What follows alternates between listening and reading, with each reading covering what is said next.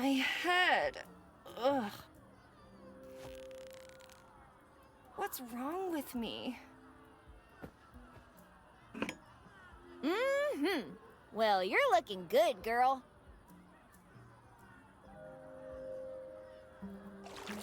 Why don't I remember anything? Oh, hello? Do you know what's going on? Hello? I guess you don't know either. Well, anyway, we won't get answers just hanging around. Happy birthday, fool. Honestly, Betty, you should be the one congratulating me for putting up with your crap for this long. Maybe when your mom finally ungrounds you, we can throw a wild party. We both know how much you enjoy cake. Have a wonderful day and all that. Your best, and probably only friend, Linda. With friends like these. Anyway, maybe I should find her and see if she's okay. Gotcha. Let's take a closer look. If that's me, then who is the other person? My mom, maybe? Look! A clownfish! Glub glubby glub. I'm the clown. Then maybe I should take you to the circus with me and feed you to the tigers. Anyway, are you going to help me? Glub. What's your name? Glub. You can't remember, huh? All right, from now on, I'll call you... I know! Sushi! Nah, I'm not gonna try and shove you down the drain. You're not much of a talker, are you? Did you hear something outside? Glubby blub. If you don't have ears, then how can you hear me? Glubby da glub. How can I understand you? Good question. What do you know about me? Glub glubby da blub. Nice try, but you're the one in a bowl, my friend. Blub blub. Does anybody else live in this house? I mean, do you have any other pets? Grubby blubby. Glub glub glub. Just me and the old lady from the picture. Glub. Blubby blub glub. Right. She does kind of look like me. What else can you tell me? Glub glub. Blub. Glub da blub. Glubby blub. Wait, you've been watching me sleep this whole time? Glub. Creepy. Do you know where I can find Linda? Glubby. Glub blub. Blubby da glub. Da da blub glub. Okay. And where did we used to spend time together? The glub da blub blub. The junkyard. Is that a bar? Anyway, I'll try to find it and see if she knows anything. Any plans for tonight? Glub. Blub da blub. Netfish and chill. What's that? Glub blubby da glub. I'm going to pass on that one. Anything else exciting going on tonight? Glub. Glub blub. I can't go to an Aqua concert. I need to figure out what's going on. On second thought, how is a fish going to help me?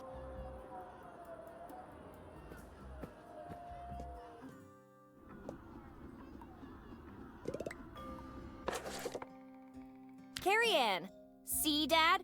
I graduated without bribing the principal. Unlike you. Linda Valentine.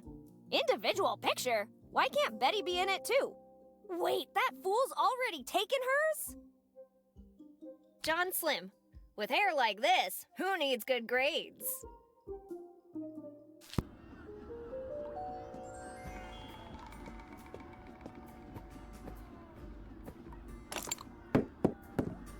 Time to go out and see the world. That's what I would say if the doorknob wasn't broken.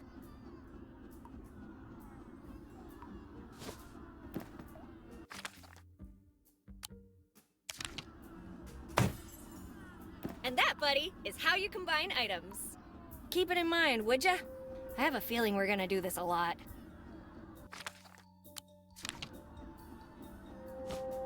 Time to go where nobody has gone before. Well, not that I remember anyway.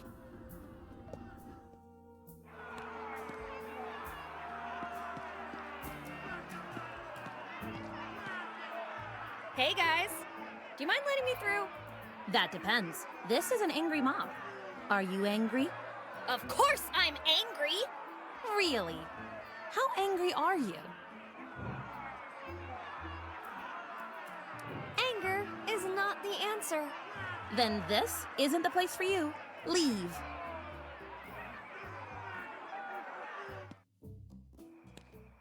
Ragazza, come in!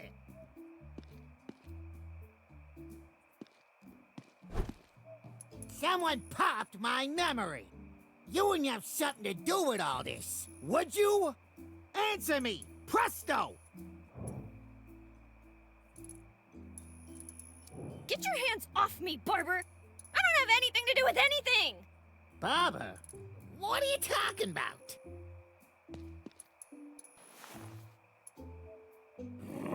When I find the Faccia Bruta responsible for all this, they will sleep with the fishes.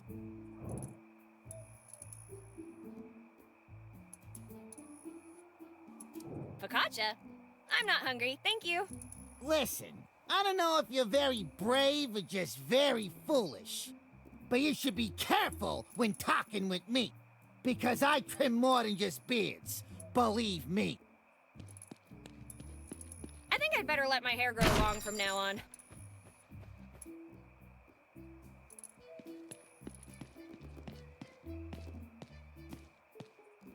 Hey, in all the time I've been in charge, I've never left a case unsolved. And how long's that been? An hour? Tuh, less bragging and more looking into my case. I reckon I was someone of status, like a surgeon. So better hurry up, 'cause lives are at stake. Sorry to interrupt, but are you the sheriff? Yes, miss. Sheriff Amos Coltrane, here to protect and serve.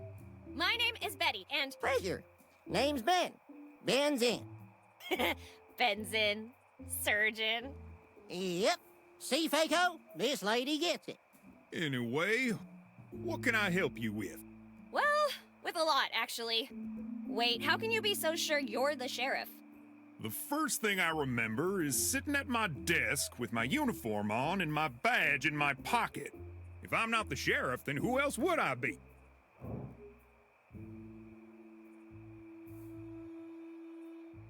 That's exactly what an imposter would say. And what's with the big hat, anyway? Yeah, what is with the big hat? He's probably hiding something. Yeah, probably big-ass ears. Or maybe even antlers. Or both. I don't think he's the sheriff. I think he might be a jackalope in disguise. A jackalope? That makes no sense at all. They don't even range around here. It makes plenty of sense. This is all just part of your scheme to turn us into fertilizer for your giant carrots. That's enough. I'm keeping my eye on you. What else can I do for you? Huh? You said you needed help with a lot of things? Oh yeah, that. Do you know the woman in this picture? Of course I do. It's you! Oh my gosh, case closed. I'm just messing with you. She's the mayor. I need to report a missing person. Who are you looking for? My best friend forever, Linda. Linda. What does she look like? I'm not even sure who I am, and you want me to describe my friend? I can't help you without a physical description. You can find your ass with both hands in your back pockets. How you gonna find this poor girl? Come to think of it, I've seen a red-headed gal by the name of Linda not too long ago. You see, Amos? I'm already twice the sheriff you are. Did you know there is an angry mob in the streets? I'll let Miss Mayor deal with that one. Mr. and Miss Mayor? That's a weird name. Do you know how many people lost their memories? So far, everyone that's come to me tonight seems to be suffering from some kind of amnesia, but Then it seems you found the common denominator of the problem. but as to why that would happen, I have no clue. Maybe you should work on that. I appreciate the advice, young lady, but I think I know how to do my job. In fact, I've already done a lot of work on this case. So, with all those things you've been doing, What did the evidence tell you? Something blew up not far from here, but I haven't found where yet. what kind of bomb was it? The explosive kind. The thought of calling for help didn't occur to you? I can't. I only get static on the radio when I try to communicate with the outside. That's all you need to know. How about Before you ask, the telephone lines don't work either. And considering we're in the middle of nowhere, there isn't much more I can do. I was actually gonna ask why you didn't try going to the next town over. You've got a car, right? Yes, but the car's out of order, so no luck there. Anyway, I should go. I've got stuff to take care of. Buying earplugs for the mayor's speech? What speech? The mayor is giving a speech at the town hall to address the situation. It should begin shortly. Well, I'd better get going then.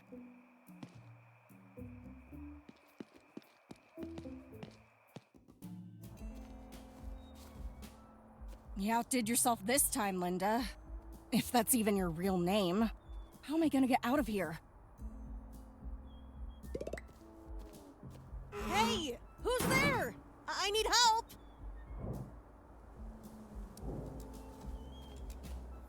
Hello? I didn't hear you. Nice night, isn't it? Anyway, I'd better get going. Wait! There's no way to open this door! It must be off the rail. Push it when I say go. What was that? You said go! You gotta be kidding me. I was just practicing. I think I got it. Let's try again. You think? 3, 2, 1, go! Come on, again. 3, 2, 1, go! Come on, again. 3, 2, 1, go!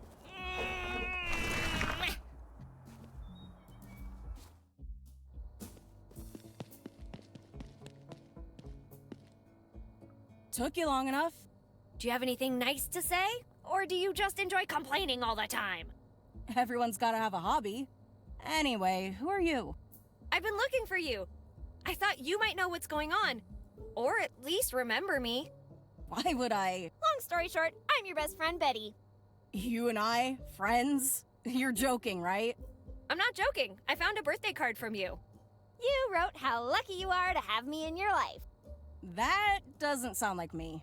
I wouldn't miss a chance to call you a fool. Ouch! How did you... Well, never mind. That's spot on. We're friends, no doubt. Do you remember anything? Not much. I was actually trying to find out who I am, and I thought the owner of this place might know me. I think you are the owner. How'd you figure that one out? The mechanic overalls you're wearing? And the name Linda written on them? Yeah, so maybe I just work here? The sign outside says Linda's Repair. Linda is a very common. Okay, I guess you're right. Let's turn this place upside down. Maybe we'll find something that'll jog your memory?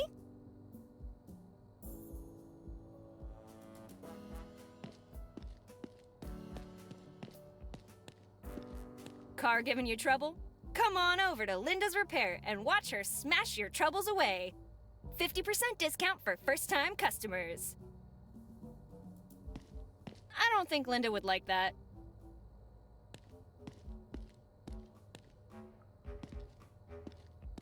Did you find anything? Not yet. Keep searching.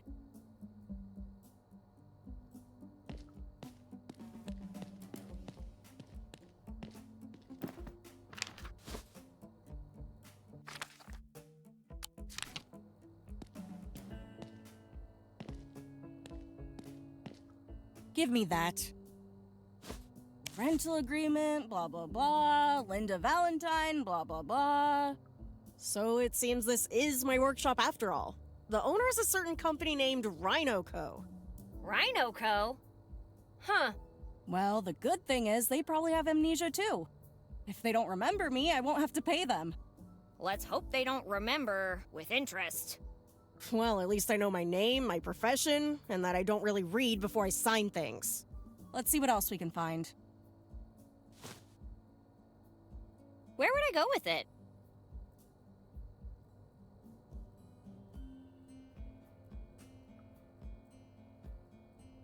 Stop clicking on me and start looking! What about that barbecue grill looking thingy? Are we gonna fry up some brats? Yeah, and I brought sauerkraut too. Really? No! It's a Ford Victoria fuel tank, 14-gallon capacity.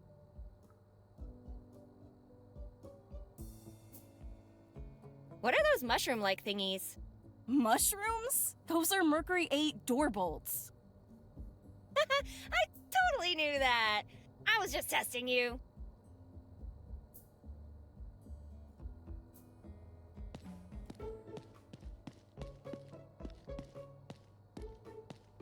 Chef Mike's I can't believe it's not paint.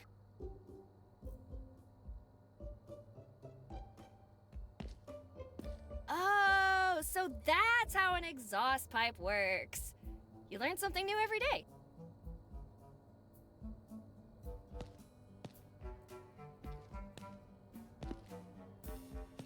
Are you even trying? I don't know much about cars, but this is gorgeous.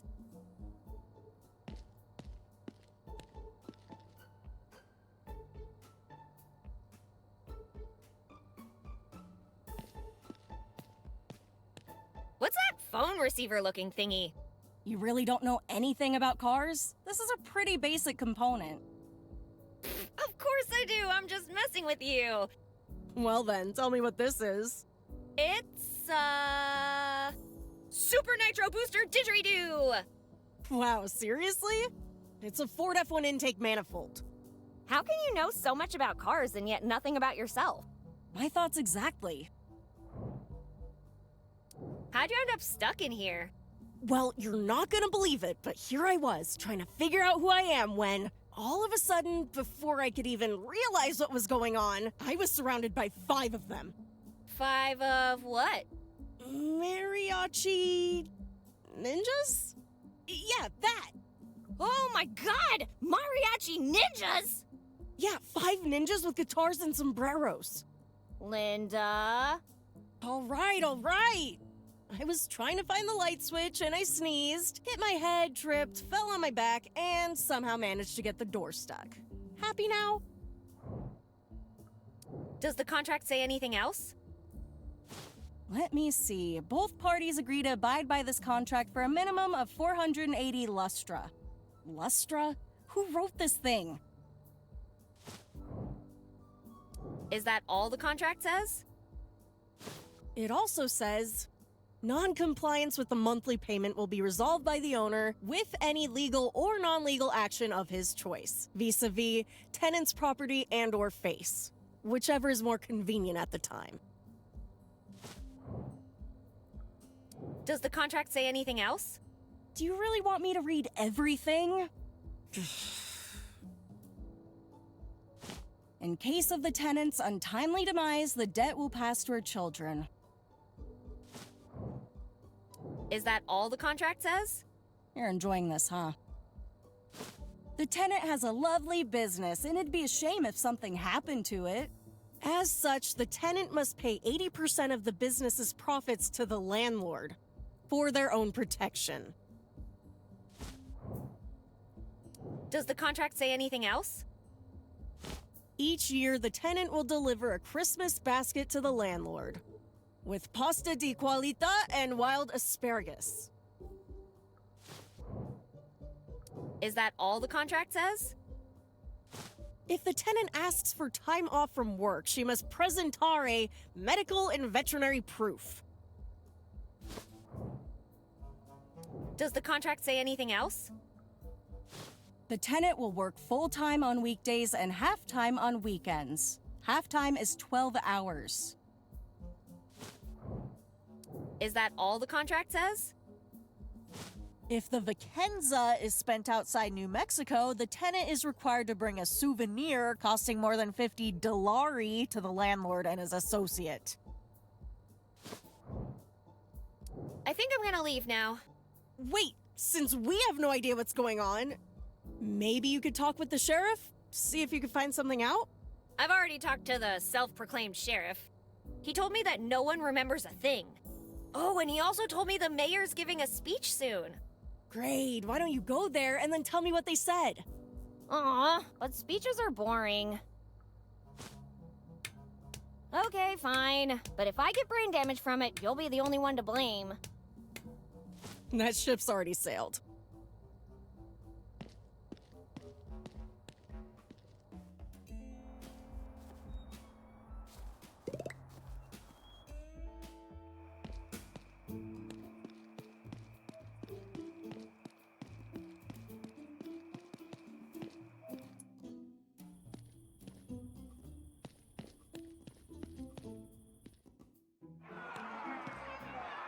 Guys, the doors are opening! Finally, some answers. That can't be the mayor! He must be an intern. He's too old to be an intern. Wait, he's grabbing something! Is that a mop? Why would the mayor be holding a mop?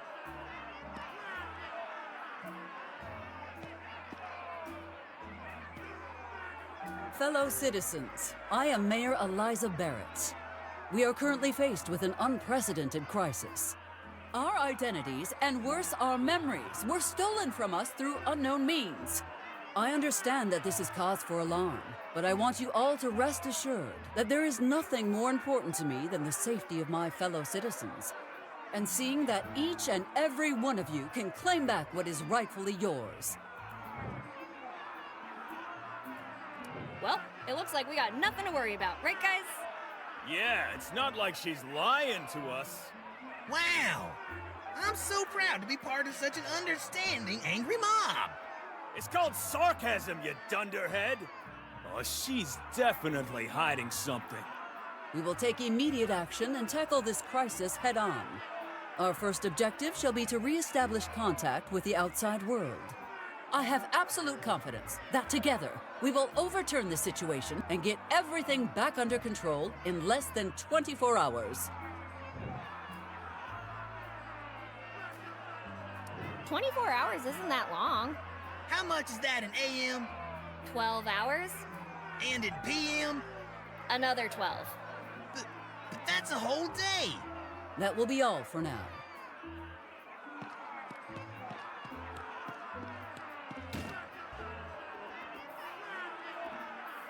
That's all? We go home and wait? Your authority isn't recognized and... Who are you, and what are you doing in my office?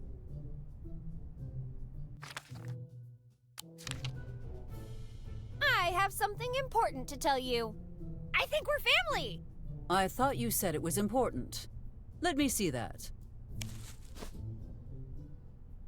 See, you can't deny the resemblance. I think you're my mom. You think the mere assumption that I'm your mother entitles you to break into my office? Yes? What do you want anyway? I just want to know what's really going on. And, I thought we could maybe work together. Mother and daughter on a mission kind of thing? Whether we are related or not is irrelevant. Everything that needed to be said I already addressed in my speech earlier. What more is there to know? I don't know. You tell me. What was the explosion that woke me up? Unclear. Plus, I have more concerning issues right now. More concerning than an explosion? Yes. Now, if you don't mind, I have an antenna to fix. What happened to it? The generator that powers it is broken. With the telephone lines down, fixing it is our best shot at making a distress call. I see. Maybe I can help you with that. That will not be necessary. The sheriff and I will handle the situation. Are you sure it's wise to trust the sheriff with electrical repairs? He claims to be proficient in the matter, although his choice of tools does leave me uncertain. What do clothes hangers, bubblegum, and tinfoil have to do with repairing electrical appliances? Absolutely nothing, which is why he's not the right person for the job. Ooh, but my friend Linda is. She's a mechanic. I'm sure she could sort you out. Is that so? Perhaps you will not be as useless as I had anticipated. Thanks? Okay, listen. The generator is located near the southwest entrance of the park. I need your friend to inspect it and repair the malfunction. What's in it for me? Did you just not offer to help? Never mind. What do you want? A family hug? If you want a hug, hug a tree. A tree isn't as warm as a mother's love.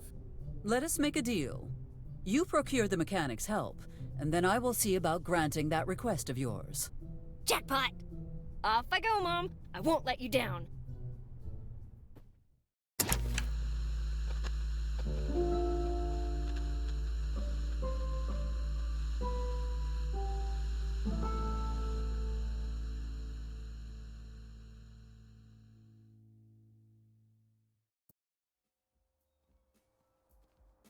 Protection payment?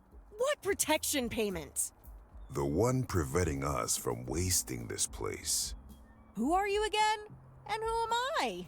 Everything is so confusing. For the third time, my name is Marco De Luca, and my patience is running low, ragazza. I've lost my memory. How do I know I haven't paid already? That's a very nice tool set you got there, ragazza. Move. Yeah, this will do. If you want it back, bring what you owe to my associate at the mansion. With juice. Wait, you can't just...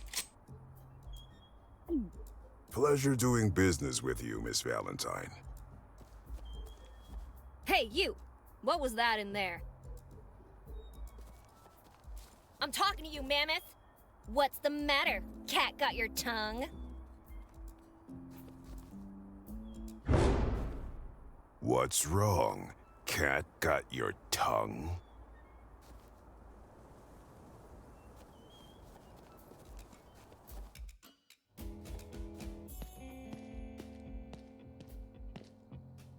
Linda, are you okay? What was that all about? Oh, you mean that Italian hooligan in his fancy suit?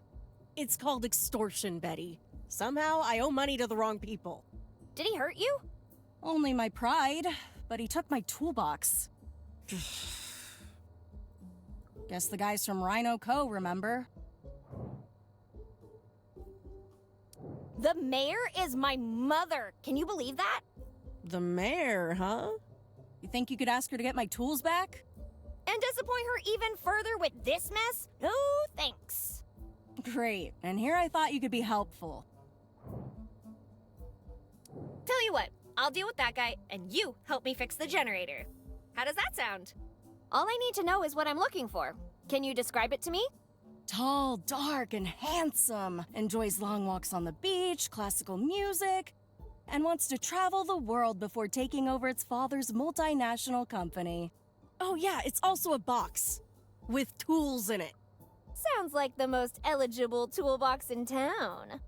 Instead of playing hero, why don't you just report it to the sheriff and see where that goes? Yeah, you're right. Talking with the sheriff might be the best course of action. All right, but be careful, okay? Oh, look at you, all worried about me. Oh, shut up. I'm already regretting this. I'd better get going. But before I go, I just have one question. Have you ever tried being nice? Yeah, once in the summer of 1942. Worst 3 seconds of my life.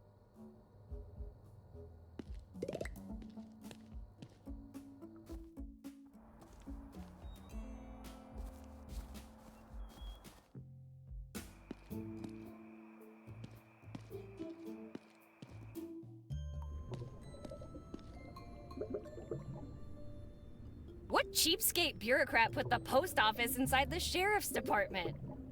A good way to ensure that your mail won't be stolen, I guess.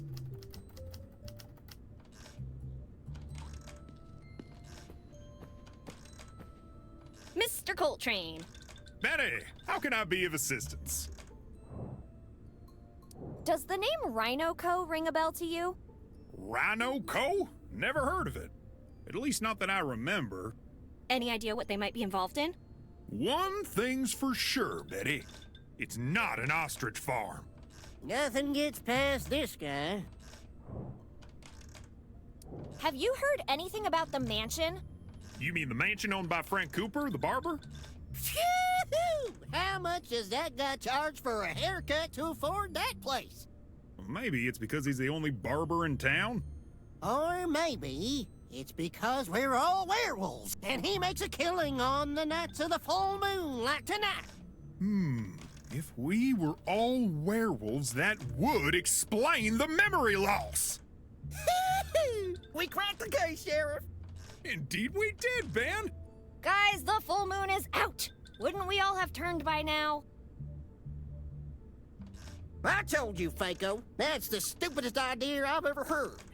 Wasn't it your idea? What side are you on? Yes, Betty, whose side are you on? What? How? When did this turn on me? I need to report a crime. Oh, Lord, what happened now? Murder? Kidnapping? Chipmunks? No, none of those. Wait, chipmunks? Anyway, How am I supposed to know the name of the crime? you're the expert here. I wouldn't be so sure about that.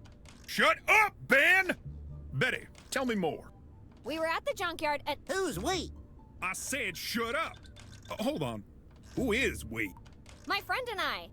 Well, technically it was only my friend Linda who got robbed. What did they take? My friend's toolbox. Toolbox? Sorry, Betty. I've got more important things to worry about right now. Mr. Coltrane, I'm serious. I need your help recovering that toolbox. Betty, I already told you. I have bigger fish to fry. Here we all are, looking for our memories, and this hack is grilling carps. Will you please just listen? That Marco guy's a real threat. He literally pulled a gun on Linda.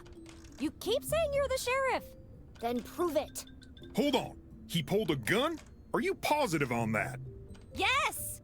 Betty, if you're dealing with actual criminals, things could get very dangerous for you. Yeah, here's the thing. I really need the toolbox back. So, save us time and just tell me what to do. These guys always have slick lawyers, so we have to do it by the book. We already have 2 witnesses, you and your friend. So, if you can provide me with strong evidence, then maybe I can perform a quick arrest and search their house. What sort of evidence do you need? The incriminatory kind.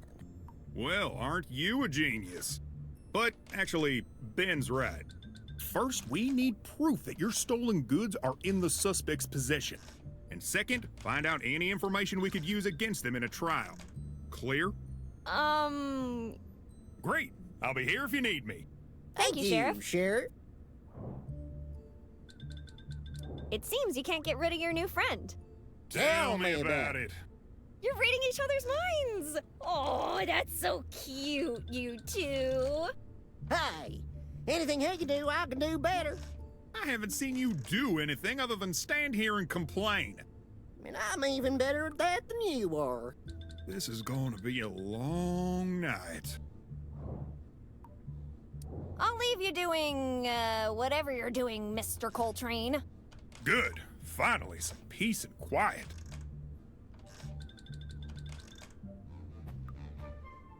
Hey, Ben. Oh, hey there, Betty. Don't you have places to be, things to do? Maybe. But since I don't remember, I'm gonna stick around. You know, keeping an eye on the sheriff. Ben, you have the right to remain silent. Please use it. What do you think happened to our memories? If you ask my opinion, I would say... witchcraft. This doesn't look like witchcraft to me, Ben. Witches or not, you must agree that the sheriff's level of incompetence is supernatural. Supernatural. Ben, don't force me to detain you. Detain me? I ain't even moving. Anyway, I suggest we keep an eye out. We don't want them witches eating our brains. Those are zombies, Ben. Oh, sweet Jesus! Zombies too? Hey, Ben, hate to break it to you, but I'm pretty sure you've only been in the hospital once. And that was the day you were born. You couldn't be wronger. I really feel pretty literate. I'm sure I have some kind of PhD. Yes, judging by your fragrance, a PhD in hydrocarbons. Hydro what?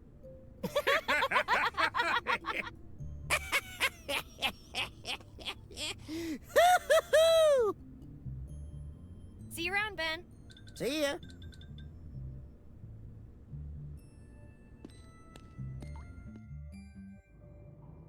Ew! What's that smell? It's like someone didn't shower for a year. Or longer.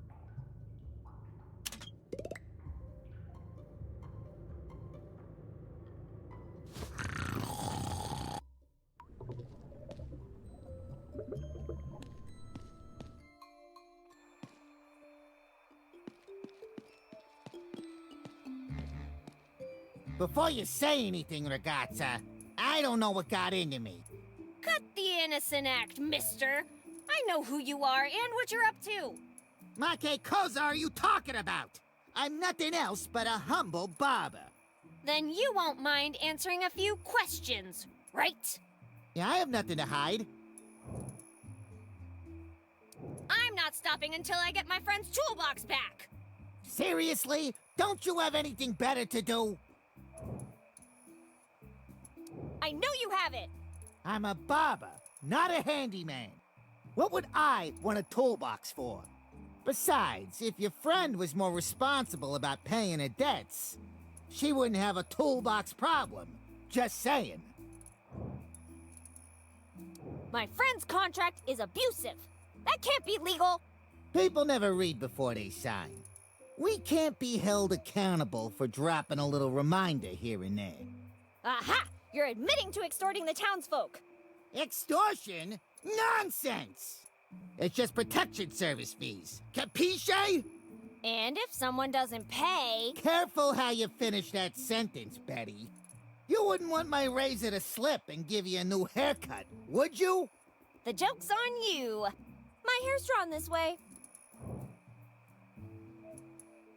How about you make me one of those free wigs?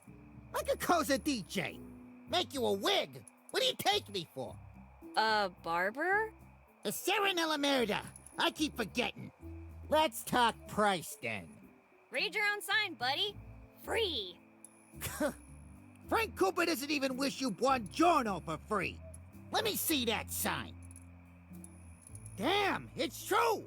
But it's a one-time only offer. How do I know you didn't already get one? You remember making me one? What do you want it for?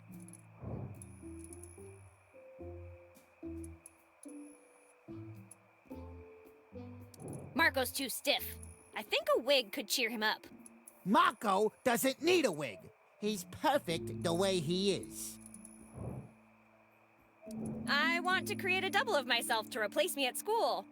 I don't think the world's ready for two of you. I want a tall beehive wig to bother people at the movies. Ah, I knew your type always did it intentionally.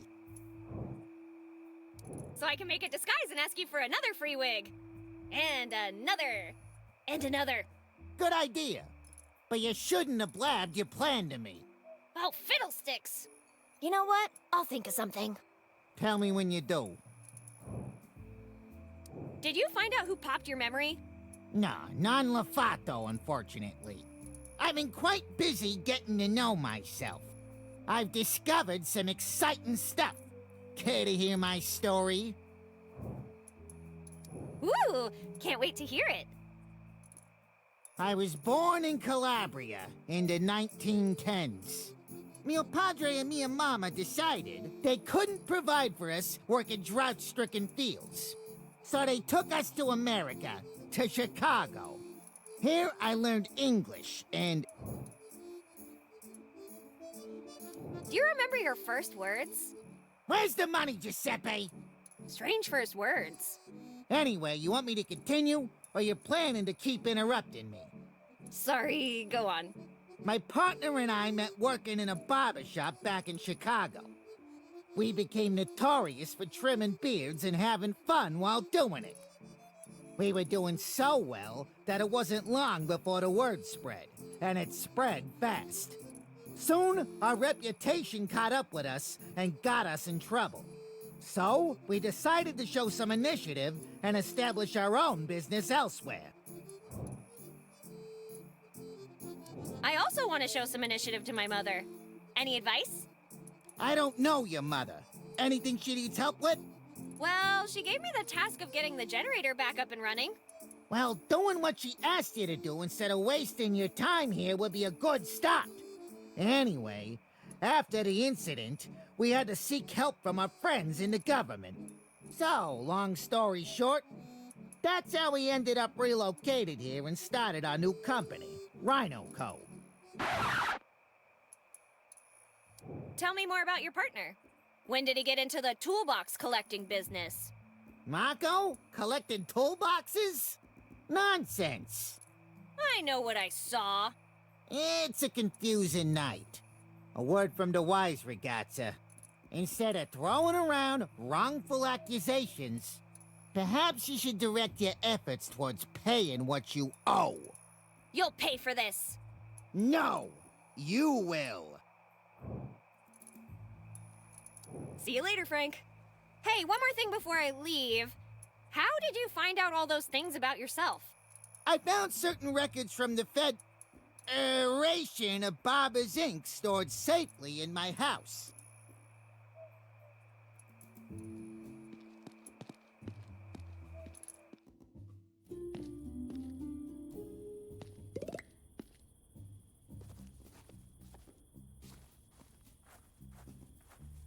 Hey, you! Don't touch those! They belong to the church!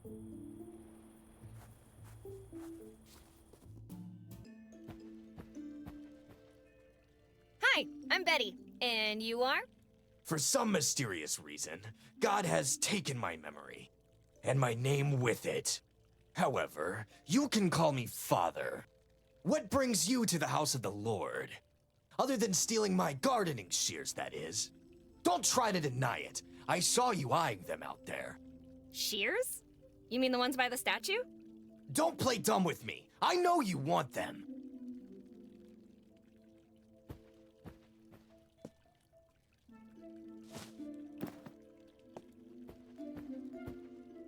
Father? My child. You don't strike me as the religious type. In the words of the Lord, do not judge a book by its cover. I'm pretty sure he didn't say that one. Maybe losing my memory has been difficult. Luckily for me, I have all the answers here, in this book. Do you think we'll get our memories back?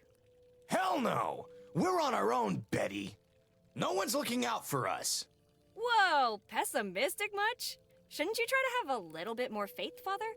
Faith? Is that a whiskey brand I'm not familiar with? Oh, that reminds me. Where is the rest of the wine? Father, please, focus.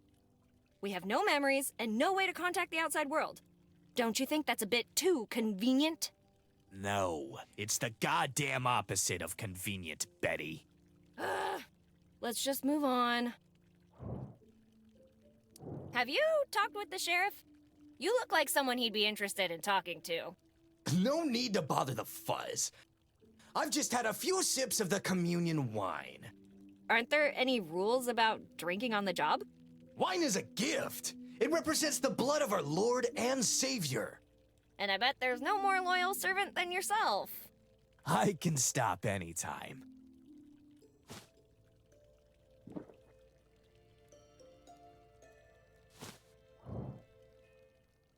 Can I borrow that pair of gardening shears? Well, give me one good reason. My mom is the mayor.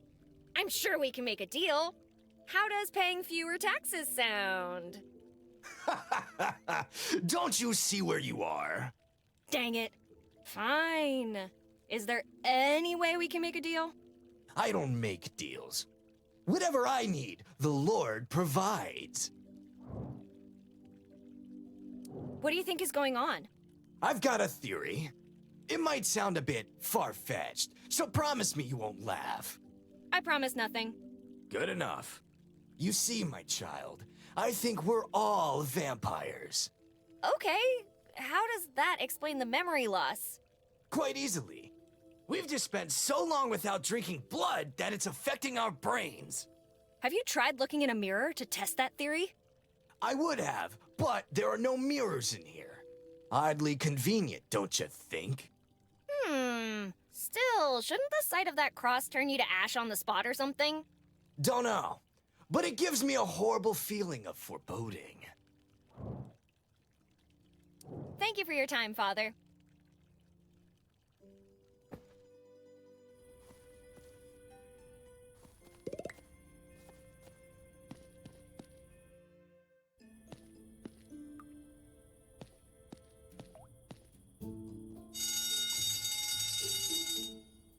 Hey, firefighter. Shouldn't you do something about that alarm? I'm not getting paid to do anything more than what I'm doing right now. Seriously, dude? Someone might need help. Listen, I know you're working from a limited script here, but I'm exactly where I'm supposed to be. Script? What are you talking about? Forget it. I don't need the trouble. What do you want? Who are you? My name is Wilberforce Peyton Milhouse III, and I'm an actor. Nice to meet you, Wilberto. I'm Betty. It's Wilberforce, and I know well who you are. Usurper. Whoa! Am I sensing some hostility here, Will Barton? Listen, just call me Will, would you? Okay. Why so crabby, Willie? I was supposed to be the main character in 3 Minutes to Midnight, but you got the role at the last minute. Look at me now. I'm just some background character. Everyone loves firefighters, Willoughby. You're set. I'm not a firefighter. I'm an actor playing a firefighter. Why not just leave if you're unhappy? Because the studio is developing a new game, and I want the lead this time. Can you tell me what's going on? Oh, I can see why they hired you. You're good. Come on, just help old Betty out a little. Why can't anybody remember anything? Memory's tricky. Sorry, can't tell you more. Spoilers, you know? Okay, how about this? What caused the explosion? You'll find out soon enough. Don't you worry. But I want to know now, Will Reno. What was that about a new game? Shh. Keep it under your hat, and I'll tell you. I don't have a hat. Anyway, it's called... It's gonna be amazing. Amazing environments, amazing characters, amazing effects. It's gonna be... Let me guess. Amazing? No, spectacular. Are you sure you can't tell me what's going on? 100% positive. Oh, all right. You want me to tell you how the game ends? Oh my god, yes! You sure? I said yes! Absolutely sure. Just tell me! Okay, here we go. Well, getting into the... is gonna be critical. I've gotta put what where? You'll discover a... field to the top with... and you'll barely be able to... Oh, that's not all. The most important part is... so, no matter what you do, Don't forget to.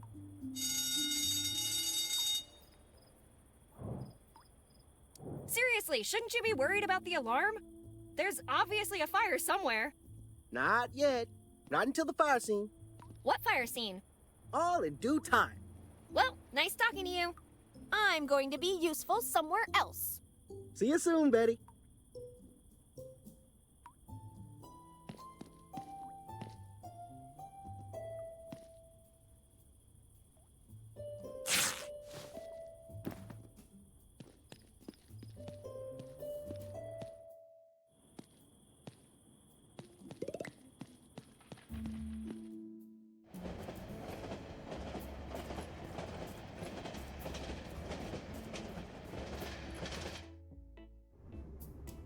Guys, I already told you, I don't know my name, so let's go with Lola for now.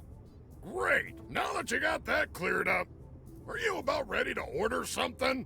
See, the thing is, Mike, I'd rather eat roadkill. Well, I've got great news for you then. Ugh, gross. So, gorgeous, what is it going to be? Food poisoning or a night out in town with John Slim? Easy, Boy Scout. Keep your hair on. The mayor said to wait. I'm sure she has the best people working on it. Indeed she has! Hi guys, I'm Betty. Animal Whisperer, she of the bottomless pockets, and savior of memoryless towns. Oh, look guys! It's the mayor's daughter! Where did you hear that? News travels fast in a small town like this. Anyway, welcome to Mike's Diner. I trust you're here to eat, and not waste my time like these yahoos.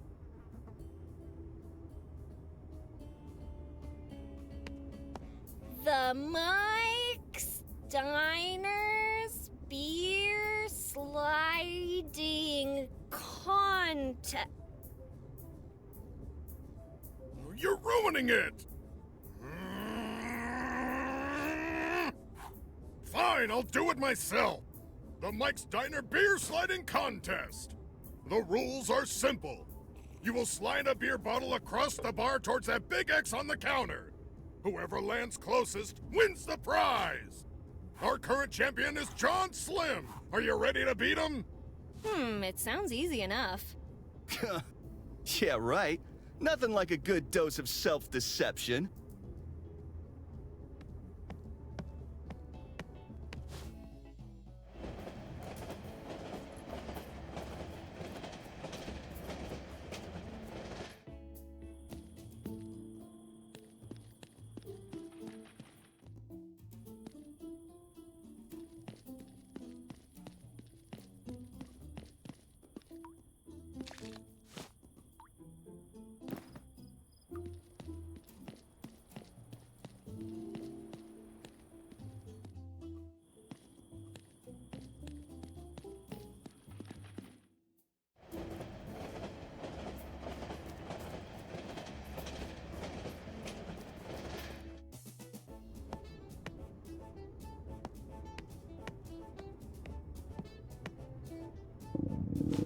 Oh!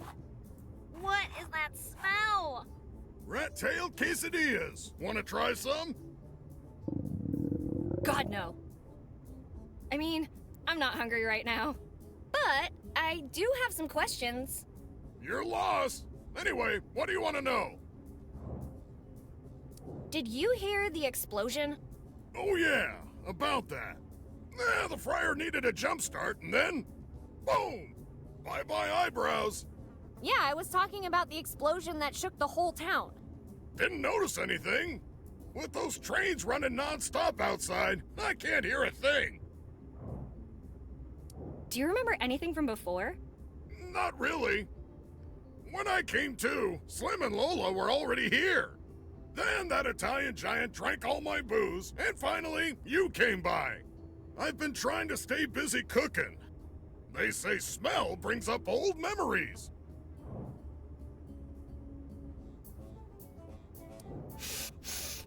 It doesn't seem like it's working.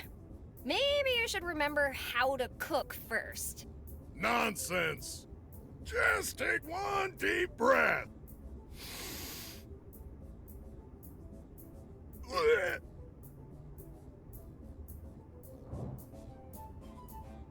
How did you remember your name?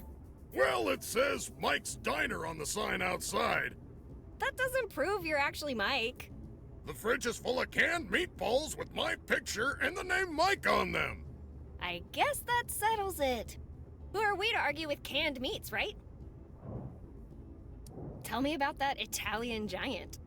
A large fella named Marco DeLuca came in like he owned the place. Asked for all of my whiskey plus some rent money. Marco DeLuca, not him again. Wait, does that mean you're out of whiskey? Yeah, he took everything I had in the register and started drinking like a camel. Course, old Mike ain't no fool. I gave him some of the Walker's Special instead of real whiskey. Walker's Special. I'll remember that next time I see him. About the Walker's Special. If you think you're getting my secret recipe, dream on! Let me guess. 99% water and 1% counterfeit whiskey? Who told you that? You did! But you know who doesn't know yet? The sheriff. Nothing a few donuts wouldn't fix. What's your plan for the night? I was thinking about sprucing up the place. Any ideas? Maybe the sheriff could use it as a shooting range. He wouldn't be lacking moving targets, that's for sure. Ha ha ha! Very funny. There's something weird about that train. Weird? How? It's never ending. How is that even possible? I mean, it's not like someone put it there on purpose to prevent you from getting to the other side, right? Right. How is this place not closed yet? Where's the health department when you need them? Hey! We don't talk about them who must not be named in this fine establishment.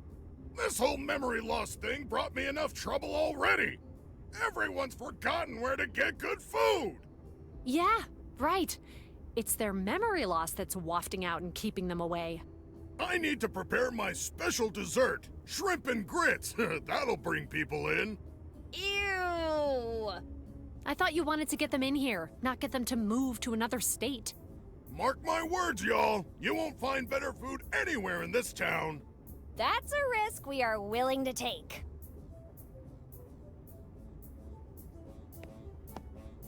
John, is it? That's my name, but you can call me Slim. What do you think happened? No idea. We all woke up here with no memories. If you ask me, it's a defense mechanism. Oh yeah? Enlighten us. In order to prevent permanent trauma, our brains wipe themselves clean to forget the taste of Mike's food. I'll give you permanent head trauma.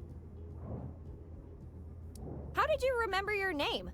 Thanks to my beautiful hair. Get this, Betty. Our friend here has a comb with his name on it. Hair this good demands meticulous care. I hope you get your memory back, Slim. Because hair today, gone tomorrow.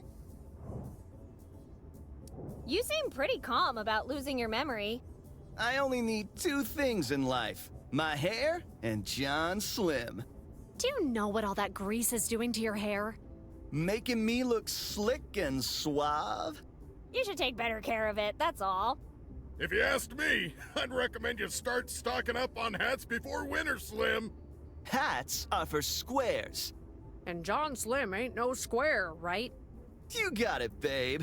Oh, what about a fez? Fezzes are cool. I said no hats. Besides, history has always favored men with glorious manes. Yeah, tell that to Samson.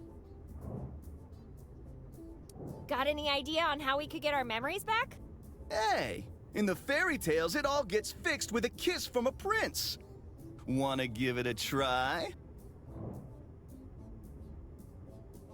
Why don't we test that theory with someone else first? Like her. Why me? If anyone should be turned into a frog, it should be Mike. If this works, will you finally order something? Yes, I might.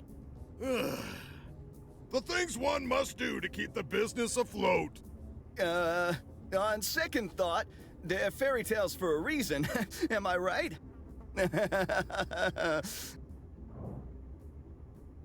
Sorry, Slim, but I've gotta go. Leaving me is the hardest part. I know. No, it's not.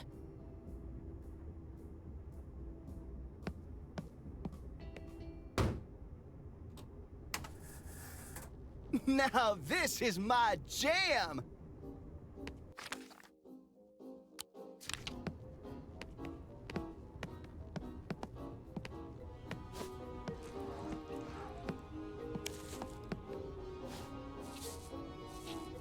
I feel something terrible has happened. No way.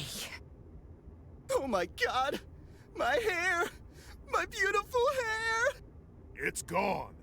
Forever. No!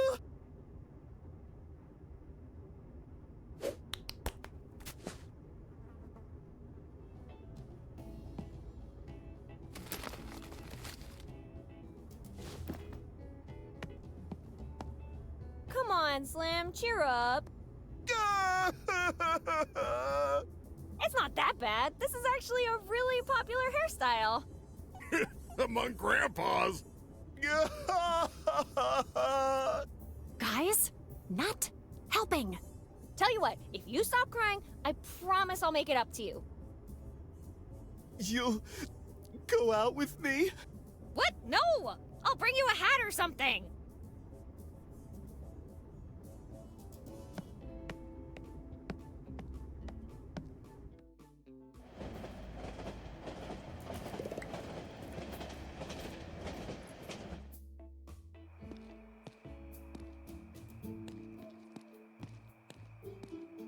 What can this humble barber do for you now, Betty? Oh, come on! We both know you're not just a barber. I don't know what you're talking about.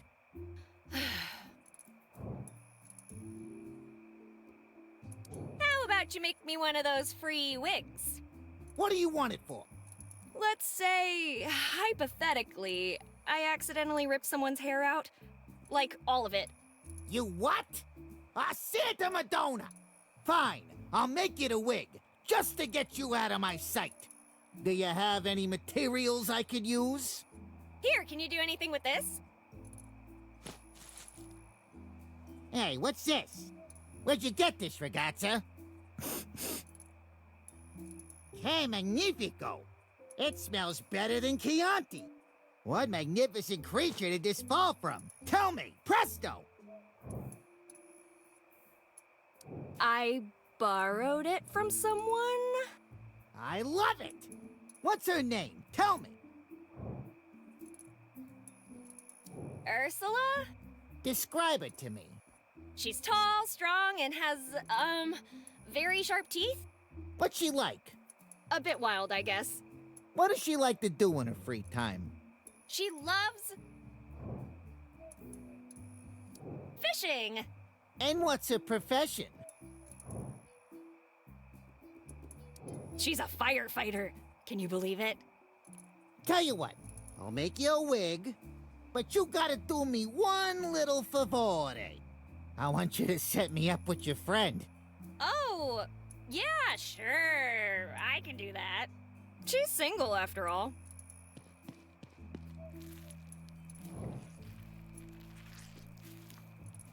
Well, if being a barber doesn't pay off, you can always apply for a job at the next 8-Man Movies wardrobe department. Will you stop that? I need to focus. Are you done yet? No. Are you done now? Basta!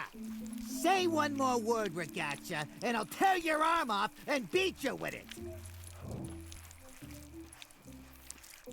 Okay, but are you done yet? Arr!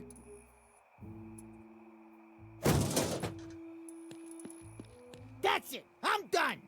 You want a wig? Do it yourself! Yippee! Now I've got an apron. Oh, and a shaving kit, too! Calm down, Frank. Deep breaths, just like Marco taught you.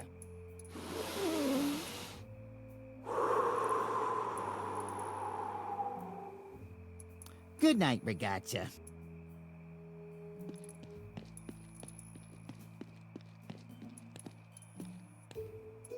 It'll have to do.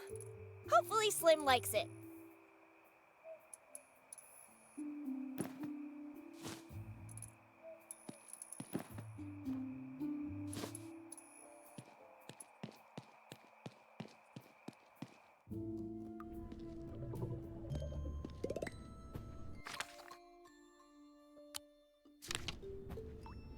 Hey, can I get that package?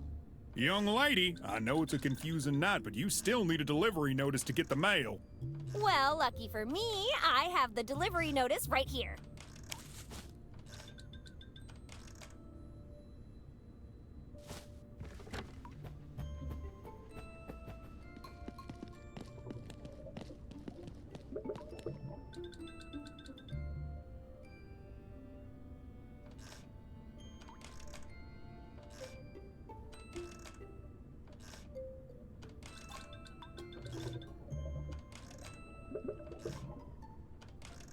Let's see what's inside this package. Ooh, a Bible!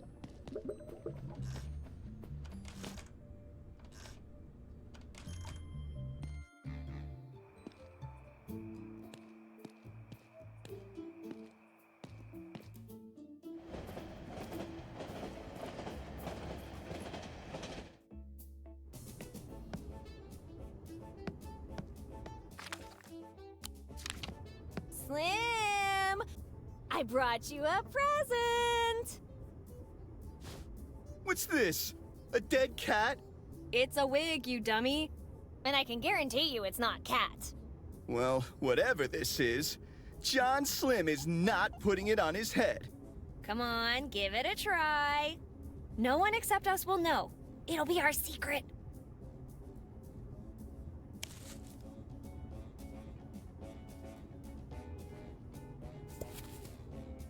Well then, how do I look?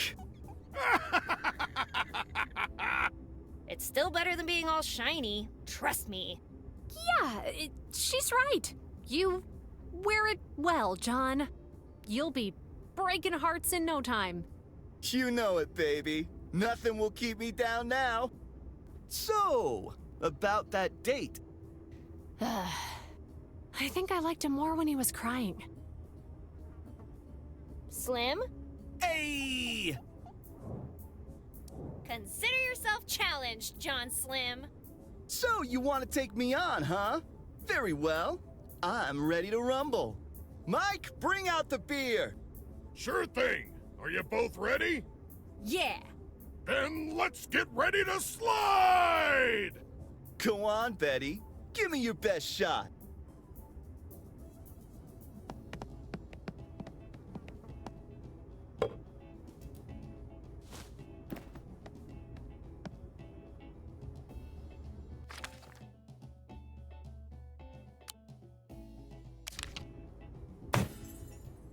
Greased up and ready to cheat.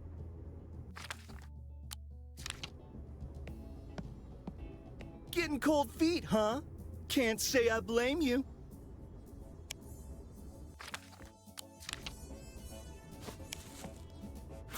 Shoot! Where the hell do you think you're going? I just thought I could grease things up a bit and win. I didn't expect to break the window. I don't tolerate cheating in this fine establishment. Get out of my diner, or I'll skin you alive with a cheese grater. Damn! I almost got away with it. What a night, huh? First the Marco guy, now this? Marco? Bah, that guy's all bark and no bite. Couldn't find his own butt, even with a map. Will you shut up? What if he finds out you said that? Ooh, I'm so scared. And now I have an idea.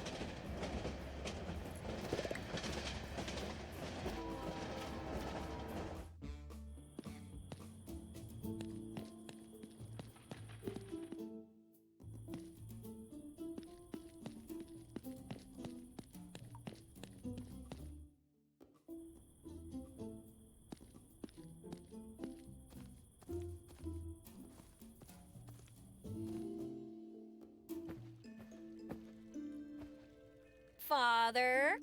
My child. Forgive me, Father, for I have sinned. To the confessional!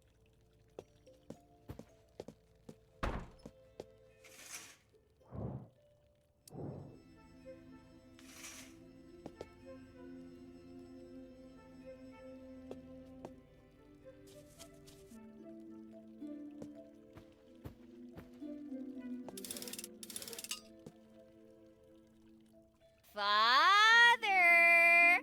What now? Father, watch out!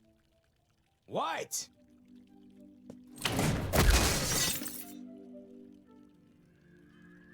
Thanks, dude. I wasn't. I didn't. Ugh.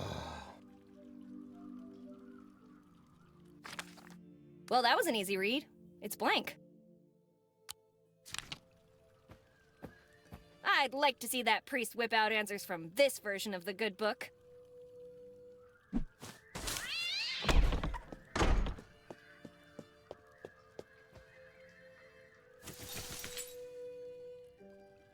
Thou shalt not steal!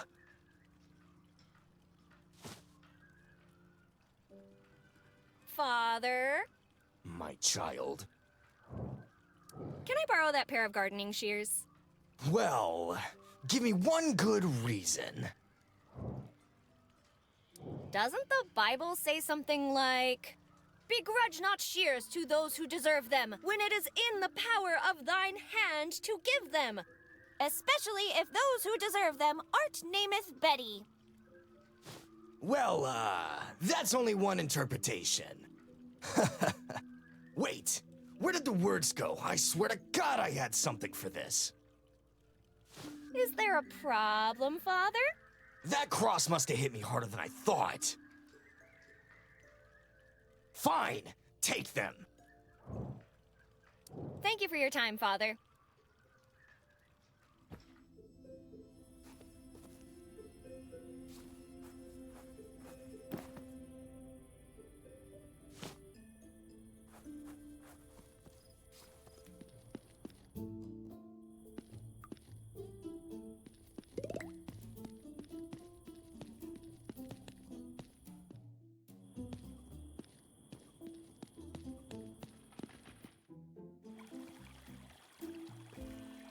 I'm back. Remember me? Haven't you had enough for one night? Let's try to find a diplomatic solution to our predicament. Do you remember Linda's toolbox? Nope. I'm the forgetful sort. Care to tell that to the sheriff? Go ahead, call him. But make sure to have all your affairs in order first. Just tell me what you want in exchange. Your friend knows what we want. The money. No money, no toolbox. Capiche? I'll need the doctor to prescribe an extra strong whiskey after dealing with you. Who lives here? Stop asking questions. What an odd name. Frank Cooper, the barber. Now scram. Great! By the way, fun fact, I already knew. I was just messing with you. You're really cruising for a bruising, ragazza. How could a barber possibly afford all this? Mr. Cooper is an excellent businessman with diverse and lucrative holdings. And by lucrative, you mean... Profitable. Do you know what caused the explosion earlier? I don't, but I hope it wasn't the ducks. Ducks? What kind of ducks have you seen?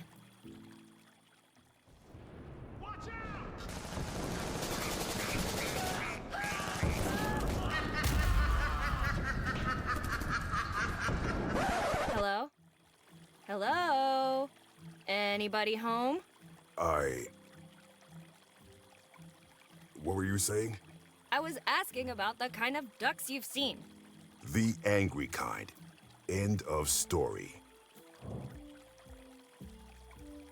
Why don't you go take a break? I'll keep watch while you're gone. Nice try, ragazza, but I'm not leaving.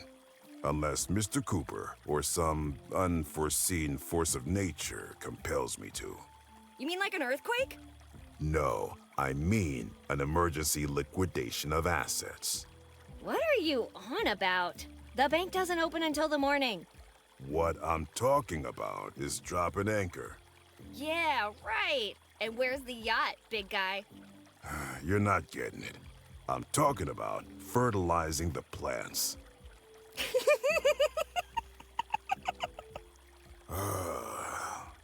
You're doing this on purpose, aren't you? You should have seen your face. Fertilizing the plants. What are you, 5? No, but that's the number of your ribs I'm going to break if you don't shut up. Killjoy. Hey, Slim's been talking behind your back. Really now? So, what's he saying? If I tell you, you promise not to be too hard on him? Ragazza, reputation is everything in my line of business. I can't afford some 2-bit greaser punk bad-mouthing me. Tell me, presto! Okay, but you didn't hear that from me.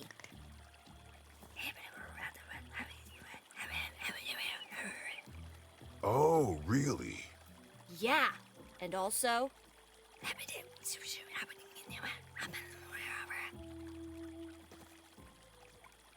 Oh, Johnny boy, you done goofed. I'm gonna work you over till there isn't one part of you that isn't bruised. Marco, don't you think beating him with the belt is... a bit excessive? Yeah, Betty, you're right. I'll enjoy it much more with my bare hands. Hold on to my belt for me, will you? Won't be a minute.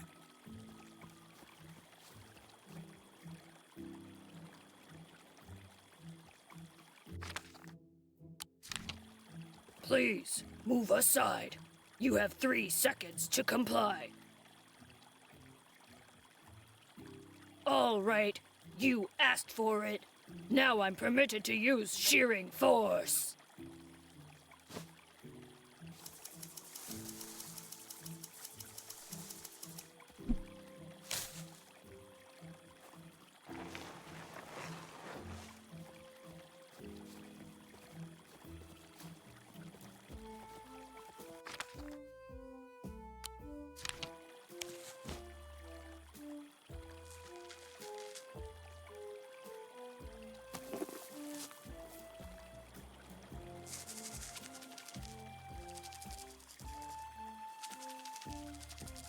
I wonder what Mom's doing.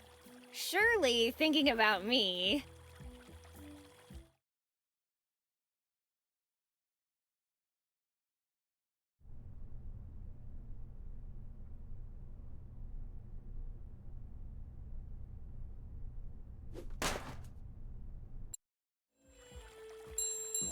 I know I've got deep pockets, but they're not that deep.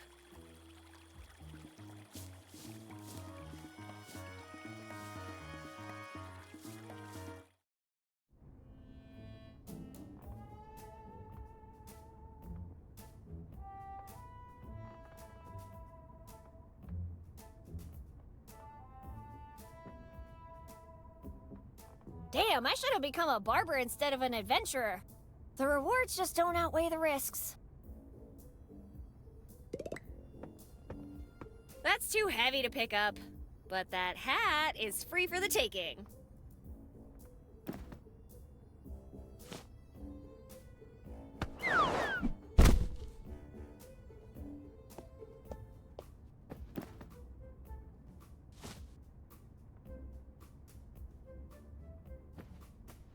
The migration of the coconuts. Hey, what's this? The Book of Sherman, the story of a hunter and his legendary prey by Juan Plata? Call me Juan Plata Hasselbeck Montoya, first of my name. Some years ago, never mind how long precisely, having little or no money in my purse, and having nothing particular to interest me on shore, I thought I would set sail and... Blah, blah, blah, boring. Fine, I'll skip to the middle. After 10 long, grueling weeks of travel... And writing... We made shore south of the colonies and set forth on foot into the unexplored area. As the days went by, jungle soon gave way to desert. Seriously, is there anything interesting in this book, or is it all a snore fest? Do you want me to continue or not? Okay, but could you cut to the chase? Fine. I'll just read the last 4 pages. I have brought ruin upon my family. You certainly remember the quarry we were chasing.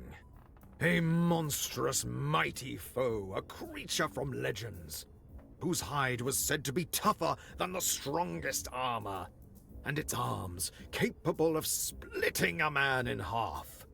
Knowing that we would need as much assistance as possible, we searched through ancient books. Sadly, our research yielded little more than terrifying prospects. Nonetheless, we continued forward, undeterred. It was during our foray into the woods leading to the lake that he appeared.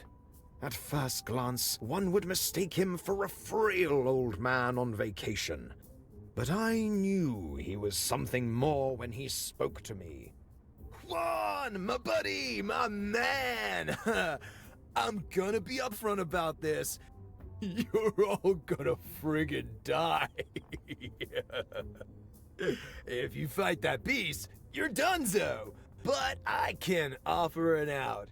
Take my dining fork, oh, excuse me, my mighty trident, and go make me octopus chops out of that kraken. Never before had someone spoken to me with such unbridled charisma. Although, he also delivered a dreary warning. Should I fail to slay the beast, my family would be cursed for generations. But with such a powerful weapon in hand, I heeded not the warning of the sea god, and set forth towards the beast's lair with my comrades. We set up camp next to the lake, and with great enthusiasm called forth the beast. Its very movement shook and unsettled the earth. But we were ready, and victory was assured. Or so we thought. Its many tentacles lashed out in what a novice would call flailing. But to an experienced hunter like myself, it was clear. The beast swung its limbs with calculating and malevolent precision. He struck down each member of our crew until only I remained. With righteous rage in my veins, I reared a vengeful throw aimed at the beast's head. However, such was my fortune that in my moment of glory, I slipped, I tripped. My mighty throw went wide into the lake. And that's when it happened. I ran. It has been years since the events that took place in Crystalline Lake. Yet my son speaks of reclaiming our lost honor, paying no heed to the curse. But how am I to tell him he's fated to die against the great Sherman? My son, if you're reading this, heed not to honor or glory. Avoid that accursed beast at all costs. However, if that were impossible, know that by uttering these words, Mighty Poseidon, King of the oceans and seas, grant me your strength so I may hunt the beast in your name, and be the god of the sea willing. You will have the same relic I wielded during that battle. Please, forgive this old man for damning our family to a life of misfortune. And as I put this gun to my temple, I tell you this. Your family will need you when I'm gone. Be brave, my son.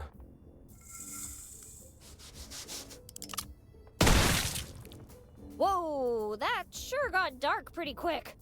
But hey, nice fantasy book. Yeah. Fantasy.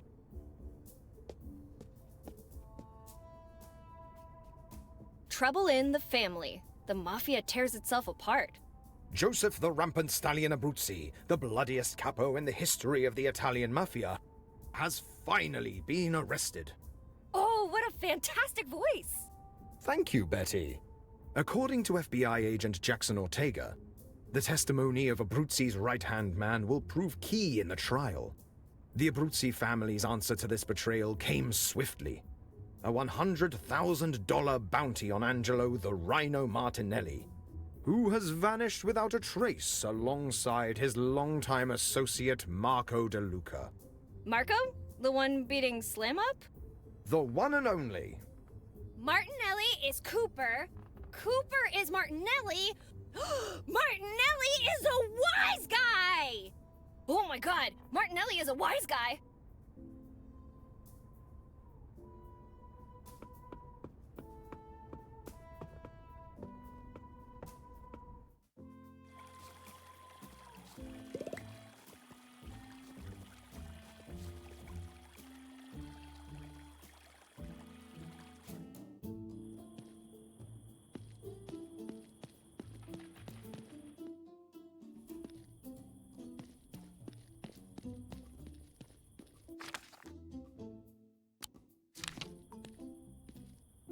Hey kids, who wants some water?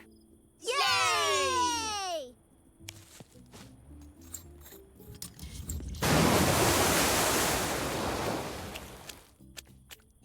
Yay!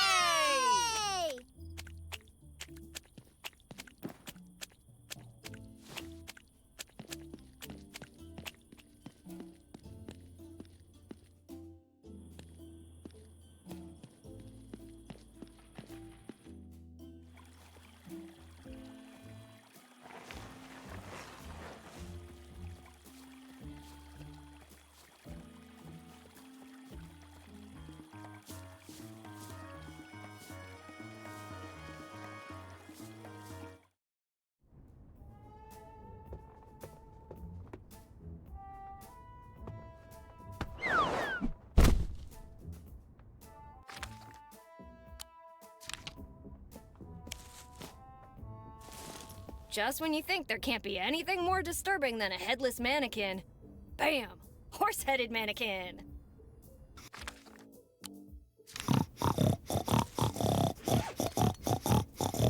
It looks more stylish than scary.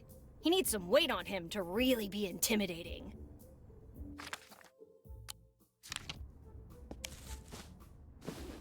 I can't decide if it looks scarier or chubbier. Or both. Where's my money, Giuseppe? Finally, my equine nightmare is ready! Let the show begin!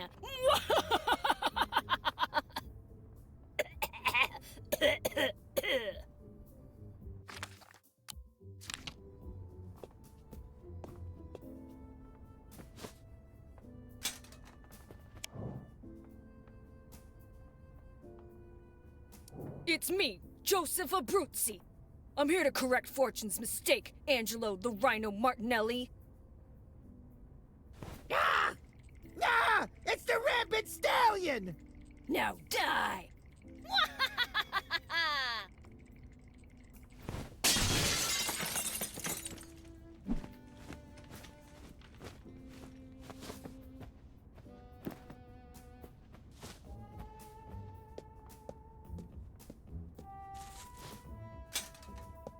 First things first, please put your hands together for my co-star, Mr.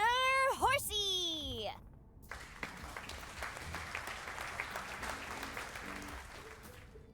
By the way, that was a nice trick back there.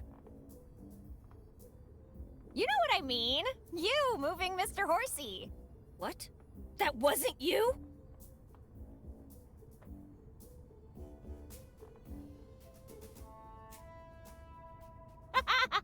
You almost got me.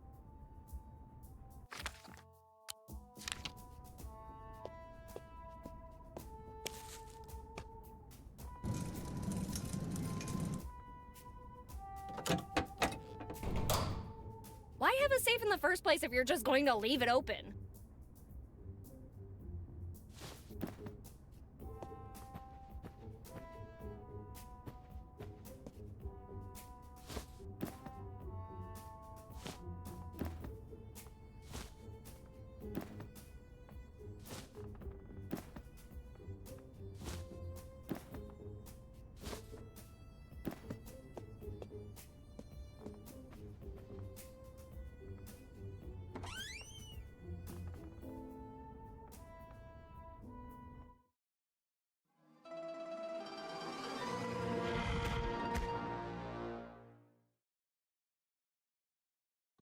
Who dares disturb Angelo Martinelli?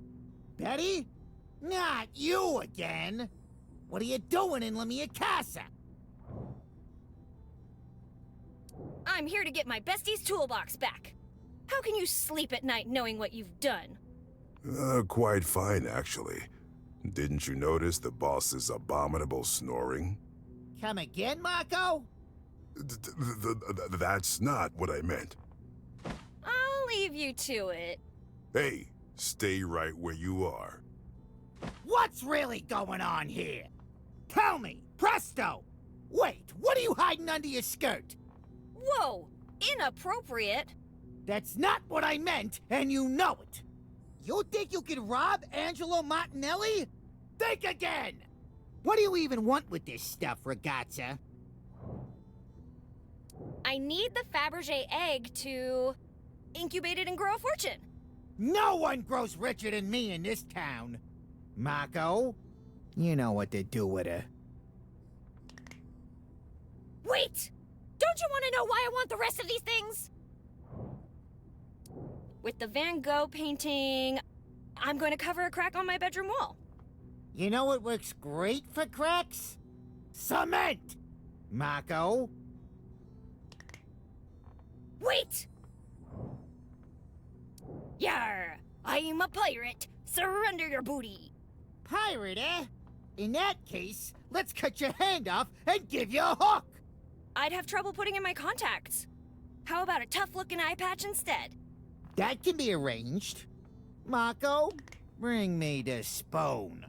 Spoon? But what about the eye patch? It's like talking to a wall. Let me leave, and we'll pretend this never happened. Think of our reputation. How would that make us look, Betty, if we let you leave here intact? Marco? Wait! I need the Chachapoy infertility idol to keep my lineage healthy and prosperous. We're quite fond of it.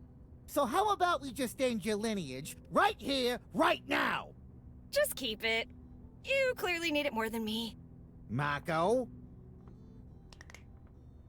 Wait! Why keep a comic book in a safe? You obviously don't have an eye for valuable things. Valuable things? Are you saving it to wrap your pet's droppings in it later?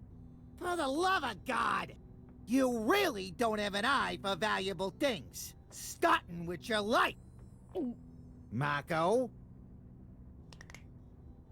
Wait! About the Declaration of Independence, I'm going to steal it. You already did, and we caught you, remember? Bummer. Marco? Wait! I want the toolbox to get the town back to normal. The town is not a concern. Getting what I'm owed is. Give us a good reason not to end your life right now! Better than that, I'll give you 2. I'm listening. I think I could be of value to you. How's that?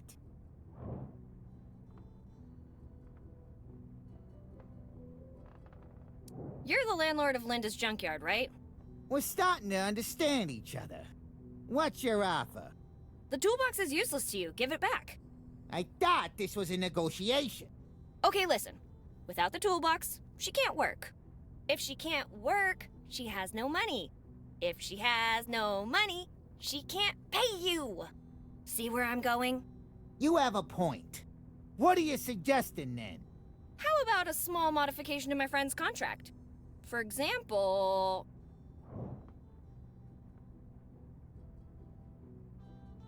How about this? You have a lot of businesses. What are you getting at? Linda will do all of your company's maintenance for free.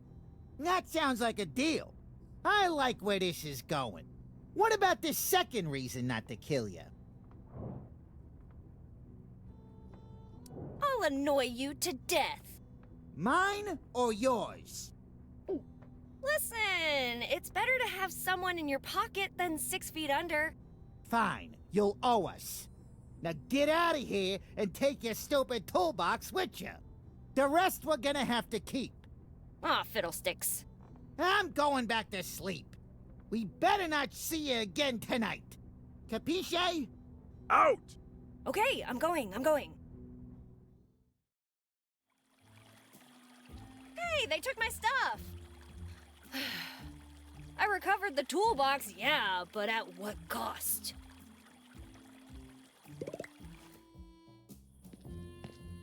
Amos, I got the toolbox back. I didn't hear that. Amos, I got it back. The toolbox Marco stole, I stole it back. I got into the mansion and... You have the right to remain silent. I recommend you use it. Anyway, let me tell you one thing. If you want people to believe you're the sheriff, you're not doing a great job. Come on, Betty, not you too. I've had enough of that from Ben. Don't worry, I've got your back, Sheriff. Just remember, you owe me big time. After all, I had to recover that toolbox on my own. I agree. You did a good job, Betty. I'm proud of you. Thanks, Sheriff. Means a lot coming from... anyone. You seem to be having a rough night. Is there anything I can do for you? How about you deputize me? Ask your mother. If she says yes, the job is yours. Hey, if you don't want me for the job, just say so. Well, it's not that. It's just, Nah, I get it. I know when I'm not welcome.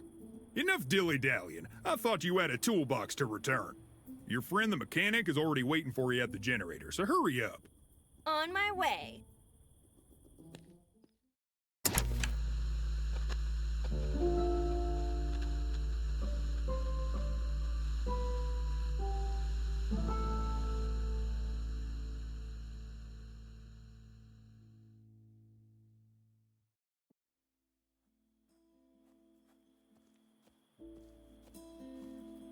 Linda, I'm back!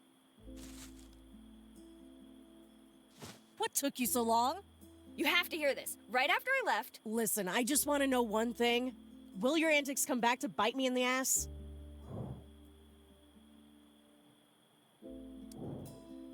Nah, all good. What Linda doesn't know won't hurt her. In the immediate future, at least. What was that? Hey, I thought we were fixing a generator here. What happened to it anyway?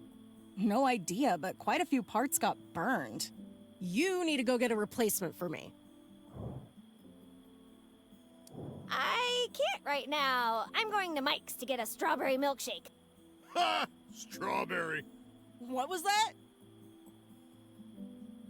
Anyway, as I said, I'm taking a break. Nice try.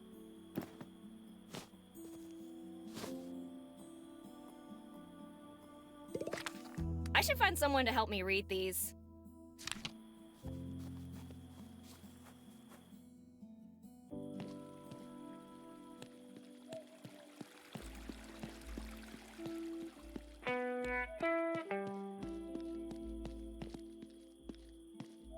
What a lovely night, wouldn't you agree? Well, I guess. If you ignore everything that's happening. Indeed. Oh, where are my manners? I'm Dr. Augustine Dixon. And you are? I'm just Betty. Well, being yourself is an impressive feat given our current situation. Miss Dixon, can I take a quick peek inside the school? I think I left something in there. Are you a student? I'm not sure right now. Well, do you know what we need to resolve this conundrum? Our memories back? I was thinking of something much more enjoyable. A surprise test! What? I wasn't expecting that. It's called surprise for a reason, isn't it? Okay, let's do this. That's the spirit. I hope you've studied.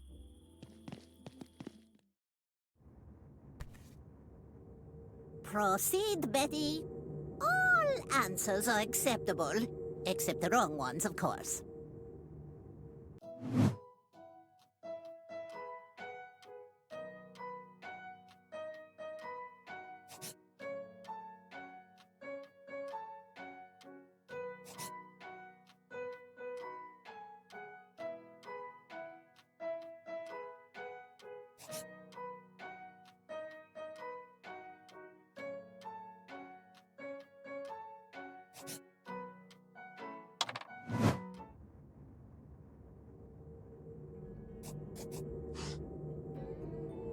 What, passing grade. Congratulations, I suppose. Heck yeah! What do I get? The sheer satisfaction of demonstrating your intellectual superiority. Aww.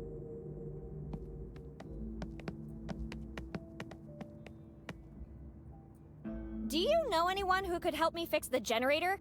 Do you think there's someone in this room better suited for this job than me? Perhaps Skipper here? Of course not. Hand over the schematics and let professionals handle this.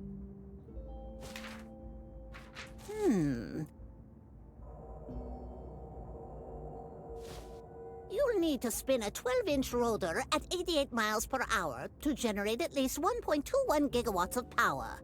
Giga-what? Exactly. Anyway, you'll need something small enough to fit inside the rotor, but fast enough to generate that kind of power.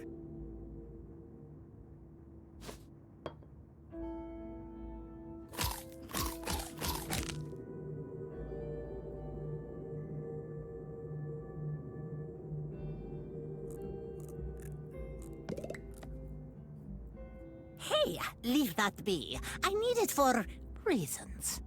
Science experiments? No, drinking. That does not sound healthy.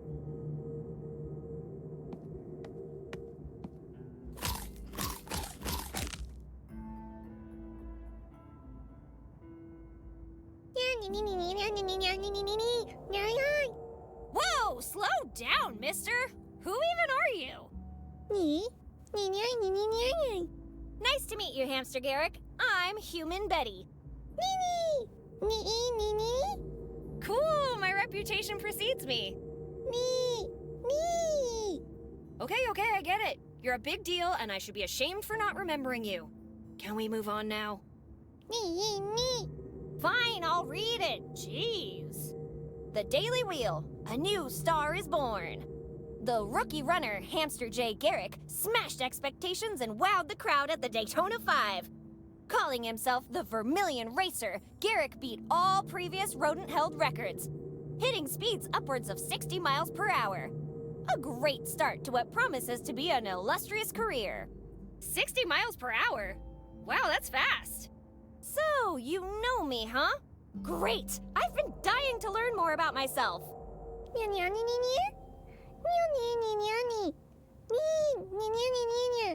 Wow, I have so many questions. How did we meet? Damn it, Mike. If you're selling rat tail quesadillas, at least make them with actual rats. I'm glad I saved you from that fate. I just wish I'd known earlier. God bless the tasty, furry little souls of your siblings. I need your help. I need you to spin a rotor at 88 miles per hour.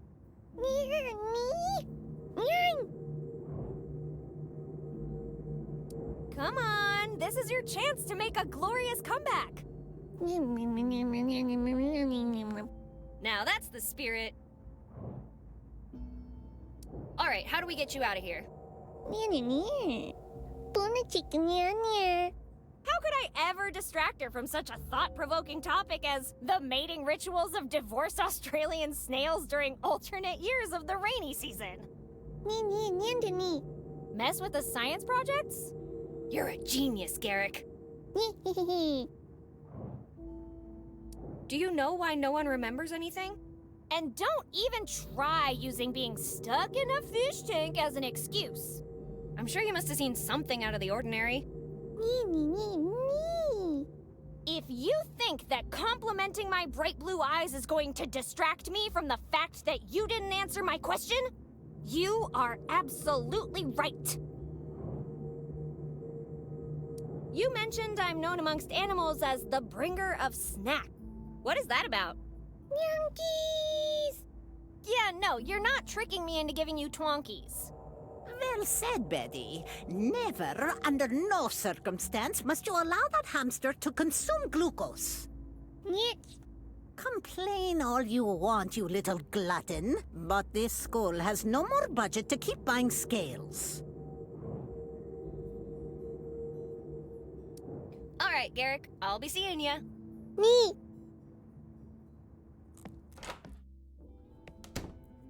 Hey there, I'm Betty. Who are you? Hey, yourself. So nice of you to meet me. Name's Bucky. Can I call you Sweet Cheeks? Gross. Absolutely not. Shame.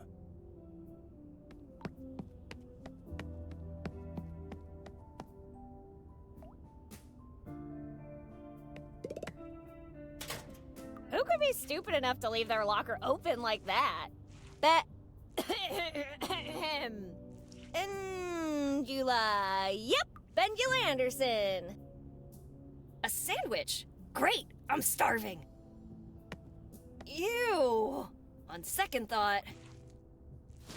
What's this? Oh no, it's on my hand. Get it off, get it off.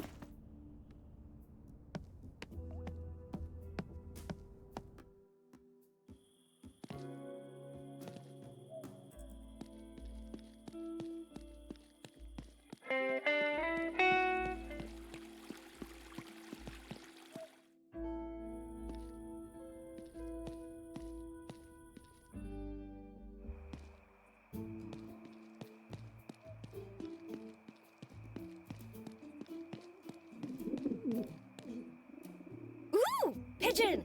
Can I touch it? Watch out! Stay away from that beast! Beast? What are you talking about? He's so soft, cute, and cuddly. What the? Don't let his looks fool you! Well, mister, I don't think we've been properly introduced. I'm Betty, and you are? What did you just say to me? A trash-talking pigeon, eh? Oh, I'm gonna... Put that away, Ben. Let's try a different approach.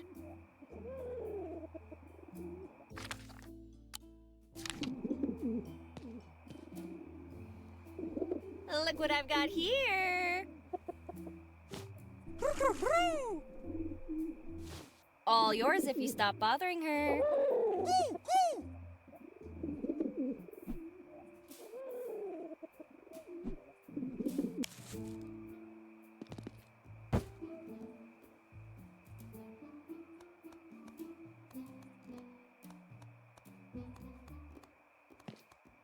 Hello there.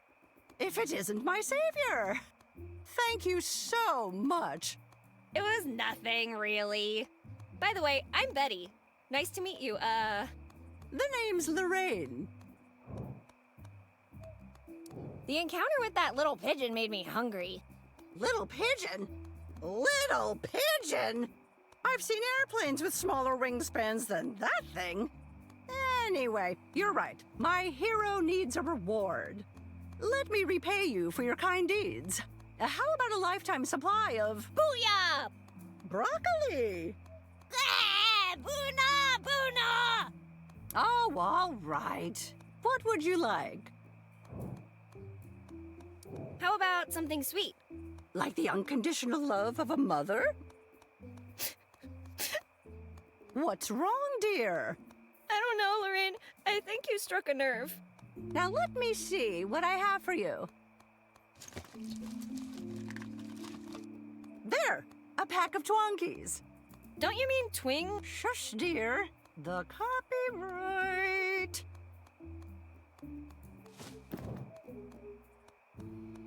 No reason to be scared. The pigeon just needed some protein. I wasn't scared. I was terrified. What exactly did you give him? He wasn't interested in anything I had. Just a turkey sandwich. You gave turkey to a pigeon. Yep. And you see nothing wrong with that? Oh, shoot! I didn't check if the bread was gluten-free. Everyone in town seems to be having trouble with their memories. Oh, that's not possible. Everyone, you say. My memory is crystal clear. Do you know where your family is? Oh, of course I do. Don't be silly. My family is... they are... What's the first thing you can recall? Tonight? I've been here the whole time. And before that, do you remember anything? Well, of course I do, hun. Don't be silly. This morning, I... See? You can't remember either. Do you remember your customers' names? Of course. You're Betty. Yeah, I just told you that a while ago. But do you remember the sheriff's name, for example? The sheriff? His name is, Dear, I think my memory isn't what it used to be. I don't think it's an age-related issue. There's something weird going on. Age-related? How old do you think I am? I don't know, between 70 and death? Really? That old? What did I do with my life? Ah, so many missed opportunities. Yeah, you could have. Traveled the world. Yes, I could have spent my early years traveling the world and the 7 seas. And then, after witnessing everything Earth had to offer me, I'd become the first person ever to set foot in space. Wow, I was thinking more like a leisure cruise to the Canary Islands, but okay. Beautiful display you have here, Lorraine. Thank you. But there is one thing that makes me uneasy.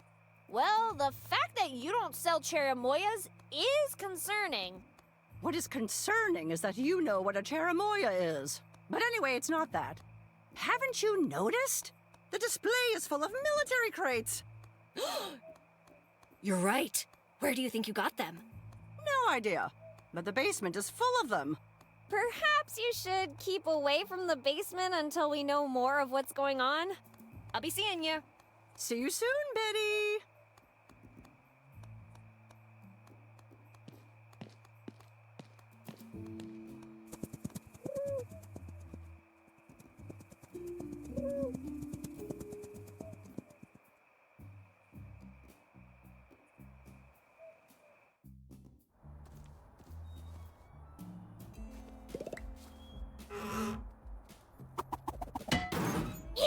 Ouch!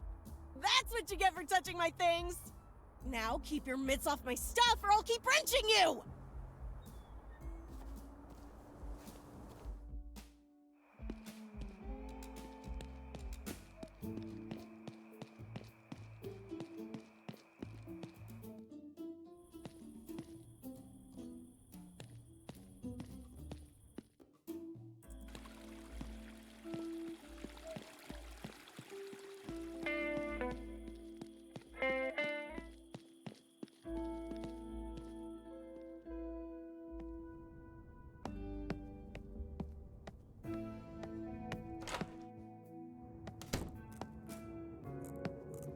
Hey, Garrick, how's it going? Pack your bags. You're coming with me. Hands off. Don't worry, I'll set you free. Just to be sure we're on the same page here, what am I supposed to do with the science projects? What do I know about geology? Well, obviously. Yeah, I know all the names of all the plants. Hey, relax. Just give me a hand, would ya? I should try to make the volcano next door go boom? Why didn't you say that in the first place? All right, Garrick, I'll be seeing ya. Neat.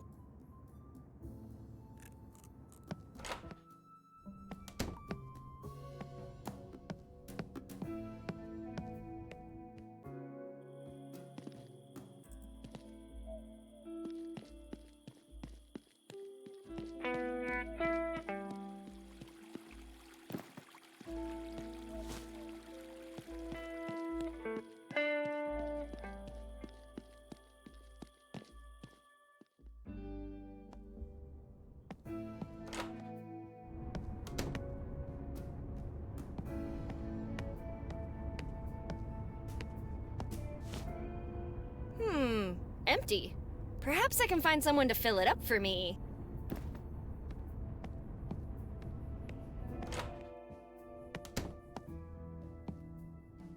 Bucky? Hey there, Miss Fancy Pants. Pants? I'm wearing a skirt. Yeah, I know.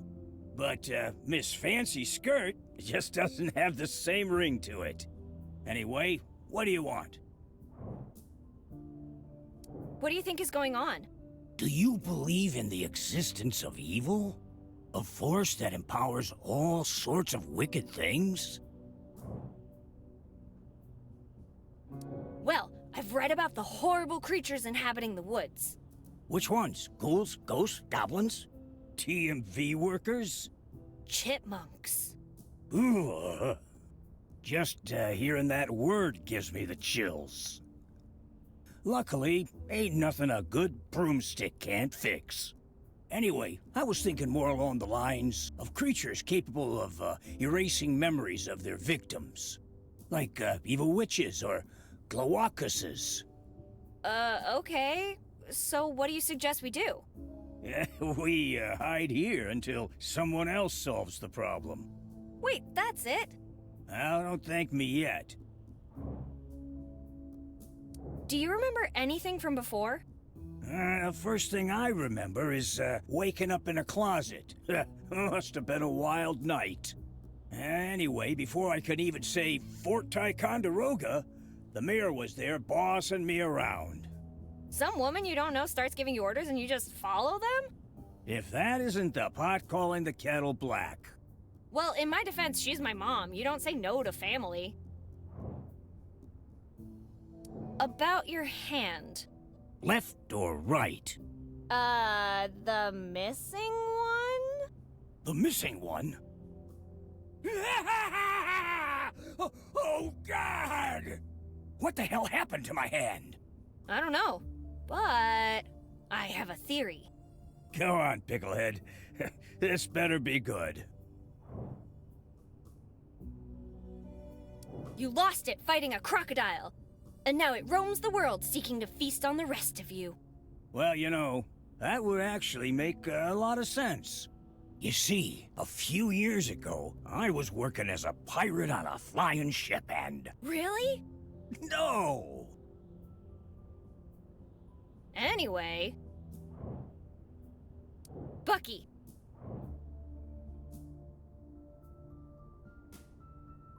Could you fill this can for me? I could, but why would I do that? There's an experiment I want to try. Experiment? You aren't talking about that volcano thing, are you? That's the one! Say no more. I'm taking that and everything else you swiped for that plan of yours. What? Why? Because I refuse to clean up after you.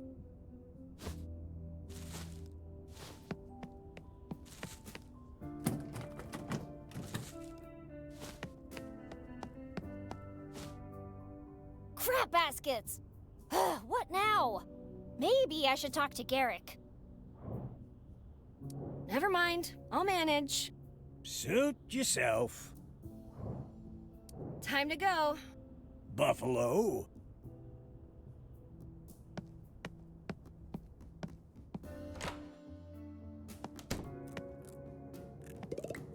Hey Garrick, how's it going? Me. I screwed up. Me? What do you mean, as usual? No, Bucky took all the volcano stuff from me. And now I'll never be able to get you out of here. You would do that for me? Can I help you somehow?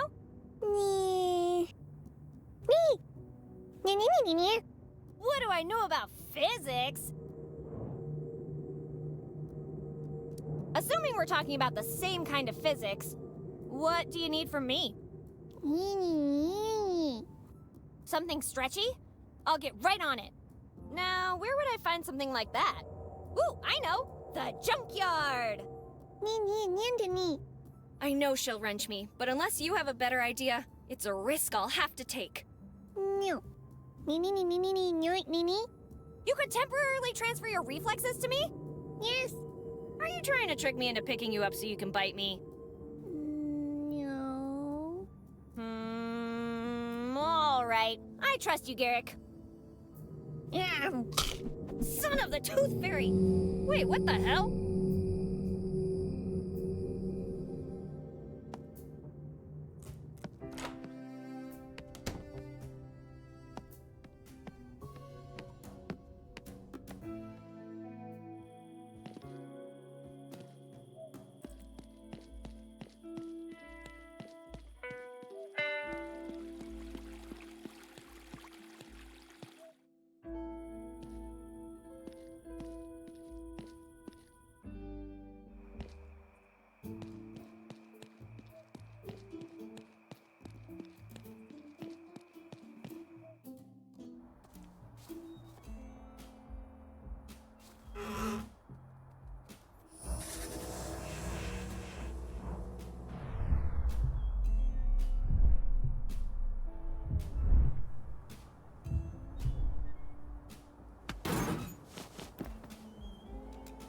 Hey, give that back, fool! Why, so you can hit me with it again? Yes! How about no? Fine, but you better not break it, you hear me? Because if you do, I'll wear your guts as sweatpants! I bet a bunch of bats will fly out when I open the hood. Aww, just a rusty old engine.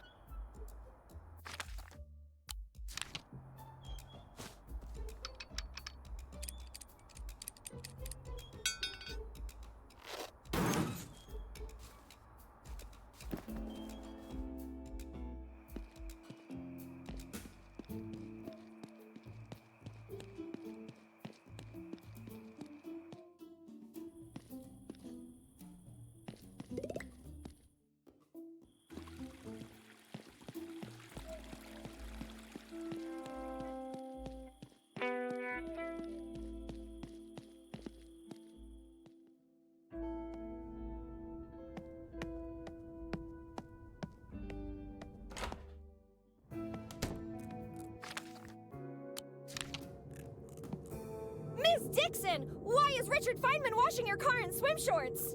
His what? I got you something stretchy. Now what? Okay, got it. Damn you, Betty. Never play with my heart like that again. Sorry, Miss Dixon. What's next?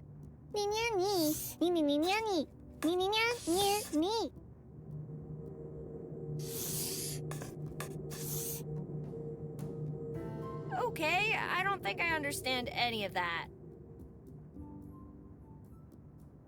Wait, are you sure the weight is correct? Okay. Anything else you need help with? Open the window? Got it.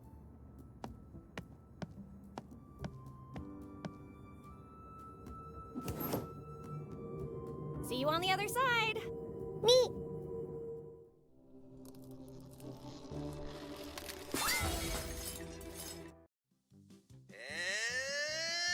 He's on!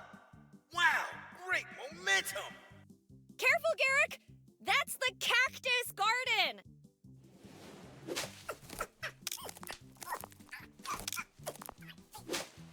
Ooh, that's gotta hurt!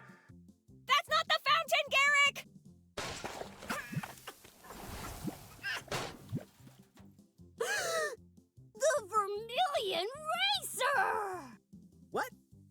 in the script?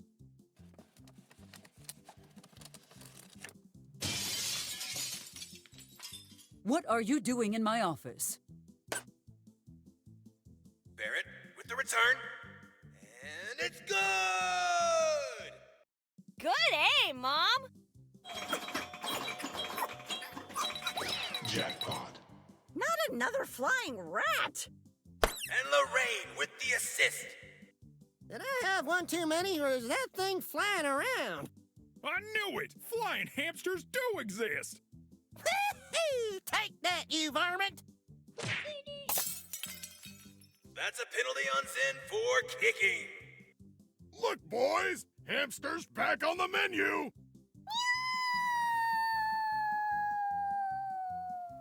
Walker grabs Garrick. Ooh, and Garrick slips right through his greasy hands. Where is he now? Marco, look! A flying crichetto! Dio mio! Thank God it's not a duck. What kind of ducks have you seen? He's going. He's going. Ooh, ouch.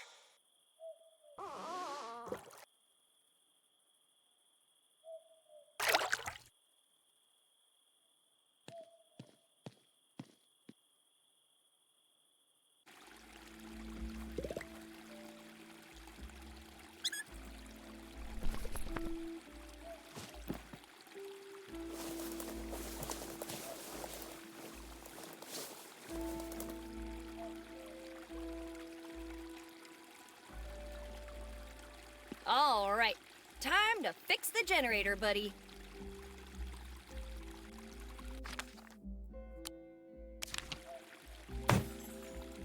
Hey there, Garrick. Here's a treat.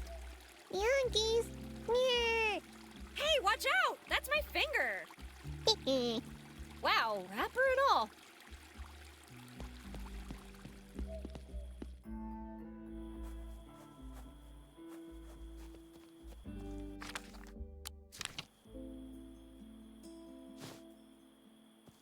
A chubby rat? That's your solution? Hey, watch it. Garrick's been through a lot. Of cake? Don't listen to her, little fella. Just do your thing. Everything's ready. Let's get this party started.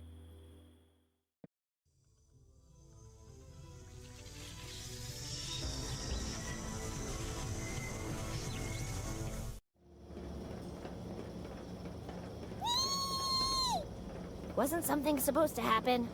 Come on, Furball, is that all you got?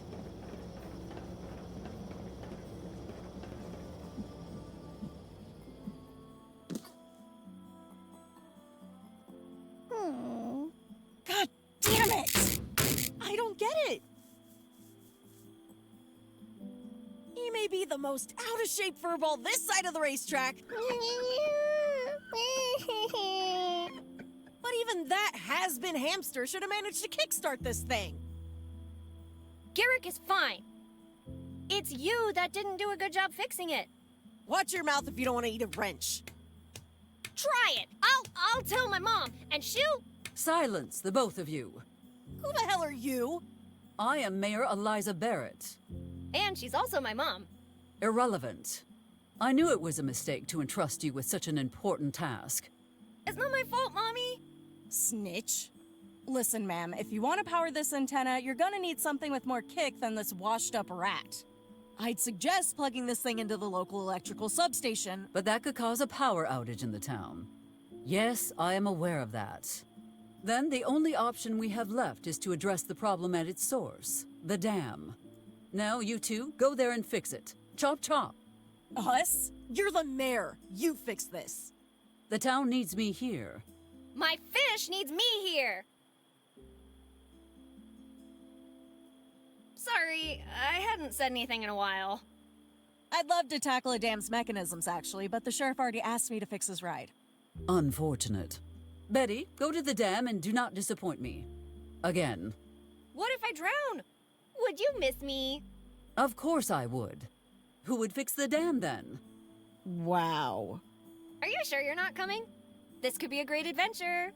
Nah, I'm good on adventure for the time being. Besides, if you can handle the mafia, I'm pretty sure a dam won't be a problem for you. Stop wasting everyone's time and start moving.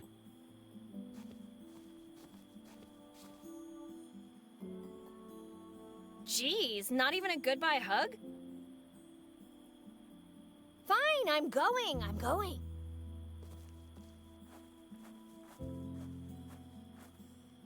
The dam looks pretty far away, so we should probably travel light.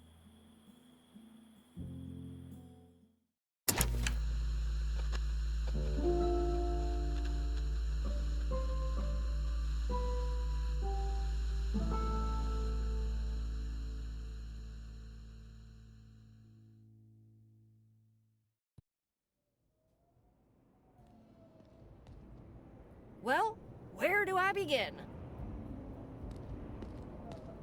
Is that a note I spy down there? Let's go check it out.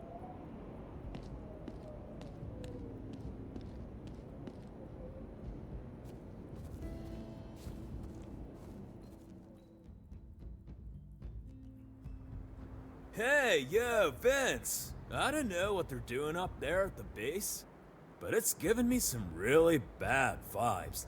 So I'm out of here. There's a copy of the keys at the campsite. Go get him, champ.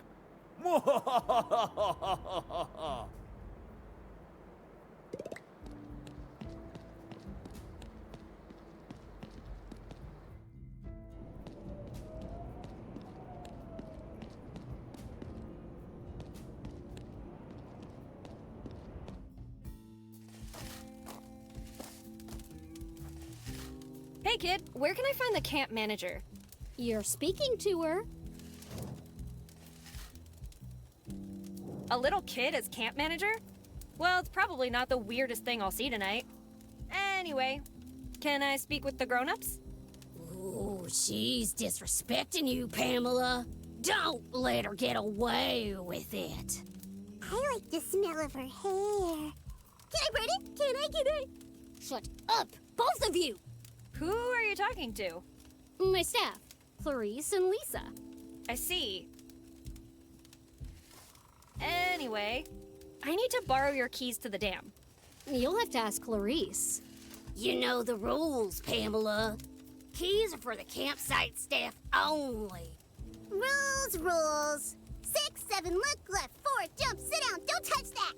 Can't we make an exception, Clarice? She seems like a nice girl. Ask her if we can play with her hair. I said campsite staff only. Now stop bothering me. So the keys are for campsite staff only? Yes. In that case, I'd like to apply for a job here. See what you've done? Now she wants to work here. Come on, we could use some help, actually. And I like her. All right then, it's settled. Now, every applicant must first prove their worth. If Hercules could deal with his labors, then so can I. What have you got for me?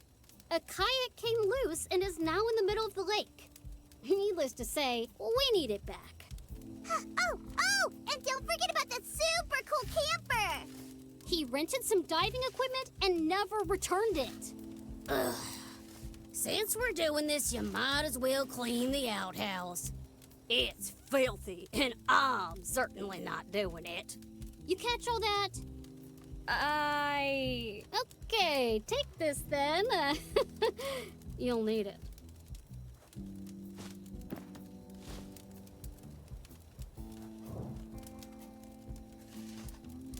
So, what's your story?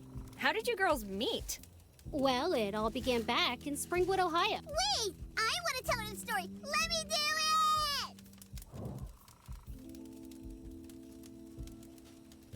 Sure thing, Lisa. You tell me. Yay! So, Pam was all sad and mopey. Then I showed up, and everything was sunshine and rainbows.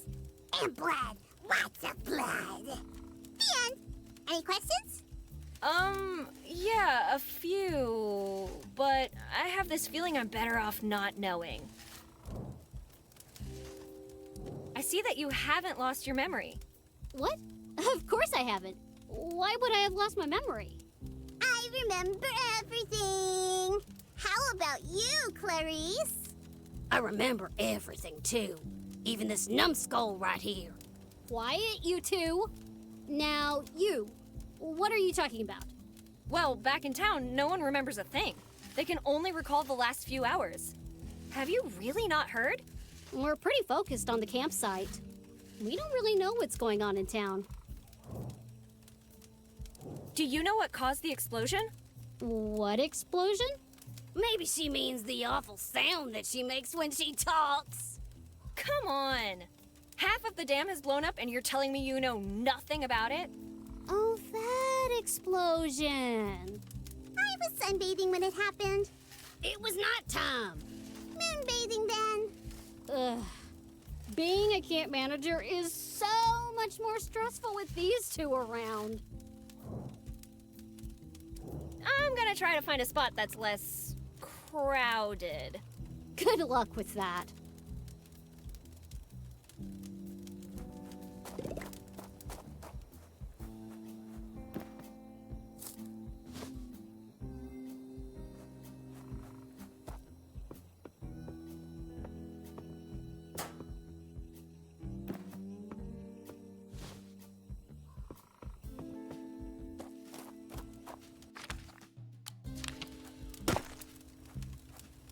Kids, don't try this at home.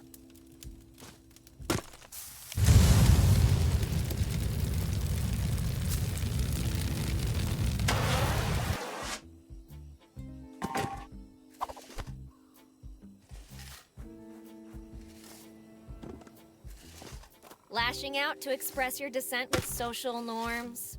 Are you sure about this choice?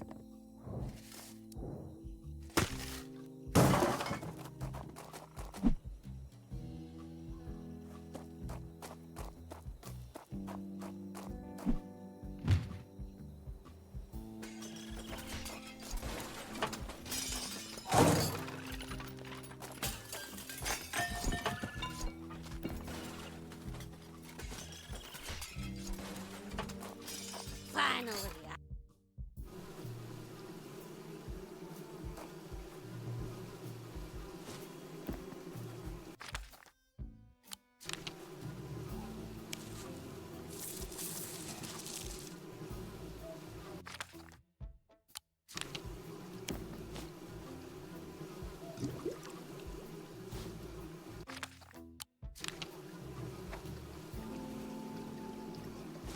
Begone, monsters! You don't belong in this world!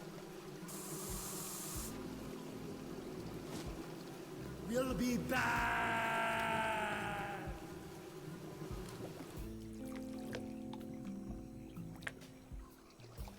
What? I need to focus on getting inside the dam. I don't have time to take a refreshing dip in the crystal clear water.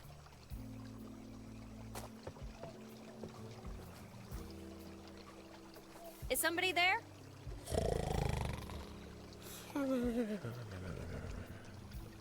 Not where I'd take a nap, but there's no accounting for taste. Now, how should we wake him up? Hey, Slowpoke! Time to wake up. Nature's calling. Just let me sleep. Jimmy, I'm in position. Can you confirm the coordinates? Over. Okay, copy that. Yes, I have the explosives. Planting them around the base of the outhouse right now. Over. Huh? No, wait! Affirmative. The outhouse is empty. Stand by. Over. Preparing to detonate in 5. No, please! There's someone in here! Me!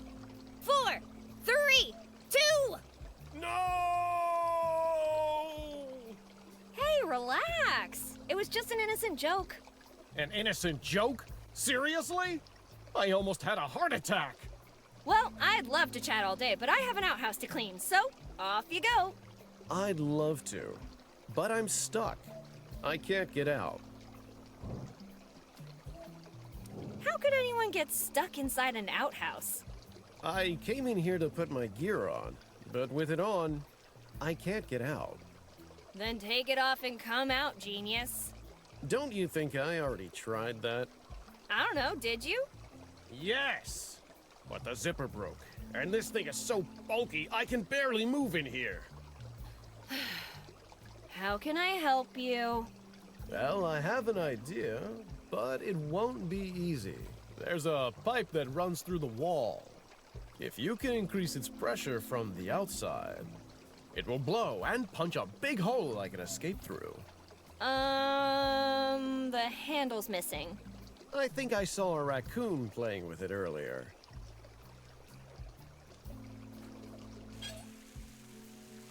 Hey, Joe! What's that brown thing over there? Ah! Quick!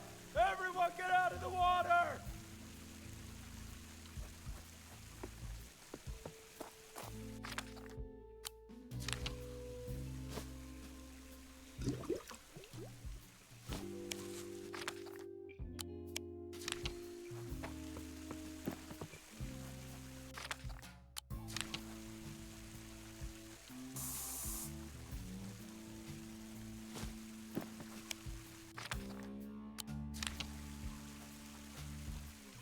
Get ready. I'm getting you out of there.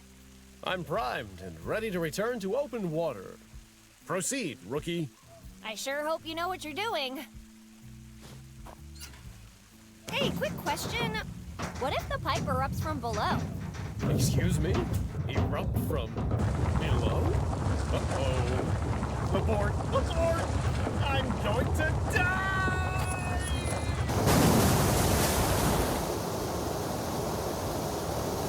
I love you, Alice. Avenge my death! Gah! Leave my backpack alone, you pesky chipmunks! Oh, sweet! A twonky. Hey, wait! Give it back, you damned pigeon!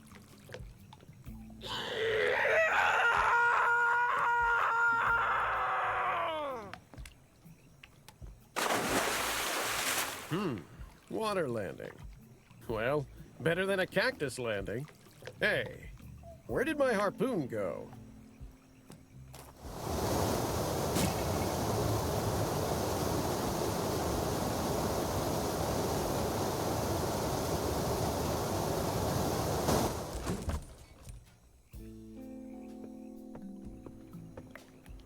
In case you're wondering who your beautiful savior is, I'm Betty. Nice to meet you, Betty. I'm Smokey on the water, Hasselback Montoya the 8th. But you can call me Smokey. Would you mind fetching me that kayak? Impossible. If I move around too much, it might alert the beast. What beast are you talking about? Leeches? Leeches? No, you foolish girl. In these waters lives a terrible creature. There's nothing more terrible than leeches. You must be joking. Corporate lawyers, Jehovah's Witnesses, Baba Yaga, weeping angels? I could go all day. Don't forget the chipmunks. Arrgh, the chipmunks. Anyway... These aren't just any waters. They're haunted by... the Great Sherman! What's a Great Sherman? I can tell you, but let me warn you right now. After you hear this, you'll never be the same again. Whatever. I doubt this is going to be the craziest thing I'll hear tonight. In these waters lurks Sherman, one of nature's most twisted aberrations. A monster so monstrous, the word monster doesn't begin to describe its monstrosity. Not to change the subject or anything, but when was the last time you had your brain checked? 6 months ago. Standard Navy procedure. Anyway, don't interrupt me. The Great Sherman has extinguished entire civilizations, and its victims are counted by the thousands. Are you perhaps exaggerating a tiny bit? Except for my hometown, there's literally nothing for miles around. Exactly! Because of Sherman! So let me continue. My great-great-great-great-great-grandfather, Juan Plata on the Grill, Hasselback Montoya, fought the beast, but was forced to retreat after suffering grievous injury. Since then, each generation of my family has sworn to defeat this unholy beast. How many of them survived? Only one. Are you telling me 6 generations of your family have died in this lake? Yes, but there won't be another. I'll be the one to fulfill our dynastic destiny. Who's Alice? How do you know that name? Well, apparently, she's supposed to avenge your death. You must have me mistaken for someone else. We Montoyas don't fear death. Oh, really? Because I could have sworn I heard you screaming like a baby. Alice is my daughter. And I was screaming like a full-grown man.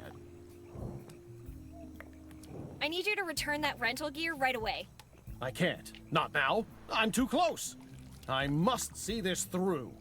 Well, you can give it to me or deal with the campsite owner. Which, to be honest, might be even worse than facing that imaginary creature of yours.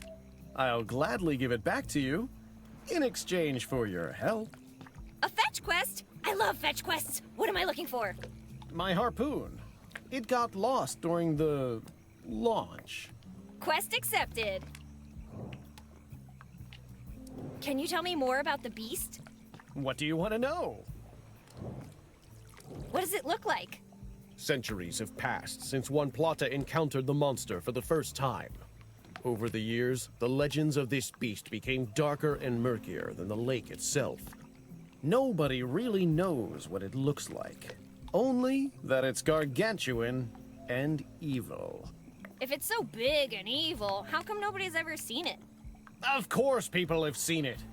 It's just that none of them have ever made it back alive. Are you sure your ancestors knew how to swim? Positive.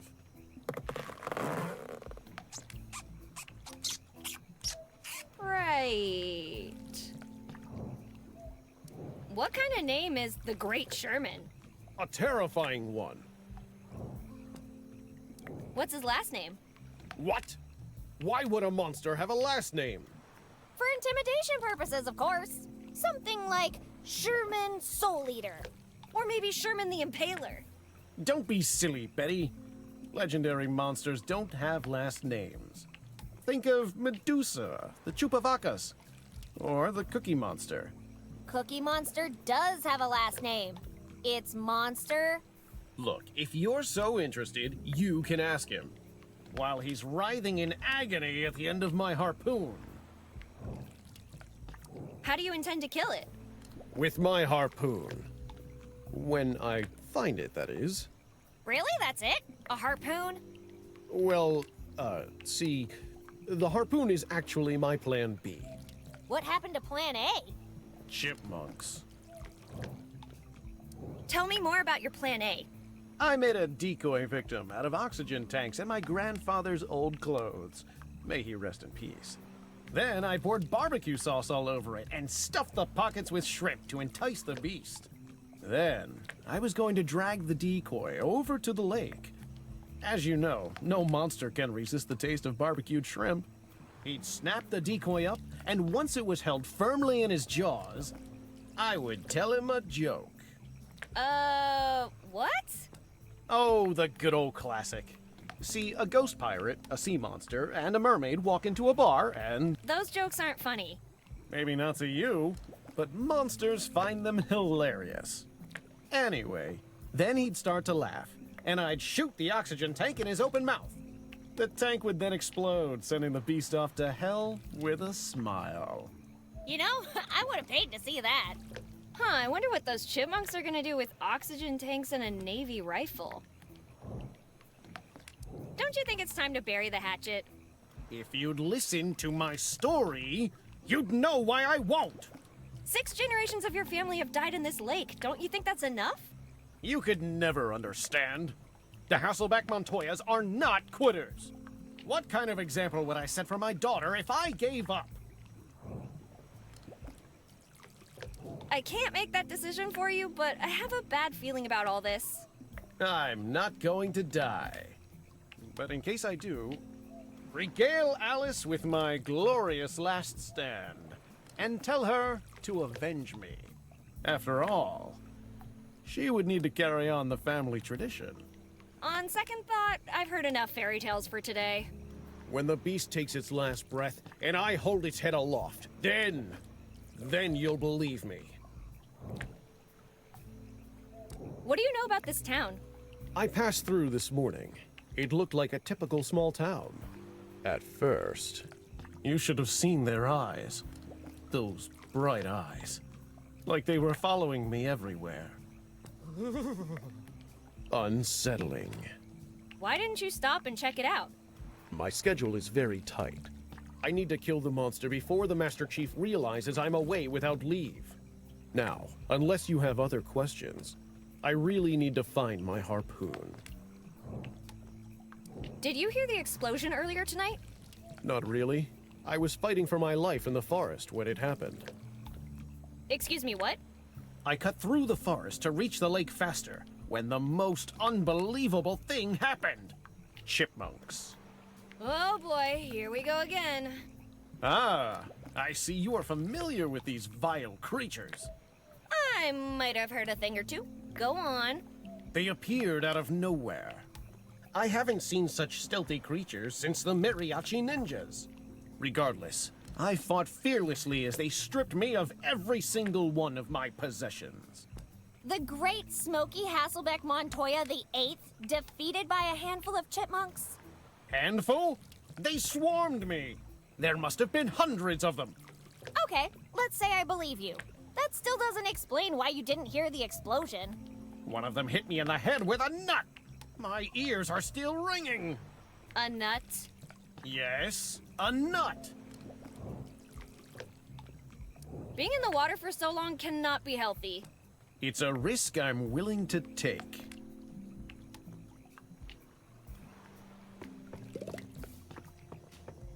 Finally, out of that outhouse. Ew!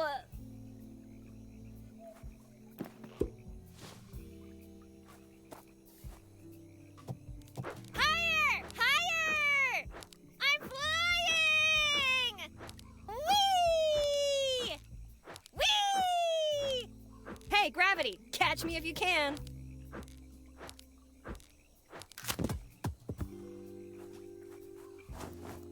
Ugh, they don't make ropes like they used to.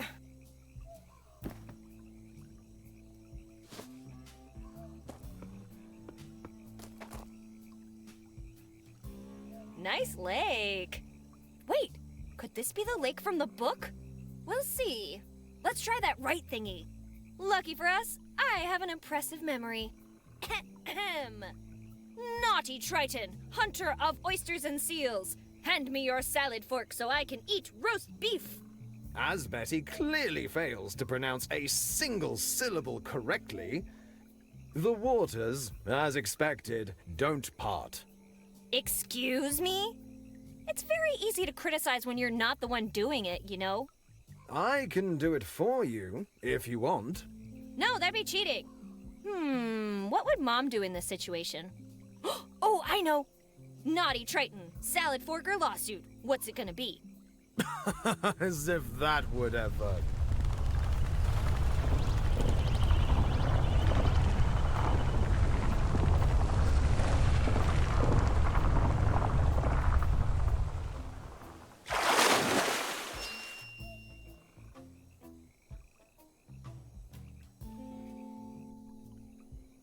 As the narrator lays there dumbfounded and speechless, the naughty Triton delivers his mighty fork for Betty to wield. Look, mortals, I don't have all day. Grab it, bag it, and leave me alone.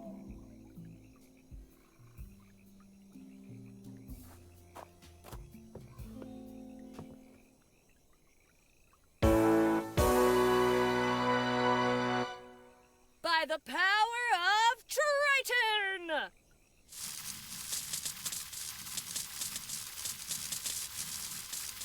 I have the power!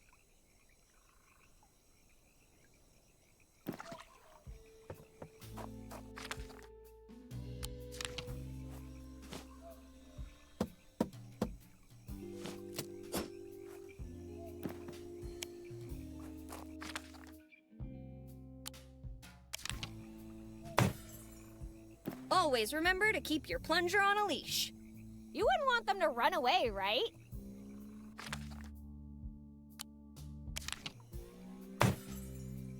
If we could add some pressure to this, it would be a plunger gun. So what do you say? Are we going kayak hunting? I should forget about saving the town and just go patent this instead. Every household in America will soon wanna... What should I call it? Ooh, I know. Pick a Kayak 6000!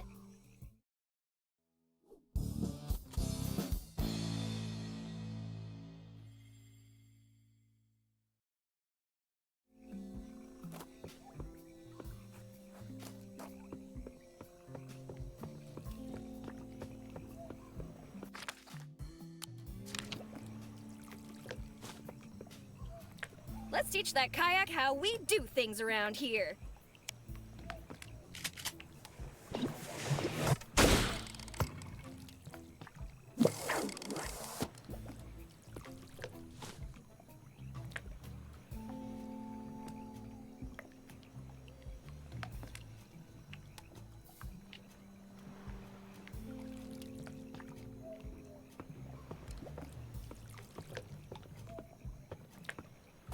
A hickory ore by blister makers. Ooh, it's inscribed. If you steal it, I will bite your teeth. Clarice.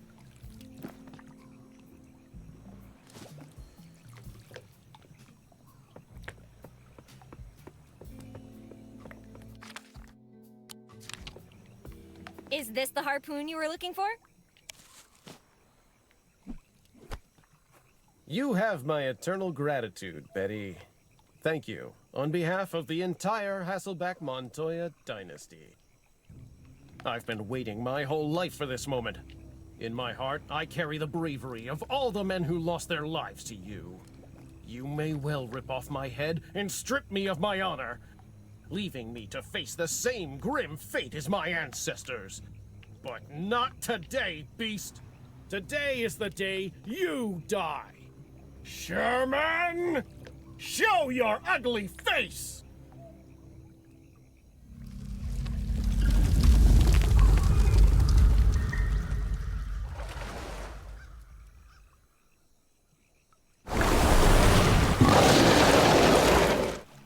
Aha! You finally show yourself, you slightly larger than expected monster! Your reign of terror is at an end. Prepare to meet your fate at the hands of Smokey on the water Hasselback-Montoya.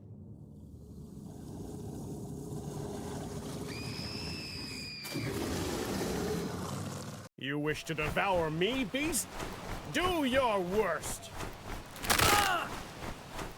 You may break my body, but you will never shatter my spirit.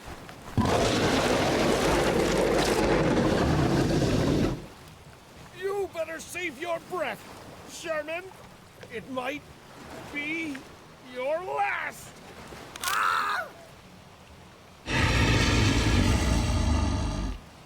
Enough blather, Montoya.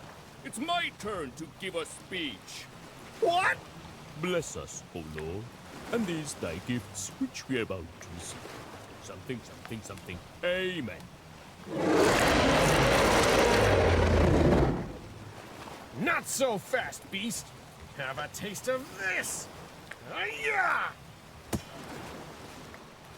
Oh no, I am gravely wounded. Mighty Montoya, you have killed me most dead. I'm dying.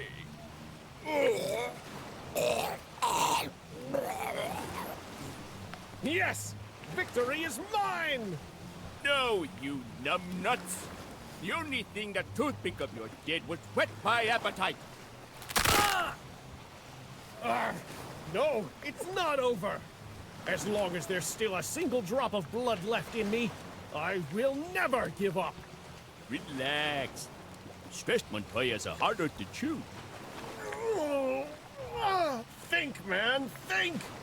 Maybe there's something in these pockets. Jackpot!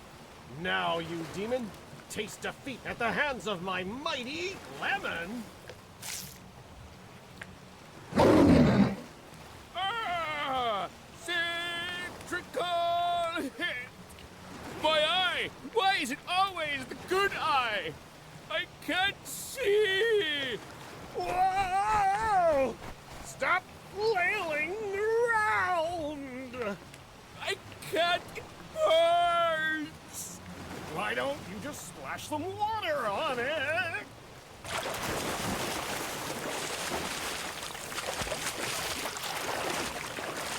Ah, much better. Thank you, Snack. You're welcome, monster. What are you doing? Don't help him. Where was I? All right, back to eating you. Damn it, Betty! Don't just stand there. Do something. Don't do it, Sherman. He's not gluten-free. Gluten? Ew!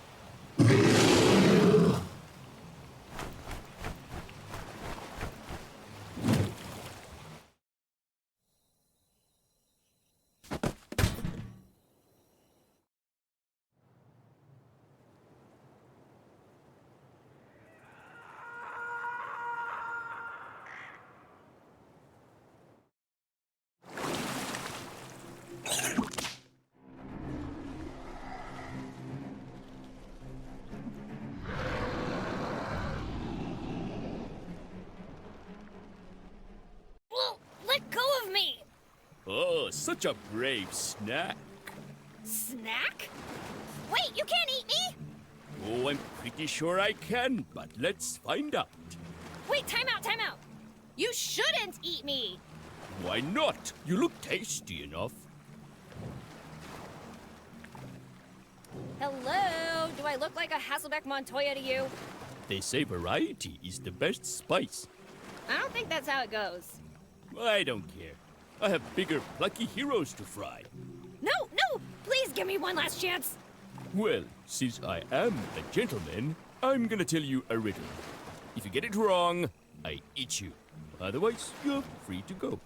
Haha, then get ready to starve to death. 'Cause I'm the riddle master. We shall see. So tell me, my lunch, what's large, terrifying, and has a lot of tentacles? Kraken? Aha! No! Okay, I guess that's technically true. This one doesn't count. Round 2. How many Montoyas does it take to hurt a kraken? This feels like a trick question. It is. I wanted to see you squirm, looking for an answer. I'm having fun with this. Let's do another round. What smells like fear, tastes like human, and isn't going to make it through the night? Another Montoya? No. The next one won't try for a few more years. How do you know? They're a tasty and predictable clan. Now get in my belly!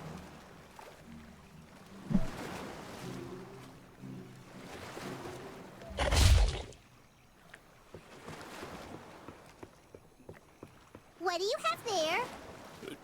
Nothing. Bob, let go of the nice lady. But Lisa... Wait, your name's Bob? Shut it, Snack. What do we always say about eating campers? But what about my tummy rumbles? Bob? Sorry. And where's Mr. Montoya? Montoya? What's a Montoya? We'll talk about Mr. Montoya later. Now, let the girl with the pretty hair go. Just a quick nibble. She doesn't need both. Enough! You don't want to make me angry, do you, Bob? No, no, not angry. I'm really sorry, Miss Snack. Please excuse my manners. Yeah, that'll show ya.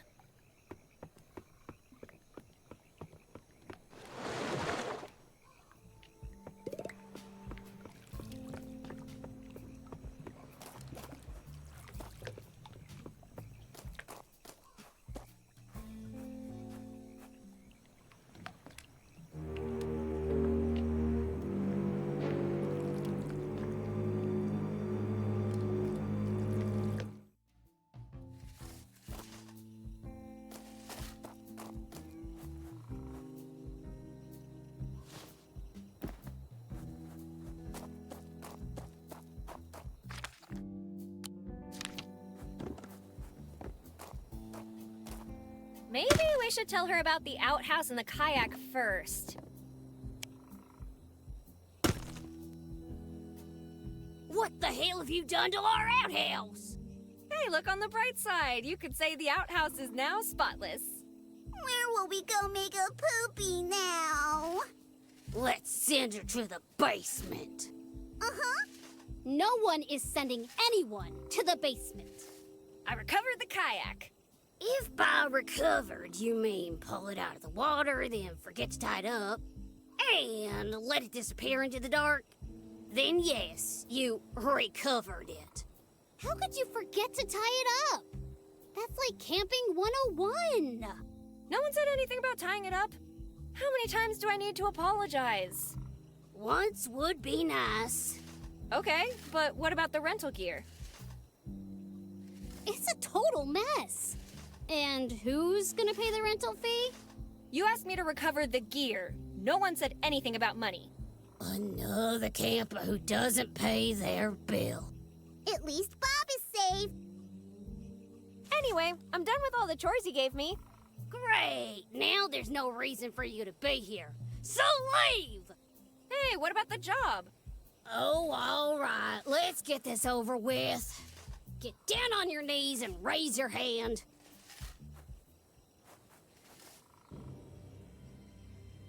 Why are you raising your hand? You pledge to protect this campsite with your life. You won't rest until all filth is banished from this property. You'll cook our food, tuck us into bed, and read us stories at night. And you'll massage Clarice's feet. Clarice? I regret nothing. What's your name? Betty Winchester. Betty Winchester.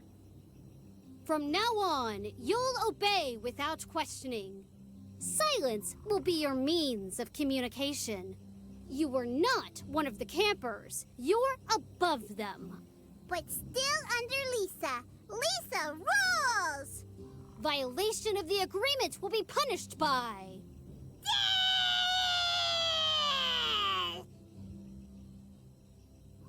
I was going to say eternal banishment, but sure, let's go with that instead. Do you swear to uphold these commandments? Can I quit whenever I like? Sure. Clarice will give you your final paycheck. My speciality. In that case, yeah, I swear. I love you, Betty's hair. You kneeled as a gopher. Now rise as a camp employee. Here are your keys. Now get the hell out of here and I'll see you on Monday. Don't forget to say goodbye to Bob. Hold it.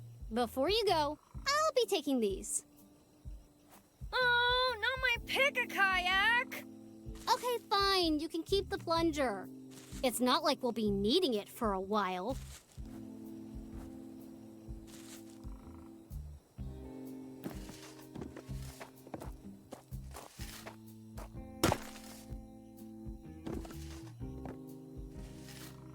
Pam! Stop messing with the campers! Those chores had better be done. Yes, Mommy! In a manner of speaking.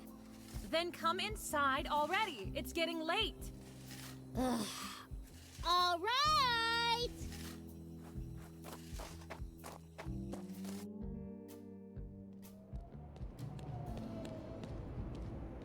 Now, what do I do with this giant fork? Ooh, shiny. Oh, for the love of... 400 years waiting for those octopus chops. And not only did you fail miserably, you gave the trident to my brother on a silver platter. Suck on that, sardine lover. That's it. I'm going to Hades. Let's see what he has to say about all this.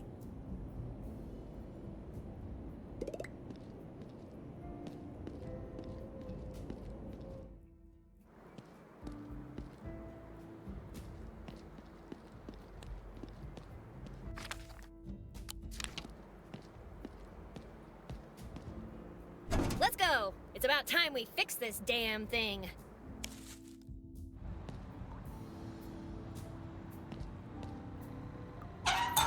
Ooh, secret Wait, that's not a lever. It's a hand pump. A fossilized banana. Also, ooh, notes. This is the story of three brother builders. Even now, their story bewilders. While one of them reached fame, the two remaining were covered in shame. The first rushed onward and dug too far downward. The second brother, much more careful, dug with caution, was thus more successful. At last, the third considered digging down, but found no fame or riches, leading him to give up. Woo! Woo! Woo! Wee?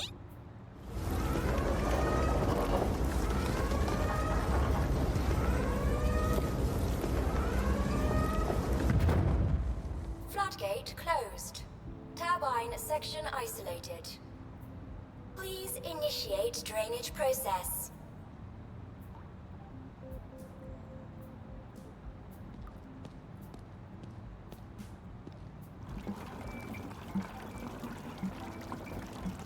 Damn it! Why can't there be an easier way to do this? This is gonna take forever. If only Linda was here, this would be done so much faster. I wonder what she's up to.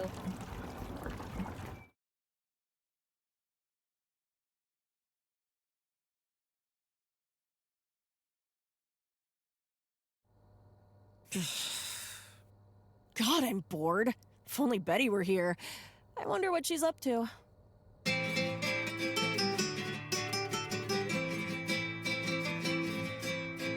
Wait, what? No way! I made the whole mariachi ninjas thing up! I must be imagining things. God damn it! You'll never get me alive! Eat right, you bastards! Ow! Damn it, girl! If you wanted me to stop, you could have just said so. No, I didn't... Don't bother, I got the hint. I'll stick to rhythm and blues. That's what you get for trying something new, Hank.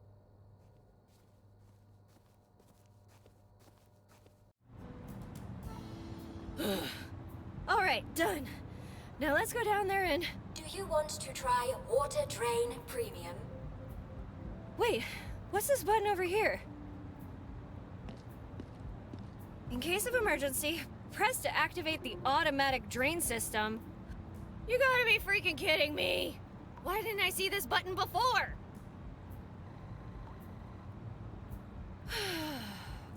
Oh well, let's turn this thing on and get the hell out of here.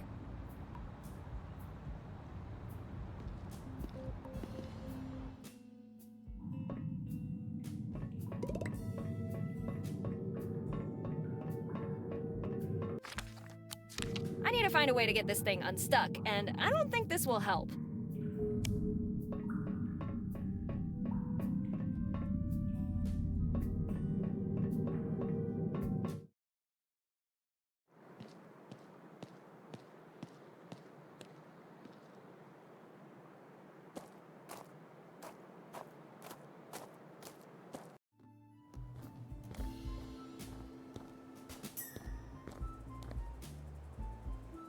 Hold it right there, civilian. You're not supposed to be here. How come?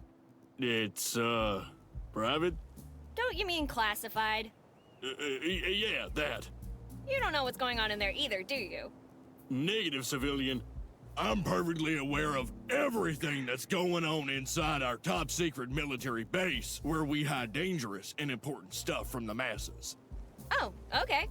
Well, I'll just go check it out myself, if you don't mind. Sure, go right ahead. Hey! Quit trying to mess with me. I have a gun. Let me in. Why should I? Because... I'm a special envoy from the president. He sent me here to talk with whoever's in charge of this base.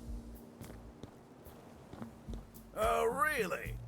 In that case, I'm sure you wouldn't mind telling me the president's name. For security reasons, of course. His name? It's private. I mean, classified. How dare you? Good day, sir. Not so fast, young lady. I'm General John A. Hartman, and I'm Betty. Nice to... Silence! Now you either tell me what you're really doing here, or we're gonna have a problem. Something tells me we'll be having a problem either way. Would you look at that, Private? We got ourselves a mouthy one here. Oh, you ain't seen nothing yet. Just wait until I tell my mom what you guys are cooking up here. Are you threatening to call your mommy now? Hell yeah, I am. People tremble just hearing her name. My mom's Eliza Barrett, and you'll be in a world of trouble if you do anything to me. I'm sure she'll... I don't know what she'd do, to be honest. Well, whatever it would be, I'm sure we would all regret it. Thank you for your honesty. What can I say? Ours is a complicated relationship. Regardless, aren't you a little young to be wandering around by yourself at night? How old are you, anyway? I don't actually remember. But if I had to guess, 20-ish? 20 years old. Anyway, you don't have clearance to be on the base. Leave at once. Wait! I have a lot of questions, and I'm not leaving until you answer them all. I'm a busy man, Betty, but let's make a deal. I will answer 3 questions, and then you'll leave my base and let me get back to work. Deal? Why not 5? 2 questions remaining.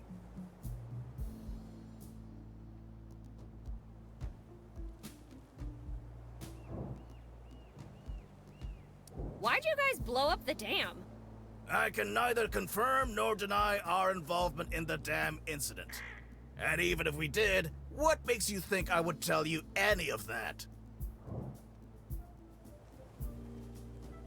If I don't report this to Mom, I'm totally getting grounded. If I were you, Betty, I'd be more concerned about what will happen if you stay on this base much longer. My turn. Being so far from town, don't you think your brothers and sisters would be worried about you? What brothers and sisters? As far as I know, I'm an only child. Besides, I can take care of myself. I'm sure you can, but remember, it's always important to make time for family. But I suppose you might not remember if you have siblings, now that I think of it. Maybe, but it's just me and my mom in all the family photos I've seen, so... What are you guys doing in that top secret military base of yours? Did you think that one through before asking? What part of top secret do you not understand? Oh, that kind of top secret. I'm glad we understand each other. My turn. So, how about your father? I don't know. So far, I've only met my mom, and she didn't mention him. Would you say you and your mother are close? No, she's pretty distant. Anyway, why are you asking so many questions about my family? Family is very important to me. During the interrogation process, very informative. And that's 3 questions. But you didn't answer anything important, and... Now, you'll be doing yourself a favor if you go back where you came from and never return to this base. Aw, come on. Just one more question, please. Godspeed, Betty. Keep an eye on your mother. And please, be safe. Yeah, whatever.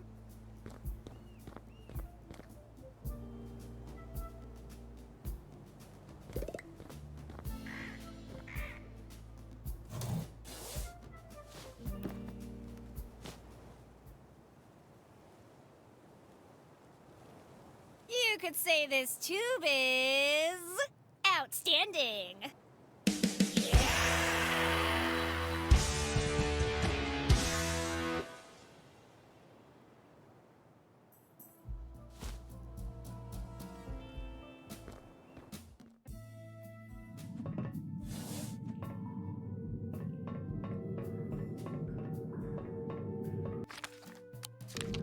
A little push here.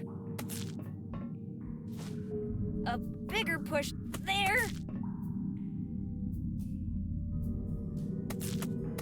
And gone. Did that look like a body to you?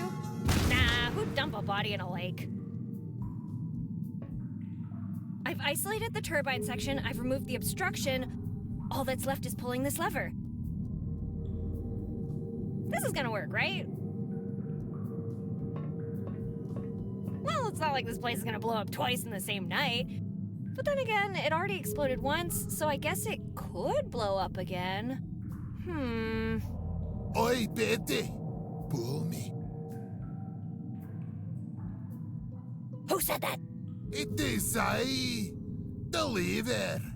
Pull me now, and all your troubles will be gone. Will the generator get its electricity back? Yes. Will my mom be super duper proud of me? Yes. Will this hurt like hell? Yes. I mean, no. Well, it's not like pulling a lever ever hurt anyone.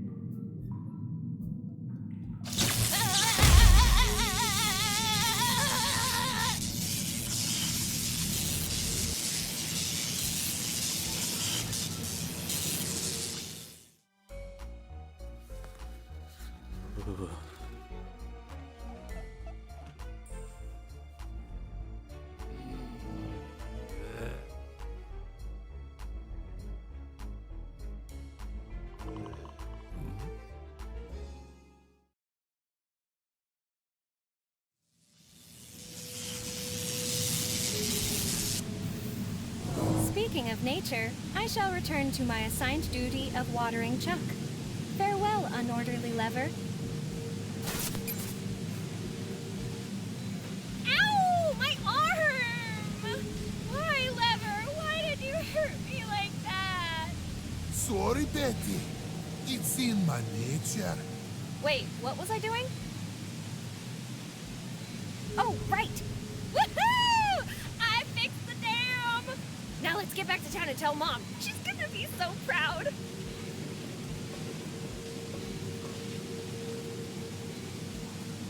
Well, that was weird. And I'm talking later.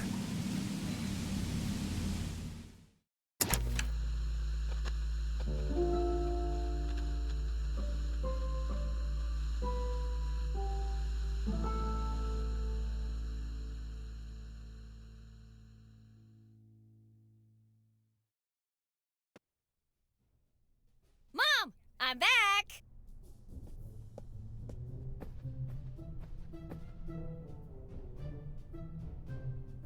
Mom? Huh, where did she go? Hey there, Chuck. Have you seen Mom? Yeah, thought so. Maybe I should stop wasting time talking to ferns and start asking real people.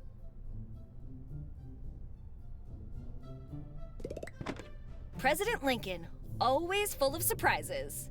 And lead.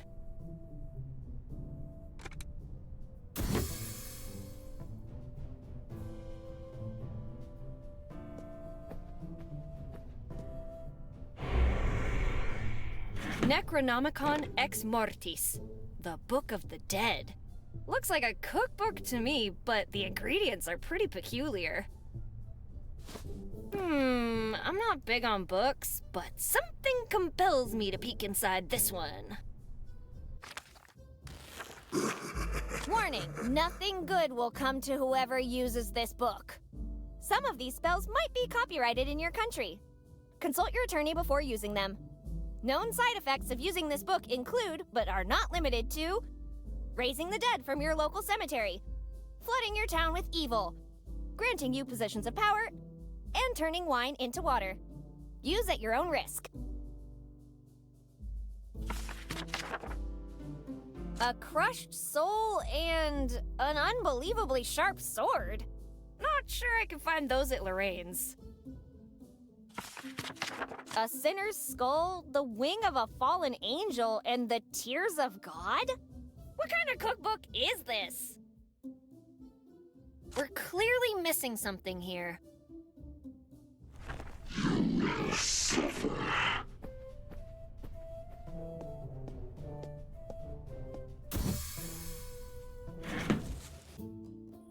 Whoa! Where did the book go? I probably can't take it too far from the office.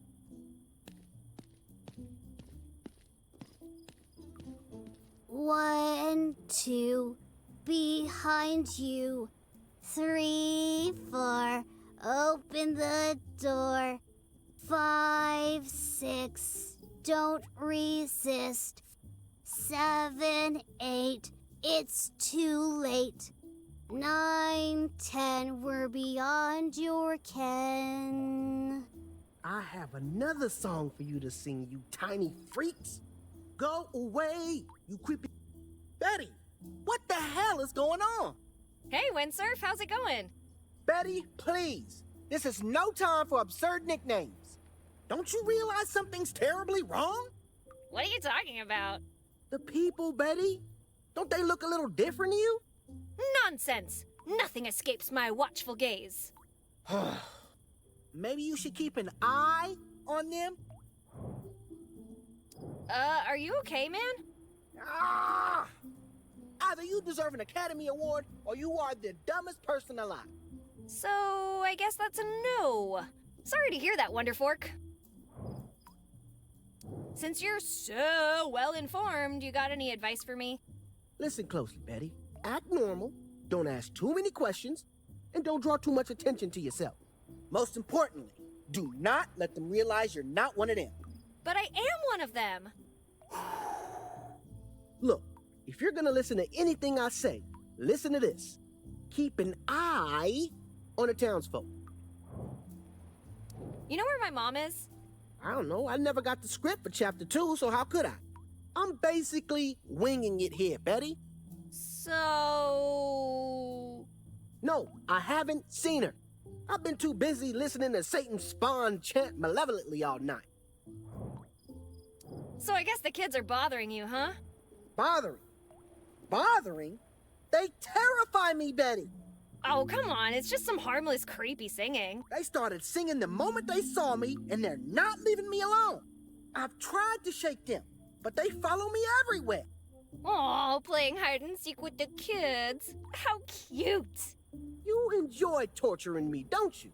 Will Wheaton, don't ask questions you already know the answer to. I'd better get going. Just keep an eye out for trouble, okay, Wilting Kale? May God have mercy on our souls.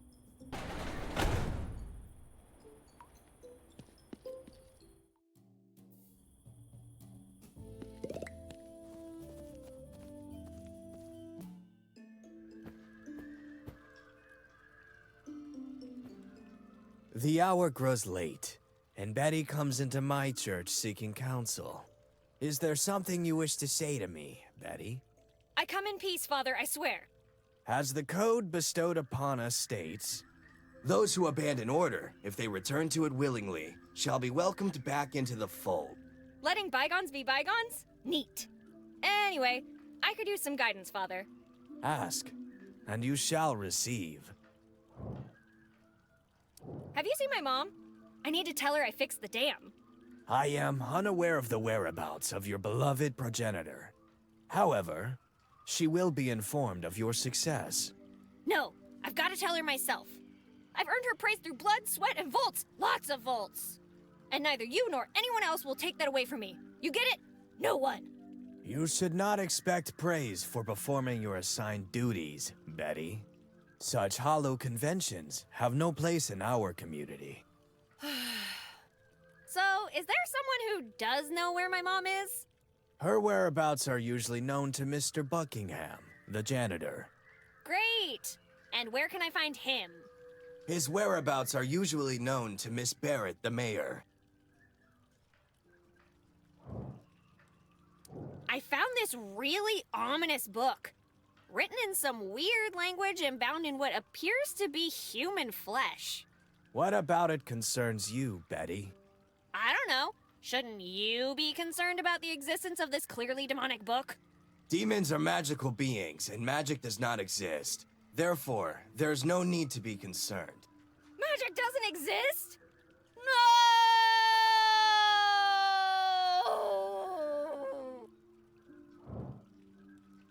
That's a shiny cup you got there. It is said to provide eternal happiness, youth, and an infinite abundance of. Of bottom shelf booze, I'm guessing? Hold up, are you drinking that crap out of the Holy Grail? A cup is a cup. It would be unorderly to drink out of anything else. And I can stop whenever I so desire. Sure you can. I speak the truth. Then prove it. Hand it over.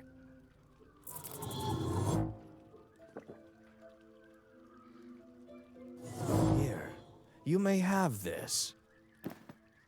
I no longer... No! Give it back! Give it back!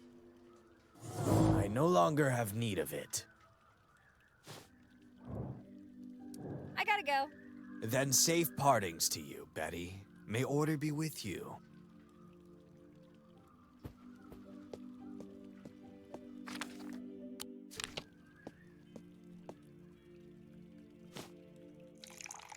To not relay your unorderly doings is the most unorderly act of all. Come, admit your transgressions and those of your fellow. I hope I didn't choose poorly.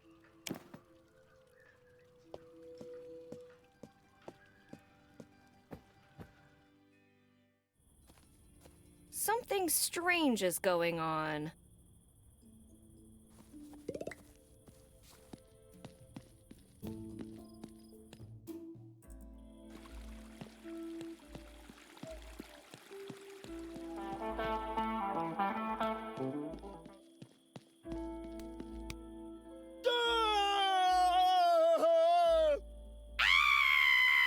Wait, who are you?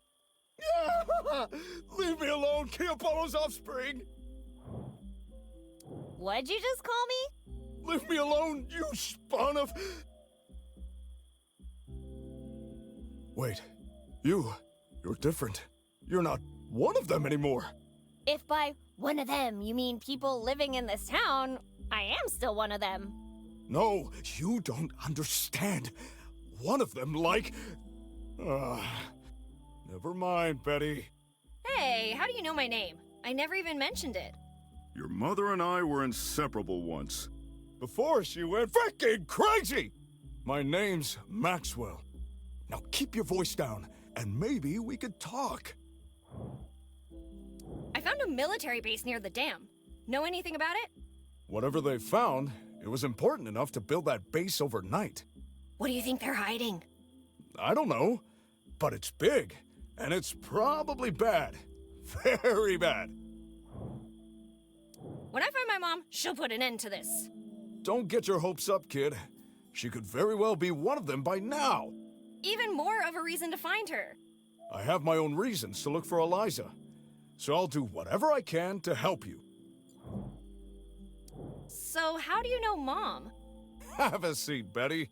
I'm going to tell you the story of how I met your mother. I don't have all the time in the world, you know. Well, then I'll give you the long story short version. I was surfing on Oahu one day when I saw her. I've never seen anyone shredding barrels in a pantsuit before. My mom knows how to surf? Oh, yes, she does. Anyway, she started waving to me from her board. I thought she was just being friendly at first, but then I realized she was trying to warn me. There was a huge shark on my tail. Did you die? No? I thought I was a goner for sure. But your mother flung herself right at the shark, shouting, "If you bite so much as his pinky toe, I'll sue you and your family back to the Stone Age." Lawyers and sharks must speak the same language, because it swam away pretty damn quickly after that. Your mother and I have been friends ever since. Tell me more about your business. It was my dream to open my own bar. And I did. But it had barely been open for a week before it was gone. Just gone. Like ashes in the wind. What do you mean by gone? All my hopes, dreams, and savings reduced to ashes.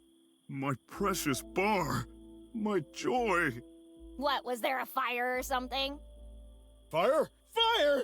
Ah! Fire bad! Very bad!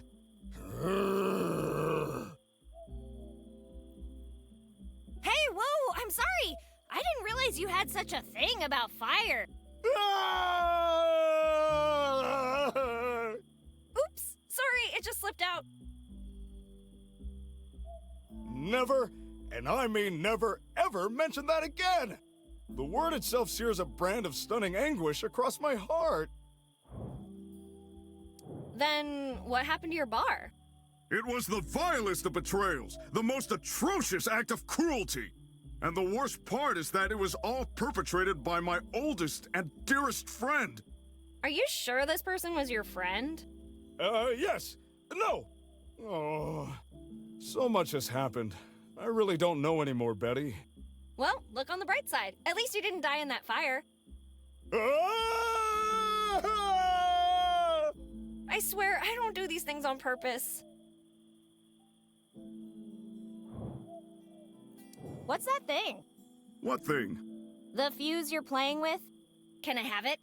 No, it's mine! Finders keepers! I'll give it right back. Pinky promise. Oh, if you make a pinky promise, then by all means, please go ahead. Really? No! That was mean. Oh, fine. You can have it. Just don't start bawling, or your mom will never forgive me for making you cry. Well, see you later, Max. I won't stay here for long, so who knows? Max, one thing. I found this really weird book in my mom's office. I'm not sure why, but I think it hungers for my flesh. Just a feeling. Oh, you must mean the Necronomicon Ex Mortis, the Book of the Dead. We had a blast with that book when we were younger, your mom and I. But what is it even good for? It's just a book with a creepy cover. Oh, there's plenty in the book. You just have to know how to get the spells to reveal themselves. There's no way I'm sacrificing a goat, no sir. That's one method, but it's a little expected. To unlock the true power of the Necronomicon, a pagan priest must curse a stream that flows into a moonless night. Where am I supposed to find a stream in the desert? And it can't flow into a night. I think you got too much sun today, Max. You need to use liquid evil in the dark. I was speaking metaphorically, Betty. Yeah, well, speak English next time. But it's okay. I think I got it. Evil priest, liquid curse, darkness. I don't think you got it. Whatever, close enough. I guess we'll find out.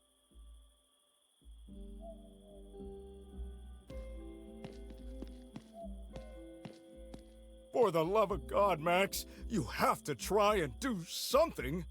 Are you a man, or are you a chicken? What is that sound that does appear? An outsider approaching? Drawing near?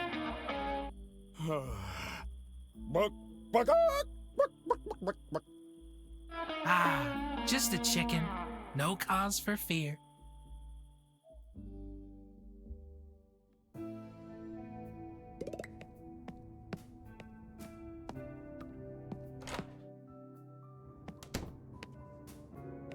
Wow, Miss Dixon, you won't believe all the stuff that's happened to... Wait, what are you doing with Skipper's skull? An interesting query, Betty. Based on empirical evidence, what do you believe I'm doing with Skipper's skull? Tampering with evidence? Not quite. I am organizing the next theatrical performance at this prestigious school. What can I do for you this midsummer night? Can I have Skipper's skull? No. Why would I ever give him to you? Because...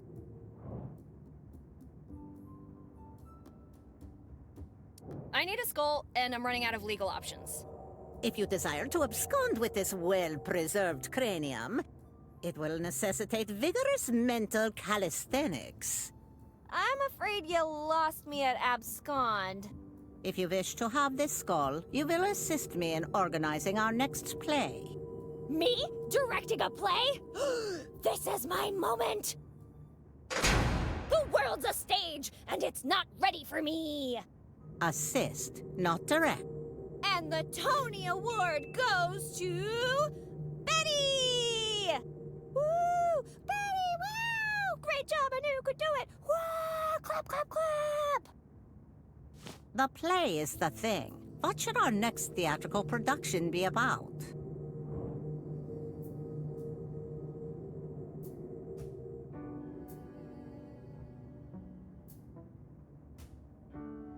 A dark figure gets a hold of the US's nuclear launch codes. He has a nefarious plan for the holiday season. Every play needs a protagonist. Who would be our main character?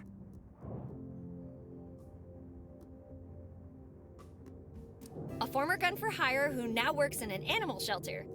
Every good play needs a villainous counterpart. Who would that be?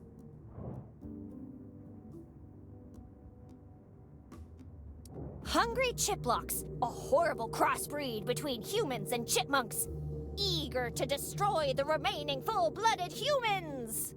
What would be the setting? Post-World War III New Mexico in the late 2140s. And what would be the title of this play?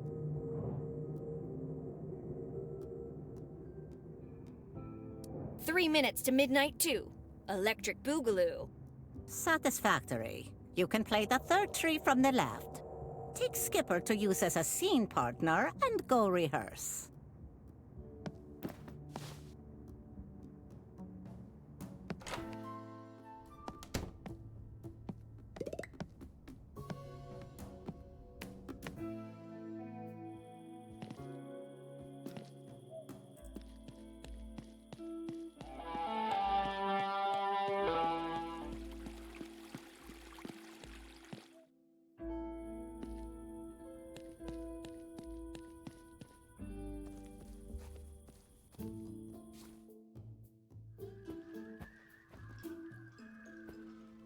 Hello, Father. There are some more things I want to talk about. Nightly greetings, Betty. What seems to be the pickle? Are you familiar with curses? As a member of the clergy, I am only familiar with the process of blessing items. But isn't cursing just the opposite of blessing? Come on, it can't be that hard. You make an excellent point, Betty. A simple reversal of the blessing process should be sufficient. Well, I think it would be a shame not to test such an excellent theory, don't you? I cannot find a reason not to test this theory, so you must be correct.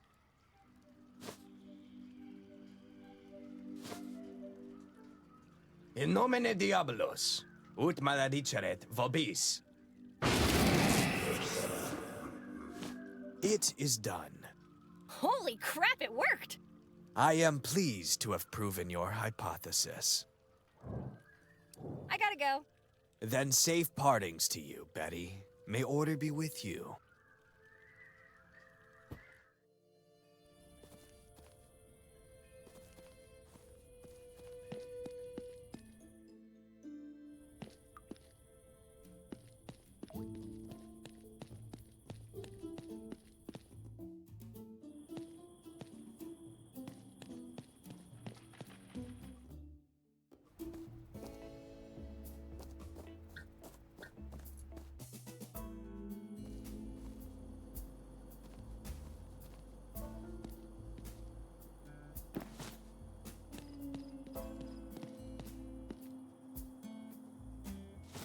Ew!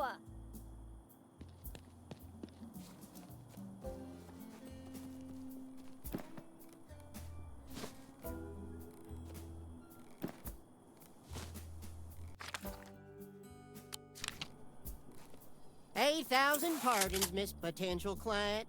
But should you feel that can without providing payment first, I will be forced to stop you by making use of this trusty double-barreled shotgun.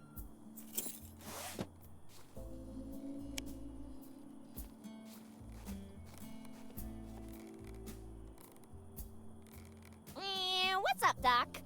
Doc? As in doctor? What a preposterous proposition. You are perfectly aware that my name is Benjamin Tecumseh. Using the incorrect form of address is highly unorderly. Jeez, relax. You're quite jumpy tonight. I am not jumping, Betty.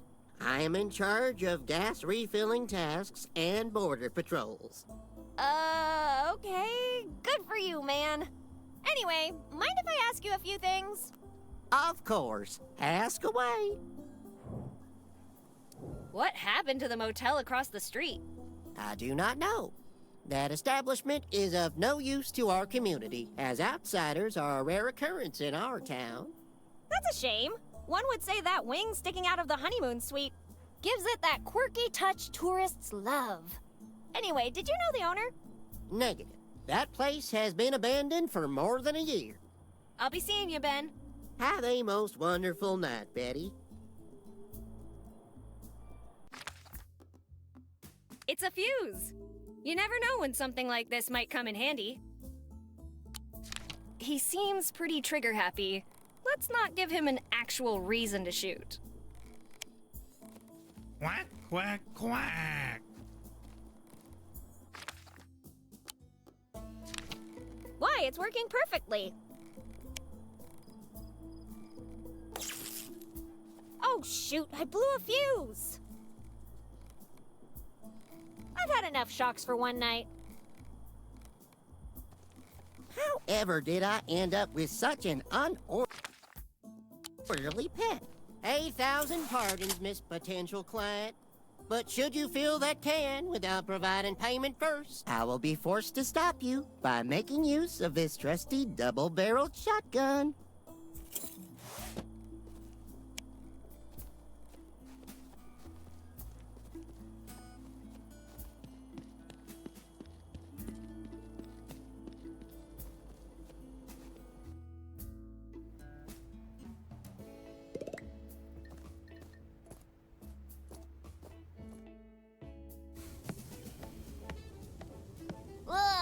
I'll never get used to... That's weird. I don't... smell anything. Oh no, I've lost my sense of smell. Ha ha ha! Always attempting to metaphorically pull our leg. As you are well aware, Gloopy is odorless. It is one of its most distinguishing characteristics. Followed by its lack of color, texture, and flavor. What the hell's a gloopy?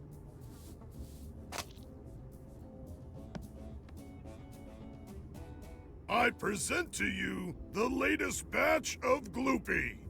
Consumption is compulsory. In fact, you are within an acceptable time frame for advancing your meal service.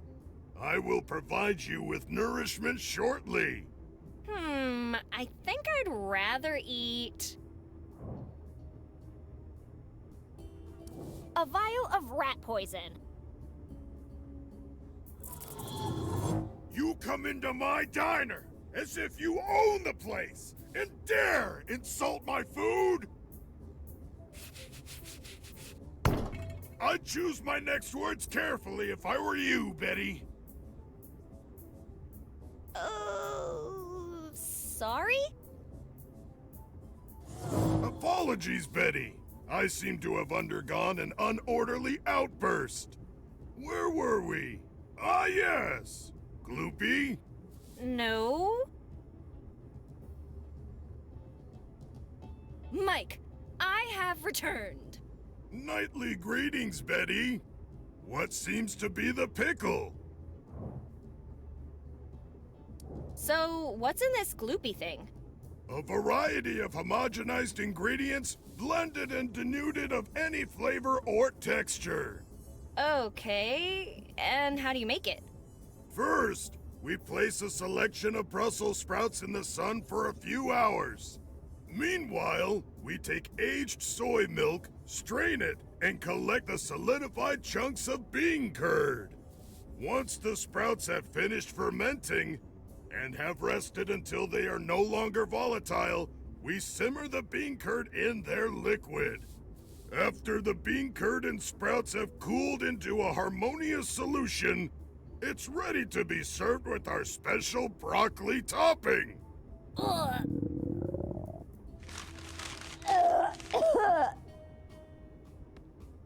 And you guys eat that?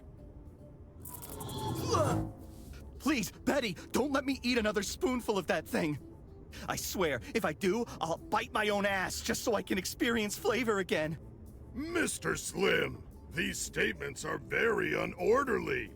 Though not inaccurate. So, people actually come here to eat that gloopy thing? I mean, I don't see any customers here. Miss Jones and I are in charge of home deliveries. We bring Gloopy right to your doorstep. Let's say I'm away when it's gloopy time. What happens? No matter where you are, we will find you, and we will feed you.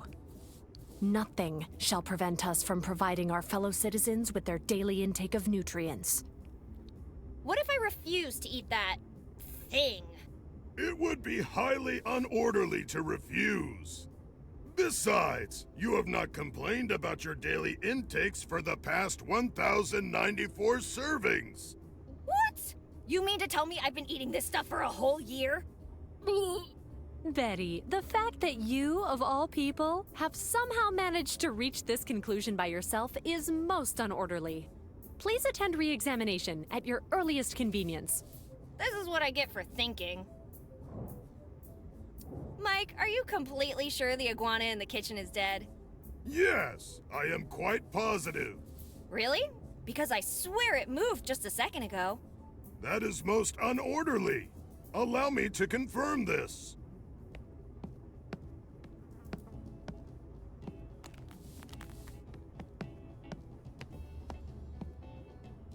Betty, your social rank does not permit you to handle objects sharper than a potato masher. Mike, I have returned. Nightly greetings, Betty. What seems to be the pickle? Mike, are you completely sure the iguana in the kitchen is dead? Yes, I am quite positive. Really? Because I swear it moved just a second ago. That is most unorderly. Allow me to confirm this. Iguana, please respond. Are you deceased? Iguana, I am unable to determine your state.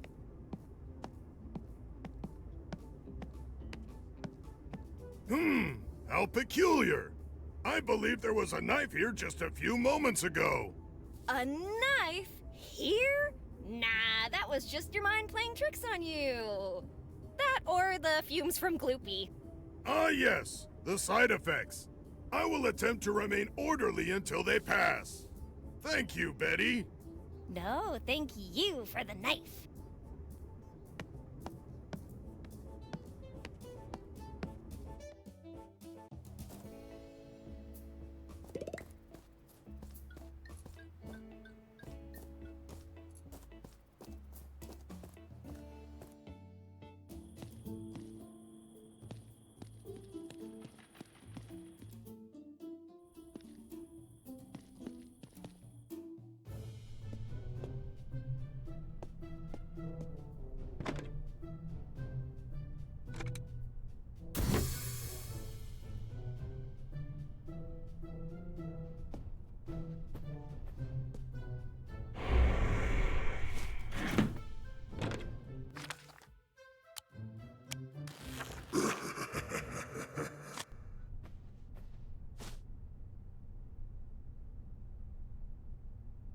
O solitare juvenis sancte milito rei innocentiam tutor exurge.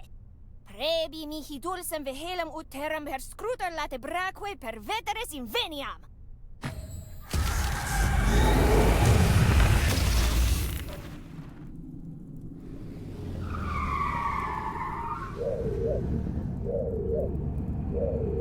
Hello, Betty.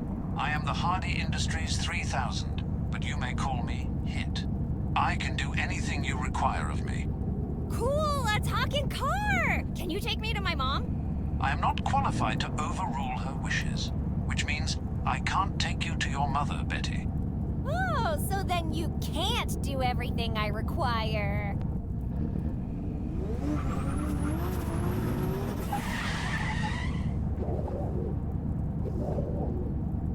Hit!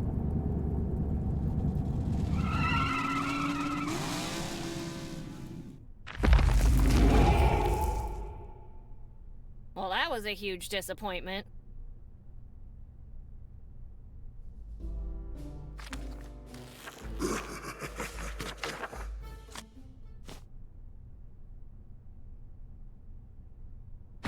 O nobilis panose arche cultura exaudime, vasti spati ac temporis pervehere. Dona mihi scientiam ut discipiam extemporate latebra.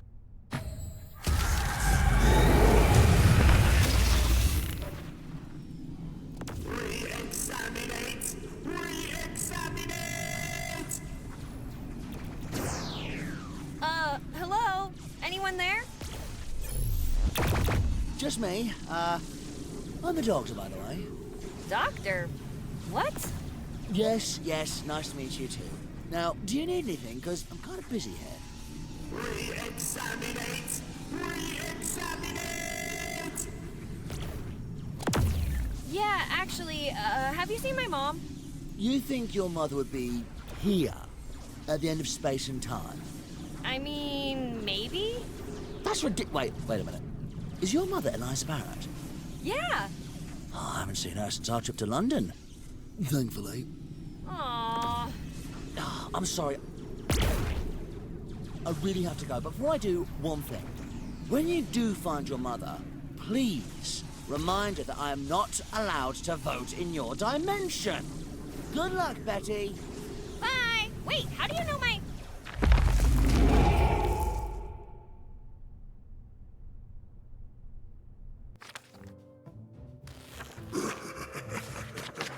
A crushed soul and an unbelievably sharp sword. Not sure I can find those at Lorraine's. A crushed... Not sure I can find those...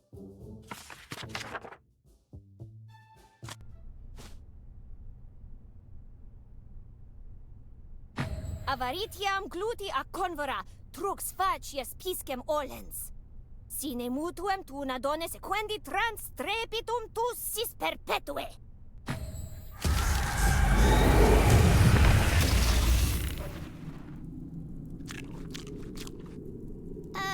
Sorry to interrupt your dinner, miss. Betty. Yeah, that's right. I'm Betty. Have you seen my mom? Wicked, tricksy, false.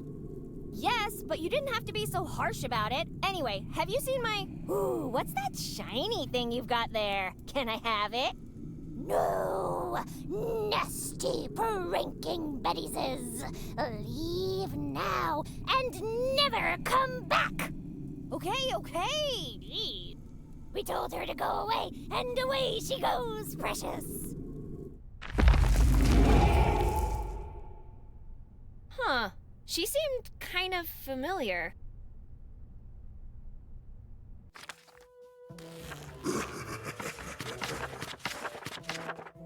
An intentionally blank space.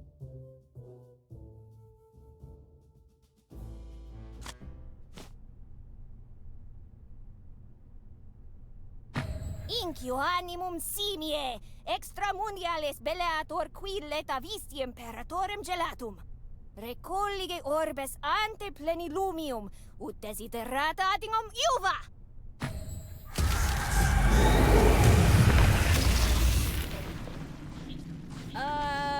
Hey, sorry to interrupt, but you guys wouldn't happen to have seen my mom, would you? We're in the middle of a fight! Get lost! Come on, that's no way to talk to people. Oh, and sorry, I don't think we've seen her around. Hey, I know! We could ask the dragon! You idiot! You can't just use those to solve every problem! Well, it was worth a try, I guess. Good luck with your battle. Thanks! Good luck finding your mom!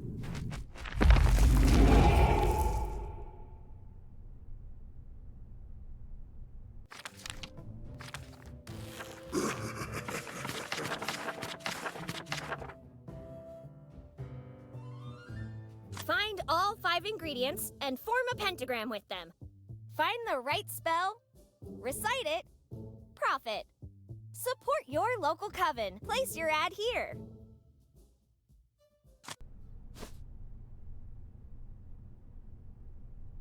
Klatu varada! Necktie? I can't read the last word. Nectar? Noodle? Nickel? I'm sure no one will notice. Klatu varada ni... Juice! Yeah, nailed it.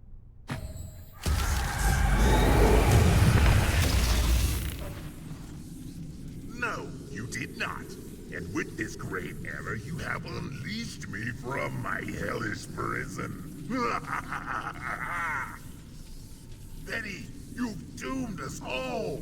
Fire will rain down from the skies and rivers will run red with blood. But don't worry, there's still time. Just cut off your hand, cast it into the portal, quickly. No. It's just that I'm pretty attached to both of my hands. Curses! Foiled by Betty. Curse you, Betty Anderson! Curse you!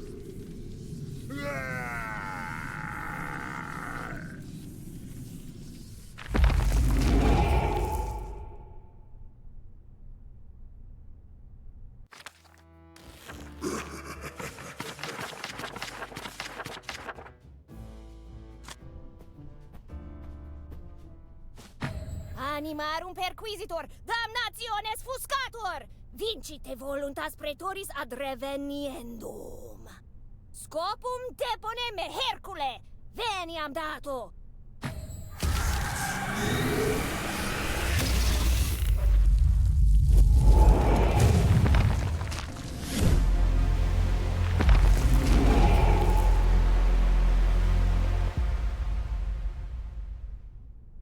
Wow, now that's what I call an entrance. Is that you, Mistress Eliza? You have returned from your trip to the desert earlier than expected. Have you perhaps forgotten something inside the research room? Wait, he thinks I'm Mom? And what is she doing in the desert? I should probably check out that research room. Maybe I'll find some answers there. Is something amiss, Mistress? Yes, Bucky, of course it's me. Now open that door. You appear to have changed your expected physical parameters. I am unable to confirm that you are the mayor, and therefore cannot permit you access. Oh, that's because, I used the book to give myself a makeover. Don't I look great? Bucky? Stating a false opinion would be very unorderly. I will unlock the door for you now, Mistress.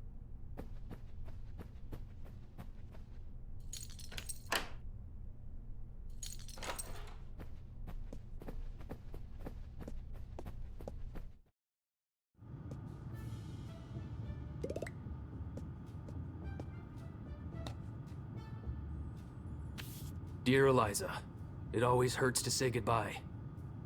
I'm leaving you. For the weekend! I hope you didn't stop at the I'm leaving you, or I'll be in trouble when I get back. Anyway, I'm just going fishing at my parents' lake house. It would be nice to have you here so we could enjoy some quality time together. You know, away from Betty. Just imagine swimming naked under the stars as they shine only for us. And if that's not sexy enough, we could try shotgun fishing too. I wish your love for me was bigger than your hatred for Corona. But the offer's on the table anyway. Love, Lincoln. P.S. So you won't get lonely, I left you something to remember me by. But you can't take it out of the envelope until you answer this riddle. Underwear, underwear. Where have I left my underwear? What the? Ew! Come on, Mom! You can't just leave these lying around.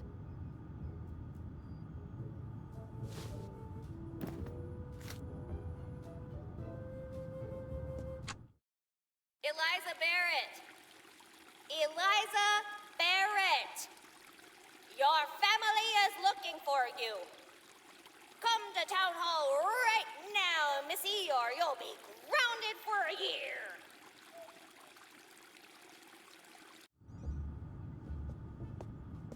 Out of all the places to mark in the 48 states, someone chose Corona, New Mexico. What could possibly be important there?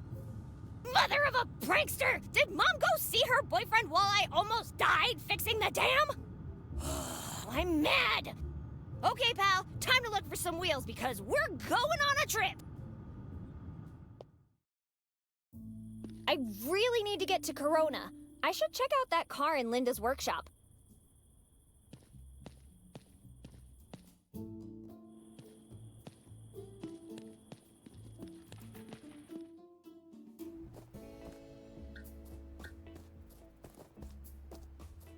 Now this is a queen among motorcycles. Yup, you definitely can't beat a Corley. A bike like this only needs 2 things: asphalt and trouble.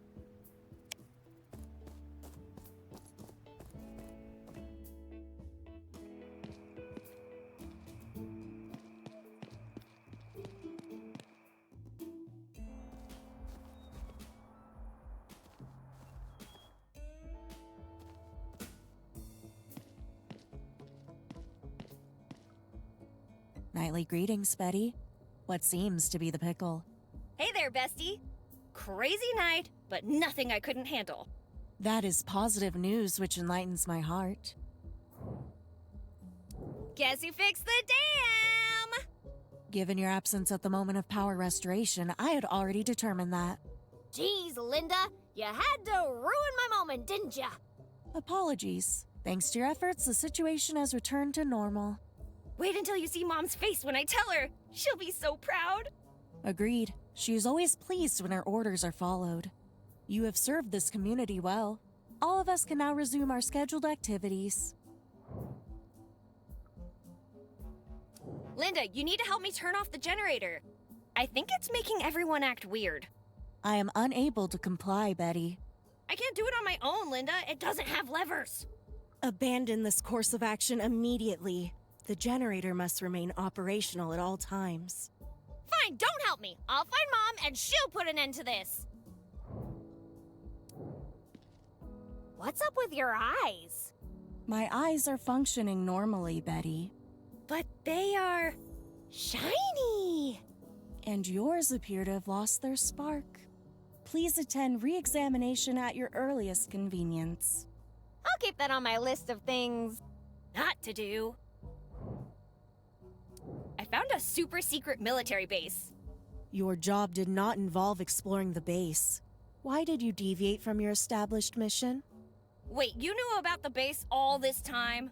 By the way, that general and I, best buds forever. If your visit was related to the general's business, then everything is orderly. There's something odd about you, but I can't seem to put my finger on it. I am behaving perfectly reasonably, Betty. In fact, I have an upsurge of joy when I recall your invaluable cooperation in fixing the generator. See, here's the thing. I can't tell if you're being sarcastic right now. Betty, I would never use sarcasm while conversing with you. That would be unorderly of me. See? That's exactly what I'm talking about. I think I'm good for now. A fond farewell, Betty. I think I'm starting to draw too much attention to myself. I can't see the keys anywhere. Maybe in the glove compartment? Almost there! Got it! Damn, it's empty! I should ask Linda.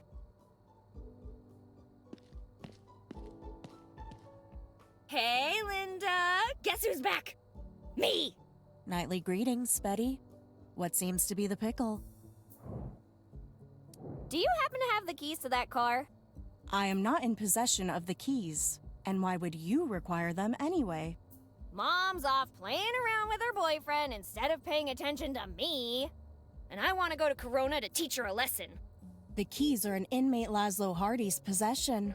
And even if you were to acquire them, it would be a meaningless effort because the car has no fuel. Don't worry, I'll take care of that later.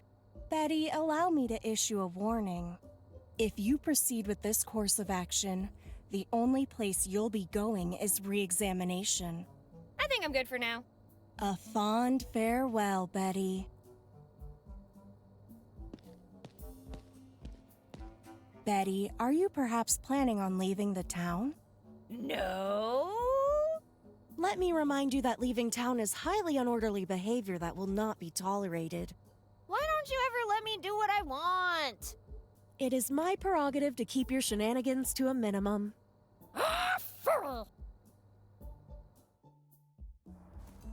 Is it just me, or was that a very awkward conversation? Anyway, I wonder where that Laszlo guy could be.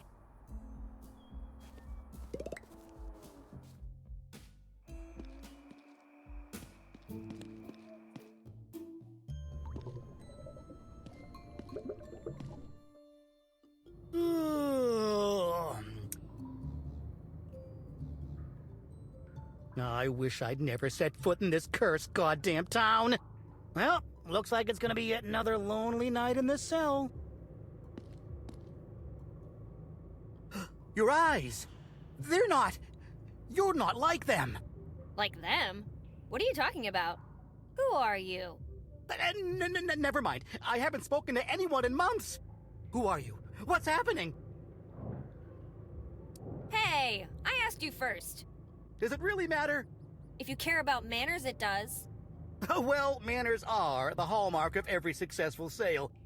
I'm Laszlo Hardy, a professional security alarm salesman. Can I interest you in... oh, sorry, force of habit. And you are? I'm Betty, professional problem solver. You wouldn't happen to be here to free me, would you? Just because I solve problems doesn't mean I can solve all of them. No. How did you end up in jail? No, it was all a setup. Isn't that what every inmate says, Mr. Hardy? No, listen to me. I'm telling the truth. They got the FBI to frame me for something I didn't do. The FBI? Really? Yes, and the sheriff's in on it too. They all ganged up on me. Watch it! Sheriff Coltrane is one of the best sheriffs this town can remember. Yeah, one of the best sheriffs, huh? Well, if you like the guy so much, why don't you marry him? The hell did that come from? Oh, just leave me alone, would ya? So, did you actually do anything bad? Tell me the truth. The only thing I'm guilty of is maybe overselling my products a teensy bit. Come on, you can tell old Betty what happened. Okay, I came to this town to pitch a new alarm system to the mayor. But that pig-headed woman turned me down. Since when do salespeople take rejection personally? That's because it wasn't just one. It was the one. I'd never failed a sale before, so I spent a few days drowning my sorrows at Max's. Let me tell you, I was drunker than a mule on Cinco de Mayo. I ended up in the park, and then I saw it. What was it? The bank's alarm system. A Templeton's Unsafe 5000. An insult to everything I hold dear. Long story short, it turns out that aggravated alarm assault on the same night someone robs the bank was a bad idea. They charged me with grand larceny, threw me in here, and that's where I've been since. Well, that sucks. Neat car. Mind if I borrow it? Yeah, not a chance. Nobody puts their hands on my Betty and lives to tell the tale. Wait, whose hands on me? No, not you, my car. Why would you name a car Betty? Hey, it's a beautiful name. Well, can't argue with that. Anyway, where is she? Gathering dust at Linda's garage. If you told me where the keys are, I could take her for a spin. Right here with me, but you're not getting them. All right, guess I'll see if Linda knows how to hotwire a car. Hotwire? Have you lost your mind, Betty? Hey, I'm willing to negotiate. Tell you what, I have this coupon for a free cake from Mike's Diner. Get it for me, and then I'll trade you for the keys to my car. Deal? Sure, why not? Sounds easy. There's one really important thing you need to remember. I love surprises. I want a surprise with my cake. Wink, wink. Got it? Do they even feed you down here? Ugh, yeah. They keep bringing me this gloopy thing. Ugh. Did you really? Ugh, hell no. I've been feeding it to the rats and roaches. What rats and roaches? Exactly. I just wanted to catch up with you. You know, what you've been up to, the places you've seen. Oh, look at you, mocking an innocent man.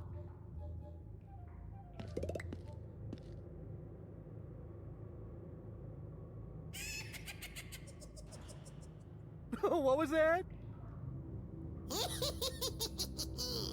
Oh no, why are you here now? I thought I had until next week. Amos! Amos, help me! No, please don't. I don't have all of it yet, but it's coming. I just need more time, I swear. Amos! Amos! I need Gloopy and I need it now! Please, please, I'm begging you. It's not my fault. My supplier's late.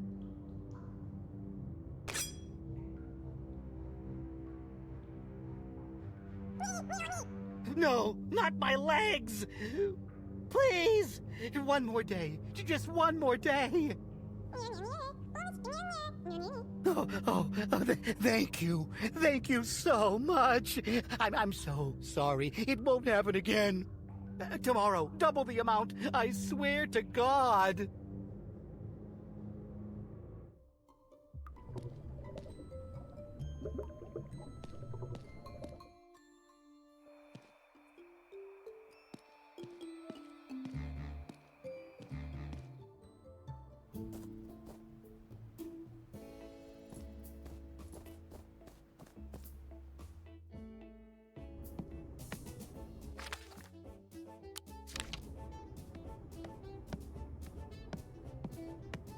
Hey, Mike, can I have a cake?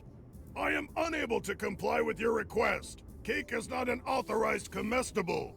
But I have a coupon. Wouldn't it be just as unorderly to not give me the food I have a coupon for? You make a good point, Betty. Do you have any special requests? Why don't you just surprise me? The customer is always right.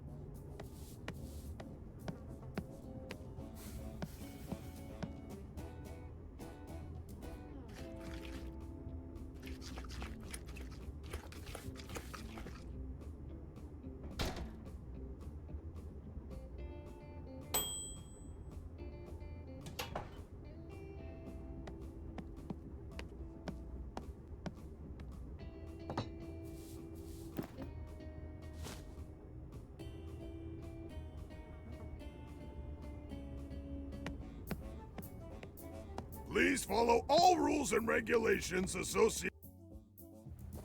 What could have happened to these people? I've been away for a couple hours at most.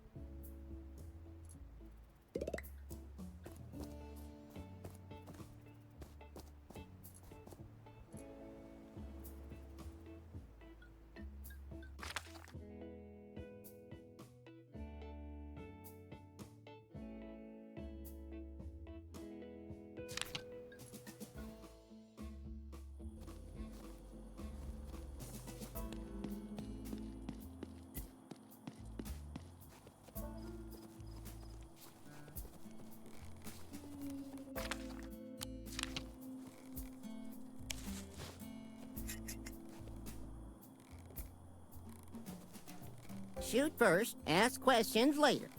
The arrangement of... Hey, Ben. Nightly greetings, Betty. What seems to be the pickle? You wouldn't miss a few gallons of gas, would ya? Of course I would, Betty.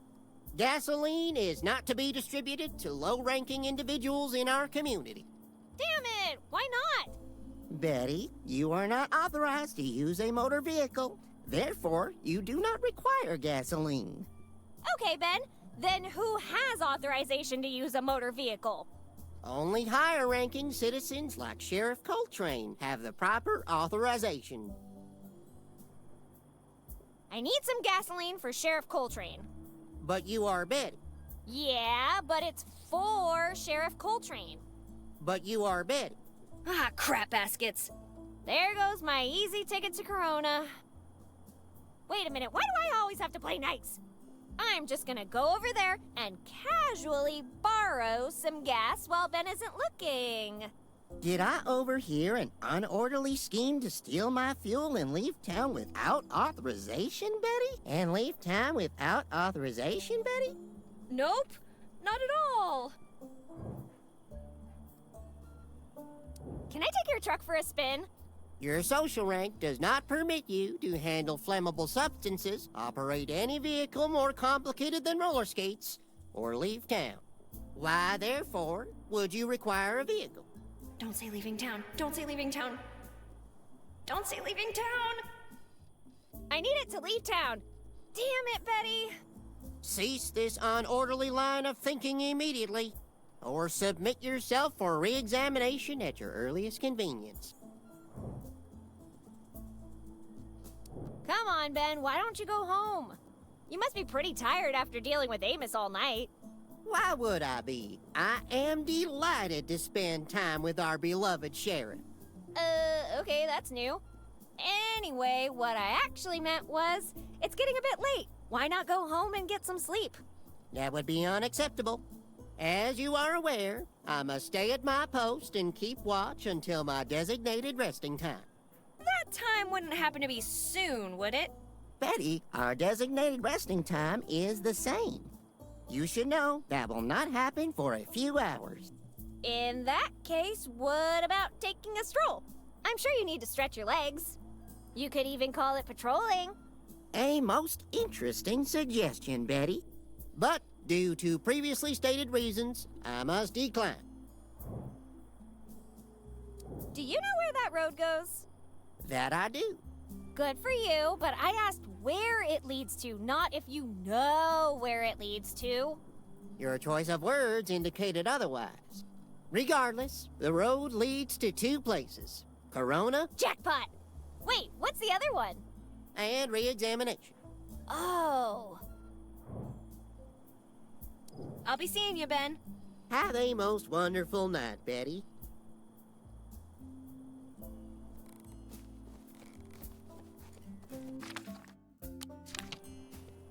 A thousand pardons, Miss Potential Client. But should you feel that can without providing payment first, I will be forced to stop you by making use of this trusty double-barreled shotgun.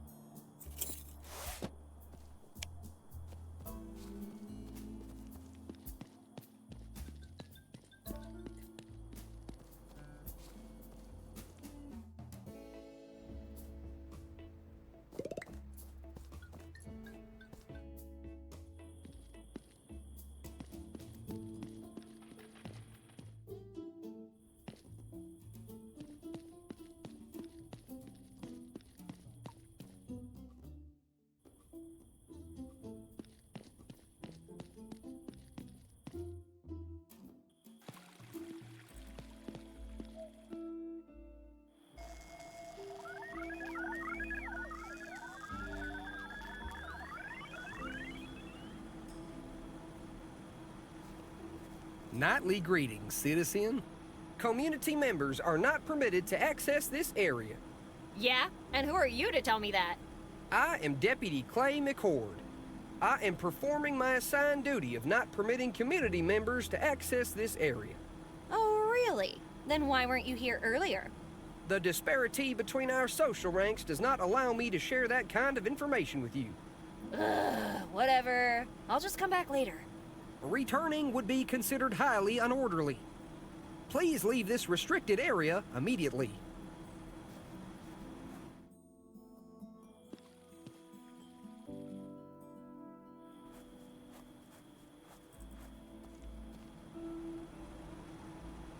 you I'd be back. Your persistence has been noted. So, what are you doing here exactly? I am performing my assigned duty of not permitting community members to access this area. Aw, not even good old Betty. That is correct. But I helped fix it. You have performed a valuable service for our community. Now please leave this restricted area immediately. That's what I get for helping.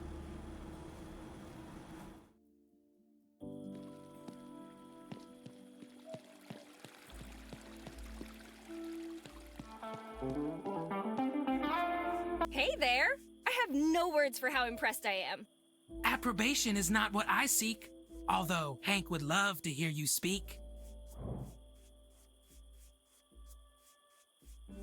Could you play a song for me, Hank? I am happy beyond measure. What kind of song would be your pleasure? Something calm, like rustling leaves. This will be a great display. Now stand back and watch me play.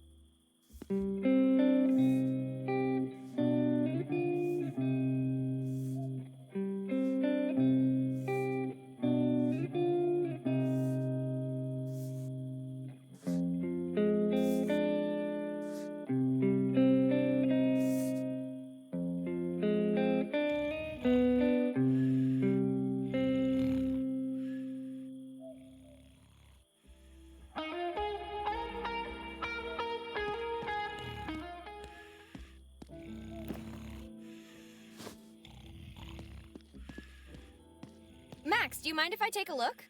Suit yourself. Daily Comrade, the incognito communist gazette of the U.S.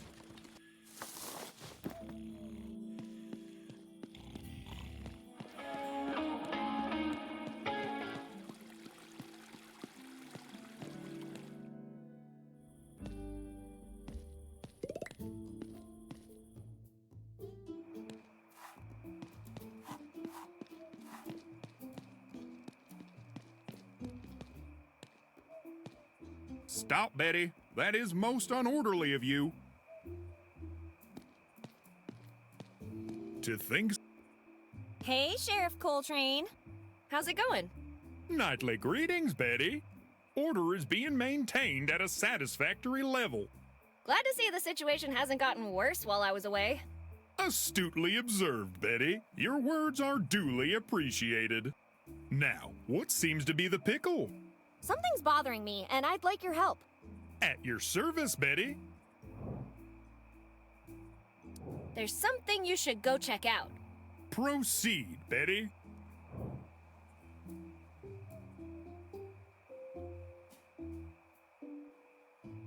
There's this raggedy guy hanging out by the high school. Kinda weird.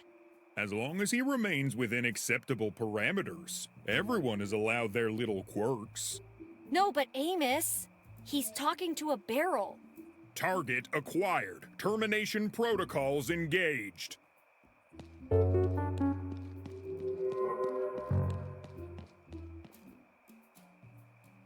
Should I warn Max? Nah, I'm sure he'll be fine. We have finally located our missing community member. Come quietly, Mr. Powell. Your suffering is almost over. Amos? Oh, crap! You will peacefully submit yourself for immediate examination. The hell I will! Mr. Powell, cease these unorderly actions immediately, or I will be compelled to terminate you. Terminate this, donut muncher!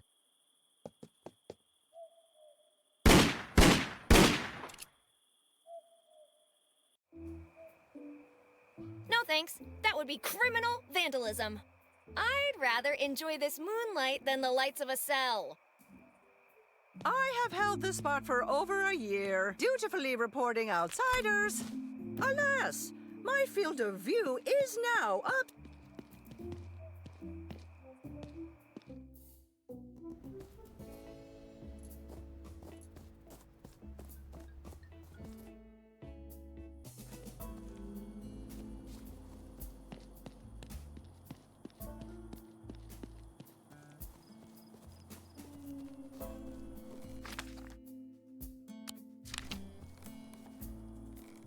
Hey, Ben, have you read the latest news? There is no need, Betty. Everything is orderly as it always has been. Are you sure? Take a look at this and tell me what you think. Wait a minute. Stalin? The Soviet motherland? Common ownership? Damn communists!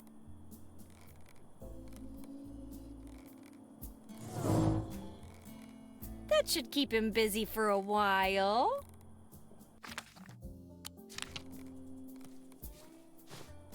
Betty sees any interaction with the vehicle post haste.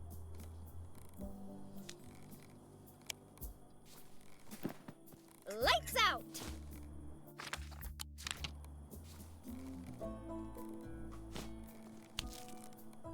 Everyone has a role? Nice, but it's still missing something.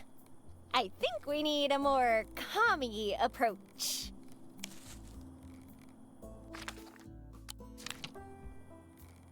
Wait! The paint will cover the star! Alright, Now, let's just paint over our little freedom blue car with a nice shade of revolution.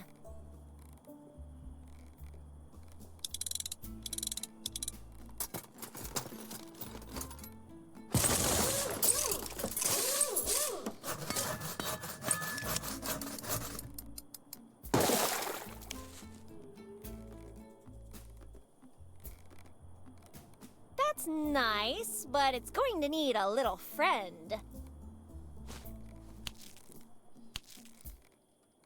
Twinkle, twinkle, little star, you now have a commie car!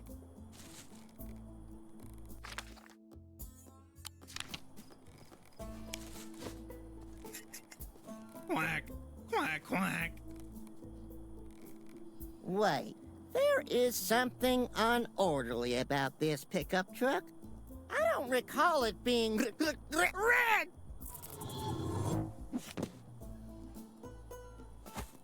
No! No!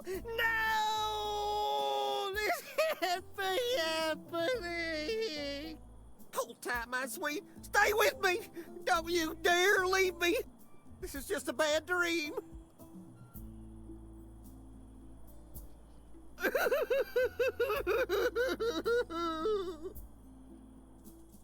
Wake the hell up!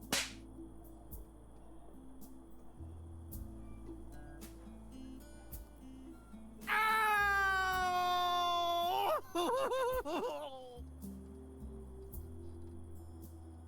No!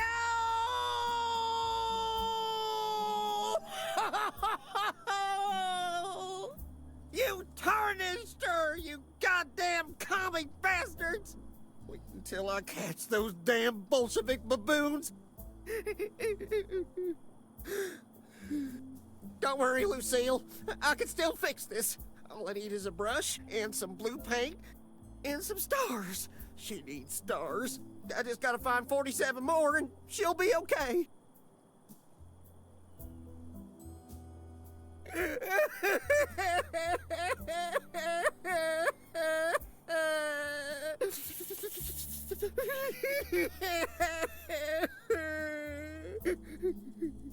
Who am I kidding? There's no way I can fix this. The paint's already drying. Please, God, I beg you, take me instead, but don't take her from me. Lucille! There's only one thing left to do. I'll always love you, Lucille.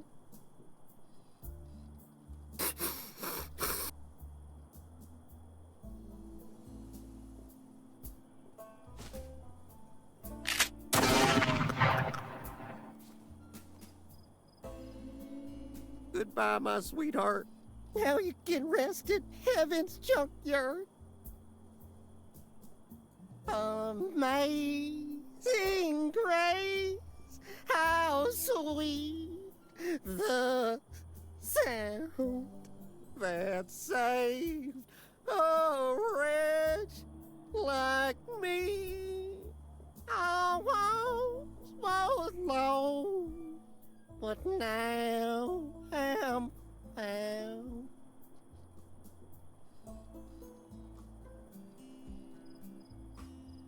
This isn't just weird, it's downright bizarre. No one is acting like themselves.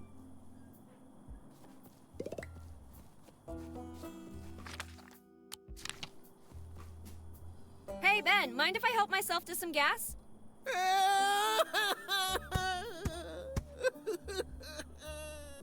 I'll take that whining as a no.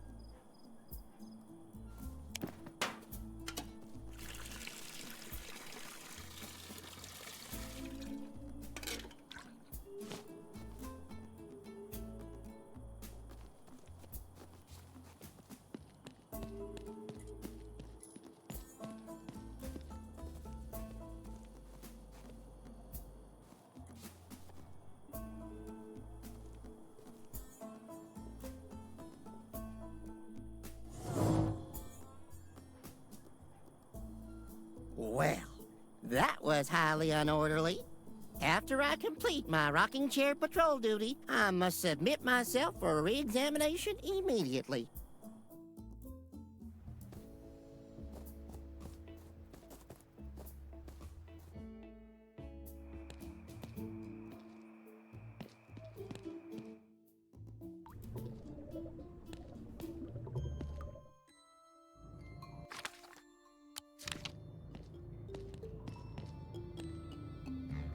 Alright, I got your cake. Happy jail-anniversary, Laszlo. Oh, you got me the one with the surprise, right? One surprise cake coming right up. Hand it over. Not so fast. Where are the keys? Well, if you can't trust an inmate, who can you trust? The police? The government? Enough with the conspiracy theories. You get cake, I get keys. That was the deal. Fine.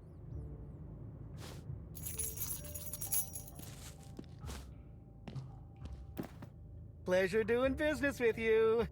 Now, if you don't mind, I've got some cake to eat. In peace.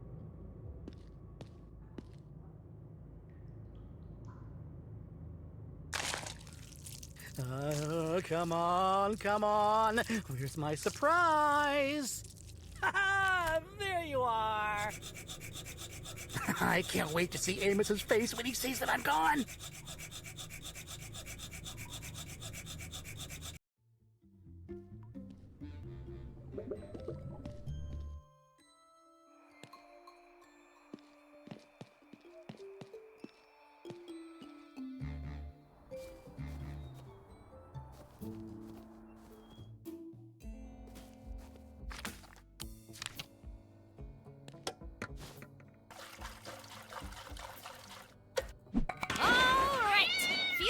And ready to rumble. Ready to leave town? No need to drag all this stuff around. But I'll keep the plunger. You never know when one of these will come in handy. Linda, I'm taking this car whether you like it or not.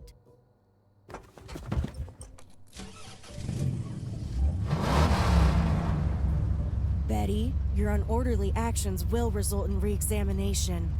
I beg you to reconsider. Sorry, Linda. Can't hear you over the sound of... Final warning. Get out of the car or face re-examination. Oh, sorry, Linda. I interrupted you. What were you saying? Stop right now. Re-examinate. Get out of town! Now! Jeez, Linda. Make up your mind already. I said run, you fool! Okay, I'm leaving. But only because I want to.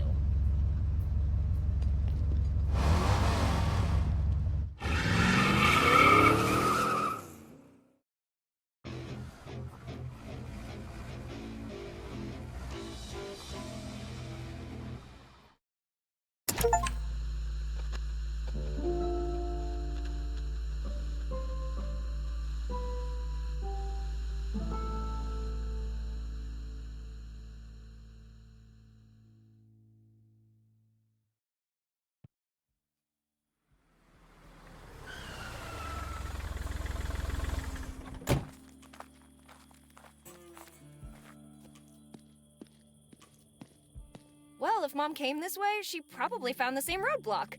Maybe Lincoln's place is somewhere around here? I should ask for directions.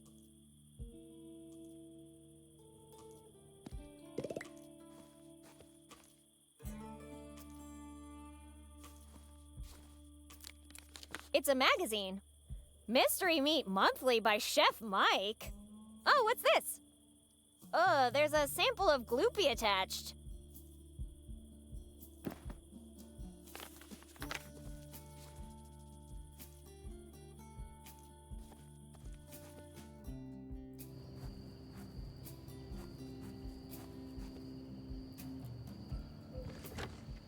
Well, strike me blind if it isn't little Betty Anderson. My, but how you've grown.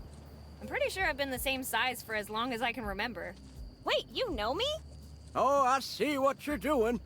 Pretending to have lost your memories again, hey? I'm not pretending. I have actually lost all my memories. You know what's gotten lost for real? Berta. That poor old cow is nowhere to be found since your last visit to the farm. What are you talking about? Nice try, Betty, but you're not fooling old Roscoe anymore. Oh, and if you want to take Picky on another one of your scavenger hunts, tough luck. She's grounded in the barn. I'm looking for my mom. Have you seen her? She might be around here looking for some guy named Lincoln Porter. I haven't seen our mayor in ages. Lincoln. Why is that name so familiar? Lincoln. Oh, the airfield's ace. Yeah, best pilot these eyes have ever seen.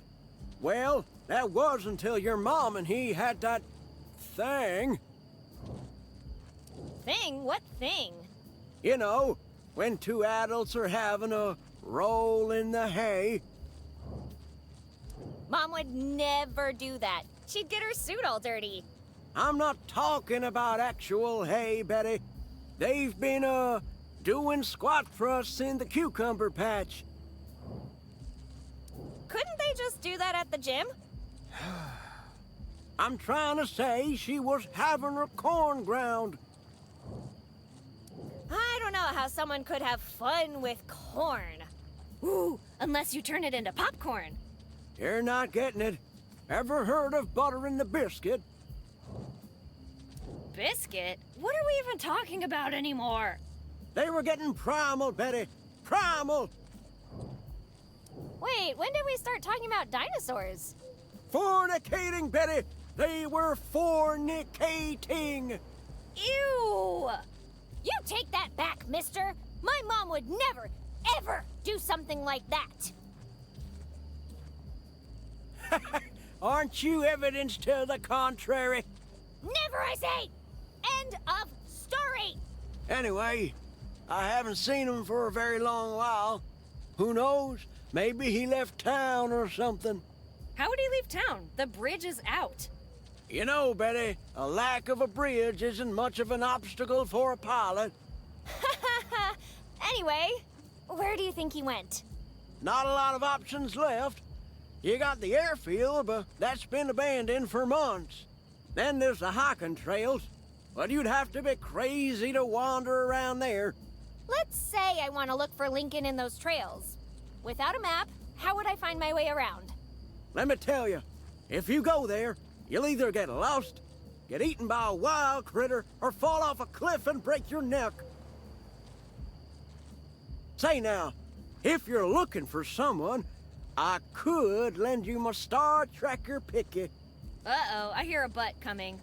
But since you've been pranking me for so many years, I figure you owe me one, or two, or three. Crap baskets! Let me see. Why don't you go fix the welcome sign at the edge of town? I've been meaning to do that for a while, but you might as well take care of it. Oh, and you remember Berta, right? No. Doesn't matter. I don't know what you did with her, but you're gonna get her back. She's probably pretty ornery, so take this. Just one question. Who the heck is Peaky? Picky? She's just about the best trekker in the whole county. Oh, she's a doggy. I love doggies. Are you okay, Betty? Did you hit your head harder this time? So, what do you do around here? Really, Betty? Okay, I'll play along. What do you think I do around here? Farm stuff? I'm a poultry farmer. Chickens? Cool. Where are they? You little... Have you been to town lately?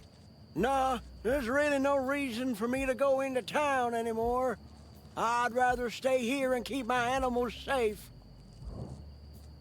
Did you know that everyone in town lost their memories? Oh, come on, Betty. Not that one again. Huh? Look, the everyone in town has amnesia prank wasn't funny the first time you tried it. And it hasn't been funny the last 20 times either.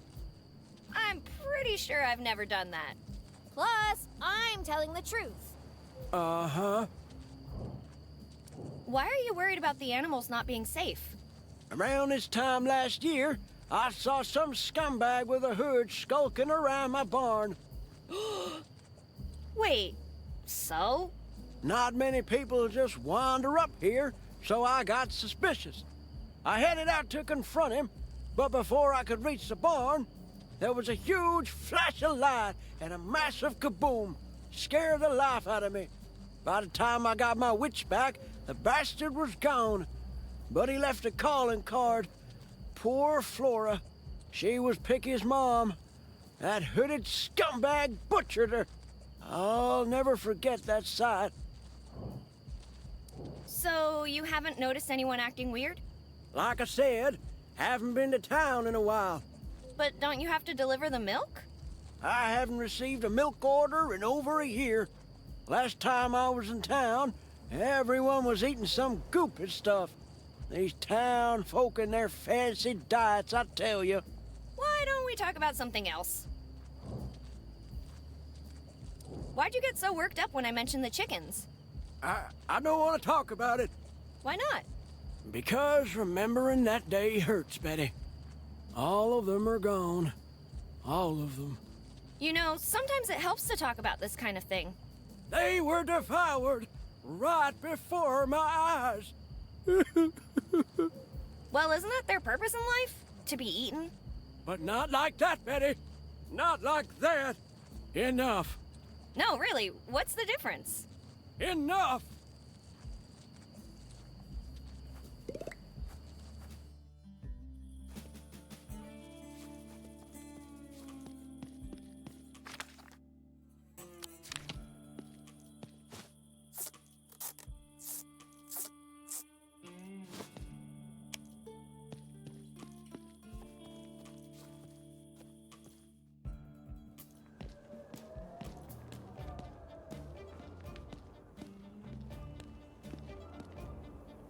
Боже, someone's come to rescue me. Ah! Ghost! What are you saying? I'm not a ghost! I'm not a ghost. I'm a reporter. You must help me, yes? Nice try, but that's exactly what a ghost would say. A ghost would claim to be a reporter. Yes? No? Aha! Nice try, ghost, but you can't trick me. If I was a ghost, could I not walk through the wall? Yet, as you can see, I cannot. Please, you must help me. Uh-huh. Okay, listen. I'm not a Nancy Peterson. I've been trapped in here for a long time. You must help me out. Well, Nancy, you see, if someone put you in there, it must be for a reason. And I already have enough on my plate tonight, so... What? No, you can't do that. Wait, please. What is your name? Betty, I guess. Betty, I guess, please. You must help me. Some very bad people put me in here. Why does all this weird stuff keep happening to me? It's like I'm a magnet for crazy or something. All right, Nancy. I'll see what I can do. Great, great! That's the spirit! You see the keypad by the door, yes? Yeah, but I have bad news. It has no levers, only buttons. Good. You need to input the correct code, but you cannot guess, okay? You will need to find a military device used for encryption and decryption. Ponimayesh? Wow, you ever notice how shiny this keypad screen is? Shiny? What? Betty, have you been listening to me? Yeah. Correct code, military device, get you out of there. No worries, I got you.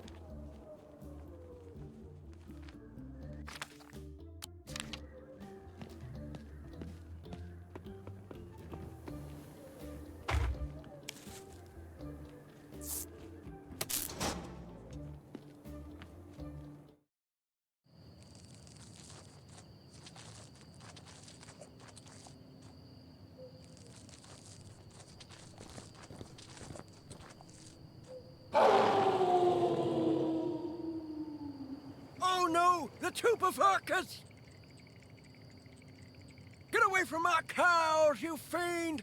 I won't let them end up like the chickens!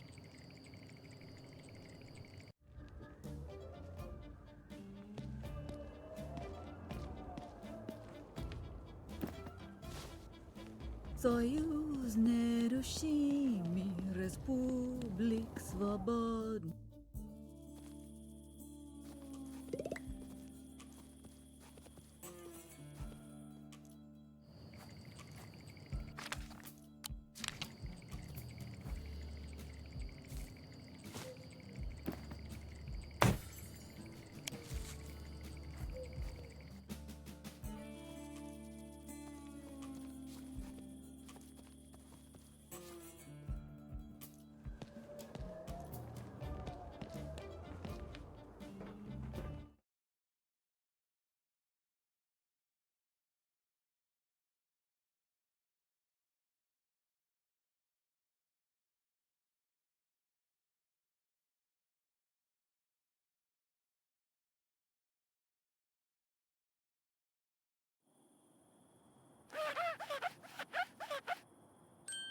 Worry not, Lucille. Your unorderliness has been quelled, and you are once again whole and hale.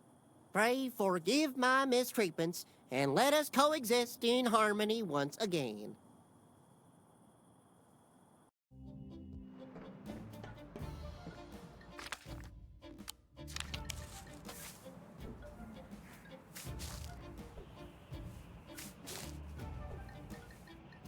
I come in peace and bearing gifts. Edible gifts. Moo. It smells fine. You're imagining things.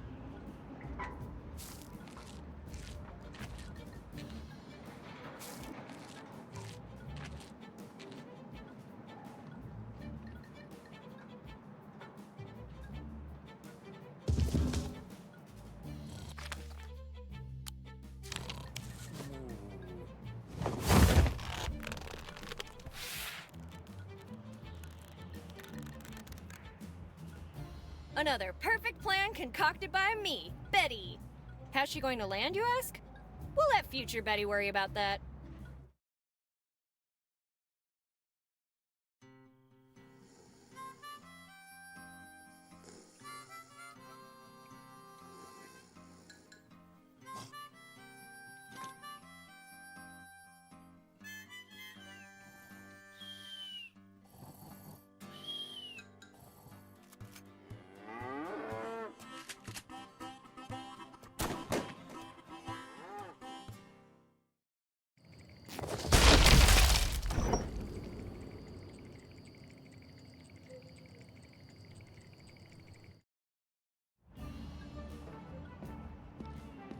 First the cow, now the door? Is everything in this world intent on keeping me from... Oh, it's unlocked.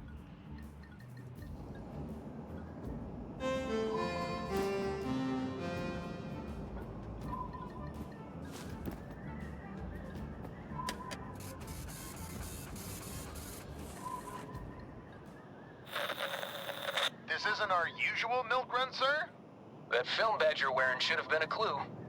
We're headed to Alamogordo. Don't worry, it shouldn't take more than a few hours. Hey, home in time for breakfast with Eliza, huh? What was that? Home in time for breakfast with Miss Mayor, sir! Very funny. You're cleared for takeoff. Roger that. Okay. Lieutenant, let's see how you ride her. 3-point takeoff.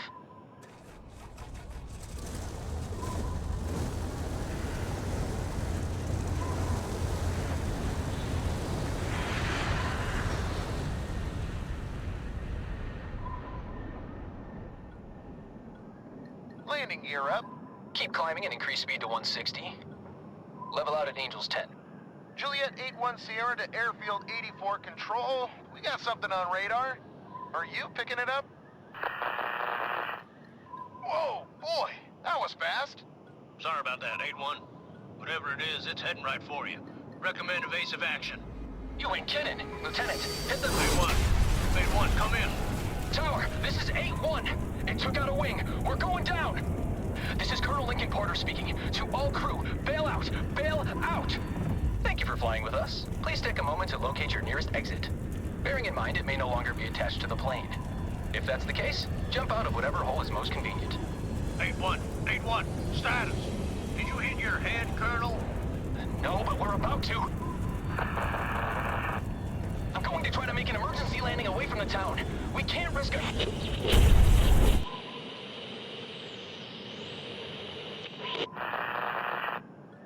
Control to 8-1. Control to 8-1. Please respond, 8-1. They're gone. Porter better not be dead. He still owes me $50. Airfield 84 to command. We have a broken arrow situation. Last known coordinates are 33 degrees, 41 minutes, 26 seconds north. 105 degrees, 43 minutes, 42 seconds west. Please advise. That was the end of the recording. It must have happened before the airfield was abandoned.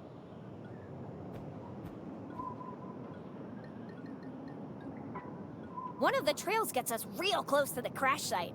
I say we check it out.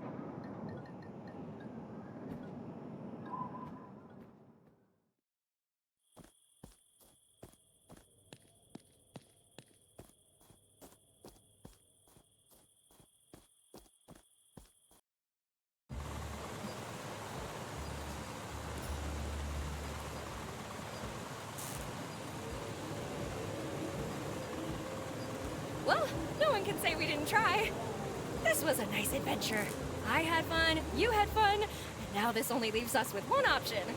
Going home! Okay, let's do this.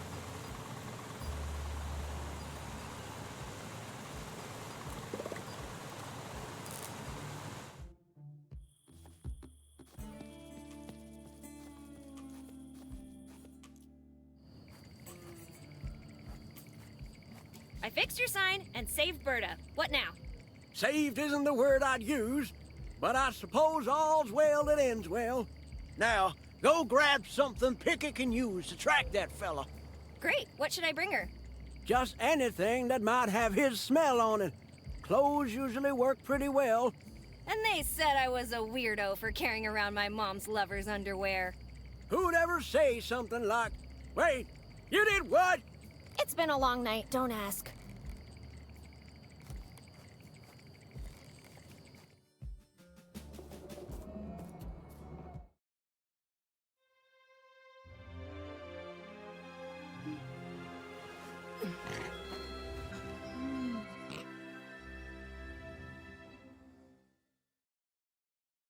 Oh, who's this cutie?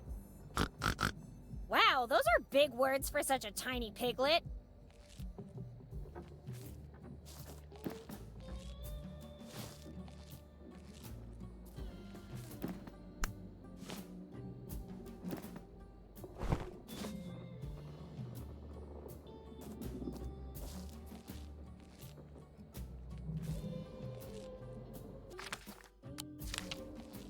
You're lucky you're so cute, or I would... Why are you so angry with me? Do we even know each other? Listen. Whoa, whoa! Before you get mad, I think you should know that everyone in town has lost their memories. I can't remember you or anything else about my life. No, it is not a prank. Why does everyone keep asking me that? I'm just trying to find my mom, that's all. A whole year? Well, if it's been that long, we should probably catch up. Roscoe said you're an excellent tracker. Could you help me find Lincoln?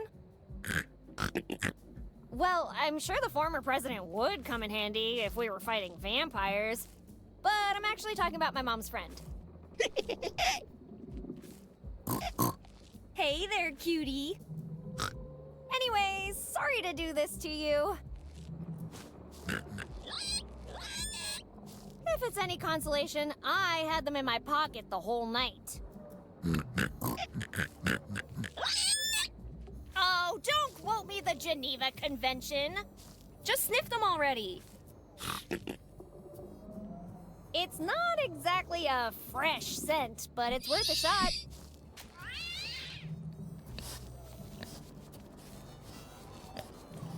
She's picked up the scent. Let's follow her, quick.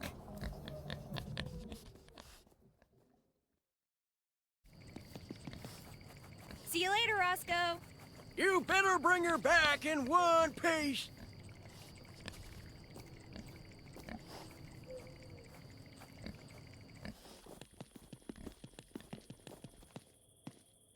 Wait, are we going hiking?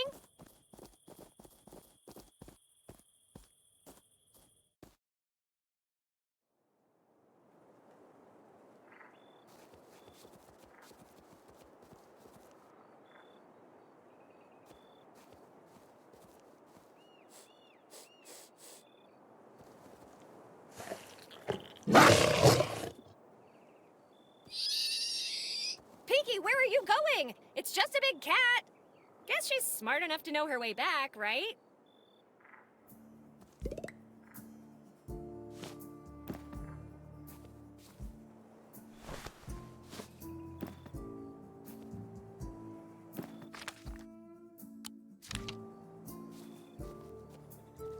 Here, kitty, kitty. Catch.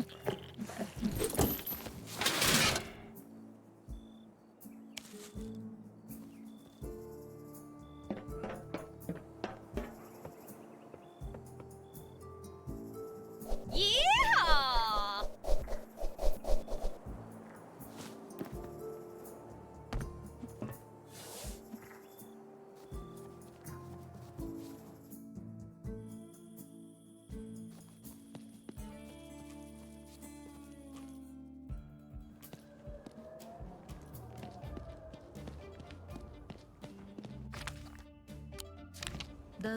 What are you doing? Are you completely nuts? Do you even know what would happen if you tried that? You have to take the cap off first. Duh. Then we can pour water on the tape and make it less sticky.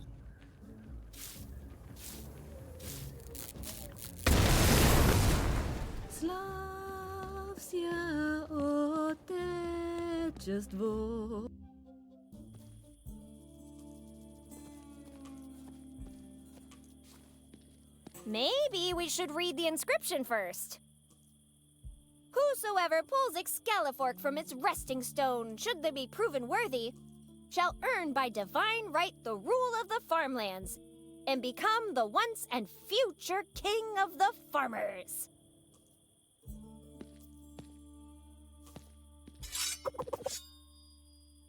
I have a sudden urge to milk cows and shovel cattle manure.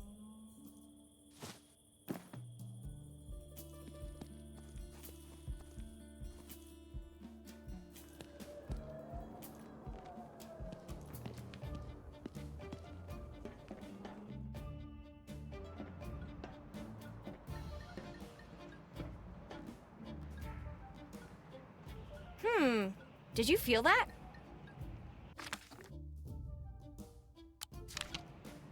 Wait a second, buddy. What are you trying to do to poor Rox Pierre? Well, of course I named him. Got a problem with that? He may just be a rock to you, but to me, he's a friend. What was that? How dare you betray our friendship like that? Acquaintances at best? Really? So that's how it's gonna be? Well then, enjoy the flight, acquaintance.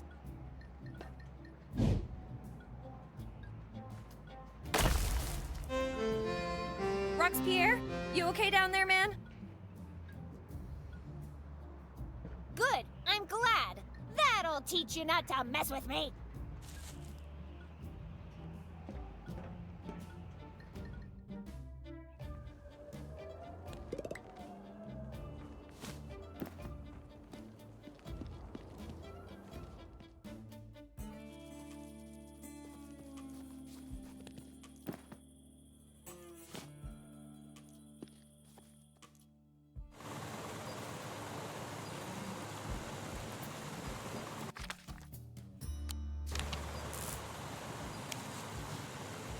Yeah!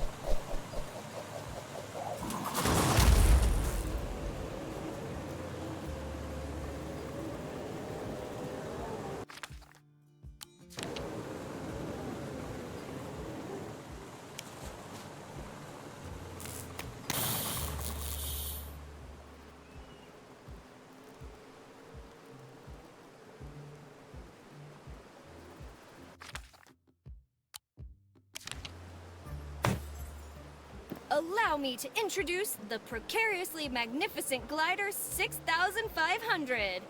Between you and me, this one's still a bit unstable, so please don't use it unless you absolutely have to, okay?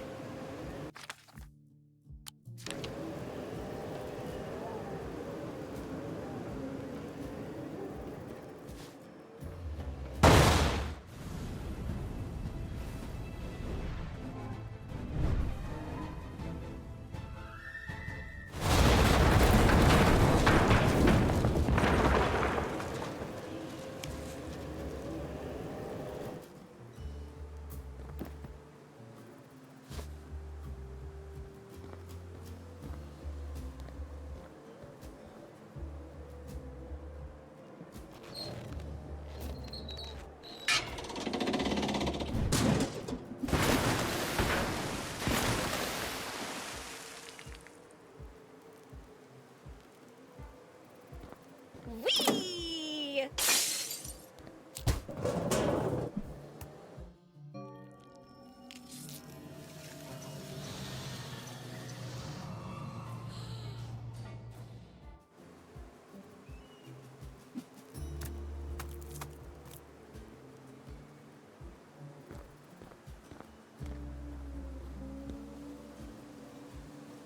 Ooh, neat goggles.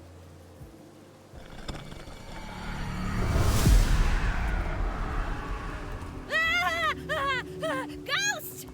Ah! Where? Damn, I keep forgetting. Anyway, hello, Betty. I've been waiting for you. There is no Betty, only Zool. Huh? It's a ghost joke. You wouldn't get it. Anyway, what's your story? It was a stormy night.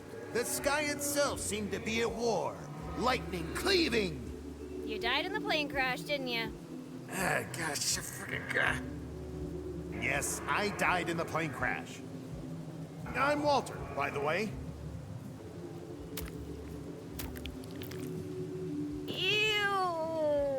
Ugh. Nice to meet you. Why are you still here? Aren't you ghosts supposed to be chasing after some bright porch light or something? Those are moths, Betty. You see, after the crash, my spirit was ready for the final journey when a storm of fear, pain, and agony struck me. Scenes of an unspeakable poultry massacre presented themselves to me. Feathers flying, beaks silent, spirits shattered into pieces. Chickens didn't make it, huh? Sorry, please go on. The trauma of their sudden, brutal, and gruesome deaths left their spirits fractured, completely lost, and doomed to an eternity of wandering this cruel land. Sadly, the chain of my fate binds me to this place. So I've been waiting for someone with a kind heart to help these poor souls reach their final resting place. And you believe that someone is me? Well, it's not like I have much of a choice here. Okay, I'll help. But after this, you all go to the light, deal? Deal. Now, take this. It's a spectral containment unit. It's designed to ensnare and transport them safely back to me. Okay, got it. Let's help those chickens cross the road to the afterlife. Oh man, I totally forgot. These ghost chickens, super shy. I'll let them know you're coming in peace.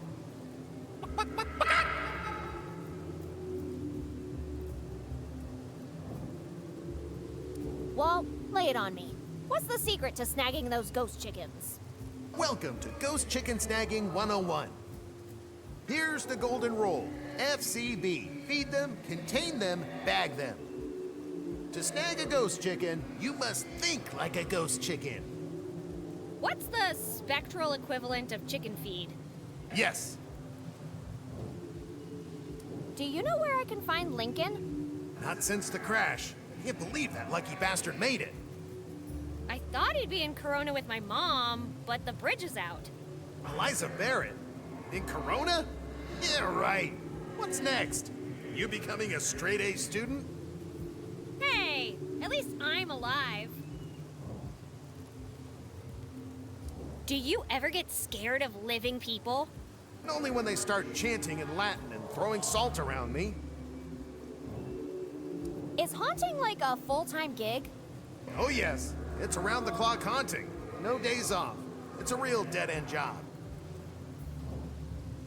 Can you guys really go through walls? Oh, definitely. It's one of the perks, along with scaring cats and messing with light switches. But it's less, ooh, and more, whoops, wrong room. Can you switch haunting locations, or is it like a timeshare situation? That would imply I had a choice. No, this is pretty much a ghost until you're toast kind of deal. Who's the most famous ghost you've met? Can't say. The Spectre NDA is pretty strict. Aww. Casper the friendly ghost. But let me tell you, he's not so friendly when you beat him at poker. Is it true that every ghost has a treasure hidden away? If by treasure you mean eternal boredom, then yes. If I said Beetlejuice 3 times, what would happen? Do that, and you'd get a guy in stripes who won't stop talking about home renovations. So, what actually happened to you guys? That thing, it just appeared out of thin air. And before we knew it, we were going down. It happened too fast to make any sense of it. You got any theories? Well, yeah, but it's a shot in the dark, really. It could have been the Soviets with some new tech. But between you and me, it didn't feel of this world. Bye, Walt. Bye, Betty.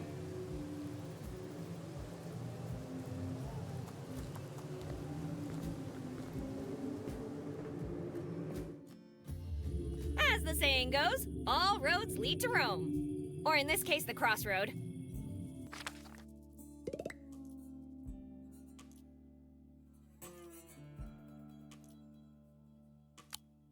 The halite crystal's too big. We'll need to grind it down before we can mix it with the gloopy.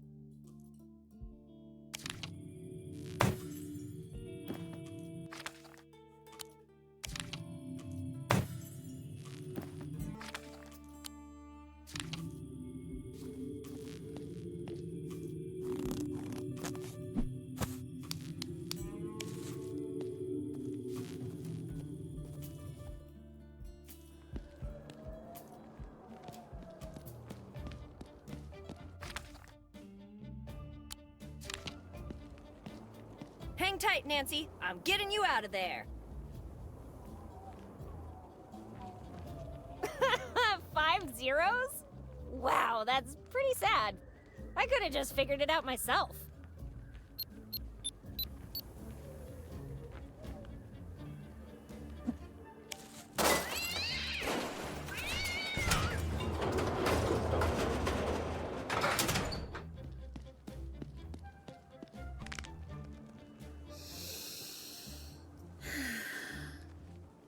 Nietsta, I am free.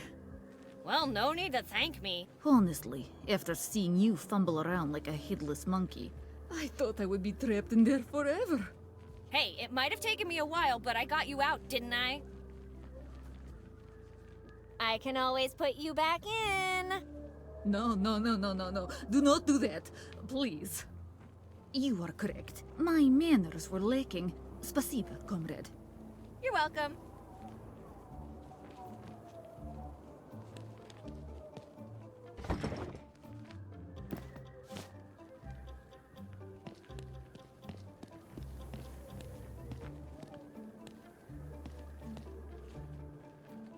Hey, Nancy, come on, let's get out of here already. Wait, Betty, I just realized something. That, plane. We shouldn't leave it unattended. Now that you mention it, yeah, it's gotta be worth way more than my allowance can cover. I bet my mom would be really pissed if something happened to it. I should stay. Yet! I mean, you must be way too busy right now to wait around. I don't know, Nancy. I really don't want to screw things up more with my mom. Worry not, comrade. I'll take care of it. You helped me, so this is the least I can do. No one else will put a finger on it. Thanks, Nancy. That's really nice of you. Yes, you go. Don't worry. I will take very good care of the plane. All right. See ya.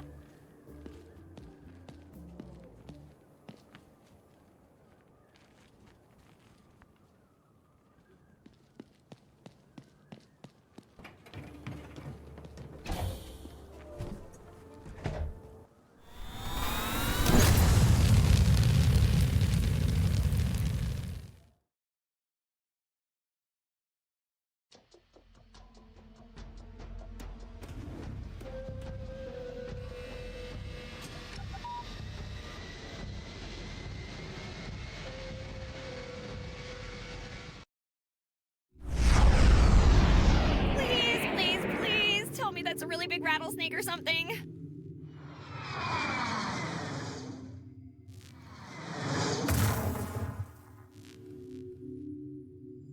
Oh, for the love of... I knew I shouldn't have trusted that Nancy woman.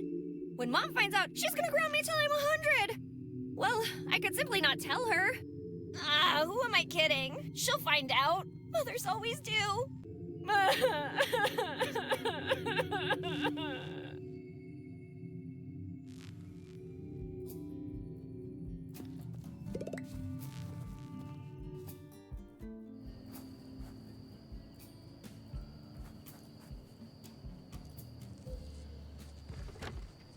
So, what are you cooking up this time?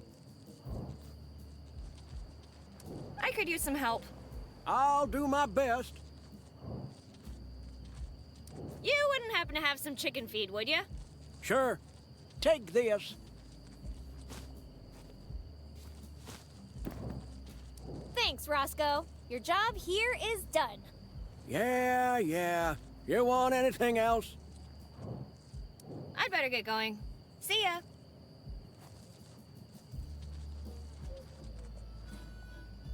Hey, Roscoe, there's something I gotta tell you.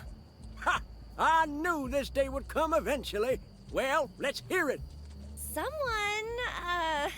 may have, read all your mail. Oh, Betty, I forgive. Wait, what?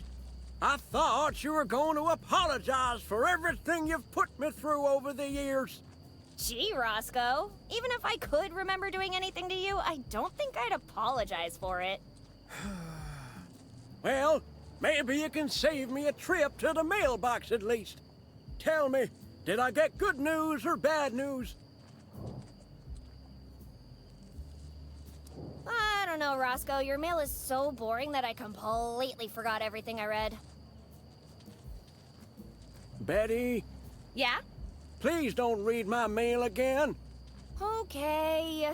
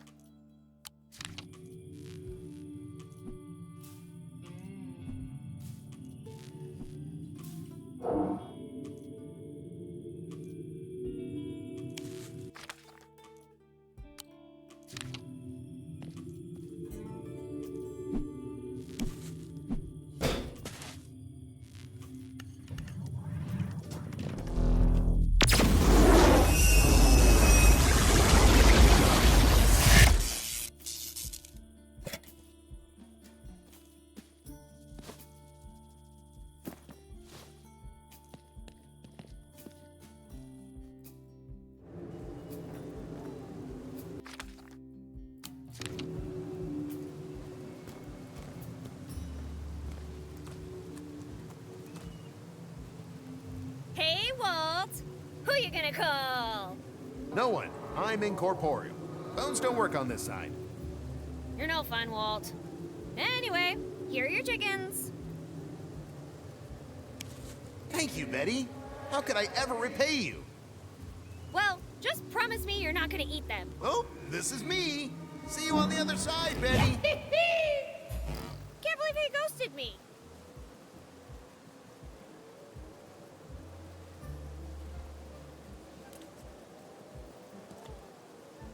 Property of Walter Walt Walters.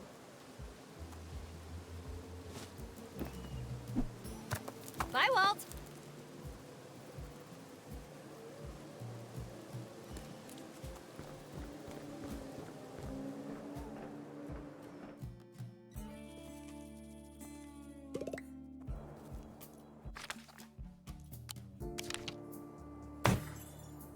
Safety levels are going through the roof, but it's still not enough.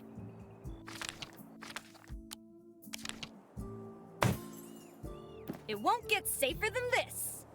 I'll name it the Gray Matter Anti-Liquefier 7000. Patent pending.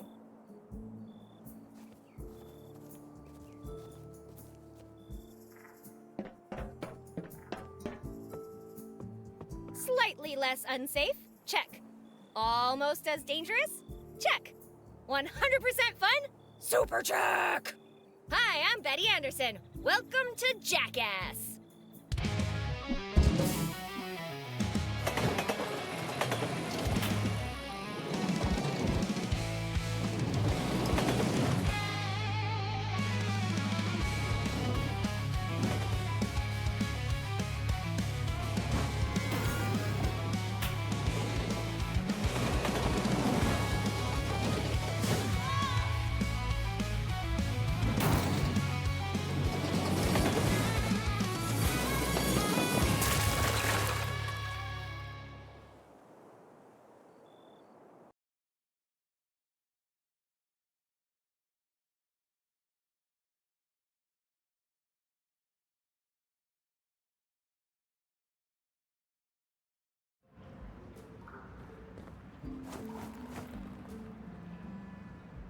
Damn, looks like I lost my stuff while I was falling. Ugh, stupid gravity.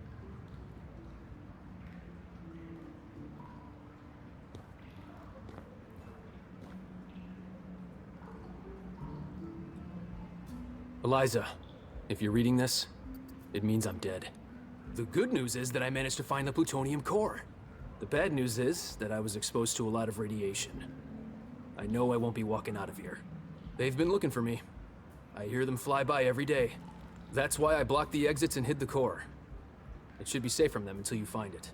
But just in case they get here first, I'm hiding the location in a riddle. I was king in times of old, but now my bones lie white and cold. My teeth and claws rent flesh to the bone. A power only the stars could dethrone. Once you find the core, give it to Dr. Dixon. She'll know what to do with it.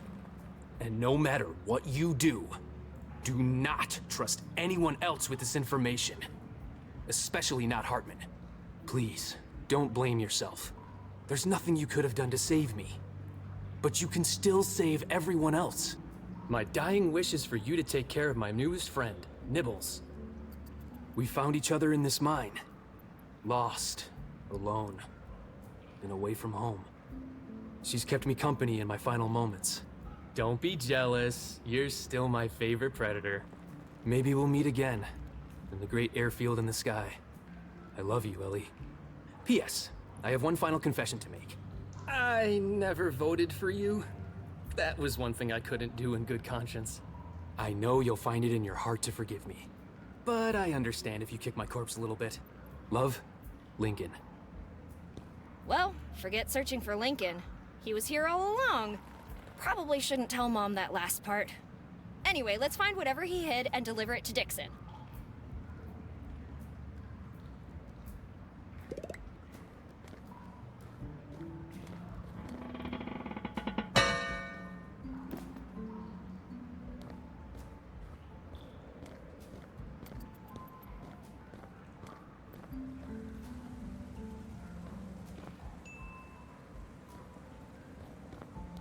Ooh, diamond. Hey, this is my diamond. You better keep your filthy eyes off it. Capiche?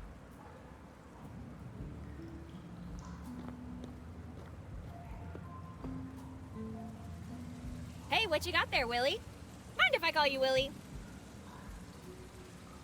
I didn't think so. You wouldn't mind if I took a look at it, would ya? If anybody thinks I shouldn't grab this, speak now or forever hold your peace. Great, I'll just take this.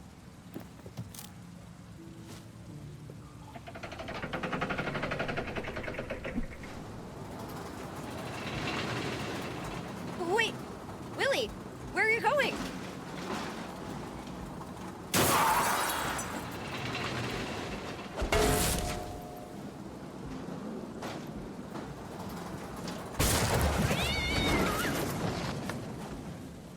Willie, are you all right, Willie? Please, Willie, say something. Willie, no! Willie! I'm sorry, Willie. I'm so sorry! Willie! I'm fine. It's okay. Let's keep trying to find the exit. It's what Willie would have wanted.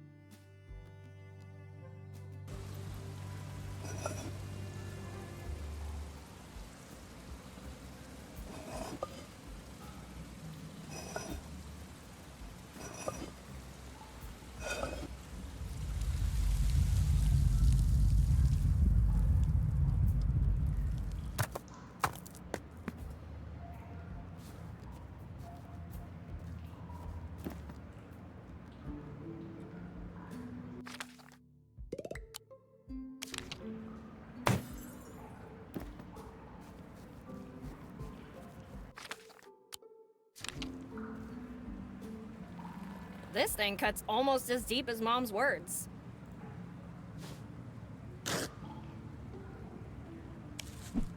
This one-cut wonder sliced through the tarpaulin like butter. Goodbye, super sharp thingy.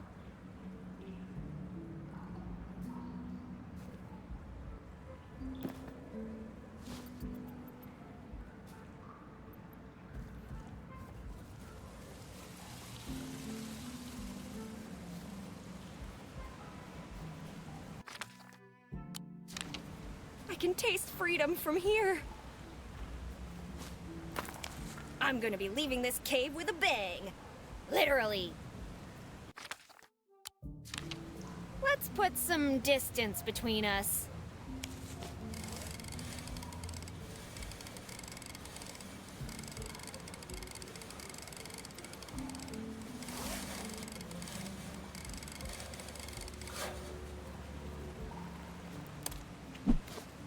The charges are set. Now I just need to wire up a detonator and we'll be ready.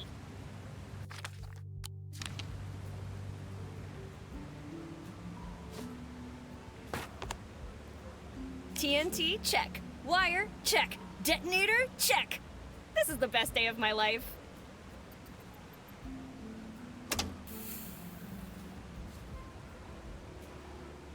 What the?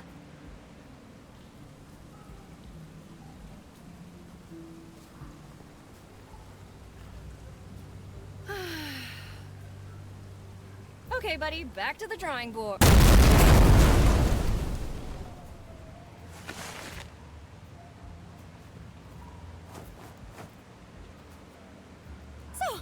My memory. My best friend's a jerk. My mom doesn't love me. The mafia tried to off me. And as if that wasn't bad enough, a sea monster almost ate me in the freaking desert. But it doesn't stop there. I got electrocuted fixing the power, and no one even thanked me. And now I'm trapped in this deep dark mine with only the corpse of my mom's boyfriend as company, whose underwear you made me touch. Oh, and let's not forget about his pet piranha, because I'm bound to run into it here. Man, who the heck has a pet piranha? And the cherry on top of all of this, you try to get me killed whenever you have the chance. Wow, that actually helped a lot. I feel better now. Thanks for listening, pal. You're always there for me.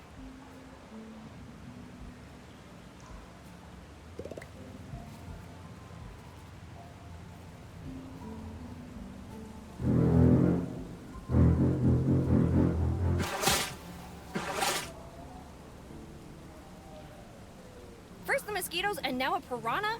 What's next? Vampires?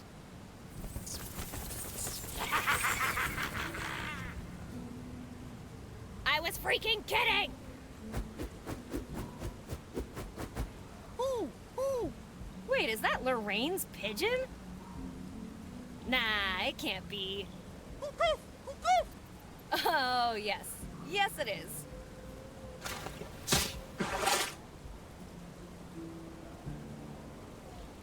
Great job, dude. Now get me out of here. I'm too heavy? Well, that's not very... Oh, looks like he's going to get help. He's going to get help, right?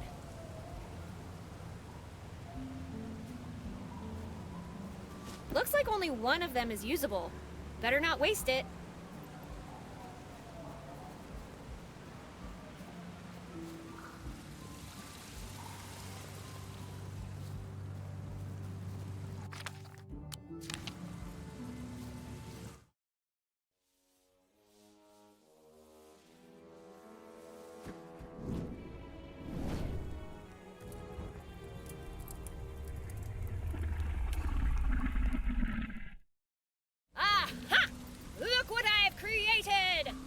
I have made fire! Ah! Holy macaroni! Don't eat me, please! I've been a good Betty, I promise! Whew, it's already dead. Time for your dental appointment.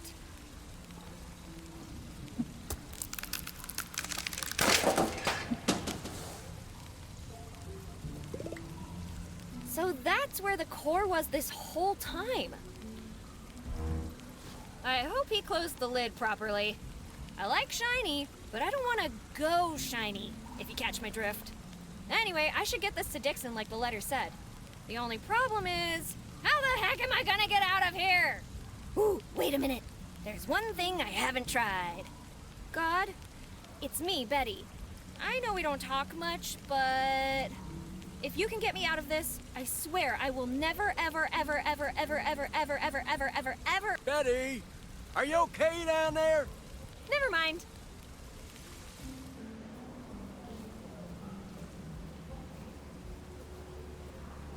Roscoe? What kind of mess did you get yourself into this time, girl? It's a long story.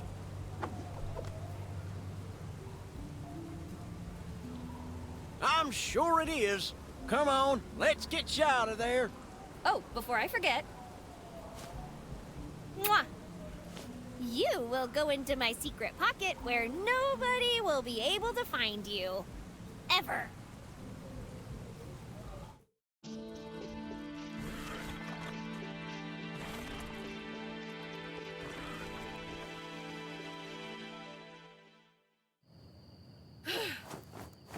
Thanks, Roscoe.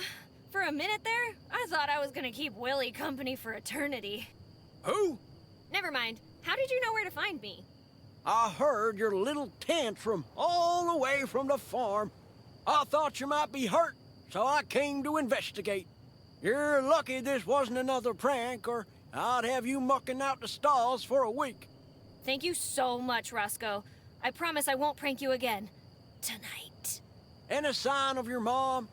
Not yet, but I found this. What in the good Lord's name is that thing? I don't know, but it must be pretty important if it cost Lincoln his life. You telling me that Lincoln fella's dead? Yeah, it looks like he sacrificed himself to keep it safe. It's always the good ones. I know. But we'll have time to cry for him later. Right now, we have more important stuff to do. I have to go back to town and find Miss Dixon. She'll know what to do with this thing. All right, kid. When are we leaving? With that modified Shelby engine you plugged into my tractor, we'll be there in no time. Thank you, Roscoe, but I think it's better if you stay away from town. I have the feeling things are about to get messy. All right. You gotta do what you gotta do, kid. You best take care of yourself, you hear me? You might be the sorest, darnest, itchiest pain in the butt, but you are my favorite pain in the butt.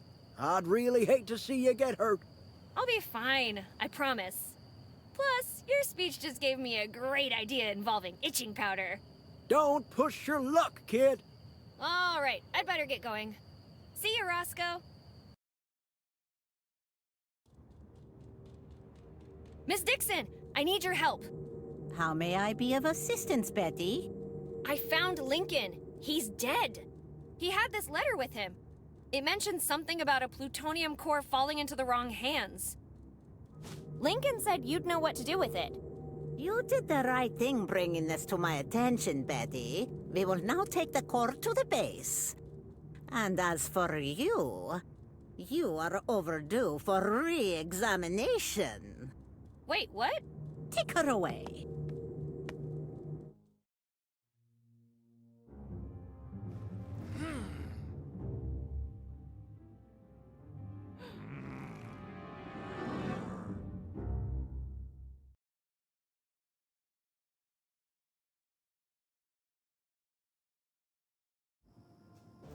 There's only one soldier. This should be easy. Hey, you, soldier! You can't treat me like this! I know my rights! You have the right to re-examination. Now, remain silent and do not get yourself in a bigger pickle than you are in right now. Okay, plan B. Hey, you! I gotta go to the bathroom. Negative. It is not your scheduled time for this activity. But I really need to go! Your attempts at deception are unconvincing. Remain silent. Crap baskets! This might not be as easy as I thought.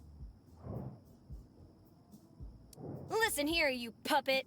You'd better untie me right now, or my mom's gonna find out about this! She'll kick your ass so hard you'll be smelling boot for a week. Your chance of escaping is less than 0. It is highly recommended that you hold on to your breath, as you will require it for further events. If you don't let me go right now, I'm gonna— Desist. We have already been briefed on your usual tactics. You have no means to escape from us. What are you talking about? I'm pretty sure that... Damn it! Aw, crap. It's a constrictor knot. I'm doomed. Hey, buddy, listen to me. We only have one shot at this. Go to your kitchen, bring me a knife. The studio does not recommend assisting Betty at this time. We are not responsible for any damages incurred during this segment of the game. Hey, you stay out of this. Where were you when I got caught, huh? Nothing to say for yourself, eh? Fine, keep it that way. Hey, you, soldier! Just wait until your boss finds out I'm here. He doesn't want me on this base. He'll be pissed. On the contrary, he will be pleased we apprehended you. Now, please remain still. He shall be with you shortly.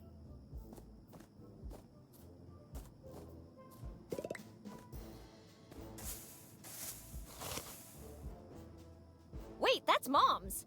Why would she bury a diary in the desert? After seeing those underpants earlier, I'm not sure I want to know more of her secrets. Ah, who am I kidding? Let's read it.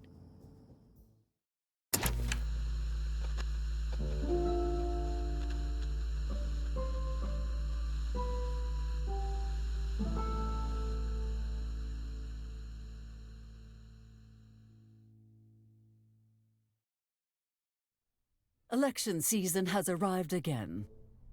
Look, now I'm not trying to sell you anything you don't already want. This was an excellent year for the Barrett administration, as always. But even I must admit there were some minor setbacks. Tell me, now how many times has this happened to you? That you're lounging around? The closing of the radio station, for example. That was not good for my image. Oh, you know what? Because I really like this town, I am prepared to offer you. And I only have a little more than a month to make that final push for votes. That way, if any evildoer tries to come through that door... Last thing I need is some last-minute surprises. Oh, what the heck? Seeing as it's you, I'll let you have up to 4% off. Yes, Mr. Harvey. Your vacuum cleaners sound lovely.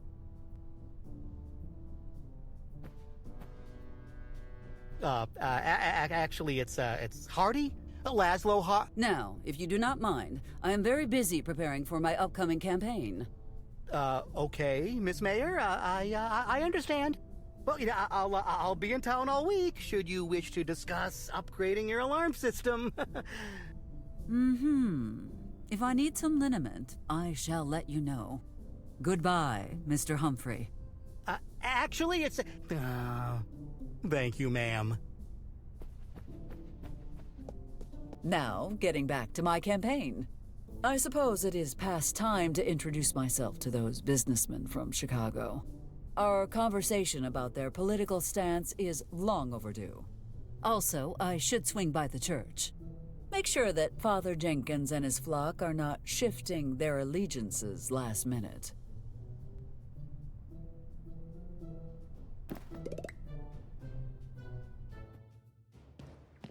What should I do first? Joseph told me earlier he saw the barber and his associate hanging in the park. That could be a good starting point. However, I could visit Father Jenkins since the church is right around the corner. Decisions.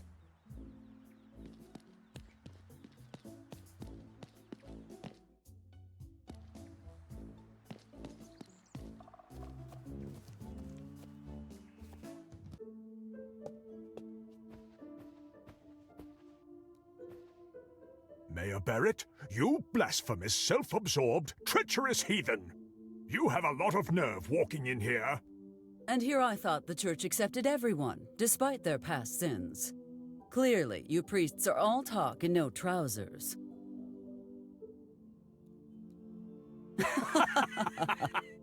Good to see you, old fiend. Enough compliments, Father. I expect you know why I am here, correct?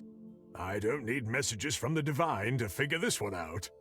It's been almost 4 years since the election, so... I trust your congregation knows who is the best option to continue leading this town. Straight to the point and always self-serving. Two of your most charming characteristics. I completely agree. But enough flattery. I need an answer to my question. You know I've always supported you, Eliza. That said, to be honest, I feel as though it might be time for a change. You know, Father, we have been associates for a long time. I might even be so bold as to say I know all your secrets. Would it not be inconvenient for you if those secrets were to get out? Why beholdest thou the mote that is in thy brother's eye, but perceivest not the beam that is in thine own eye? Could you say that again in English, please? Let me try again in a language you'll understand. Mutually assured destruction. Get what I'm saying? Yes, you have made yourself clear. So, about those votes. Very well, you have my support, and I'll make sure the congregation knows who to vote for. That said, I will need time to persuade them. How much time are we talking about? Shouldn't take too long. Come back tomorrow and I'll give you a status report. Glad we are on the same page. Eliza, I may have my doubts about you occasionally, but I know you really do want what's best for all of us. Heck, if you ran for Pope, I'd even vote for you then. Maybe someday, but the presidency comes first. Besides, I do not care for the hat. Remember the day you decided to become a priest? Like it was yesterday. I thought I was a dead man. My life flashed before my eyes and everything. But I prayed to the Lord and I was saved. I think your exact words were, God, I know I might have strayed a bit. Okay, maybe a lot. But for the love of everything I hold dear, if you save me, I will devote my life to you. And you guys showed up 2 seconds later. If I had only waited 2 more seconds. What were you doing on that volcano? I mean, I know what was happening, but not what you did to incite it.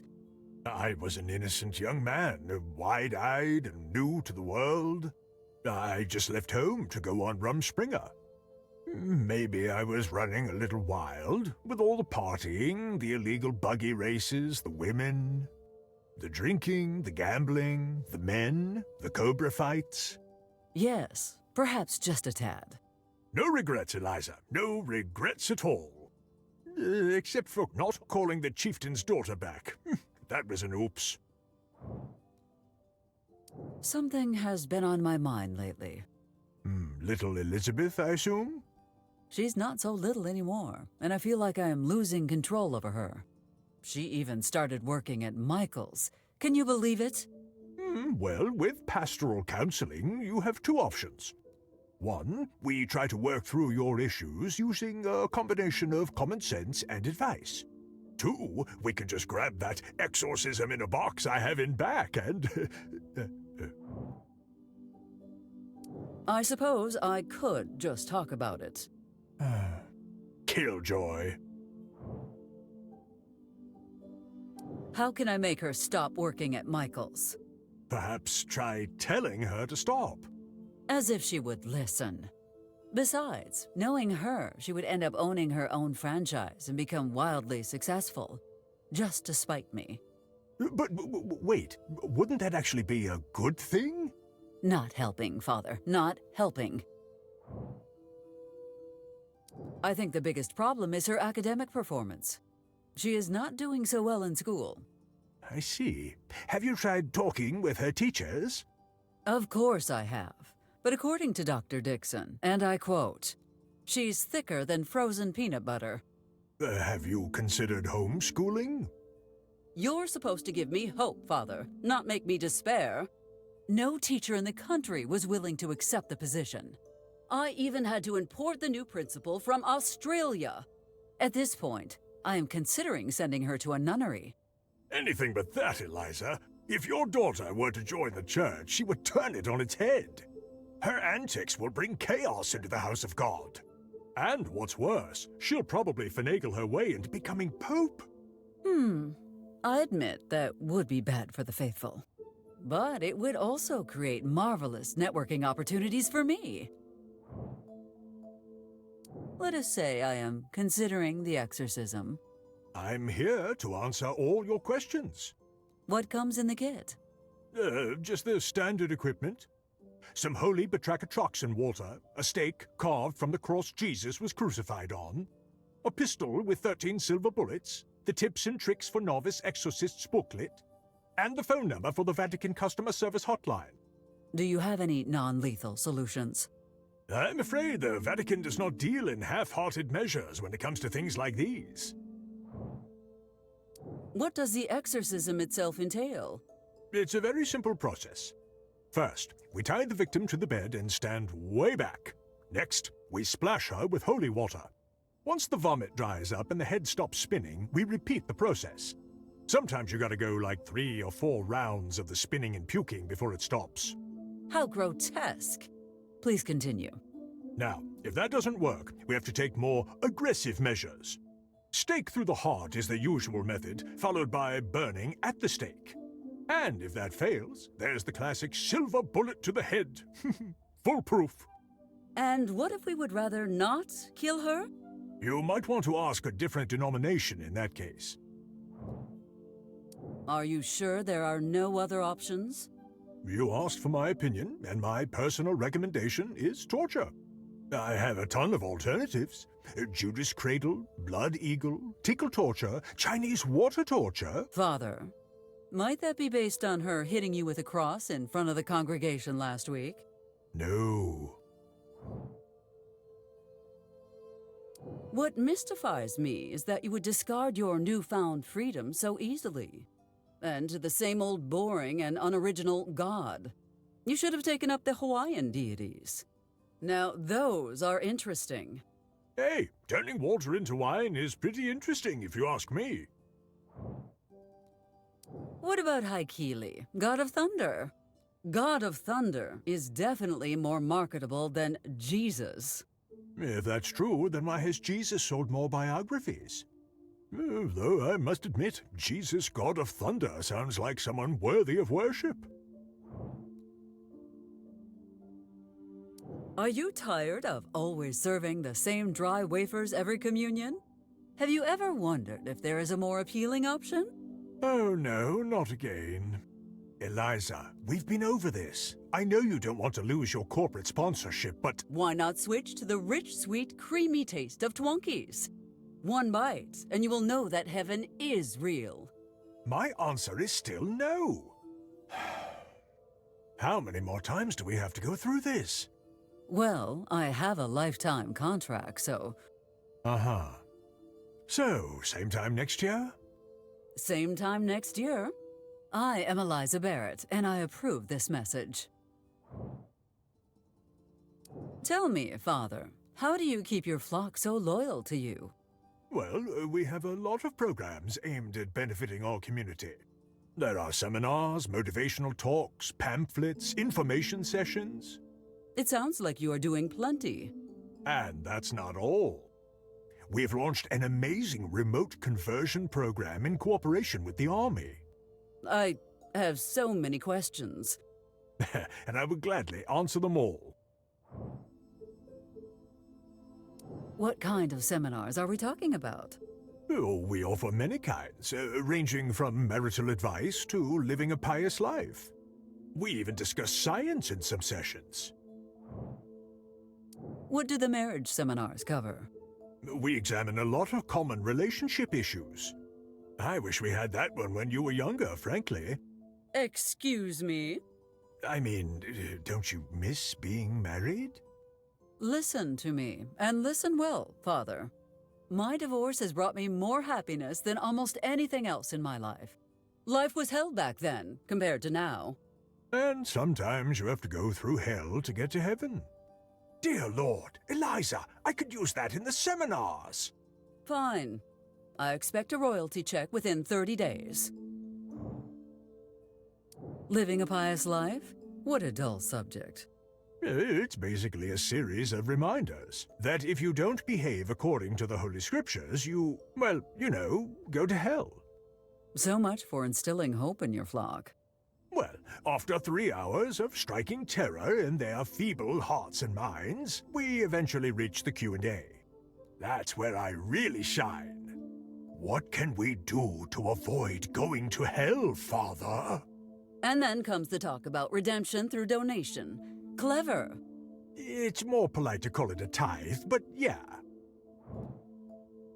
A science seminar? Is the church finally emerging from the Middle Ages? That seminar examines and disproves many of the fallacies of modern science. So, just to be clear, when you say fallacies, you mean... Debunking asinine theories, of course. The Big Bang, gravity, evolution, dinosaurs. You know, all those things you really can't see or prove. That is quite funny, coming from someone who worships an all-powerful figure who no one has ever seen. With the number of seminars you hold, I'm surprised none are about the apocalypse. Oh, we do have one. It's the Four Horsemen Sin Seminar. However, that's not a class so much as a front. A front? For what? Me and 3 other local clergymen play poker in the church basement. So, I gather that means you are still struggling with your gambling problem. I don't have a gambling problem. In fact, I bet you $5 right here that I don't. My dear friend Edgar told me a fascinating rumor the other day. Apparently, some former Navy man is starting a wild new religion. What have you heard about it? It's not a religion so much as a cult based around evading taxes. As opposed to? Not funny, Eliza. These guys make the Mormons look reasonable and grounded. Do they now? The hell they do. Enough of this topic. Tell me about those pamphlets. They advertise our weekly meetings to discuss our Lord and Savior Jesus. Do you also have one on leprechauns? Don't be silly, Eliza. Everyone knows those are extinct. Really? But just the other day, Amos said one of them made off with his pot of gold. May the Lord be with us. I'll need a week to prepare. Let's see. We need steaks, holy water, protein bars, bottled water. Are you sure you can handle a hunt at your age? I could use that pot of gold. Thanks to your daughter, I've had to replace that stained glass at least 6 times. What can you tell me about your military work? I suppose you mean our holy flock of the sacred drop operation? Why, no. I meant the other secret collaboration between the military and the church. Yeah, but Haha, Eliza, you big kidder. That's not, thing. Oh, I mean, fine.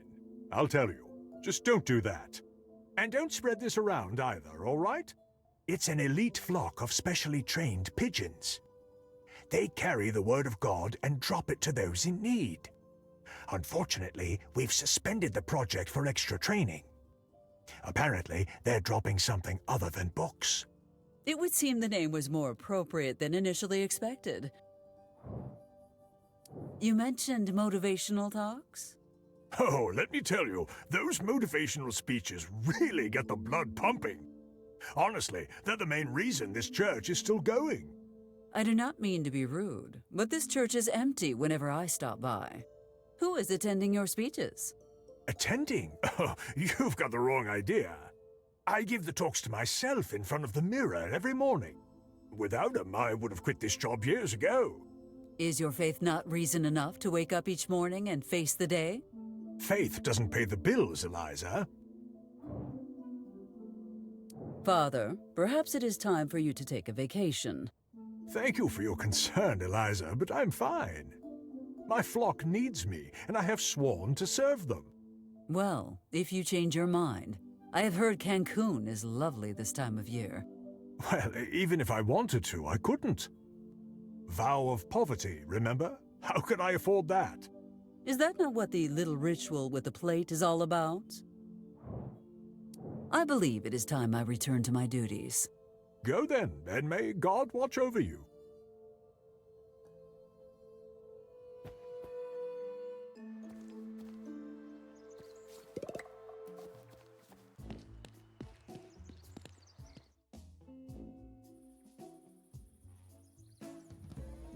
No, Bombini! You capito niente! You have to go down in the third round. Third round, capiche? And you, Piccolo, you are hitting him too hard. He has to last until the third round, so tone it down. Come on, mister. We've been at this for hours. I heard in places I didn't even know existed. Can we take a break? Fine, take 5, Bambini, but you have to practice for the match. Otherwise, no reward. You'll pay for my sister's medicine if we do this, right? I am a man of my word, Bombino. You entertain my amici tonight, and I'll get your sister some high-quality medication. All right, then. For Sandy! Okay, for Sandy.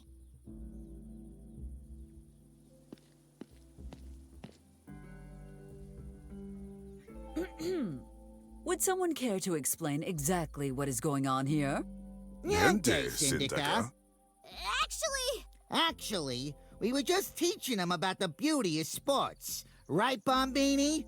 Yes? In that case, I expect you to be on your best behavior. You are representing our town, and therefore me. Understand? Yes, ma'am. Now, if you will excuse me. Arrivederci, Miss Mayor. Ah, what did I tell you, Marco? It's about time we met La Syndica. Sindaca? That is Italian for... Please excuse us. It means mayor. Our grasp of English is Never mind. Do not be concerned. Mayor Eliza Barrett extends a warm welcome to everyone who is eligible to vote. Forgive our manners. Let us introduce ourselves. My name is Frank Cooper, and mi amigo here is Marco DeLuca. Pleasure to meet you, Sindaka. To what do we owe such a distinguished visit?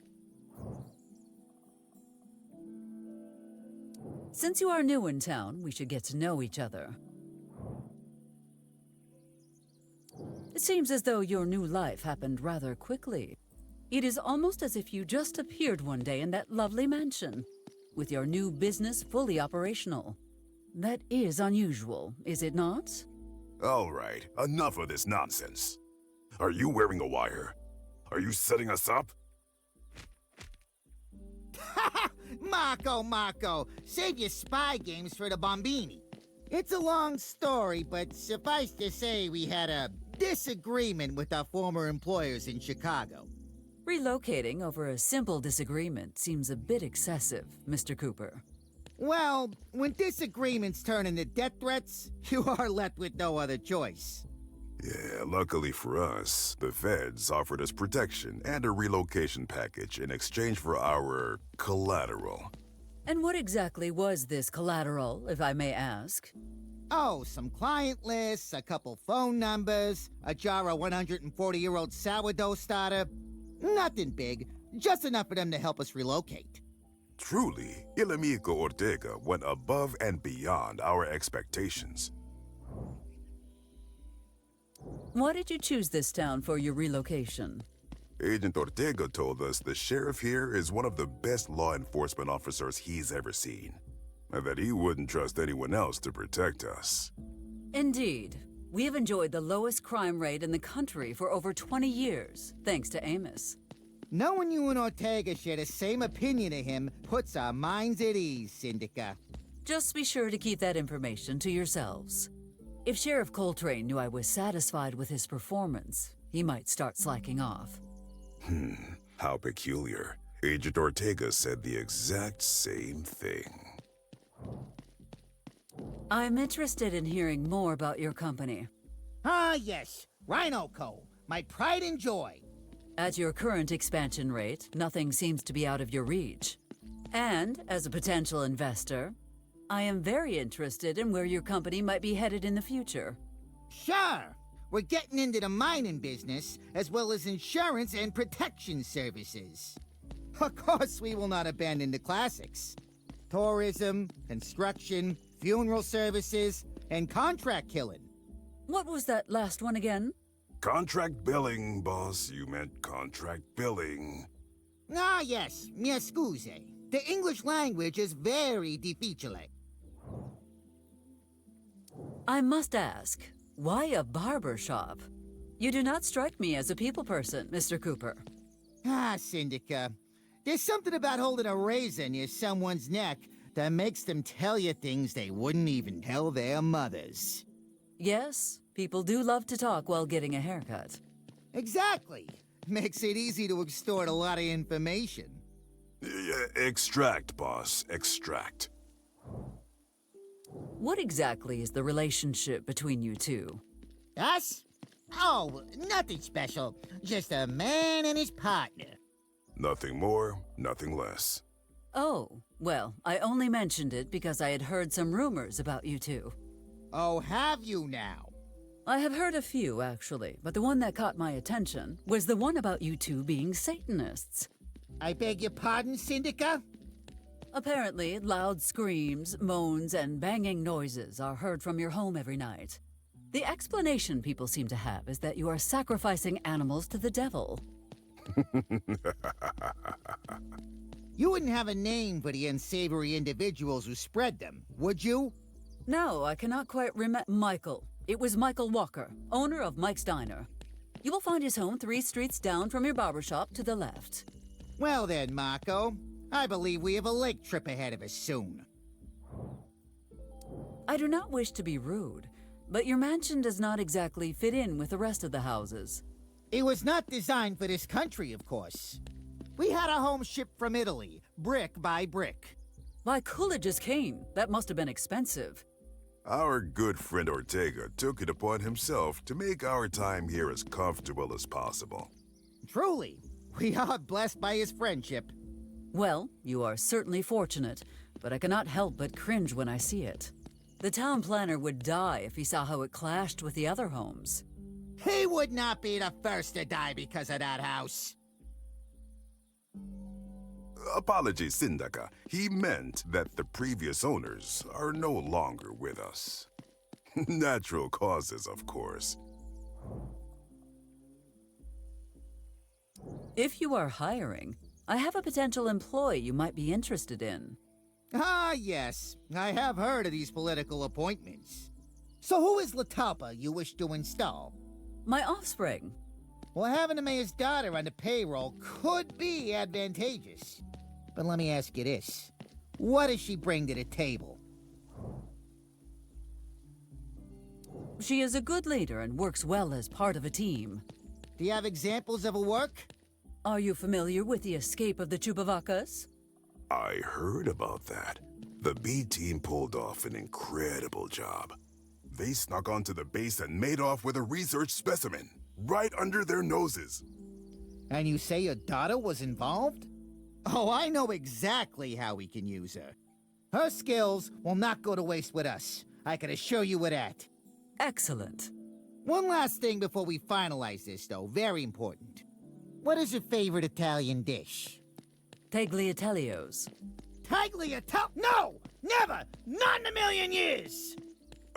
Perhaps your daughter is better suited for other work, Sindaka. It was worth a try. I shall see you gentlemen another time. Arrivederci.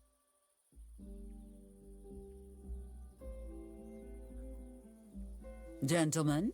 Syndica? Gentlemen, as you may know, there is an election coming, and I am looking to extend my influence. Ah, yes, the election. What do you think, Marco? Should we vote for her? We could vote for her. What might be in it for us if we did? Are you insinuating a bribe of some sort? Bribe?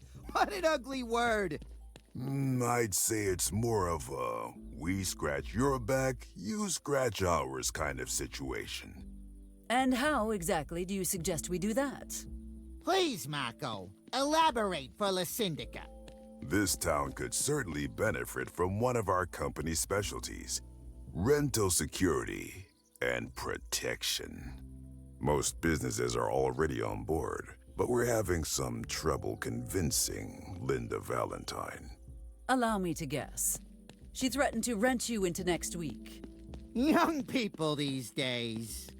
I suppose if I manage to persuade Miss Valentine to sign, you might be persuaded to vote for me. Am I correct in my assumption? Exactly. Gentlemen, you have yourselves a deal.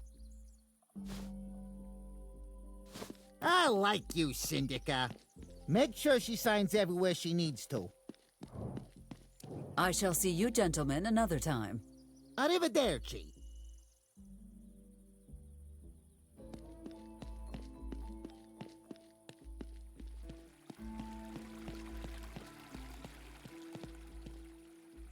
Maxwell, come on. A minute of your time? I can't. Why don't you drop by tomorrow for the opening party? I could use your support. I shall see what I can do. Oh, I almost forgot. Here, take one. First drink's on me! That is a terrible policy.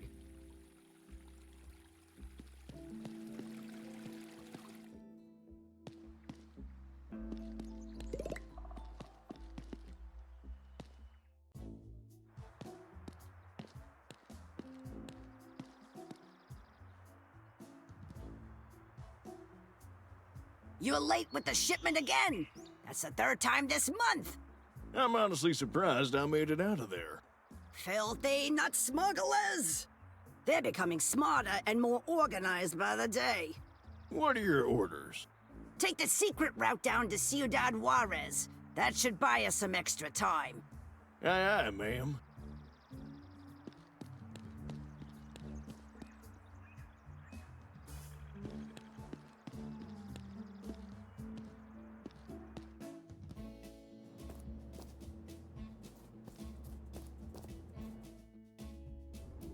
Heavens above! Look who deigned to grace us with her presence!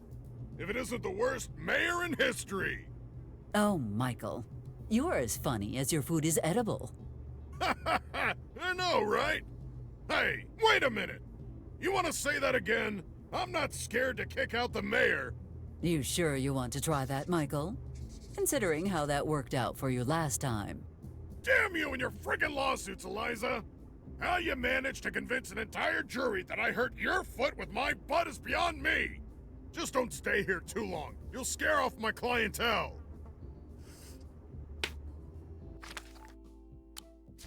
Miss Jones' family is quite well off, and even more so after we built the casino. Miss Valentine, it has been brought to my attention that you still haven't signed your new rental agreement. Wow. I never thought I'd see the day that power-mad Eliza Barrett would be working as someone's lackey. Eliza Barrett is no one's lackey, but that is beside the point. What matters is that you must sign. Oh, I must I? What the hell for?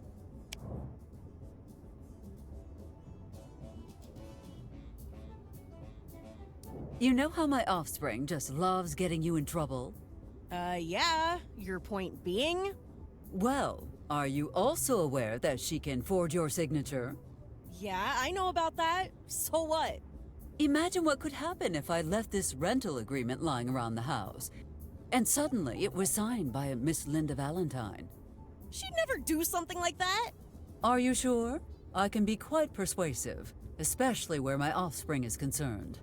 Who do you think you're fooling, fool? We both know Betty wouldn't betray me like that. Especially not for you. If you say so. I suppose we will find out who is correct soon enough.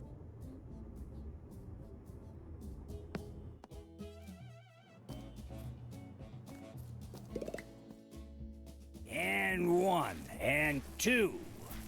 One thing's for sure, my glutes are getting a workout. I'll get my broomstick, see if you're so rebellious then. Come on, just stick already. We cannot use the book for this. Would not want a repeat of the broom incident. But when she needs help, she just reaches for it and boom, problem solved. And done. It's perfect. And there's no way she's gonna complain about this one. How is it going, Joseph? Oh, hey there, Eliza. Well, my bad hand's a little stiff today, but other than that, I'm peachy. Election day is nigh, Joseph. Do you have everything under control? We do not want to repeat last year's incident when the dead had risen and voted for the opposition. I flipped the coffins upside down this year. Trust me, by the time they realize something's wrong, they will be halfway to Australia. Excellent. Oh yeah, there's one more thing. Remember the restaurant that shall not be named? No one in their right mind would call it a restaurant, but yes, I am familiar. Sadly. What about it? Mike has promised 1 free hamburger to anyone who votes against you. My God, Joseph, do you know what this means? Congratulations on your re-election, Miss Mayor. What will you do after you retire? I cannot imagine you sitting idle in a rocking chair. Actually, I was thinking about introducing myself to the new mayor of Corona. Joseph! So that I can sabotage them from inside. Your dedication is admirable. Your propensity towards crime is not. That said, I do appreciate the sentiment. Always a pleasure talking with you, Joseph. Eliza, before you go. Joseph, I swear, if this is about your armpit abscess again... No. I was, thinking back on my life, reflecting on a few things. Well, I do enjoy reminiscing with you. Maybe we could start from the beginning. You know, when we first met. That is, if you're not in a hurry. I am swamped right now. We will have to talk about this another time. Okay, I know how busy you are. I mean, not as busy as someone who has to clean the entire town. You're too busy to talk to an old man like me.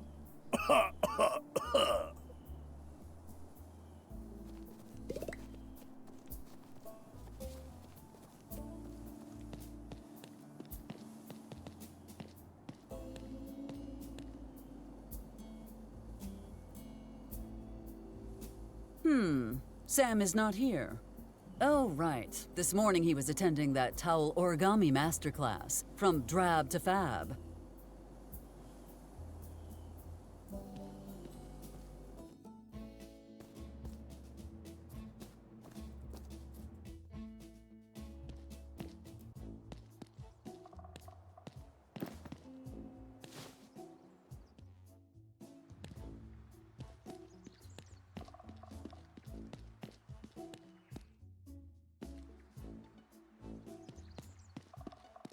There is no rest for the wicked.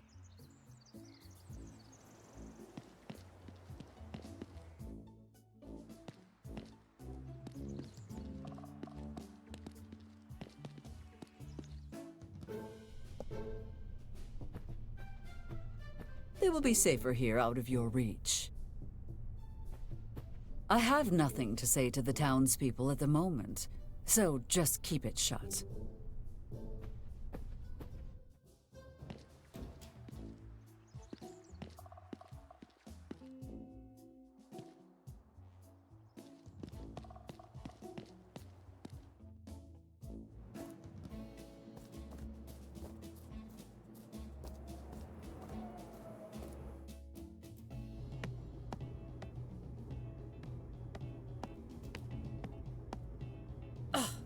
Michael? Eliza? Michael, can you tell me why my offspring is not here working? Shouldn't you be asking her that?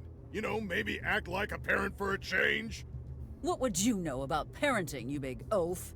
The only thing you have ever given birth to is a new strain of flesh-eating bacteria. Don't strangle the mayor, Mike. It's bad for business. Anyway, do you realize that if I cannot find her, her mischief will continue unimpeded? I don't see how that's my problem. Damn it, Michael. Must I remind you of the sunburned iguana incident? Oh! Yeah, mistakes were made. But in her defense, who would have guessed iguanas exploded like that when exposed to radiation? Anyone with a spark of common sense. You should know better by now, Michael. Somehow everything she touches eventually explodes. Made for an awesome dish, though. My point, I have no idea where Betty is. It does not matter. She will have to return home at some point. How is it possible that the last 3 mayors tried to close this place down, yet all have failed? Silly, Eliza. This diner has been here longer than the town itself. My ancestor, Miguel Caminante, founded La Taberna de Miguel over 500 years ago on this very spot.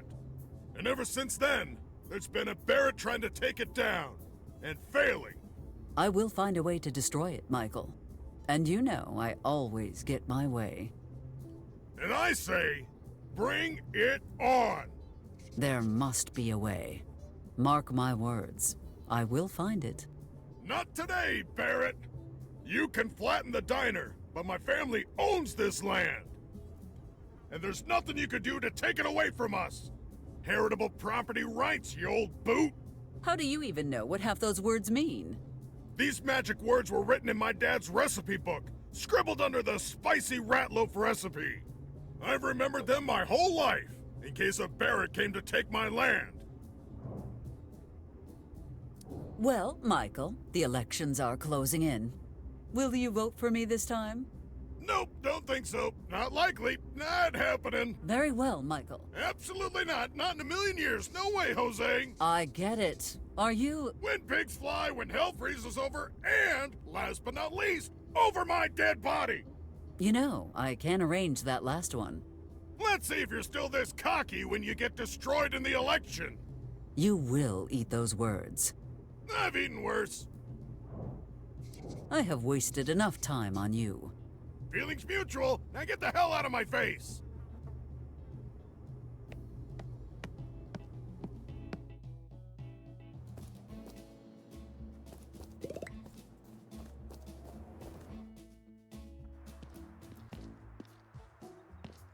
Amos's conspiracy theories before lunchtime?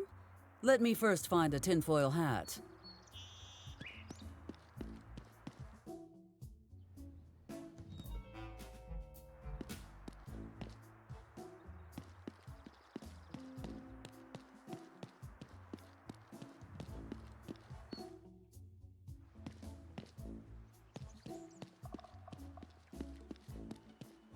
I still have things to do before going home.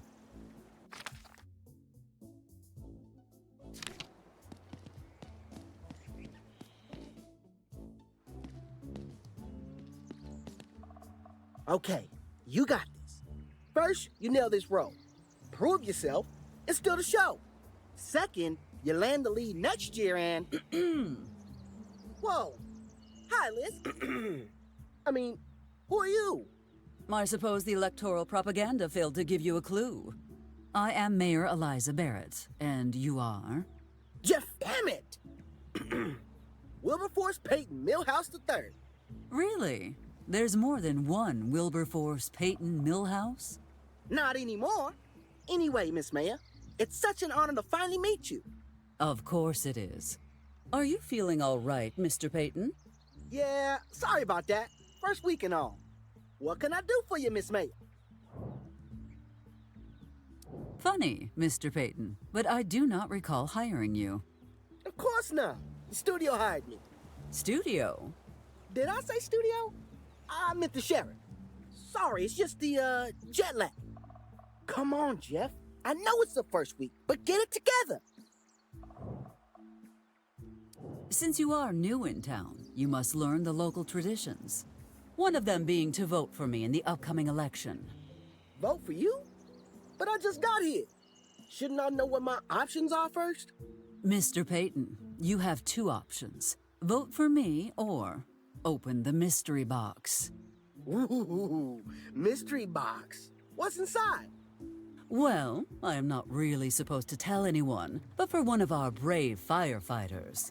Inside the box is a pair of silver bracelets, a parade with you at the head and Sheriff Coltrane escorting you, and a free one-way ticket out of town.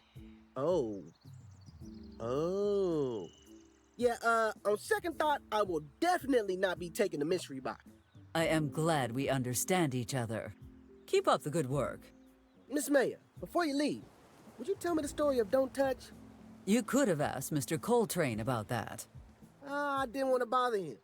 So you think bothering me is a better option? That's not what I... Don't Touch was a very special bear.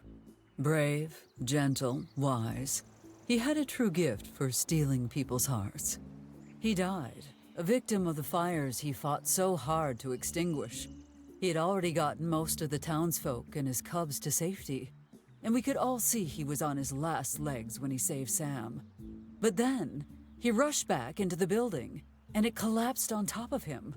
That's horrible. Horror don't touch. You have some big shoes to fill, Mr. Peyton.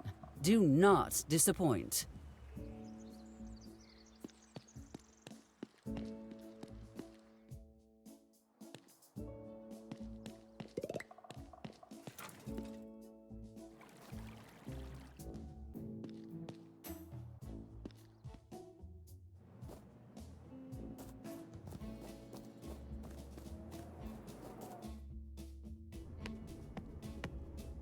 I'm afraid that door is now closed. I suggest we find a different approach. Oh, Miss Mayor. Good morning. Good morning, Mr. Slim. I must ask, why are you spending this wonderful summer day at Michael's? Oh, I'd rather be anywhere else but this stinky old... I mean, there's no better place to be than this delightful... place? So, what can we do for you? Your partner fails to see the benefits of signing this rental agreement. Perhaps you could help me convince her otherwise. Sure, but let me check it over first. You can never be too careful with these.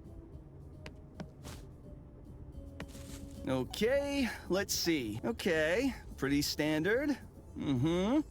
Wait, agreeing to forfeits her own rights of... Who the hell wrote this? Babe, you shouldn't be signing this. You shouldn't be signing this at all. What are you talking about, fool? Mr. Slim is just trying to prevent you from signing this awful contract, and I fully agree with him. Wait a minute. Since when do you two agree on anything? Something shady's going on here. Give me that, Slim! Linda, no! Well, all's well that ends well. For me, that is. Thank you for the chat. I had best go about my business. See you around, Miss Mayor.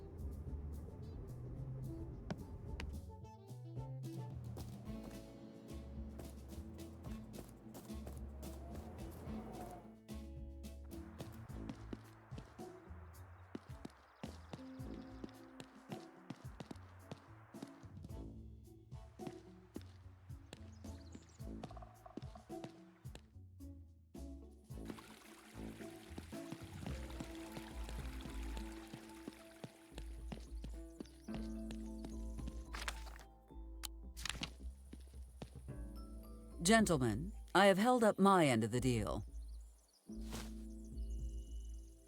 I trust you know what to do when the time comes.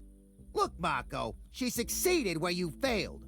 Maybe you could learn something from her. I would have gotten it done too, if you let me do it my way. Still, thank you, Ms. Barrett. Indeed. May this be a mutually beneficial partnership. I think you will find that all of Rhino Co supports your re-election, Syndica. Before you go, Syndica, there's something we wish to discuss about Delgado Mine. We would like to resume mining operations as soon as possible. You are aware that the mine went bust years ago, right? Unless you found something in that mine? Something very old, prehistoric, you might say. Let us keep this information between the three of us, Syndica. We have already found a buyer for the fossily.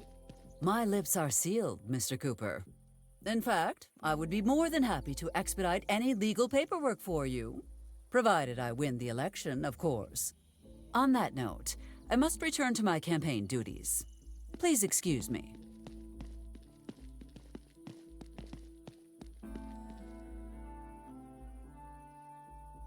Truly, that is a woman worthy of respect. Perhaps we could assist her.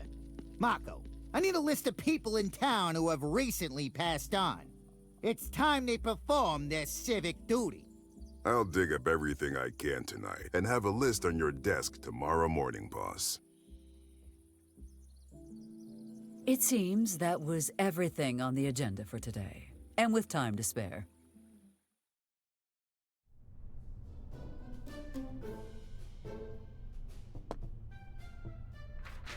Ah, that felt good. What is next on the docket? Petition to open Mayor Barrett's private swimming pool to all residents. Who would ever have the gall to sign their name to such a... Oh, everyone in town signed it. Everyone except me, that is. Rejected. Proposal.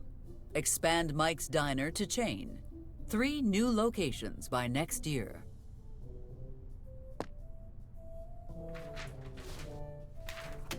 Petition from the Vatican. Eliza Barrett is engaging in immoral behavior in front of her dependent child. The church frowns on displays of affection such as smooching, gross pet names, and having your weird boyfriend stay over. We insist Eliza Barrett join a nunnery immediately to save her soul from eternal damnation. Oh, offspring. Well, that is odd. By Lafayette's forgotten legacy. In my enthusiasm, I seem to have worn my stamp flat. Well, I suppose I shall have to reject this last cockamamie proposal later. Oh, I had nearly forgotten to talk to Mr. Huckleberry about the musician's vote. Let us see where he is playing tonight.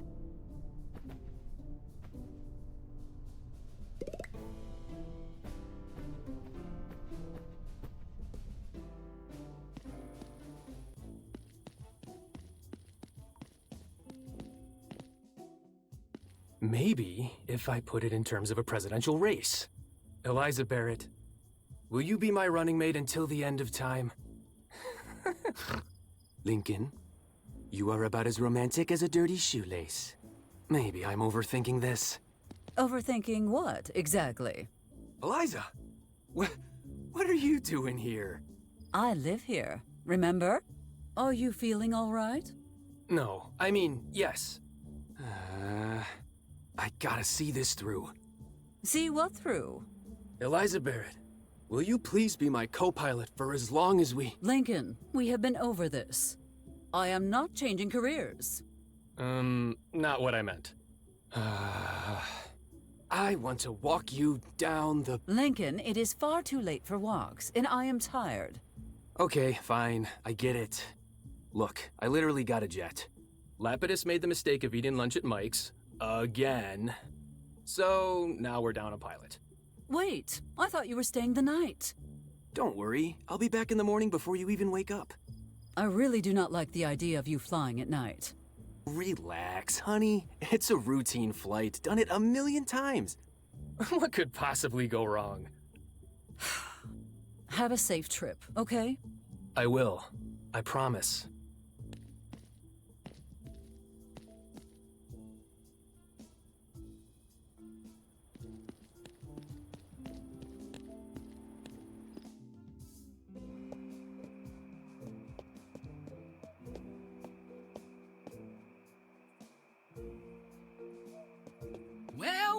Well, if it isn't Mayor Barrett, you must be happy now, aren't you?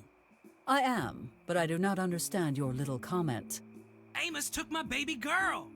I was not aware you were a parent. Congratulations on the blessed event. What? No! My guitar, my precious Gibson Electric Blue. And don't act innocent. This has your claw marks all over it. I had nothing to do with that. Perhaps if you emitted fewer misophonic screeches. First, you close KGFL. Now, the sheriff illegally seizes my property, making it impossible for me to work. Yes, Mr. Huckleberry, but look at the bright side.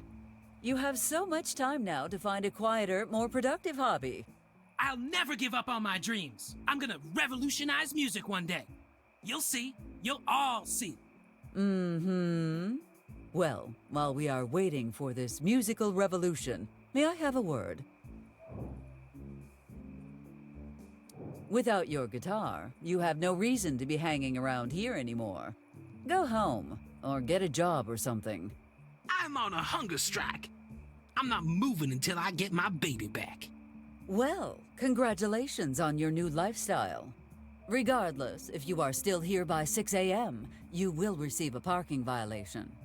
I don't give a damn. I'm not moving until justice is served. We'll see about that when Miss Valentine brings her tow truck.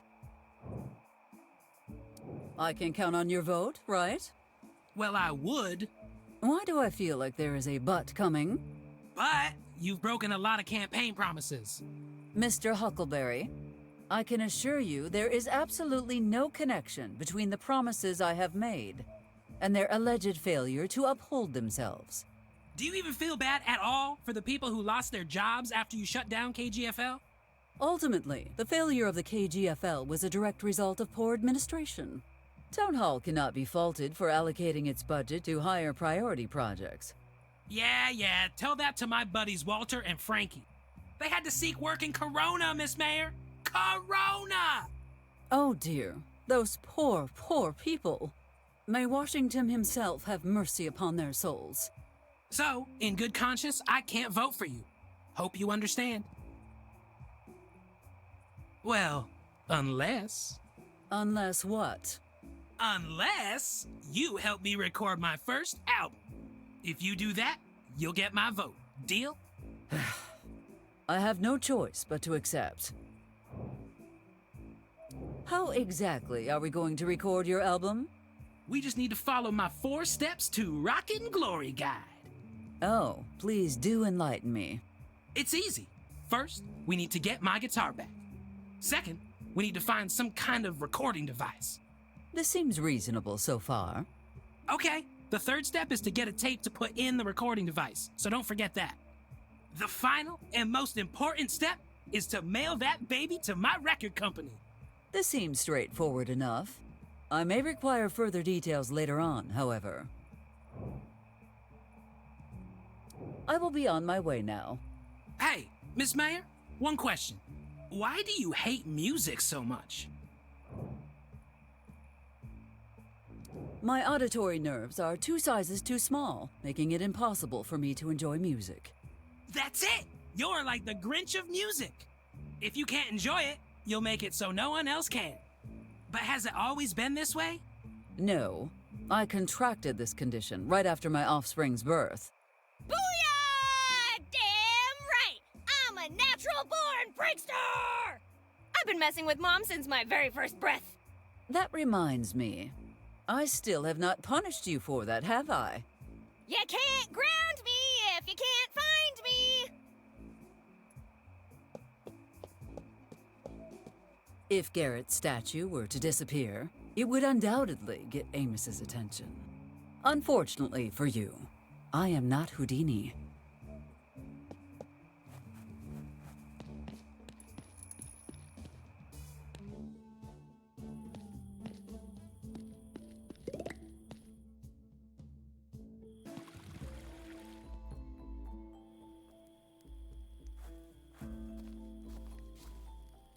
Mayor Barrett, please, just a moment of your time.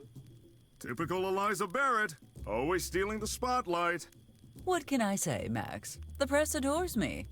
What can I do for you, Miss... Peterson, Nancy Peterson, of the New Mexico Times. New Mexico Times? What happened to the old one? Oh, that's a new one. And she came all the way from Maine to ask about my bar. Isn't that amazing, Eliza? I'm gonna be on the front page of the paper. I would like to ask you some questions, if you have the time. I'm afraid that a personal interview request must be made at least 6 months in advance. Perhaps I could ask you some questions instead. Me? Oh, I am not so interesting. My readers would much rather hear about your fascinating life. Of course they would, but please, indulge me. I cannot help but notice your recording device.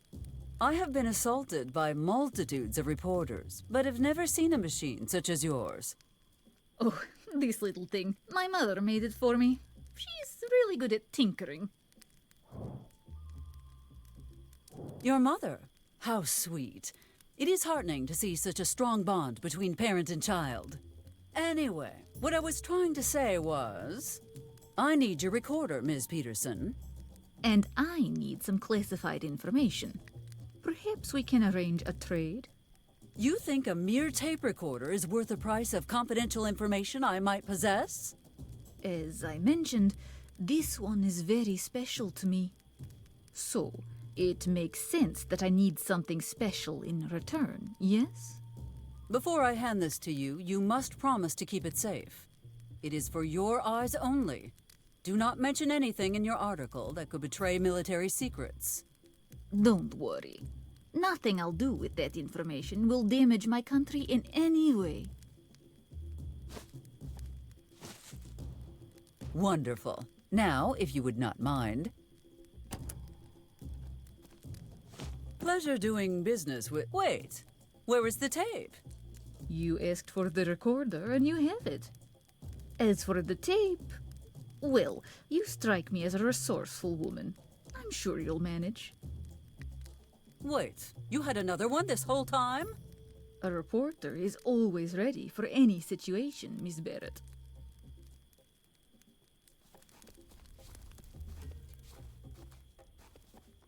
Mr. Powell, you are a veteran, correct? That's right! I ran top-secret missions for the highest echelons of the government.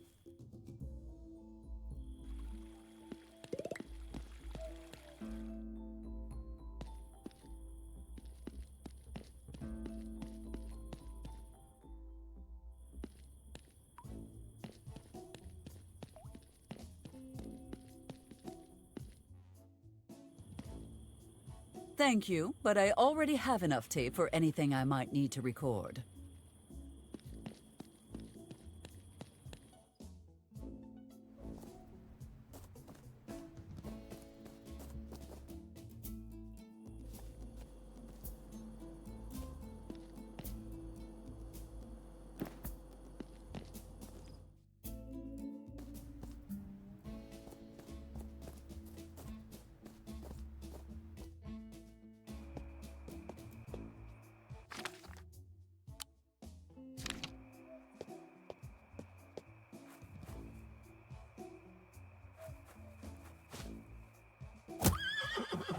I am sure the statue will be unaffected by this small explosion. But it should cause enough commotion to distract Amos for a while.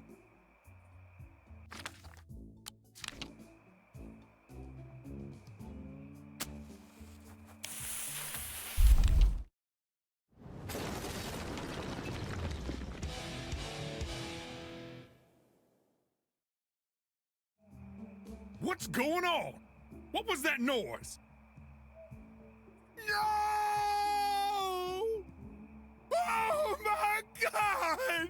This can't be happening!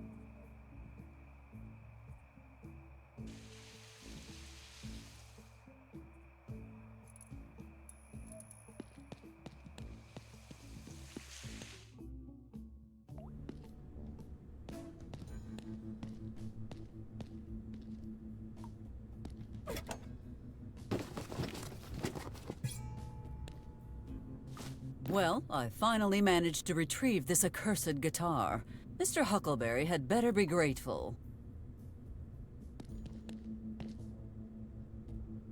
Oh, good evening. I believe the sheriff is indisposed at the moment, but he should be with you in an hour or two.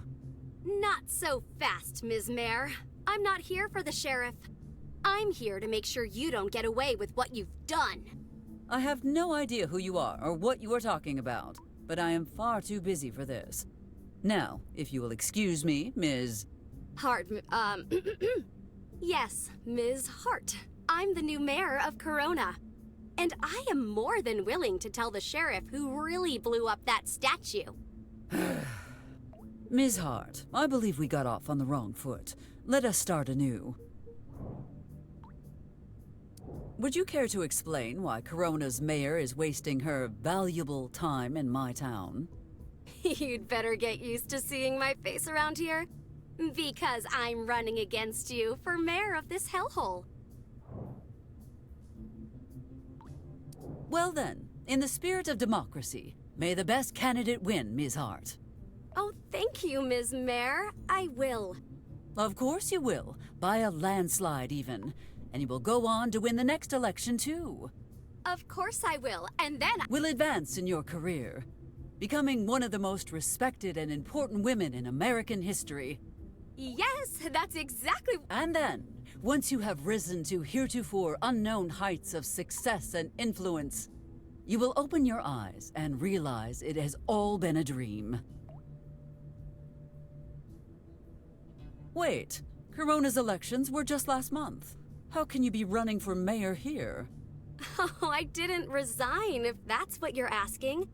I plan to be in charge of both towns.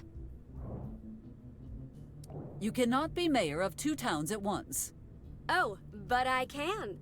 See, I recently passed this little piece of legislation that allows the mayor of Corona to take on additional responsibilities in the county without giving up their position.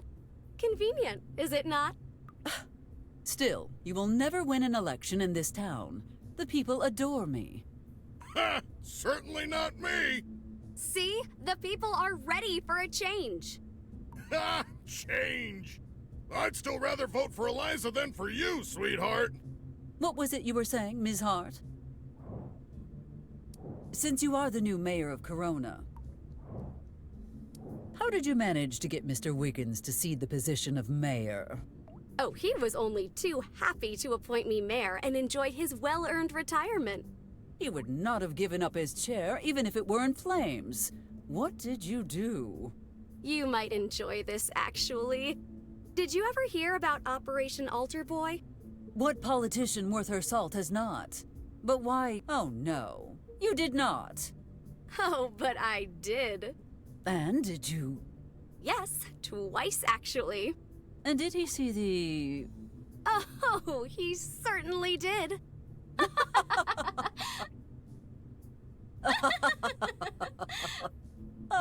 Pardon me. Where were we again? We should talk about the former residents of that raised orphanage. Oh, so now you care about child welfare. Those children need a home, and you are partly responsible for solving the problem. Well, I'm sure we can resolve this in no time at all. Let's set a date and work Together... You can't say it either, huh? I suppose the children are comfortable enough for now. We can table this for the time being. You could lift the ban Mr. Wiggins imposed on my offspring. Why would I do that? A permanent ban for the biohazard incident seems perfectly reasonable to me. To be fair, while my offspring may have brought that radioactive iguana to your town, it being explosive was entirely Michael's fault. I don't care. Your daughter is a menace. I want her as far away from me, Corona, as possible. I will not argue with that. But are the wanted dead or alive posters really necessary? Yes! Well, let me just say, I do not envy you. Oh, but you will. Especially once I make your town part of Corona. And force you to scrub the bathrooms with a toothbrush. Thank you for the insight, Ms. Hart. Now I know what to do with you once you lose. How did you know I was here?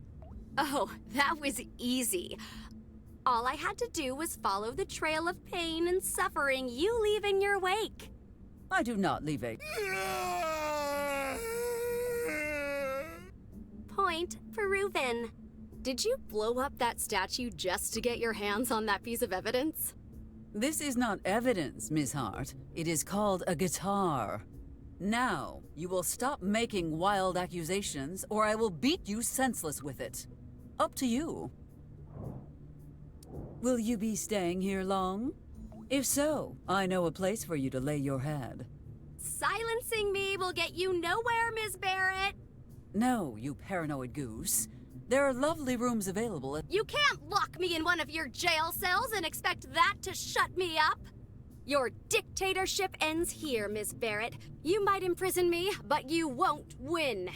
What the hell? Go ahead, lock me up and throw away the key. Do your worst, but I will not be silenced.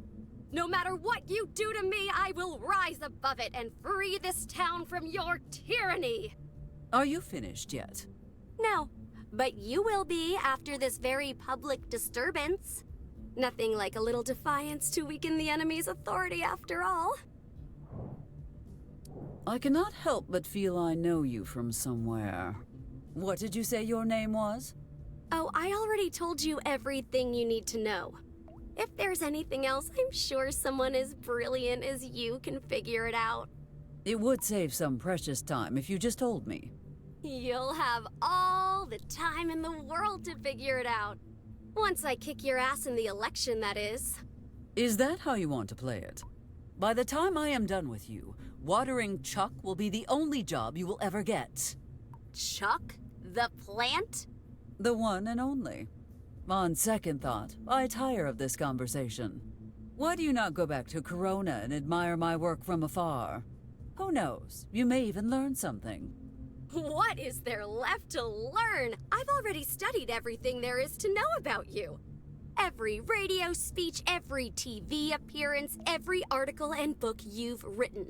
I've seen it all. Oh, I see what is going on here. Oh my, why didn't you say so sooner? To my most special admirer, Ms. Hart, thank you for your support in the upcoming election. There, let it not be said that Eliza Barrett cannot recognize a fan when she sees one. Now, off you go. I have much left to do tonight.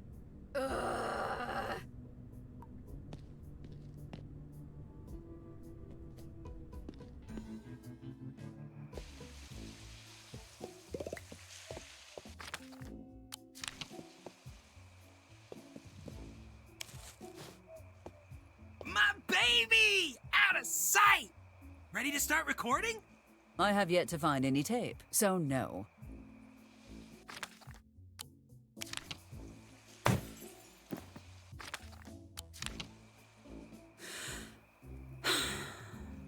Very well, Mr. Huckleberry.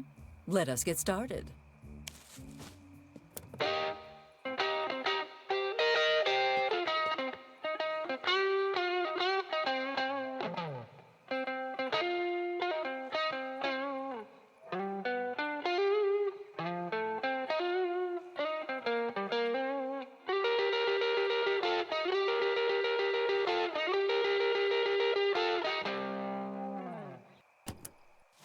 Now, Mr. Huckleberry, I have upheld my end of the deal. I expect you will do the same. Not so fast. You gotta send it to Crooked Deal Records. They'll do the rest. Excuse me? Why do I have to do that? 'Cause it was your idea to put Amos in charge of the mail? Fair enough.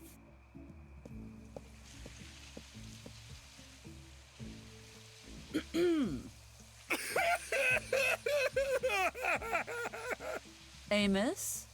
Can it wait? No. I need you to fulfill your duties as a mail carrier.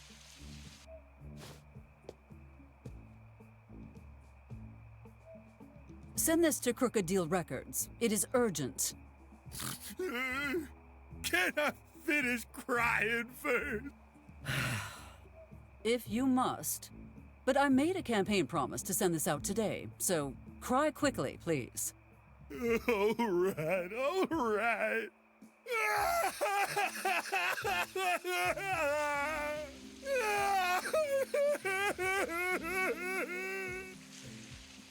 All things considered, today has been a good day for the Barrett administration.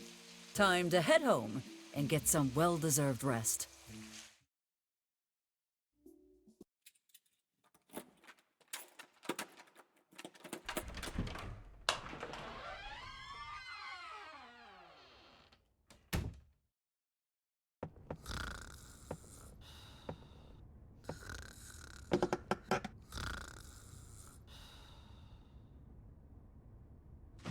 Well, well, well. My offspring trying to sneak home after staying out too late. What a surprise. Stop calling me that, would you? If you think you can wiggle your way out of this by changing the subject, think again. Now, what weak excuse do you have to offer me this time? I was at the school library studying for finals. How about a little praise for once, huh? There are no final exams in the middle of summer. I was obviously studying for next year's finals, duh. Ugh, come on, Mom. I'm an adult. Let me do what I want. As long as you live under my roof, you will abide by my rules. Why don't you want me to be happy? It is not my job to raise you happy. It is my job to raise you right. Everyone else does what they want. Why can't I? If everyone else decided to jump off a cliff, would you jump too? I mean, like, everyone? No. The answer you are looking for is no. God, you are freaking insufferable! How dare you speak to me that way?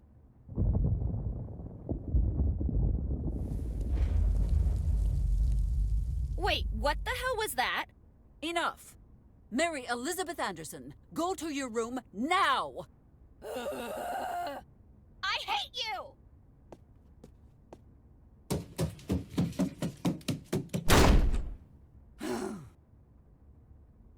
Nothing ever seems to get through that thick skull of hers.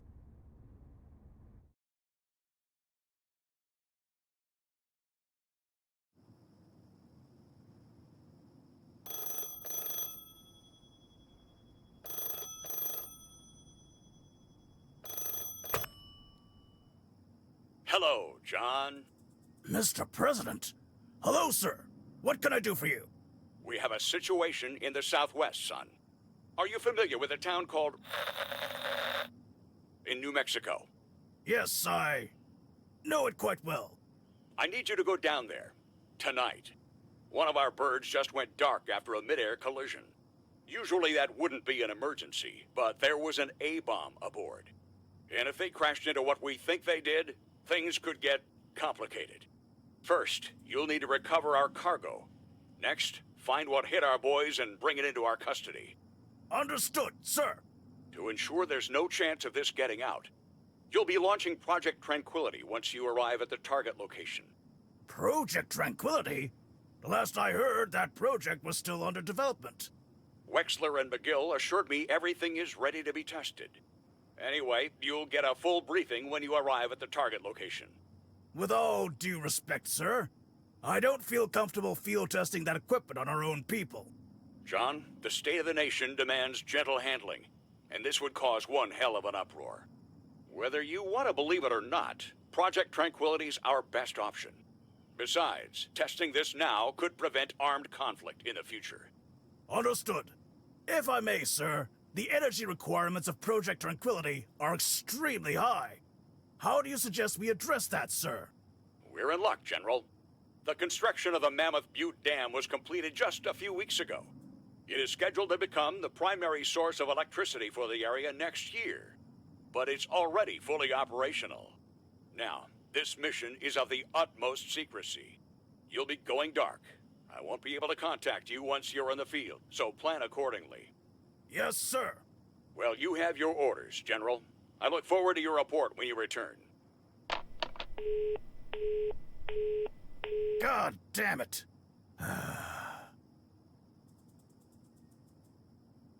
Attention all personnel! Prepare to mobilize immediately! Move, move, move!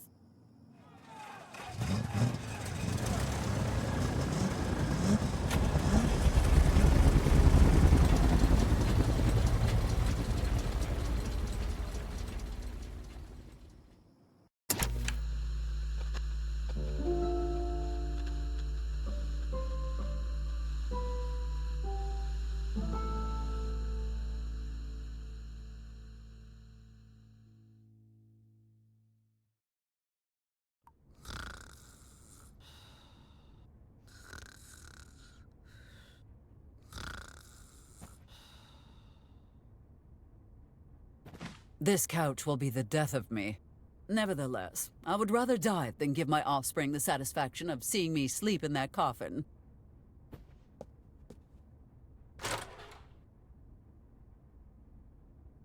Amos, what are you doing here? What has my offspring done now? It's not about Betty this time, Eliza. It's Lincoln. If you are here to tell me he has a good reason for not coming back last night... I am. No.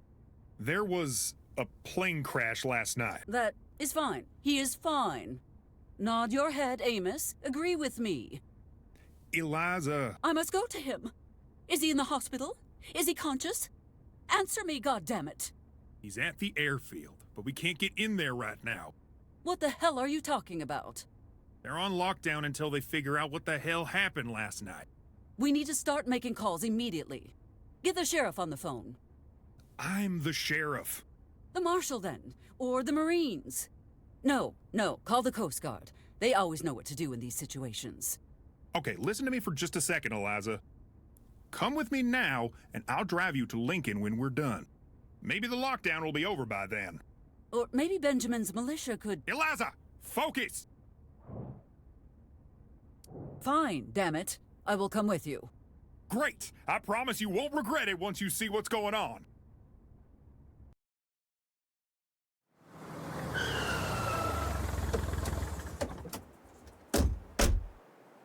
This was a mistake. I should not have let you drag me here. What if Lincoln... Eliza, like I already told you, there's nothing you can do for him right now. But you need to see this. I think it's related to his accident. Or is it merely a coincidence? I don't believe in coincidences. And I know you don't either. Oh, all right.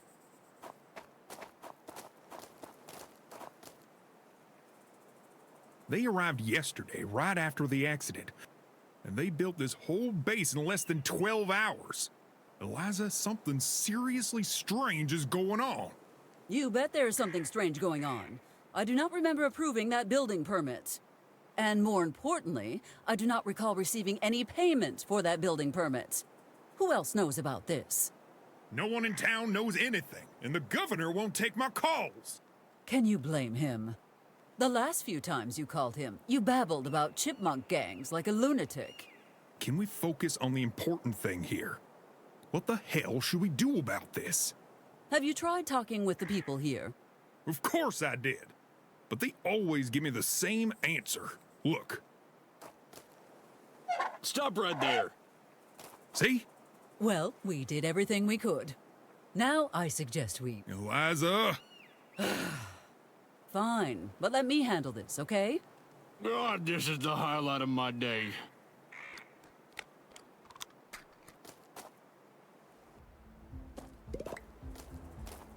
Do not touch that, ma'am. What the hell is your problem? Can't you see I'm on break? Stop doing that! I'm warning you. I hate killing before breakfast, but I'll do what I have to do. Okay, that does it. Who do I have to kill to finish my meatballs in peace? You had better watch your tone, Private. I am Mayor Eliza Barrett. Congratulations on your success, ma'am. But you could be the Queen of England for all I care.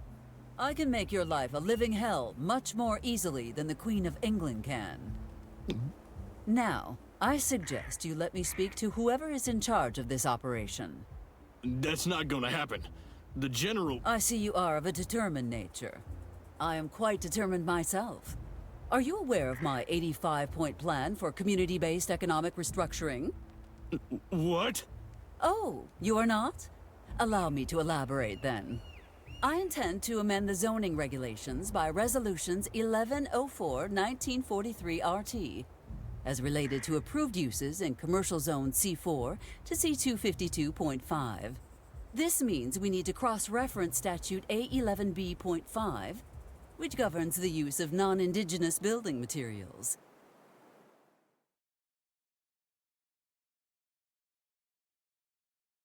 And if you like number 34, just wait until you hear about number 35.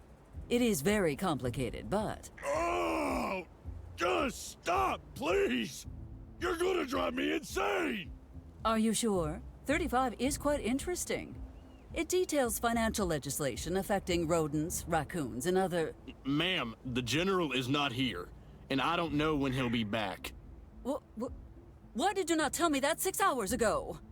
Believe me, I tried. You wouldn't stop talking. This is reprehensible. Do you have any idea what is happening to... No, you would not care, would you? All you care about is following orders. You have made a powerful enemy today, Private. I will go back to my office, grab my book, and by the time I am done, not even your grandmother will... Eliza! Please excuse her. It's a very stressful time. She's concerned about losing a voter this close to the election. Come on, let's go. There's nothing more we can do here.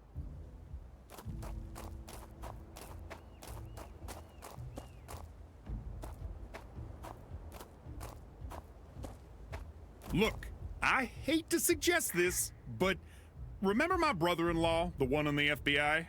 He's a pain in the neck, but maybe he can dig around and find some info for us. I'll call him when I get back to the station. We will go back later, Amos. I need to ensure Lincoln is all right first. I cannot wait any longer.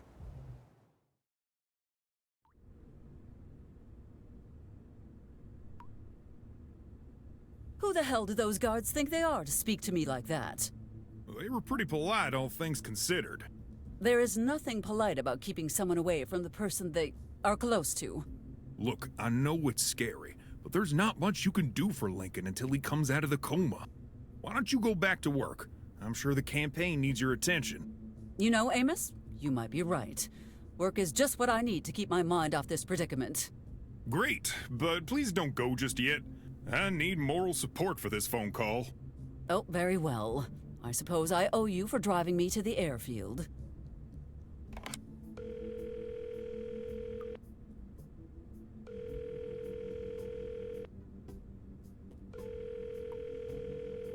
You've reached the best agent the FBI has to offer. What can I do for you tonight?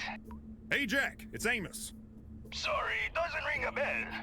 Amos, Amos Coltrane, your brother-in-law? Come on, Jack, you know I wouldn't call if it wasn't important. I hope this isn't about my sister again, socio. No, that's not why I'm calling. We have a situation. Listen, Amos, it's late, and I don't want you to think I don't care about you or your problems. But I don't. So if you don't mind, I'm gonna... Will you listen to me for once in your life, goddammit? Something really serious is going down here. You have to help us. Get it through your thick skull. Unless it's for a federal crime, it's not my problem. Is this about a federal crime? No, but the military... Always a pleasure, Amos. Take care of yourself. Adios.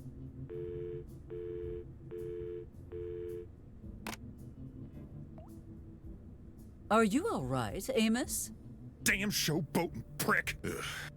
Yes, I'm fine. I don't know what else I expected, but he's not going to help unless it's a federal crime. A federal crime, you say? I wonder what my offspring is doing tonight. Eliza, what are you scheming about? Oh, never you mind. Just keeping myself occupied, as you said. I shall consider potential solutions to our problem, but I must get to work. I will see you later, Amos.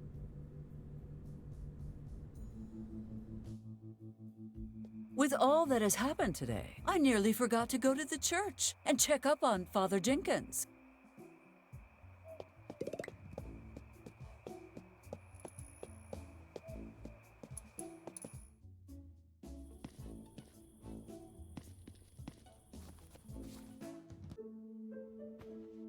Can I help you, ma'am? Who are you, and where is Father Jenkins? The name's Jack Riley, and Father Jenkins is off on a well-earned vacation. What? Why was I not informed? You know how long it takes news to get here from Rome. I must speak with Father Jenkins immediately to confirm. You understand, I am sure. No need, really. Everything's in order. I have this letter from the diocese about... Enough.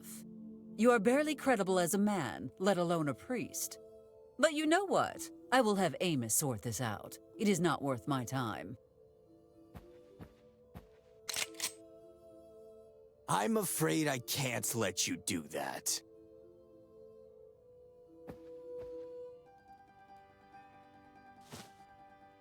Now, that is a much faster way of confirming my suspicions. Where is Father Jenkins, you fraudulent fiend? Look, the father's getting ready for a one-way trip to paradise. He might even live long enough to unpack his suitcase, provided you cooperate. Your call, lady. Ugh, this is outrageous. Fine. What do you want from me? Buckle up, sweet cheeks, because we're gonna rob the First National Bank. What? Are you out of your mind? Perhaps. Now listen. I have it on good authority that the bank's got a literal fortune hidden in the vault. Over $500,000 in cash. Oh, and the recipe for something called special sauce. Name on that account is Michael Walker. Why did you not tell me that first? You did not need the subterfuge. I would have signed up in a heartbeat. Who cares? The point is, $500,000 is just sitting there, waiting to be snatched up. Just focus on doing a clean job. You'll get your cut, don't worry. Fine, but what about Jenkins? After I reach my safe house, I'll send you a telegram with his location. You can go get him yourself. Is there anything we need to get before the operation? Well, we're gonna need disguises, of course. I also need you to speak with a buddy of mine, name of Harrelson.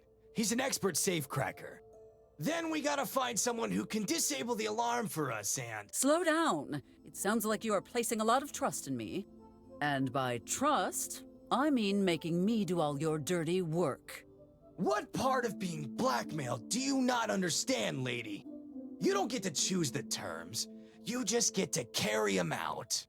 Then I should begin immediately. The sooner I start, the sooner this will be over. Not so fast. There's one more thing. You gotta make sure the park is empty. No potential witnesses. And just how do you expect me to accomplish all that? If you are really as smart as you seem to think you are, you'll find a way. When you decided to go after Michael's strongbox and come to this town, were you not worried about our sheriff? Amos is a legendary lawman. Yeah, legendary for being gullible. I mean, the guy believes in the Sasquatch. How could anyone take him seriously? What a joke. Anyway, I've been sending him anonymous reports of weird creatures and mysterious entities for months. I bet he's been pretty distracted lately, hasn't he? So it was you! You are the one filling his head with inane stories about mobster woodchucks. Mobster woodchucks? What? No, I just planted fake Sasquatch footprints around the lake. What the hell is a mobster woodchuck? That will be all, Mr. Riley. I must go.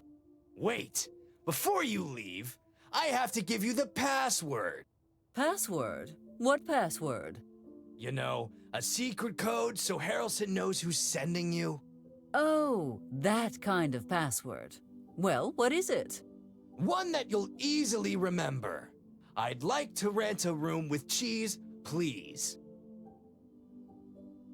What? A password's a password, and at least you won't forget it. Now, get moving. You've got a job to do. And remember, not one word to the fuzz.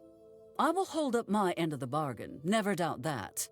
And, Mr. Riley, if anything happens to Father Jenkins, you had better pray to whatever God you believe in, because nothing in this world or the next will spare you from the wrath of Eliza Barrett. I cannot believe I have to save Jenkins' hide again. Focus, Eliza. Picking up 3 costumes and getting Mr. Riley's friend to help us should not be a problem. Then, we have to remove any potential witnesses from the park. That part might prove tricky. And I have no clue how to disable the alarm at the bank. Well, it is going to be a long night. Better get to it.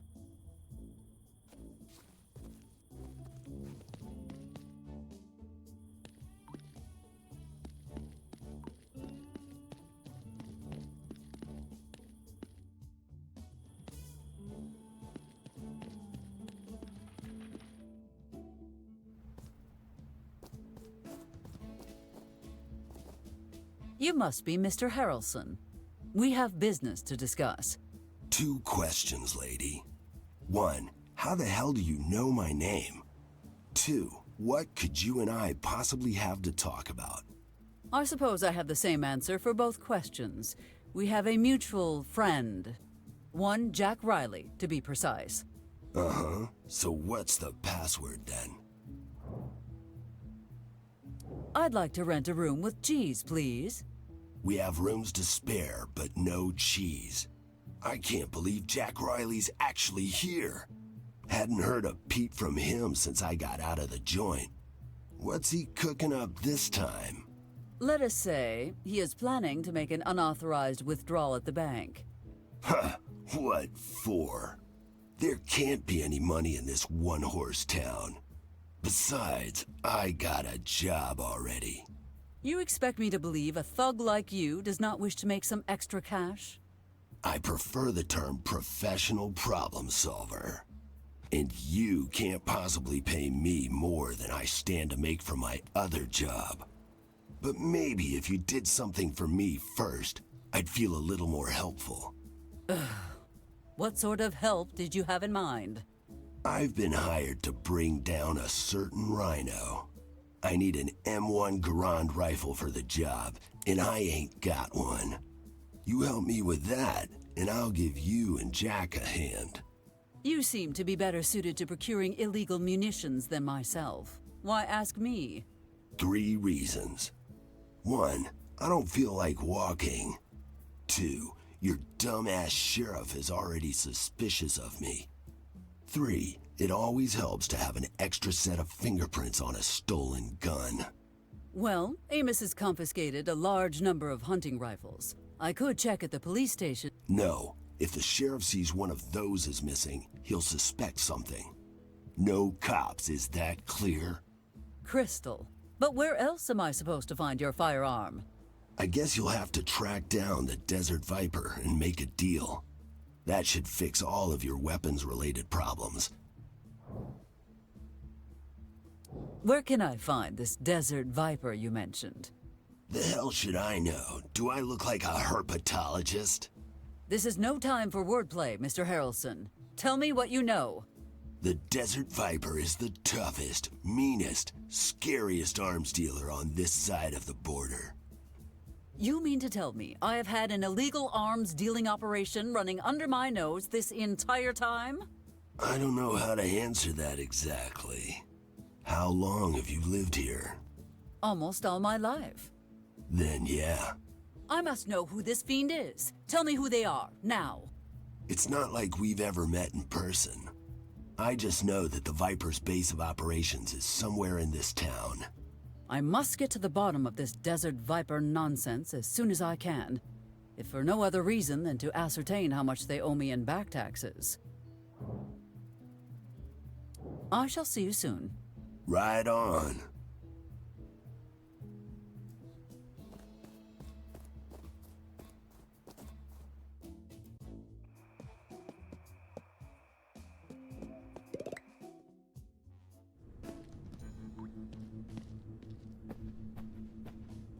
Amos, we have a situation. What did Betty do this time? It has nothing to do with Betty. Then there's only one thing it could be. The chipmunks. What? No! There is something weird going on at the church. You should go over there immediately. What's weird is you voluntarily going to church. It's not even Sunday. Are you feeling all right? Keep your comments to yourself. I'm telling you, there is an emergency at the church that requires your attention. For the last time, Eliza, Father Jenkins not charging parishioners for communion wine is not a crime. Amos, I want you to take the night off.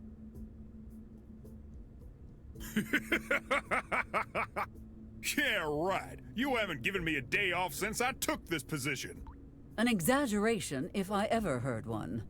You made me work on my wedding night. That was an emergency. I would hardly consider your clogged toilet to be an emergency. How about last Christmas Eve? That was an emergency. No one else could have done what I needed you to do. Eliza, next time you decorate a Christmas tree, use a damn footstool. Your tree wasn't even that tall. Why couldn't Betty have done it? Do you not remember what she did the previous year? I could never forget it. Bringing Christmas to alien worlds was a pretty unique concept. What happened to the spreading pure universal tinsel 5000 anyway? Did you not hear? She forgot it at the White House when I took her there last year. The president found it and accidentally triggered it in the Oval Office. There was so much tinsel, it took a whole year to rescue him. I reckon Truman's got a whole new appreciation for the holiday spirit now. Anyway, tinsel is a walk in the park compared to the disaster that a Mecha Santa would have been.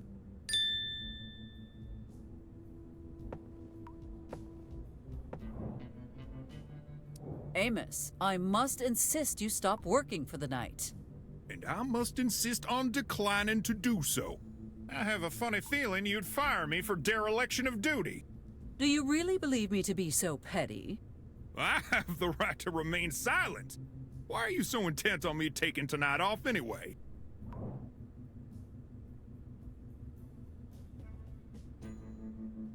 Amos, I shall make you an offer. If you take tonight off, I will allow you to take 1 weekend off every year. That sounds amazing! But now I'm pretty suspicious as to why you're trying to make me leave. I'll need a better incentive than that. Work with me, Amos. What do I need to give you in exchange for your going home? You really want to know? All right, get ready. First, I want a raise, which means an actual paycheck. No more coupons, expired gift cards, or bags of magic beans in lieu of money. I said those beans were organic, not magic. Second, I want funding for a paranormal investigation department.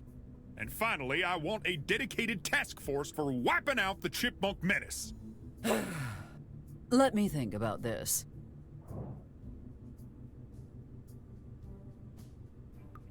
I will certainly not give you that much money. However, I can ensure you will receive an extra paycheck this month. This month only. Consider it a token of my appreciation. What the hell? I'll take it.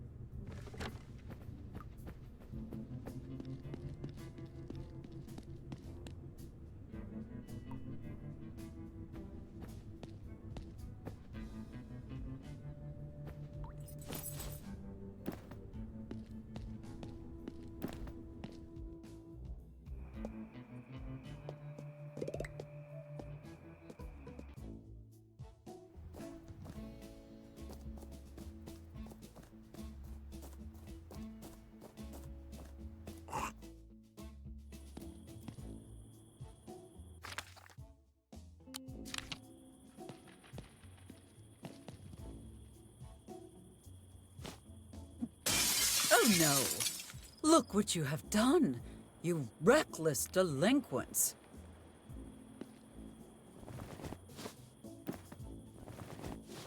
I think I should find our third costume elsewhere.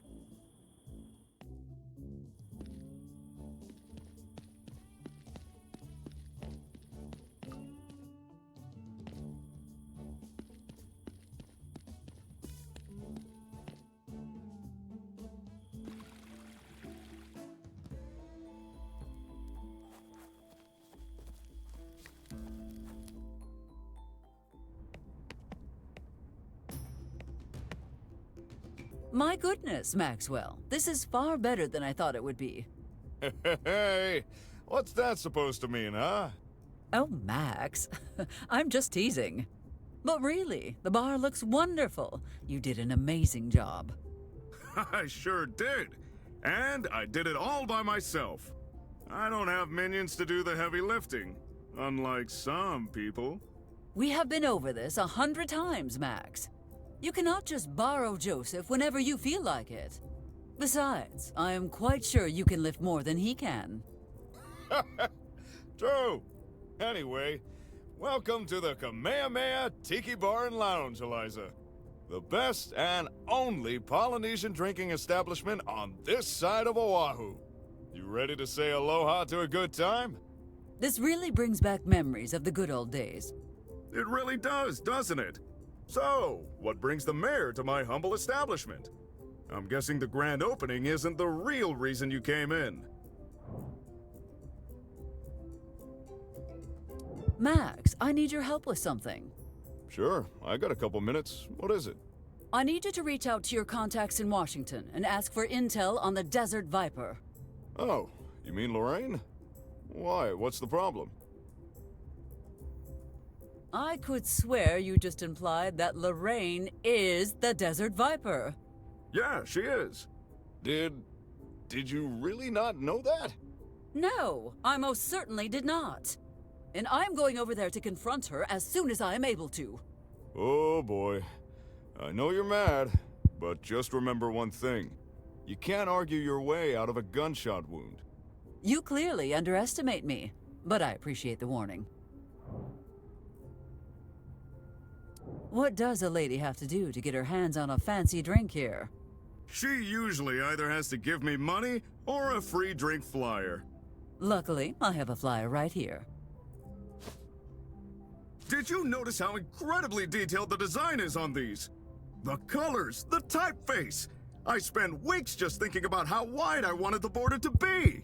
And here, look at the background color. Know why I chose that? Max, I am sure you worked hard, but this is just an advertisement. Most of these will end up in a trash can. Well, yours didn't. Anyway, where is my free drink? One round KO, coming right up.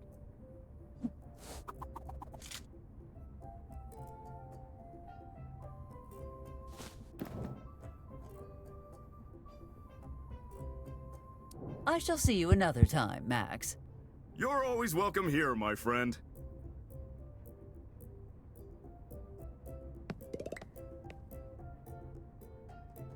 Live music? Ugh, Just what this place needs. Actually, it's exactly what this place needs. Some live music should really cheer up the clientele. What clientele? Exactly. But first, I need your expertise. I had Frank Cooper drop this contract for me since he has more business experience. I can't make heads or tails of this legal jargon, though. Can you look it over for me? I suppose I could. I would not want you to be cheated, after all. Max, do you mind if I take this outside? I cannot abide that stench. Go ahead. I'll wait.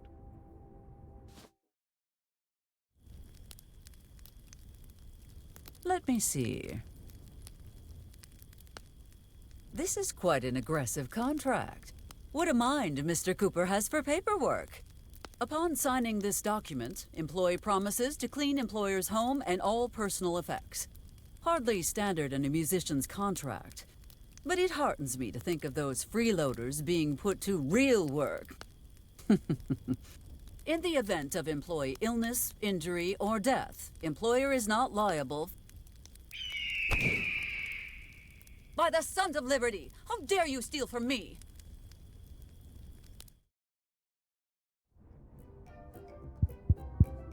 Well, Max, the good news is that while morally bankrupt, the contract seems to be perfectly legal. The bad news... Oh, come on! Don't tell me it was that damn eagle again! Well, if there is nothing else you need... Not so fast. You've just volunteered to do me a whole new favor. Go ask Frank. Maybe he has another copy. Must I? No, you're welcome to track down that eagle and steal the contract back before she eats it.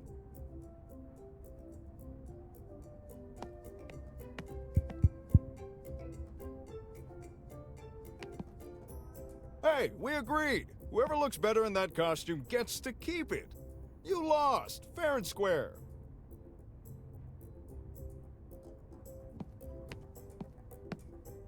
Aloha, Eliza. Mahalo, Maxwell. I would love to catch up with you if you have the time. I've always got time for you, honey. My God, Max, how people change. When I first met you, you were flailing desperately on a surfboard.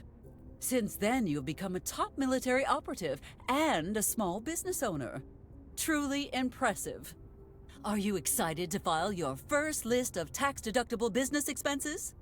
Well, excited isn't the first word that pops in my head when talking about taxes. But that 50% cut you gave me the other day? You're a lifesaver! 50% cut? What the hell are you talking about? I called you at home the other day and asked about it. Don't you remember? I have no memory of such conversation. What did I even tell you? It was something like, the divine Mayor Barrett grants you a 50% tax cut. Henceforth, you shall pay as little in tax as possible. So saith I, ruler of this land. And then you said, I must dash. I am having tea with Lady Bloopington and her horse. And hung up. You idiot! You thought that was me? Well, you sounded a little muffled. Thought you might have caught a cold or something. That was my offspring, Max, not me. God damn it, Betty!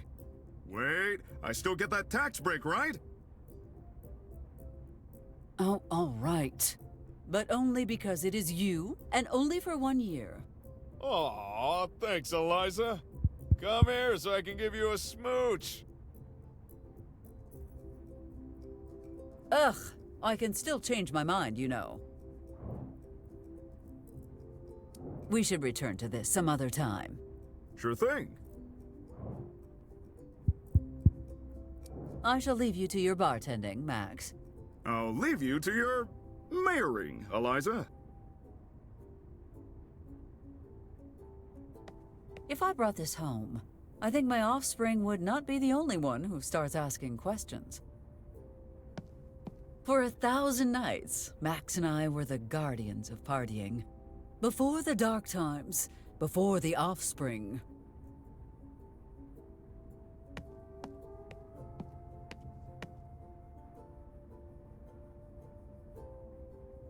I will be honest. I would sooner have this picture on my desk than one of my offspring. That still does not mean I will take it from Max.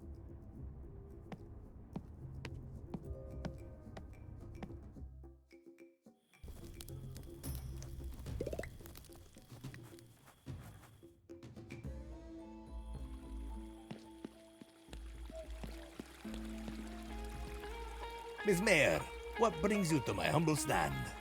You can stop pretending, Mr. Vasquez. No one is watching. I am pleased to see you have everything up and running already. Then I guess you're here for an update on Operation Trash Collection. In due time. First, I would like to talk about something else. Aye, aye, ma'am. I need you to return to the safe house immediately. No mames. What happened now? Did we get busted? No, nothing like that. I just need you to go there because of reasons. Is this a test, Senora Barrett?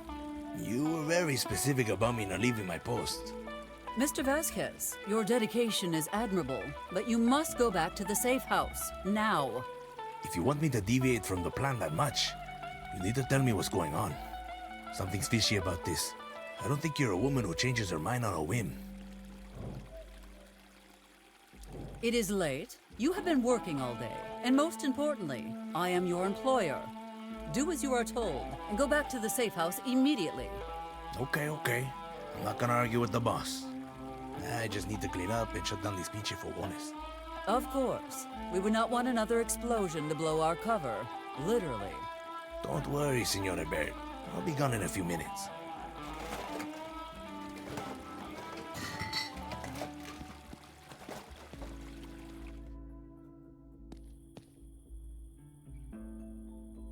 Damn, completely out of reach. Hey, Mom, can you raise my allowance? I gotta buy a ton of broccoli. Wait, what the heck are you doing? Not now, offspring. I must recover something from that damned eagle's clutches. And you are interrupting my train of thought. Your voice is so loud and irritating, Wait. Loud and irritating. But even her voice cannot carry that far.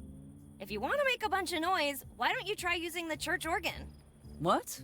Why? The organ can barely be heard even inside the church. I saw to that. Well, remember that time we had an infestation of crows? How could I ever forget the most absurd idea you ever had? The aerial tow service would have definitely worked. We just needed more crows. Yes, well, limitations of physics aside, I do remember the incident. What is your point? Well, we had to get rid of them, so we came up with an idea to scare them away. Linda amplified the organ so it would be 700 times louder. Then I banged on it really hard. Did it work? I mean, yeah, it scared the crap out of them. Like, all the crap. It took us 3 weeks to clean it all up. Could Miss Valentine repeat the experiment? She said she wouldn't, but I bet if we lightened up the tow truck and found bigger birds... Not your ridiculous invention. Could she modify the organ to scare off the eagle? Oh, that? I mean, she probably could, but she's out of town looking for spare parts. Why don't you talk to Bucky? Considering he dismantled it and kept the parts. Well, what are you waiting for? Go and fetch them for me right away. I can't. Why not? I'm... grounded? Oh, yes, that is correct. You are indeed grounded. Ah, crap. Can you unground me? No. You're the worst! I hope that eagle eats your hat! Then it is a good thing I never wear hats. Go home right now, offspring. I do not want to hear another word from you. Another word! Nya, nya, nya, nya, nya.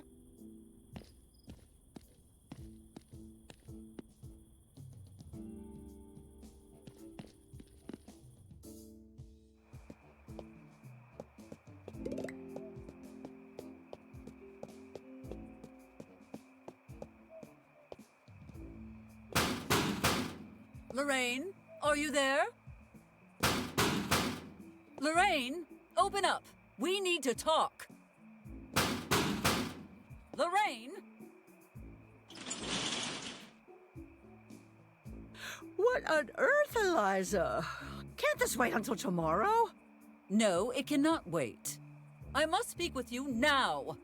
Oh, all right. What is it then? Does the name Desert Viper ring a bell? Desert Viper?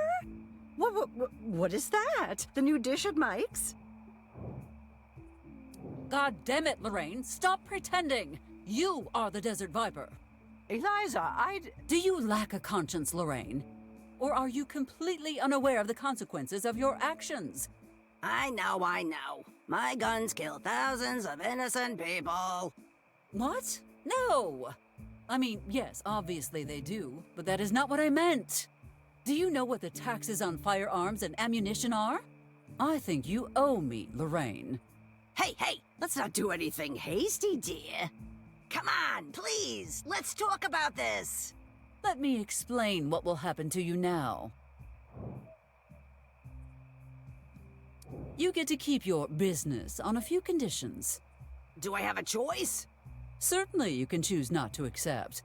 Of course, the choice accompanies a phone call to the... Fine, I accept. Tell me what I have to do.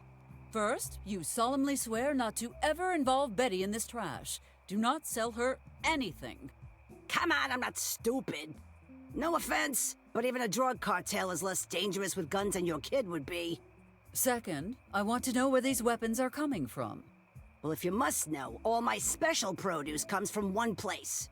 The Kirtland farm. You mean to tell me that the army is your supplier, straight out of Albuquerque? Preposterous. Hartman would never let something like this happen. Oh, please, Eliza. That knucklehead ex-husband of yours hasn't realized he has a daughter. You think he's paying close attention to the munitions inventory? You crack me up, Eliza. Damn it, John. Do not tell me anything else. The less I know about this, the safer I am. Oh, and one more thing. Would you happen to have an M1 Garand in stock? What? Why would you need a weapon like that? If you have one, I suggest you hand it over, right now. No, you don't understand. This is a special order. Oh, not to worry, Lorraine. I am sure your client will understand. Oh.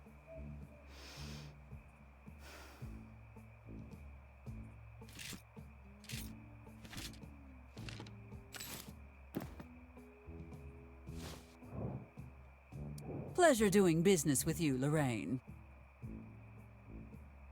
Oh, just one more thing before I go. What do you want from me now? I will just state it plainly. You and Tucker are voting for me. Come on, Eliza, you can't make... Yes, I can, and that is my final word on the subject. Unless you would like to discuss your little enterprise with Amos. Okay. Oh, and I also require the votes of your children and grandchildren to really ensure my silence. But I don't have any children. Well, then you'd better start working on that right away.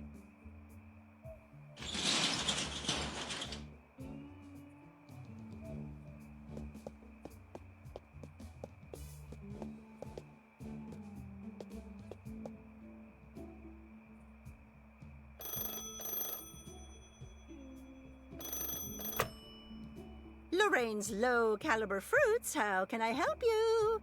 It's Cooper. You got my stuff? Oh, yes. I have your shipment right here. Bene. But there's a little problem. No, sto bene. What problem? I don't have the Garand. Stupid vecchia strega! Do you know what I will do to you if you don't deliver? Look, it was all cleaned up and ready to go, and then... Don't tell me it was those chinchillas again. No, it wasn't the rodents this time. It was the mayor. La Syndica? You gave my Garand to the mayor? I didn't have a choice. She was gonna shut me down. Porca miseria! Did she mention why she wants the Garand? She didn't say. She must be planning a safari trip, thanks to the taxpayers, of course. Yes, of course. That must be what she's doing. My associate will drop by to collect the merchandise. Pronto. And then someday, you and I must have a little talk about supply and demand. Let me give you a preview. You need to supply exactly what I demand. Capisce? It won't happen again, dear. I promise. Good evening, Viper.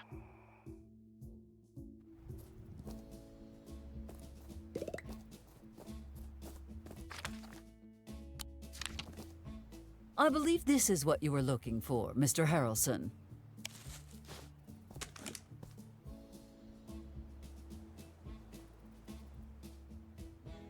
Oh yeah, that's what I'm talking about. I've been waiting to get my hands on one of these for a long time. Okay, lady, you held up your end of the deal, so I'll hold up mine. What's the plan? Meet us by the church at midnight. You will receive further instructions then. Works for me.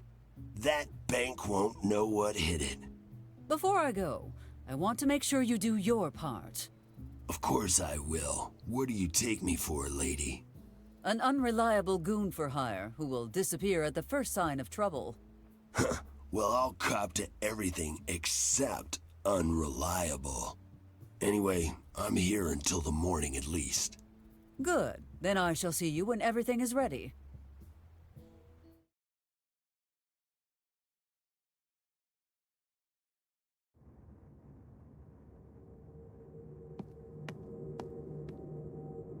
General Hartman. Well, this is certainly an unpleasant surprise. What are you doing here? Hello, Dr. Dixon. The military is once more in need of your considerable expertise. That's odd, because last I heard, my cooperation with the military was a one-time deal. Now leave me the hell alone. The deal has been altered, Doctor. Pray it doesn't become altered any further. Now come with me. And what if I don't? My orders are to bring you back on board using any method necessary. Keep that in mind. I know my rights, and I'm not going with you. We've done enough damage already.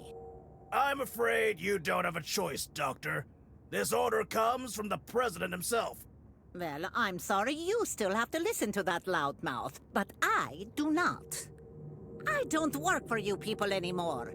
Now, if you'll excuse me... Again, Dr. Dixon, I'm authorized to be as persuasive as I need to be. For example, I could say that if you don't cooperate, everyone in town will find out just why you left your previous career. You can't do this to me. This was supposed to be my fresh start. Oh, I can do that and far worse. Believe me. Now, are you coming? Okay, fine. I'll go with you. This way, Doctor.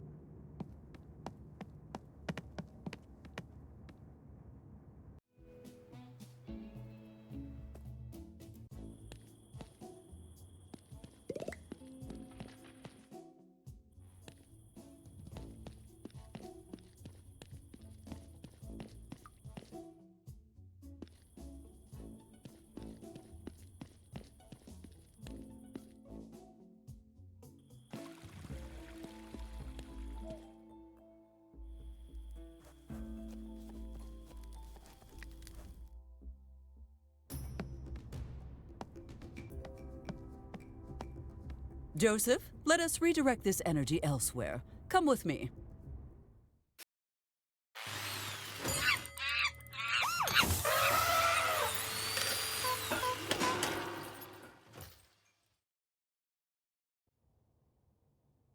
This had better work, Joseph.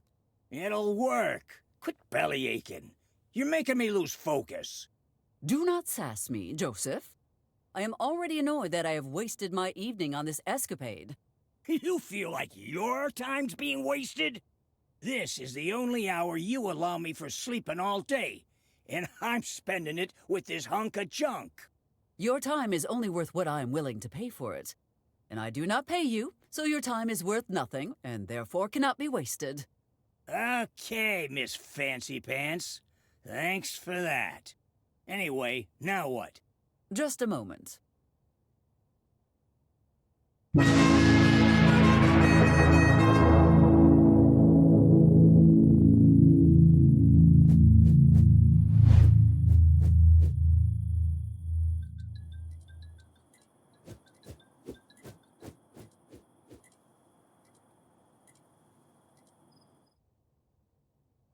Hey, what'd you know? It actually worked. All right, if there's nothing else, I can still get 6 minutes of sleep. Do not start slacking off just yet, Joseph. You must dismantle this monstrosity immediately. I do not want my offspring getting any ideas. Now, where did that thing fly off to?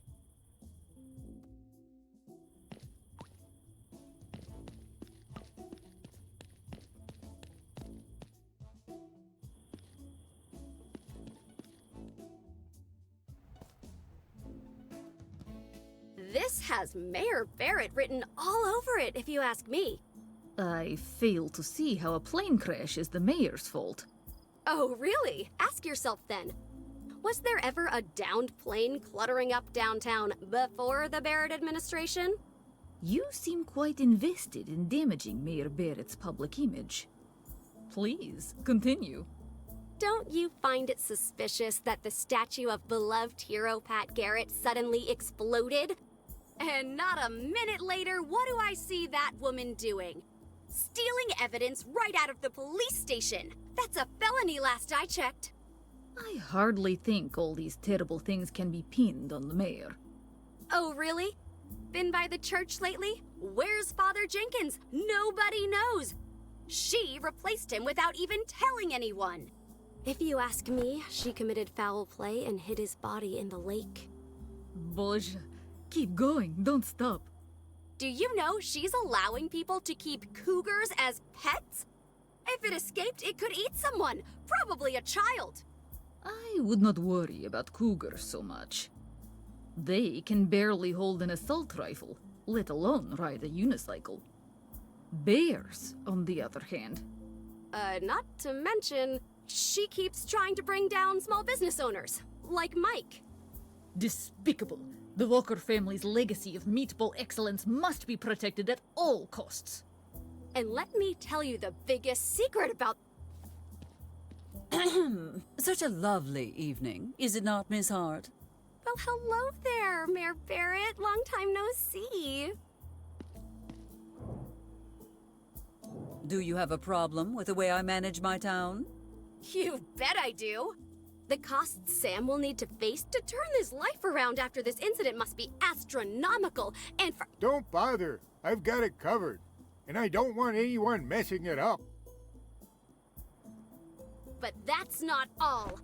You're leading an unjust crusade against a local business that has stood for generations. You cannot be serious. Oh, but I am. Michael Walker has a thriving small business and a great work ethic. And all you ever do is try to sabotage him. Well, if you are so confident my treatment of Michael is unwarranted, we could always discuss it with him over a plate of his latest creation. Table for two, then? Oh, God, no. What about Max's Kamehameha, sponsored by Eliza Barrett? A disgusting display of favoritism. If it was up to me, I'd have that bar shut down lickety-split. What the hell? Was that a coconut? Yep, and there's more where that one came from. Perhaps now would be a good time to drop this subject. Would you not agree, Ms. Hart? Uh-huh. What is the purpose behind all these baseless accusations you keep spouting? I demand to be properly compensated for all the pain and suffering you've caused me. I mean the pain and suffering that your plane crash caused in my town. Yeah, that. Compensation? That is preposterous. I am not listening to this tripe for one more second. Well, that's your choice. I'll just have to spread the word that a vote for Barrett means endorsing aerial destruction of your town. As if anyone in their right mind would— Oh, damn it all. Ms. Hart, I have a better idea on how to solve this quandary. Against my better judgment, I'm listening. While I could compensate you and your town for any damages you may have incurred from the crash, would it not be much better if you did so yourself? In your dreams? Ah, but that simple act would go so far in furthering yours. Just picture the headline. Mayor Hart averts major crisis. Neighboring towns forever grateful. It would make me look good with the voters, while making you look like you don't care about your town at the same time. Deal. Well, this was not how I pictured that going. Perhaps I should have picked a better strategy.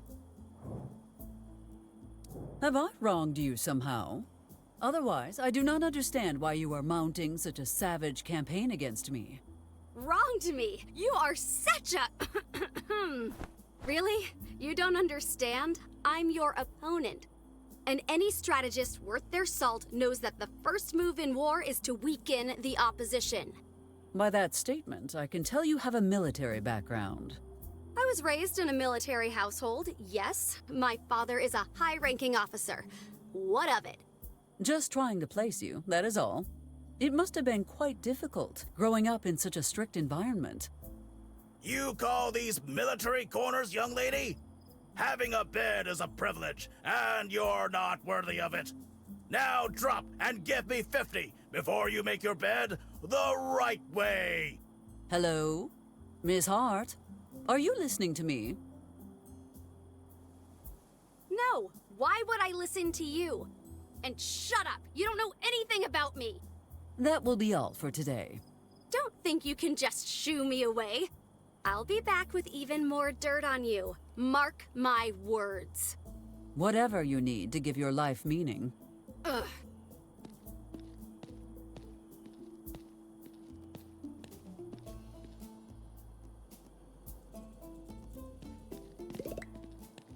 Damn it. Completely out of reach again. And the organ cannot be heard from up here. Clever girl. Sam has a better understanding of local wildlife than I do. Maybe he can give me some advice. Eliza! I was hoping to see you one more time before my bus got here.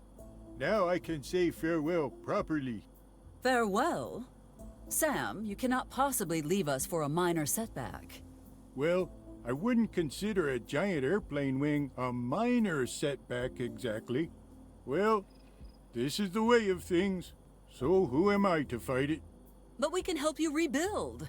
Or we could even leave the wing stuck in the motel and make it a tourist attraction. You could charge them for admission, photos, souvenirs. Not this time, Eliza. I've made up my mind. I'm going back to Arizona. It's past time I return to my roots. And besides, I've always wanted to help teach the young, keep the stories of my childhood alive. I'll leave business management to the new generation. Is there truly no way I can convince you to stay? I'm afraid not. My time in this town has come to an end. But why leave in such a rush? Can you not wait until after the election? I could really use your vote. That's my Eliza. You always cheer me up. I'm truly going to miss you, friend. If there is no changing your mind, then let us at least make our final conversation one to remember.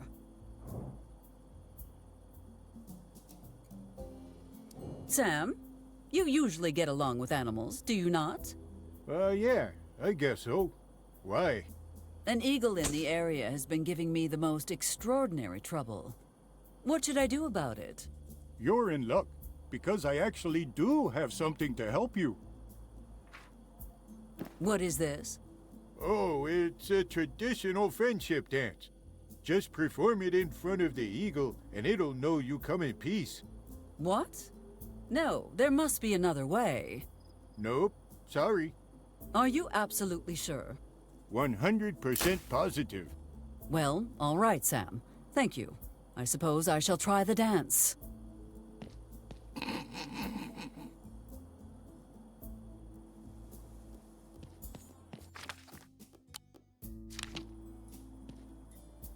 Let me see. I have to do what?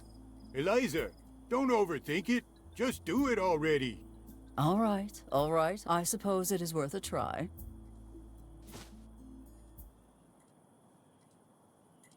At least no one can see how ridiculous I look. Here I go. Faster. More intensity. Show that bird what you can do. More energy, Eliza. Dance until the eagle wants to be your friend.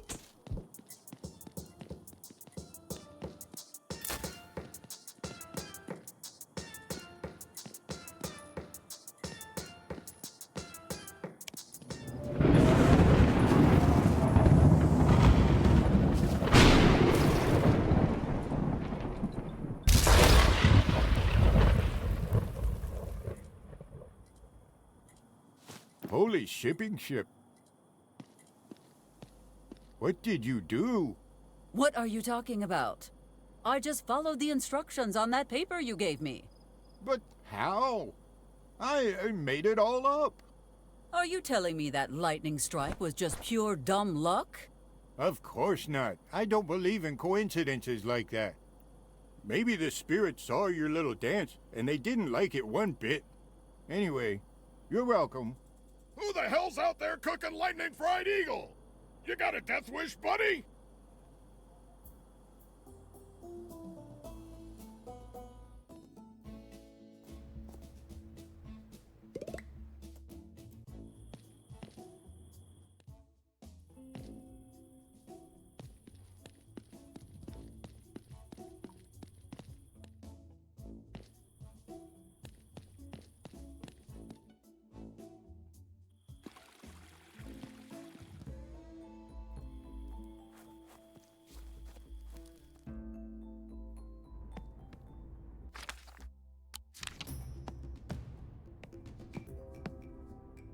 As far as I can tell, the contract looks fine.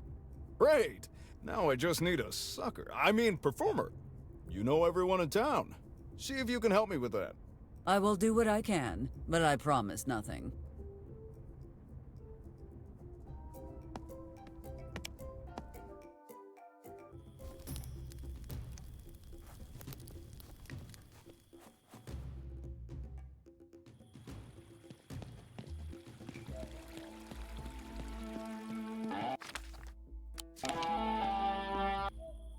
I think it is fairly obvious that you need a way to put food on the table. No, it's okay. I have enough. Okay, I'm listening. I know someone who is desperately looking to hire a man of your talents. Wait, this isn't some kind of trick, is it?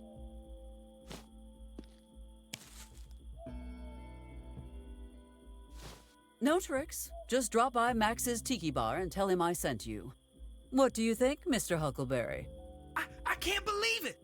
Thank you, Mayor Barrett. Thank you so much. I can't believe it. I finally booked my first gig. Happy to have been of service.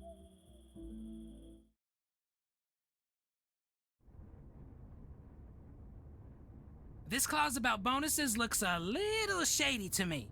Shady? That's a great bonus. You can earn 5,000 bucks in a single night. Yeah, but only if we have 300 people in here from 7 p.m. until midnight. And here I thought you were confident in your abilities. Even if we had 300 people in this town, you don't open until 8. That kind of negative thinking won't get you anywhere in the entertainment business, kid.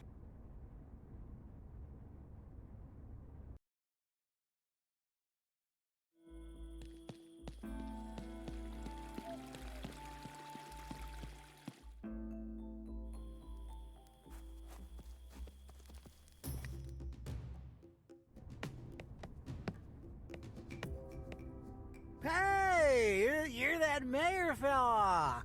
Oh, change your mind and come running to find me, did you? Are you addressing me? What? Of course I'm talking to you. Wait. You don't remember me? You cannot possibly expect me to remember every insignificant person I talk to in a day. Well, guess I'll have another drink to drown the pain. Hey, bartender. One more. Not happening. You're cut off for the night. Go get some sleep, buddy. All you bartenders are the same. Just let a man drink until he can't feel his feelings anymore, damn it!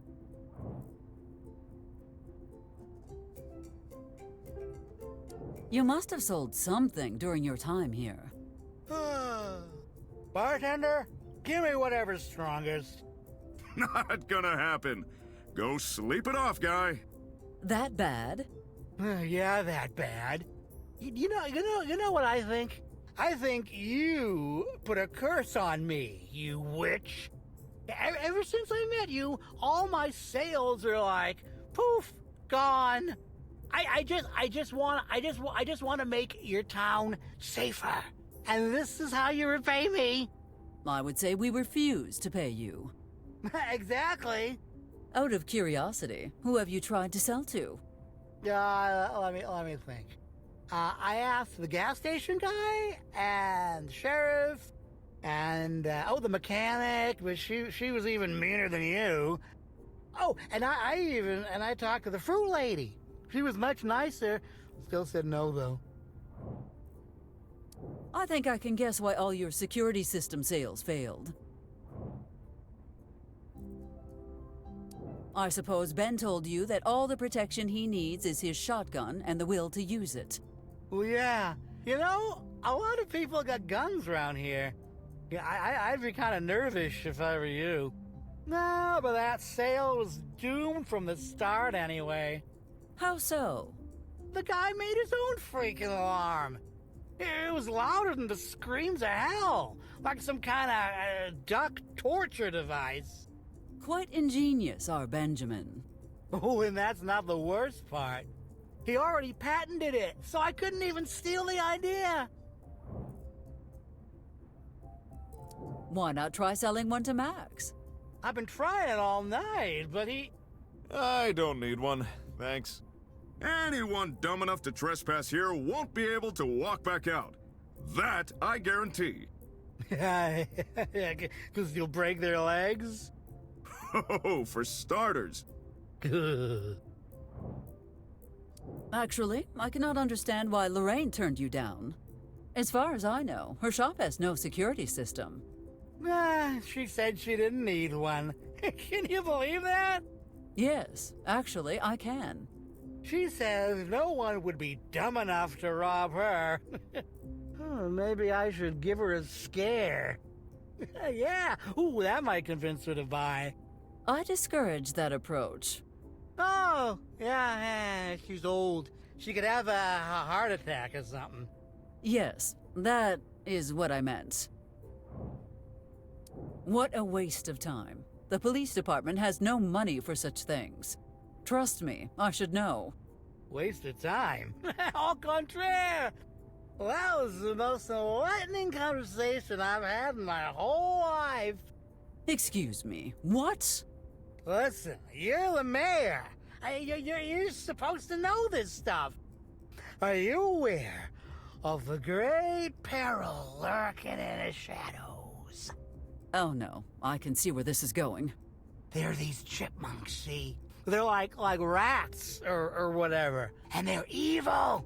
They're trying to take over the world, and no one is doing anything about it. Not you too. This has got to be some kind of terrible cosmic joke. Oh, no way. This is real. He has proof. He has this big board with all kind of things stuck in it. Oh, very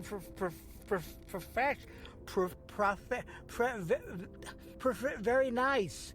That police guy is gonna catch the chipmunks, and my alarms are gonna help.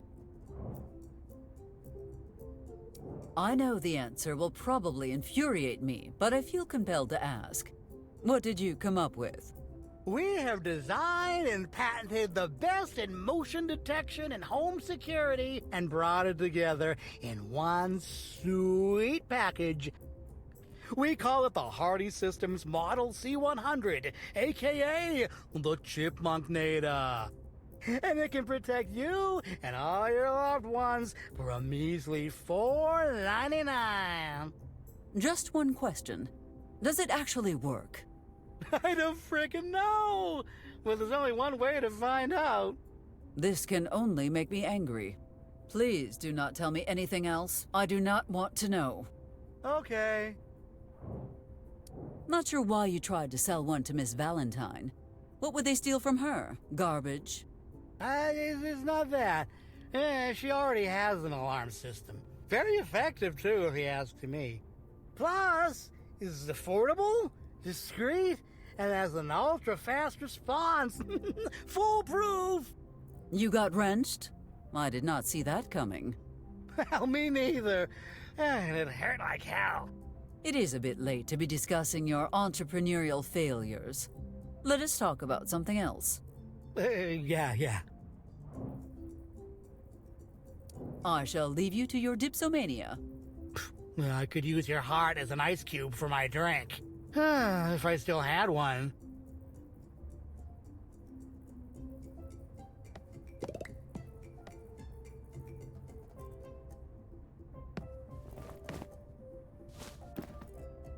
And that makes 3. One fewer problem to worry about.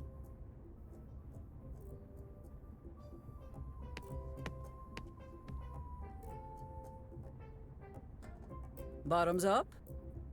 If you're buying. Fancy a drink, Mr. Hardy? Fancy? Wait, is that for me? What are you doing? If he pukes all over the floor, you're cleaning it up. I think the bar guy's mad at me. Are you sure it's okay? It is all yours, provided you answer my questions. Wow, you know what? I was wrong about you. You're the best mayor ever! Whoa! Well, that's really strong. Ooh, it feels like my tongue is all loose and melty. What flaws do you see in our current security system? What flaws? What flaws? There's so much wrong with the Templeton Unsafe 5000.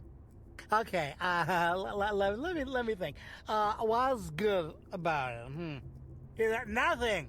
There is nothing good about a temple thing, was it? Yeah, maybe you thought you were getting a deal, but you didn't get a deal because it's bad. Try to focus. What is the Templeton's fatal flaw? Oh man, it's so stupid. So stupid. All you gotta do is you gotta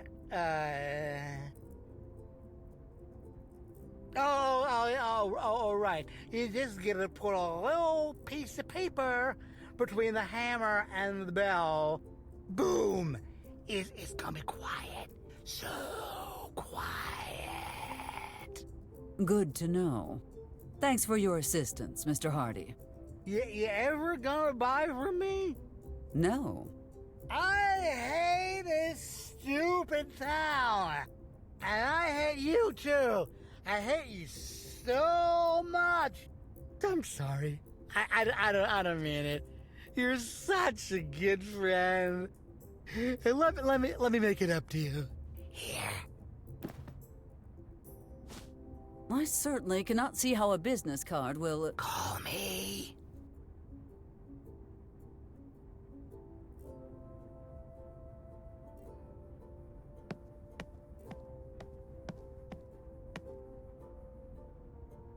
I can't believe she just took it. That does it, Eliza. From this day on, no more tiny umbrellas in your cocktails. Yeah, that'll teach her. I keep a spare one on me at all times. Damn you, Eliza, and your bottomless pockets! You better return it without a scratch.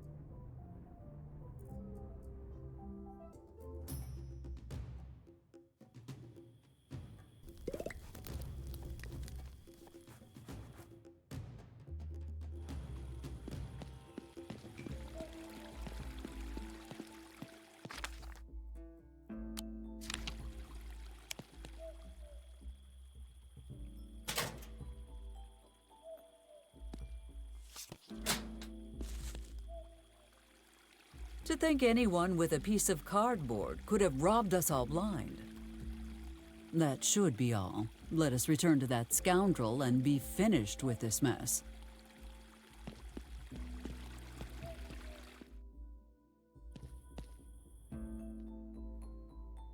So, are we ready? Yes, I took care of everything. Great! Where's Harrelson? He should arrive any minute now. Why so serious, Mayor? You're about to become a very rich woman. I am already a rich woman. Oh yeah? Maybe we should just rob you instead. I meant that my life is rich in friendships, not money.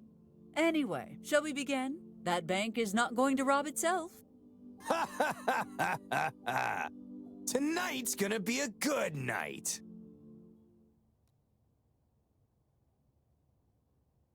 Bank robbing 101. Travel light. I should empty my pockets.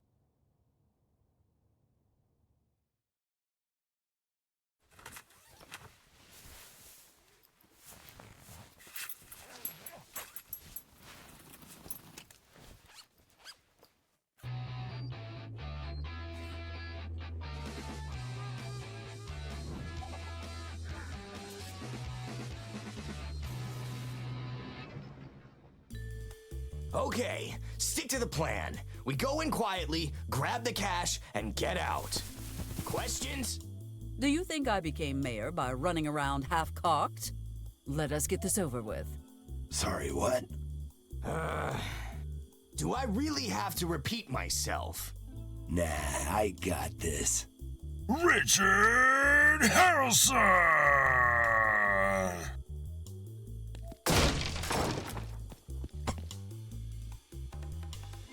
Booyah! The last one's a rotten egg.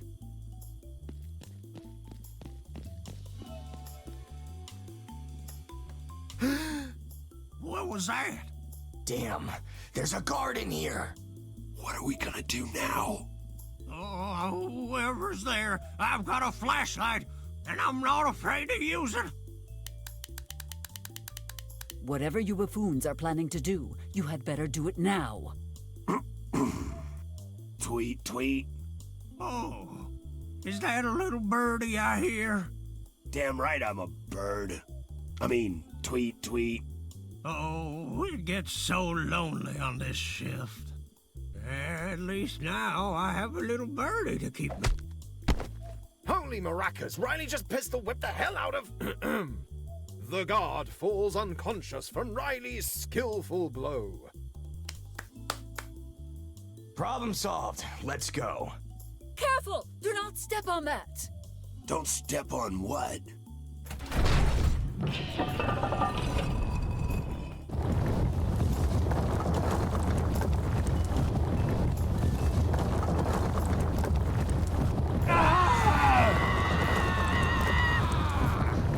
I'll got you now, you rapscallions. You must be kidding me.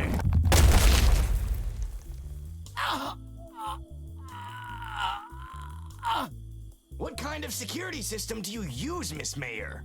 The cheapest, the most cost-effective, of course. The group returns to where they found the trap, unaware of the dangers that await them. Look out! An ambush! Behold, the rulers of the underworld, the menace of the forests, the terror of all kinds of nuts, the chipmunks? Really? Is this a joke? Look at them. They're so cute and cuddly and...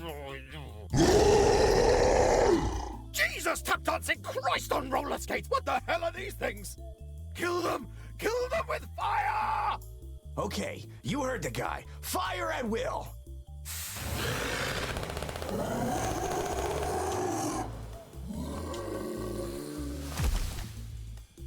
Like the unholy spawn of Satan they are. The chipmunk gang circles around the group, dodging their shots with ease.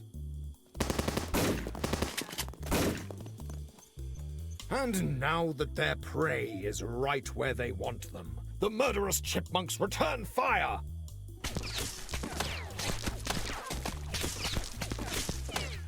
Ow! Suddenly, silence sweeps over the battlefield.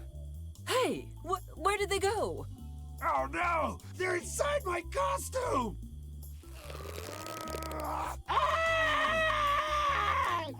Let go of that! Those ain't those kind of nuts! Sorry, Mr. Harrelson, but this is the only way out of this conundrum. Ah! And so, after Mayor Barrett's flawless execution of the Nutcracker maneuver, the enemy flees.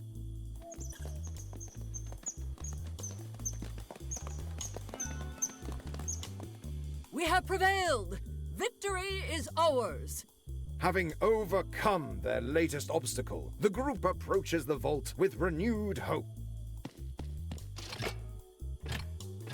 Damn it! The strongbox is closed! Why do you think we brought you here, genius? Oh yeah, I've got the master key right here.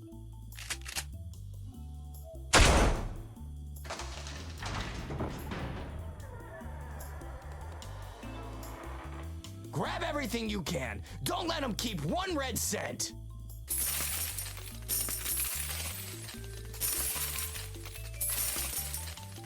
We're gonna be rich! Filthy rich! As Harrelson and Riley greedily stuff their bags full of Mike's money, Eliza proceeds to burn the only copy of Mike's special sauce recipe to cinders. But all victories are short-lived, as these criminal masterminds are about to find out.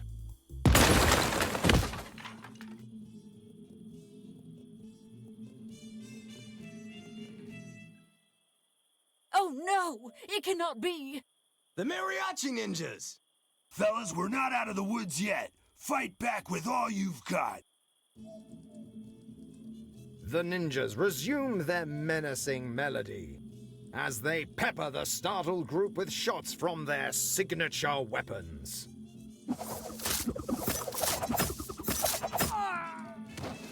Oh no! I'm hit! No! Not you, Harrelson! You were my favorite! Oh, why did it have to be you? It should have been anyone else, like Eliza! Hey!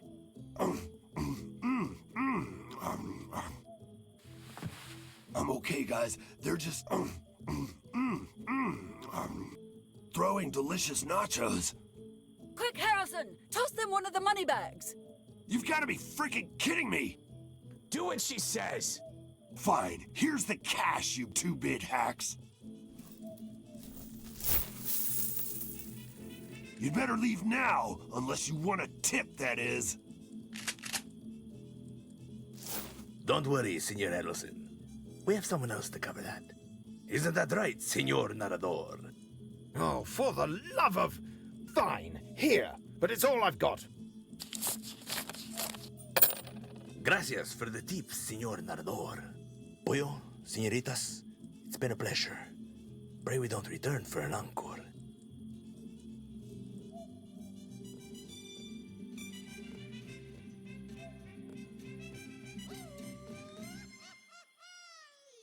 And with a final chord, the mariachi ninjas melt into the shadows, taking all my money with them. No time to waste. We need to get out of here now.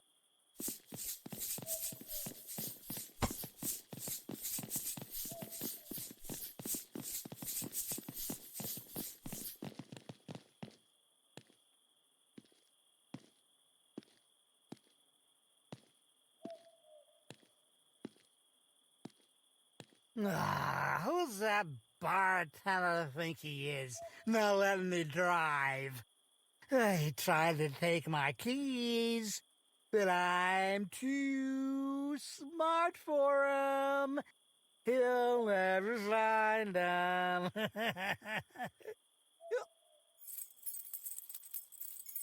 Wait a second.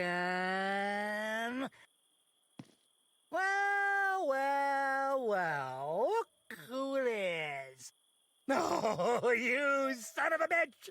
You're the reason I can't make no money in this stupid town. You don't even work. You're just as cheap, stupid alarm. And you're stupid. This is for my business. Take this, you bunch of scrap.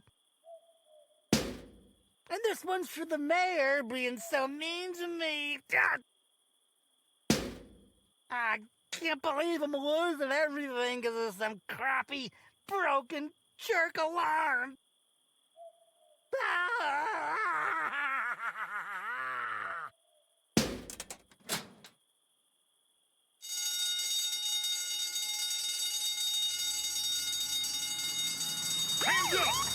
right where you are, or I'll open fire!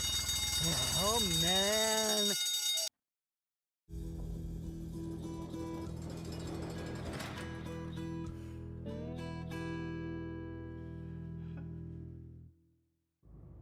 This isn't fair. I'm calling the cops. And my lawyer. And the president. And the cops again. And my mom. And she's gonna be mad at you. Sure you are. You can do all that in the morning. Okay. Maybe I'll just a little sleep now. Just a little bit.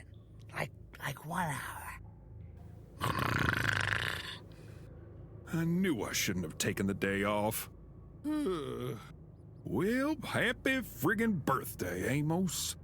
At least now I have a good excuse to call Jack.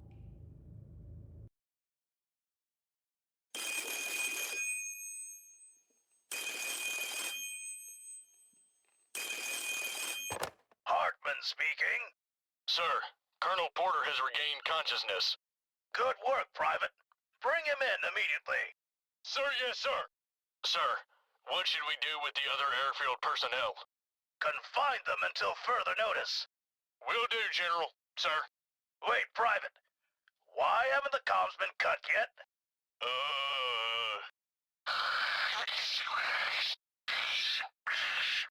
Oh, so we have time to make jokes? Ever heard the one about the Private that patrolled the bridge to Corona for 2 weeks? No, sir. Well, you'll get to experience it firsthand. Oh, damn. Make sure the communications go out tonight. No more stalling. And once that's done, report for bridge duty immediately.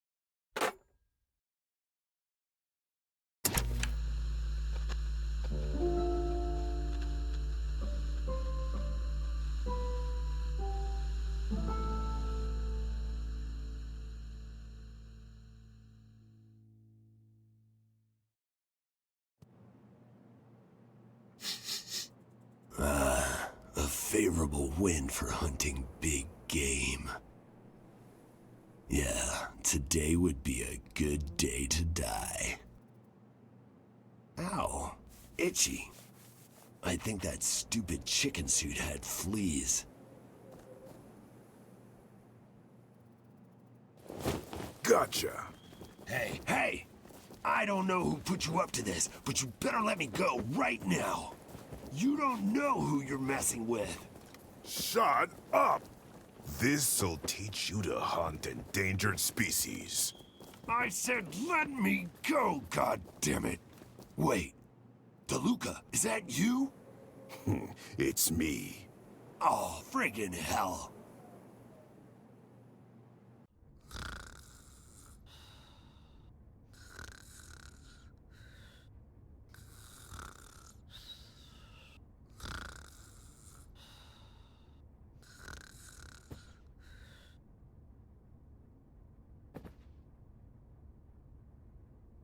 Oh. Damn that Betty.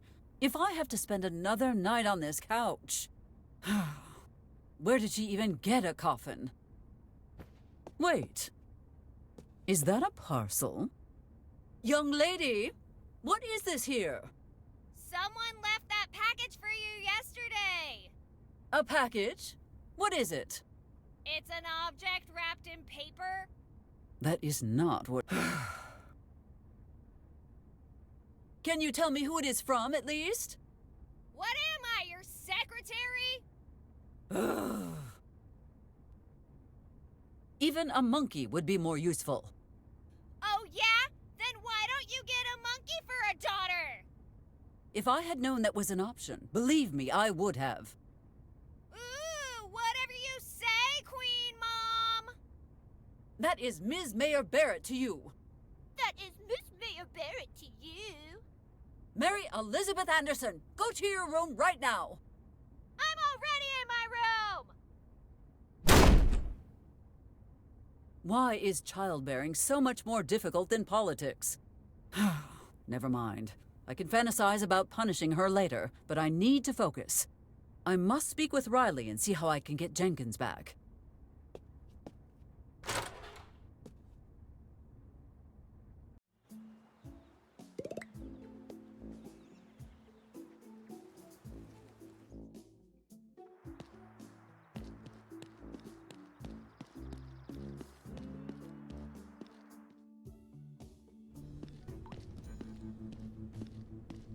Good morning.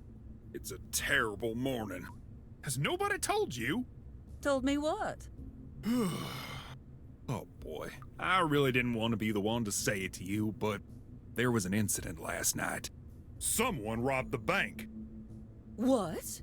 No. Which reminds me, where were you last night? Last night? How could I be expected to remember? Do you have any idea how much I am responsible for in a single day? I must make empty promises, kiss some babies, smear my opponent. Yes, and if you can tell me all that, you can tell me where you were last night. If you must know, I spent the whole night at Town Hall doing paperwork. Oh, yeah? That's funny, because I have several eyewitness reports to the contrary. You were seen all over town last night, including by the bank. Is there a point you are planning to arrive at, Amos? Oh, I'm just tying up loose ends, that's all. I'm afraid you'll have to remain within town borders until I conclude my investigation, though. I am the mayor, you dimwit. Where else would you expect me to go? Up the Yeti's mountain to have tea with him and the Tooth Fairy? Anyway, have you actually made any progress with the case? Or are you just tossing out baseless accusations willy-nilly, hoping one will stick? You see the fellow at my desk? That's my brother-in-law, Special Agent Ortega of the FBI. Has he managed to find anything useful? We're questioning our first suspect. We caught him red-handed at the bank when the alarm went off. Great. Case closed. Nice job, gentlemen. Hold on, Eliza. It's not that simple.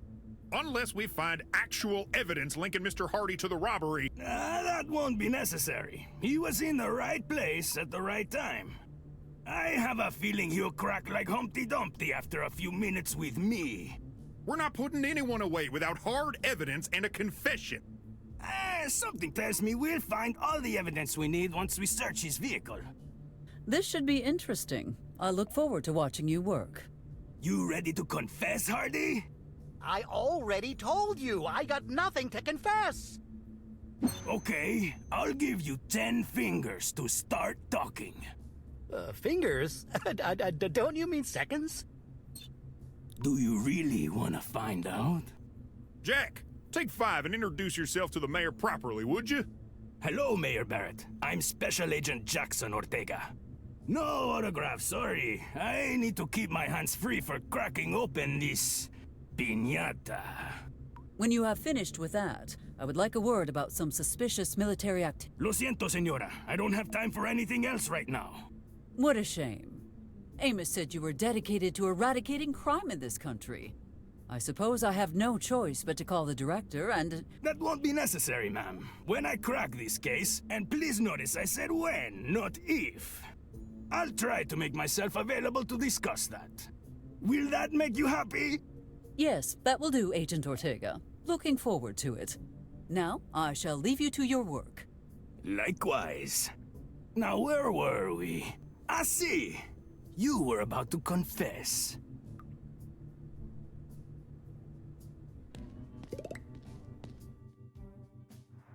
Would you look at the time? It appears to be frame a scapegoat o'clock. Do not worry. As soon as Father Jenkins is safe, I will have Mr. Hardy cleared of all charges. Finding his car would be a good start.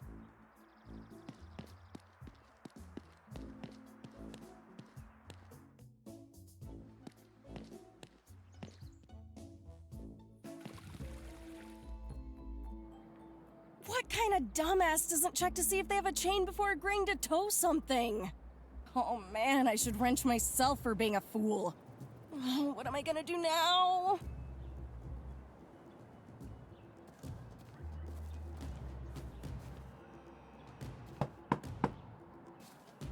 Oh, that's it! Hey, Mayor Barrett, over here! I gotta talk to you. Miss Valentine, are you asking to speak with me? Are you feeling all right? Look, you gotta do me a favor. I do not. Okay, fine. But it's also a favor for the government, so you want to hear it. Some FBI guy wants me to tow this car to the junkyard so they can search the trunk or something. Anyway, I can't tow this back because that numbskull of a gas jokey swiped my chain. Can you go look for it? Why can you not go and look yourself? 'Cause that FBI agent said if I didn't stay with the car at all times, he'd start looking into where my scrap comes from. Come on, you gotta do this for me or I'm totally screwed. The day I start running errands for a grimy little ragamuffin is... I'll vote for you. Please? Ms. Valentine, for reasons completely unrelated to what you just said, I shall comply with your request. Thought you might. Don't take too long, okay?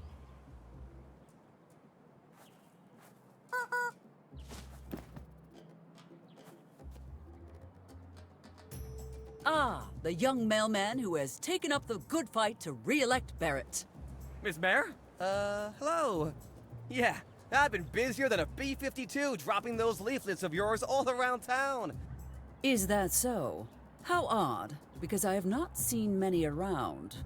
Well, maybe you just weren't looking hard enough? I despise time wasters even more than I hate liars. Would you care to try again? Okay, look. I was taking a break at the park earlier when I heard this weird noise coming from the bushes behind me. I turned around to look for just a few seconds, and when I turned back, someone had swapped your leaflets for Mayor Hart's. This sounds like the handiwork of those chipmunks from the bank. But why would they try to undermine my campaign? Unless... Damn it, they must be working for Ms. Hart. Amos was right. These chipmunks are dangerous. Well, why are you standing around in the heat like a dim-witted cactus? Go and find my leaflets. Hey, I don't only work for you, you know? Max has to sign for this delivery, and I can't leave until he does. It looks about time to be heading home. Specifically, time for you to be heading home. Maybe you should go bother Max instead, 'cause I can't leave until he signs.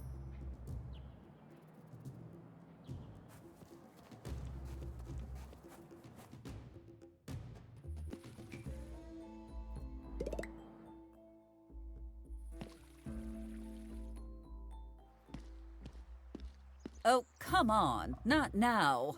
Morning, Miss Mayor. Glad to see you up so early. Now I can tell you the good news. You have been transferred to Antarctica? No, a little birdie is telling everyone about how the mayor was the one who robbed the bank. Who would ever say such a ludicrous thing? Me? I can already see the headline. Mayor steals from her own voters, disgraced forever, dies in infamy. It's like a movie, and I'm getting a craving for popcorn. Laugh all you want. I still have everything under control. And you will behave yourself. Or else. Or else what? No, no, no! Never give her that opening! She'll lock you up in the deepest, darkest hole she can find!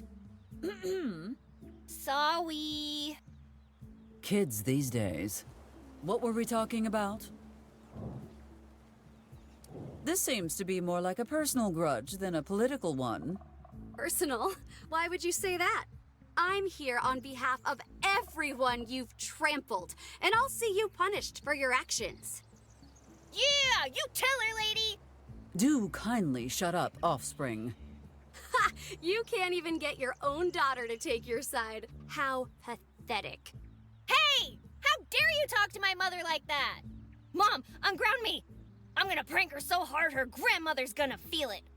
Oh no, I'm so scared. Or maybe I would be if your mother ever ungrounded you. Oh, I would be happy to make an exception for such a special occasion. Oh God, please no. How did this turn against me? Let us discuss the bank robbery, shall we? I'd love to. How did you find out about the robbery so quickly, anyway? I always keep my ear to the ground for anything that could embarrass you. I admit that the incident was unfortunate, but I fail to see how it is embarrassing. Maybe not the robbery itself, but the owner suing you for negligence has to be humiliating. Oh, and the tiny little fact that he's moving the bank to Corona, where things are more profitable. Which I am sure was not due to your influence. Whether it was my idea or not, you can't stop it now. Well, thank you. That big building takes up so much prime real estate. I cannot wait to knock it down and build something better. A statue of myself, perhaps.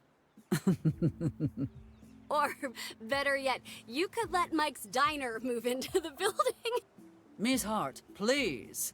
We may be at odds here, but some things should never be uttered, even in anger.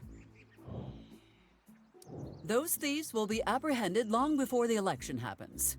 Actually, I wouldn't be surprised if you were right. That was one sloppy heist. Why do you say that, Miss Hart? Well, for starters, they got caught by the security guard twice, and they left him alive, too. He survived being crushed by a boulder? He did, but wait, how did you know that?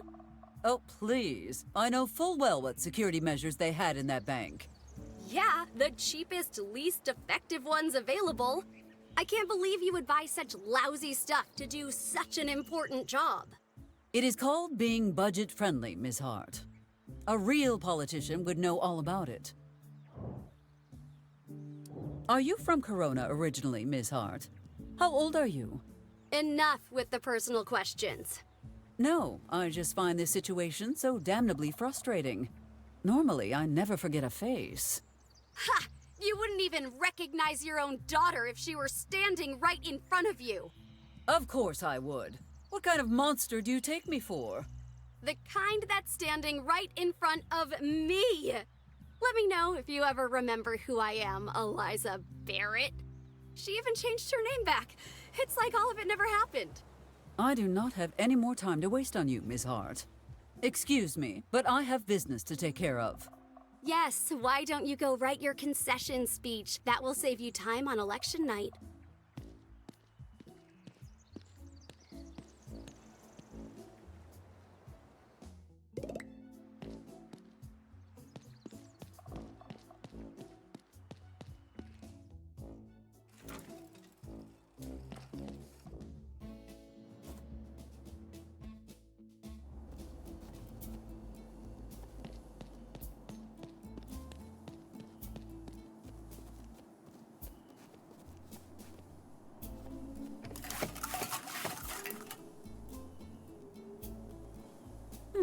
Weird. Usually Benjamin comes down faster than lightning when you manipulate this thing.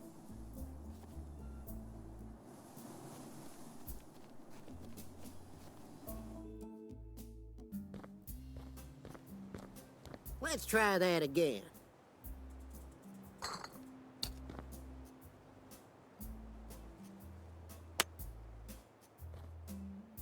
All right now, 40 degrees, 15 minutes north.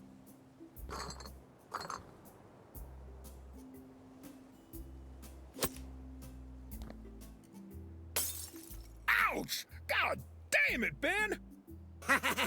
That'll teach you, pig. Well, son of a... hello there, Miss Mayor. Someone just hucked a bunch of bottles at Amos's house and ran away. They looked Russian. You better go after him. That should do it. Good job, Brain. I said, good job, Brain. You're welcome. I do not have time for this nitwittery. What? Did you forget to turn up your volume, Miss Mayor? Oh, darn. Excuse me, I forgot I was wearing these. You can't be too careful with these little bastards, you know. Sometimes they really pack a punch. Anywho, what can I do for you, Miss Mayor?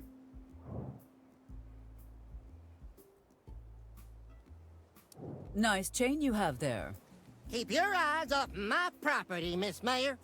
Come on, Benjamin. We both know that chain is not yours. And how the hell do you know that? What are you, some kind of wizard? Not only that, but a mighty arch-wizard. There is nothing you can obscure from my all-seeing eyes. Oh, yeah? Tell me one thing only a wizard could know. Yes, the spirits of the magical realm are speaking to me now. Yes, yes, they know all and see all. And what they know about you is, you do not wash your hands after using the restroom. That's the best you can do? Anyone with a sense of smell could have told you that. Your puny mortal mind cannot even conceive the full extent of my powers. Spirits of the long-gone wizards, tell me Benjamin's deepest, darkest secret. That ain't gonna work. No, no, it cannot be true. Benjamin would never. You shut the hell up, spirits! What did them sneaky-ass ghosts tell you? When you were young, you were a registered member of the American Communist Party. No! How could you? I never thought. There's no way. There's just no way you could have ever known that. Unless... You are a wizard! Glad we got that sorted out. Now, I will be taking that toe chain if you do not mind. Wait, taking? With your hands? I knew you were fooling me. A wizard would hocus-pocus the chain to her hands from here. Come on, do that. Oh, I will not waste my powers on something so mundane. No magic, no chain. Curses. We will not acquire the chain by talking to him, I'm afraid. I have to be elsewhere, Benjamin. Sounds good. Where's that?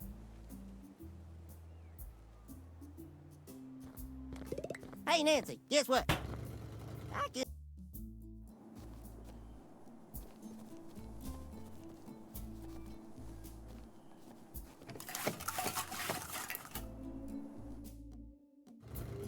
Who's touching my wind chimes? That don't sound like the wind. Let's greet the intruder with our customary welcome gift.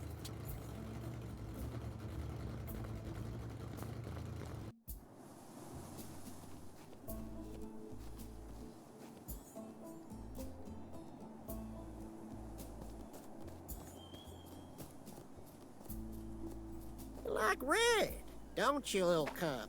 Well, I'm about to paint the walls red with your blood. 'Cause I'm gonna shoot you.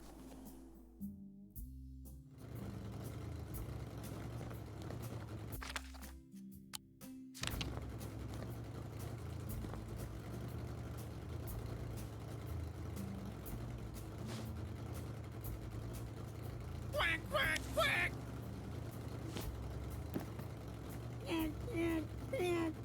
That will teach you to stand in my way, you future roast dinner.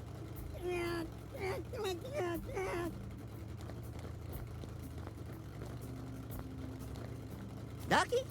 You okay? You look... odd. What do you mean by odd? I don't know. Maybe he's got a cold or something. He looks perfectly fine to me. Something's not adding up here.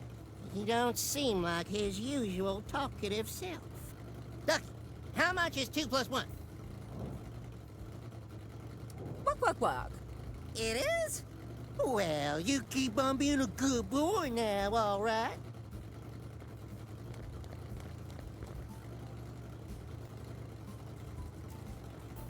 Невозможно. Not even the...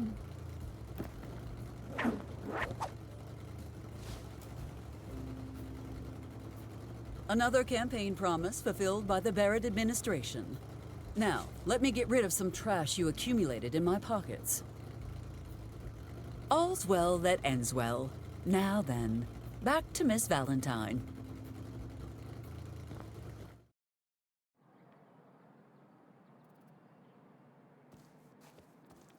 I believe this is what you were looking for.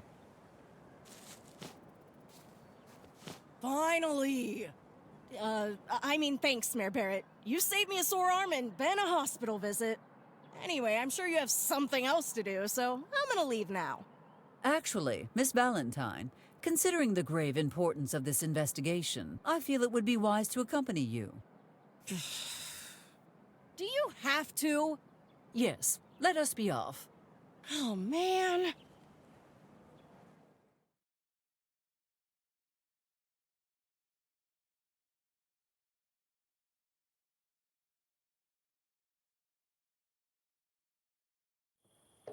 Looks like the tip I got from that dynamo lady was a good one. And I thought he hated me before. I better get out of here before Ben... Shoot! It's hot enough to scramble possum brains out here. Can't wait to get home and crack open a nice, cold, Earl Eugene Scruggs banjo. What the hell's going on here? Somebody called in an anonymous complaint that your trailer's in danger of falling off the cliff. What in the fat hell are you talking about? You can't go back to your trailer, Ben. It's a danger to you and everyone else. Danger? Chew. My trailer wouldn't hurt a fly.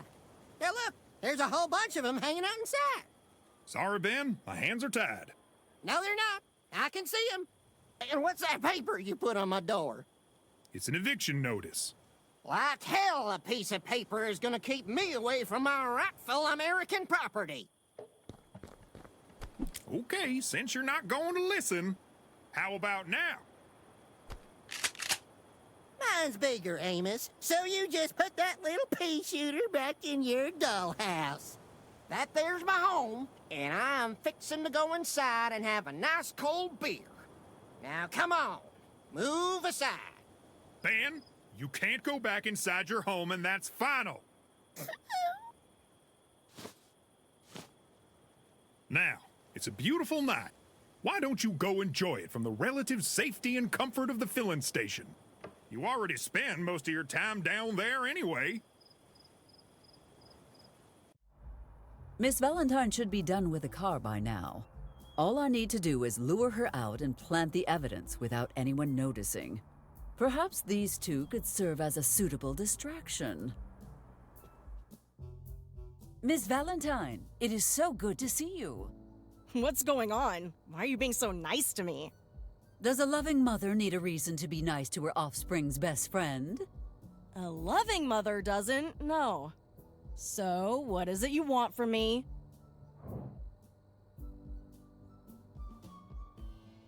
You have had a long day. Why not take a break? Maybe go somewhere with a bit more fresh air? And when Agent Ortega asks who's looking after Mr. Hardy's car, what do I tell him? Do not worry about that. I will keep an eye on it while you are away. You're acting really weird, Mayor Barrett. I've known you my whole life, and you've never spent this long talking to me before. Perhaps I have something important to tell you. Really? And what would that be?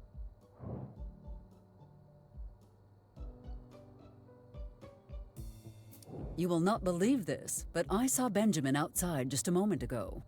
I believe he is planning to help himself to more of your property. Seriously? Twice in one day? Damn it! Hold on a sec. Hey, run! Ow! How'd you even know I was here? I was being the sneakiest.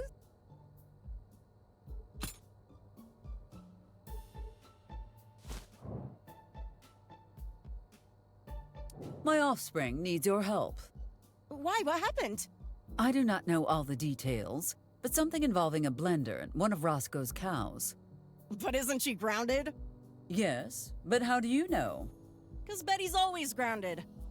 Anyway, I'm a mechanic, not a veterinarian. Well, patching up a cow cannot be that different from repairing a leather car seat. There must be something you can do for the poor creature. How gullible do you think I am? I'm not Betty, you know. Pardon me, force of habit. Anyway, I gotta focus on watching this dumb car. You almost done talking? Mr. DeLuca and I crossed paths earlier. He seems most eager to speak with you. The friggin' trash compactor again? I already told him no, damn it! Why are people always begging me to let him use it for stupid reasons? I have a perverse desire to hear these stupid reasons. Well, I got a million of them. DeLuca, for starters, he says he can't afford to bury some of his deceased family. Or people like family, as he put it. Mike's always begging to use it so he can compact his leftover meat scraps. He's planning some weird new product launch. Protein bars. Sounds stupid.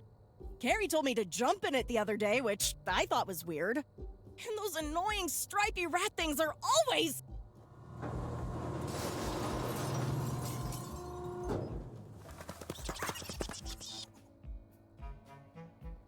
Anyway, tell Marco that I said no.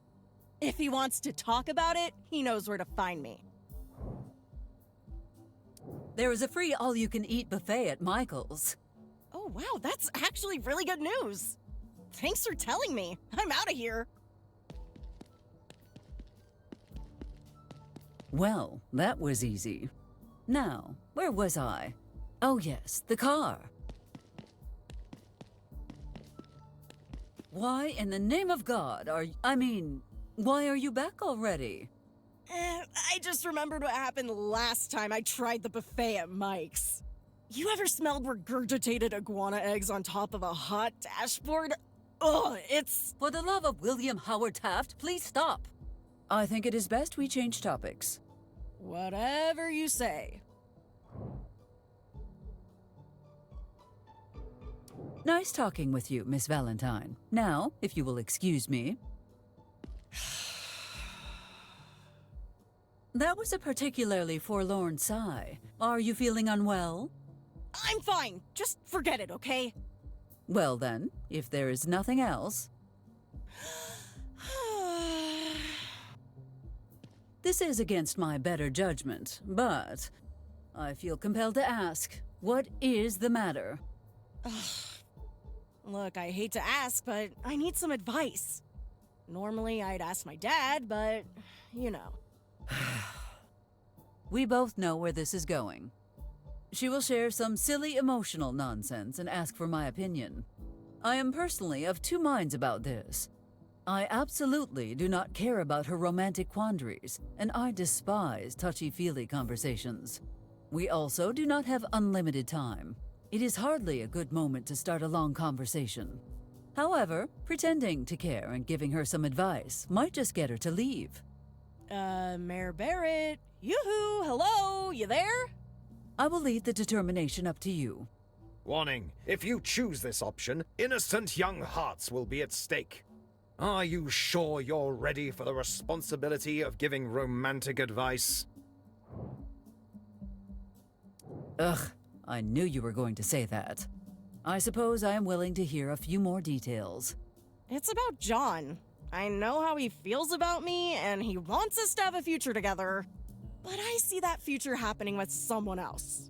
So what should I do about it? Well, that is a complex issue, albeit not an uncommon one. Give me some time to think it over, all right? I guess. Don't take too long, though. I don't want to be thinking and talking about my feelings all night. Bleh. Miss Valentine, I have returned. Great. Miss Valentine, I know what you should do about your romantic conundrum. Okay, I'm listening. Change is good. Look, since my divorce, I have everything I ever wanted. I've upgraded my home, I became mayor, my social standing has improved. Don't forget about Betty. I said my life improved, not that it was perfect. Well, there's this other person, but their mother would never approve. Nonsense. Nothing is more important for a mother than her offspring's happiness. If she opposes the relationship, you would be justified in wrenching her. Can I quote you on that? Pardon? I was just saying that I couldn't agree more. Thanks, Miss Mayor.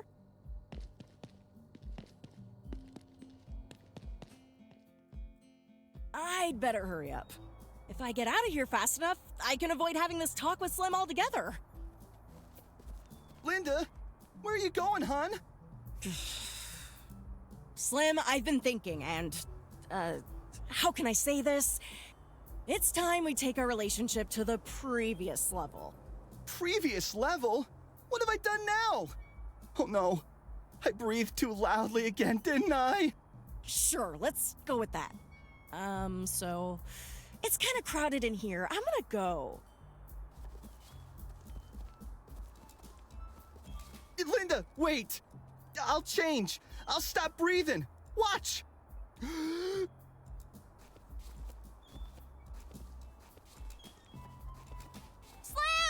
Where are you going? Wait for me!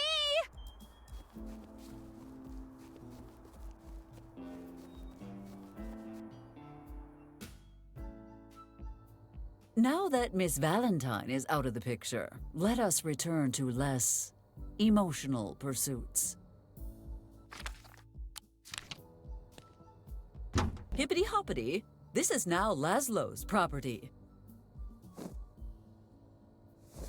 And that's how I brought the Yeti to justice. Jack, I keep telling you, that was just a tall old man with really long hair. The real Yeti is still out there. I know it. That's why you'll never get anywhere professionally, Amos. Anyway, here we are. Pelirroja, is the perp's car ready for us? I have a name, you know. And I'm sure it's a beautiful one. Now, let's stop wasting taxpayers' money and get that thing open.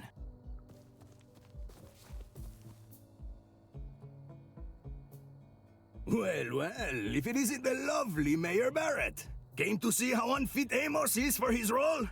Agent Ortega, it has been a really long day. Just get that accursed trunk open so we can move on with our lives.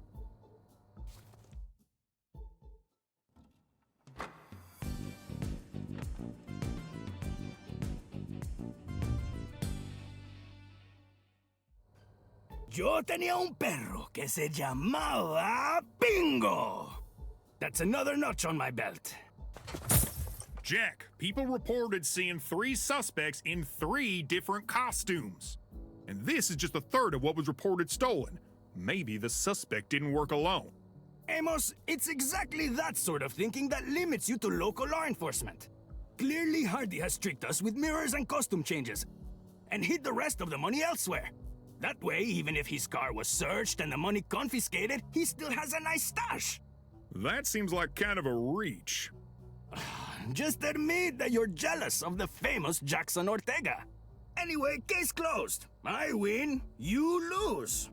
Come on, let's get some shut-eye before we check out this alleged secret military base of yours. You go ahead and get some sleep. I have to go check on a public safety concern. I'd offer to help, Socio, but rescuing cats from trees is beneath me.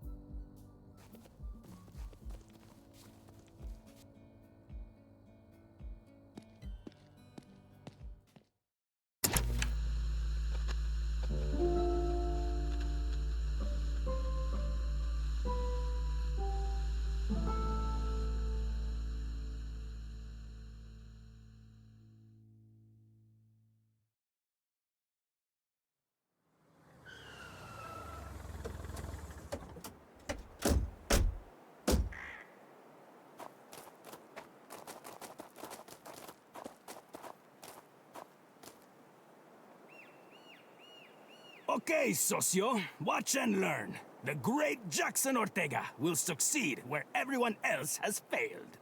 And by everyone else, I mean you. It wouldn't hurt you to be humble for once, you know? It's pretty hard to be humble when you're as amazing as I am. I'll sort out your little problem in less than a minute. Just stand back and try not to get awesome all over your shoes. I really hate you when you're like this. Love me, hate me, who cares? Either way, this has been great for my career. By Madison's Ice Cream Shack. Gentlemen, if I wanted to hear a soap opera, I could do so from the comfort of my living room. Don't worry, Alcaldesa. No one says no to Special Agent Jackson Ortega. You ladies stay right here and enjoy the show. Let me in, Private. I'm with the Bureau. Negative. Only authorized personnel may enter the base.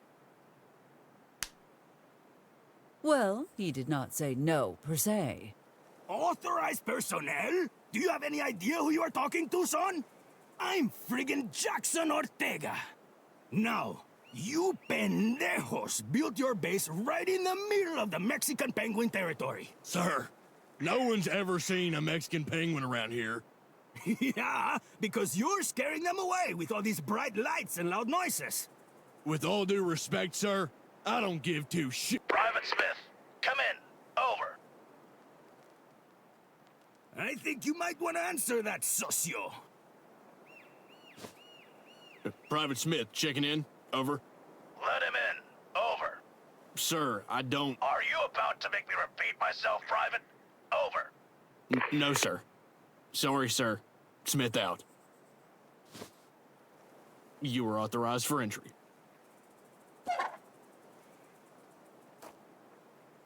What did I tell you? Don't get comfy. I'll be back before you can say Jackson Ortega is the best FBI agent of all time. Jackson Ortega is the best FBI agent of all time. I know, right? Thanks for the reminder. Just go, Jack.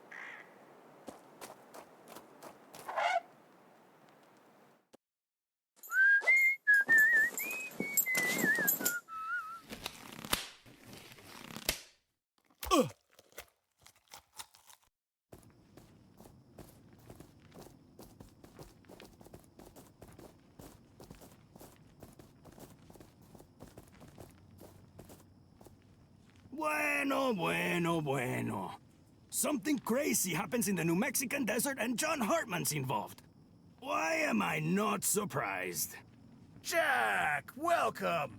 Haven't seen enough of you lately. How is the world's greatest FBI agent today? Stupendous as always, but flattery will get you nowhere. Now, tell me, what the hell is going on here? Are you going rogue? Rogue? The Eagle himself authorized this, my friend. What does Truman want you to do here? Sorry, Jack. I'm afraid this is so above your pay grade, you need a jetpack just to hear about it. Oh, can I use your phone then? I can have one sent here within the hour. The jetpack was figurative, and the phones are down. Believe me, there's nothing to be concerned about. This is just a routine operation. No soy idiota. I can already tell there's nothing routine under that giant tarp. You should go now, Jack. Quit wasting taxpayer money and head back to DC.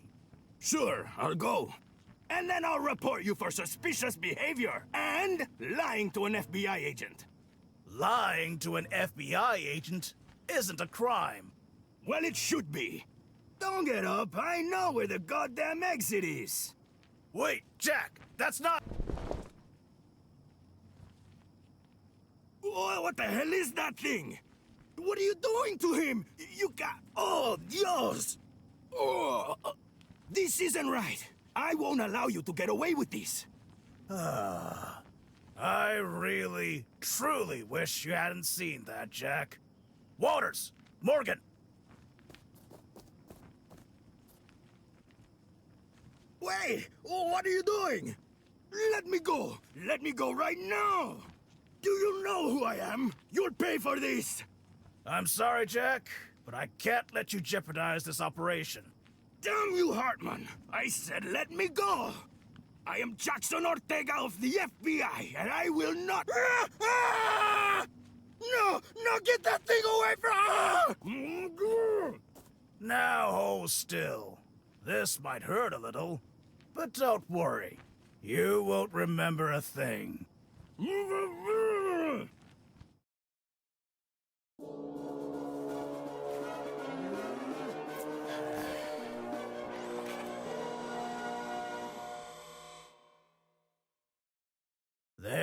There.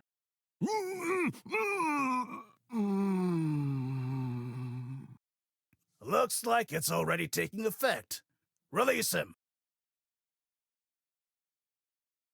You can stand up, Agent Ortega. I have new orders for you.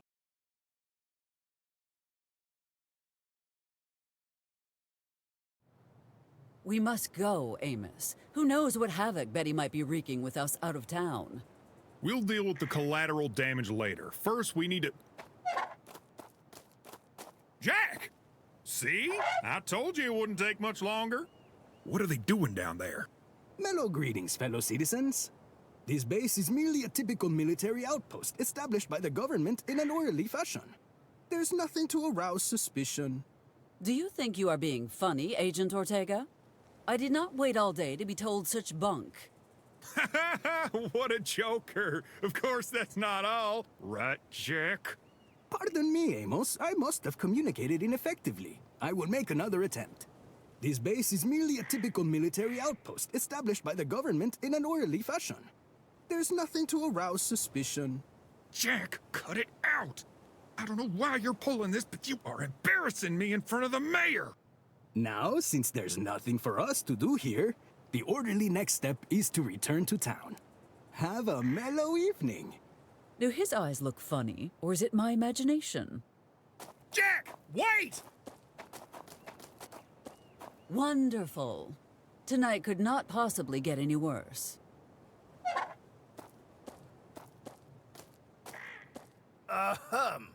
Oh, I see tonight has gotten much, much worse after all. It's good to see you too, Eliza. How's life? Spare me the small talk and tell me what the hell you are doing here. Straight to the point. Some things never change. All I can tell you is that we have to install a device somewhere in your town tonight, and... And, let me guess, you need my help obtaining a building permit. Well, it is a straightforward process, really. All you have to do is submit Form WD-28A on the first Monday of the month, signed in triplicate by the Grand High Council of Leprechauns. Hilarious, Eliza. Do you really think I would fall for that trick again? Look, this device has to go in the absolute dead center of town. There's already something there, so they'll have to go. Dead center of town? Wait! That's Max's Tiki Bar! Opening that bar was Max's lifelong dream. Well, Max will just have to find a new dream then. Take this. You'll need it. Napalm? You must be out of your mind. The bar will come down, and it will come down tonight. If you don't want to take care of it yourself, we'll do it our way. And my men are less squeamish about what happens to civilians. Damn you, John. You are a sick, twisted monster. You have until midnight. If I were you, I'd head back to town and get it over with quickly. At least now, this night cannot get any worse.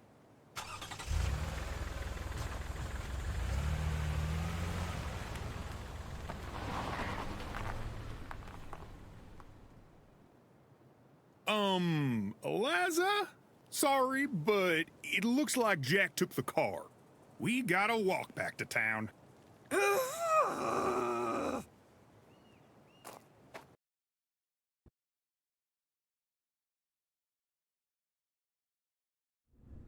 Damn it! I can't believe Jack would just leave us like that.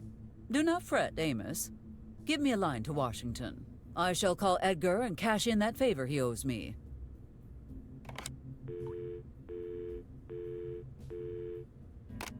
No dial tone. Ugh. Do you think Hartman A complete disgrace of a human being, yes. But it is probably just another outage. Outage my sweet khaki-clad ass. This has government conspiracy written all over it. Oh, Amos, not now. I beg of you. There must be something better for you to do than sit around making up stories. At this hour? I guess just Mr. Hardy. What needs to be done about him? I just keep thinking about his case. The evidence we found was a little too convenient. Your point being? I think he might have been framed. Drop the charges and let him out then.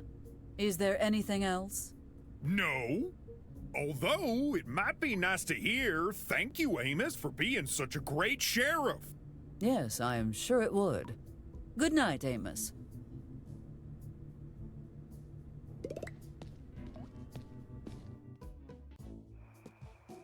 Have we not taken enough from Amos already?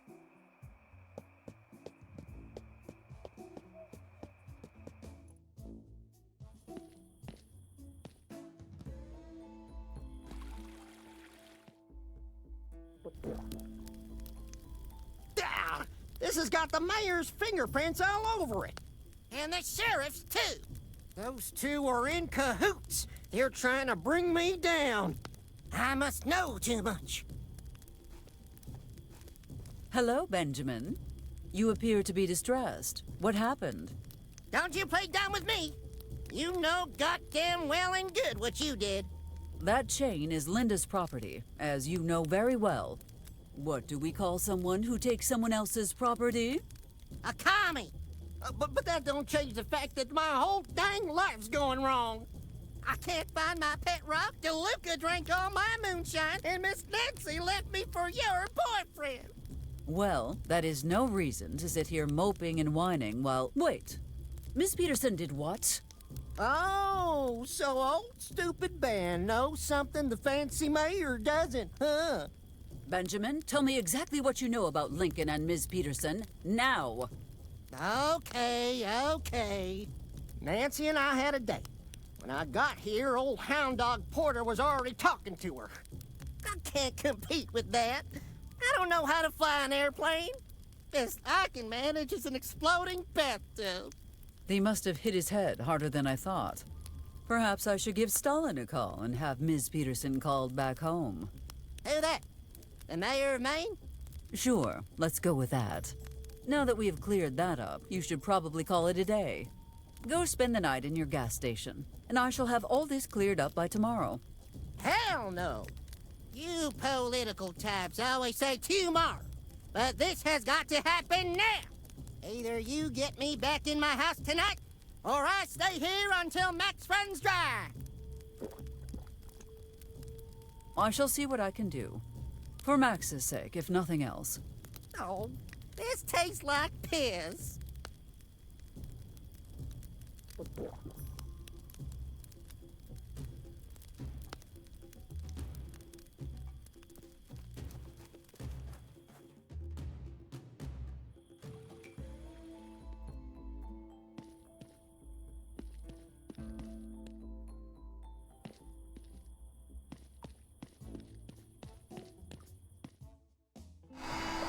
Just imagine, we could set you up in a real furnished house.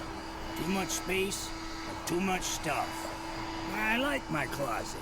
It's cozy, and I got a real short commute. I admire your loyalty, Mr. Buckingham. However, I have something to offer you that I know you won't refuse. A brand new, shiny, enhanced broomstick.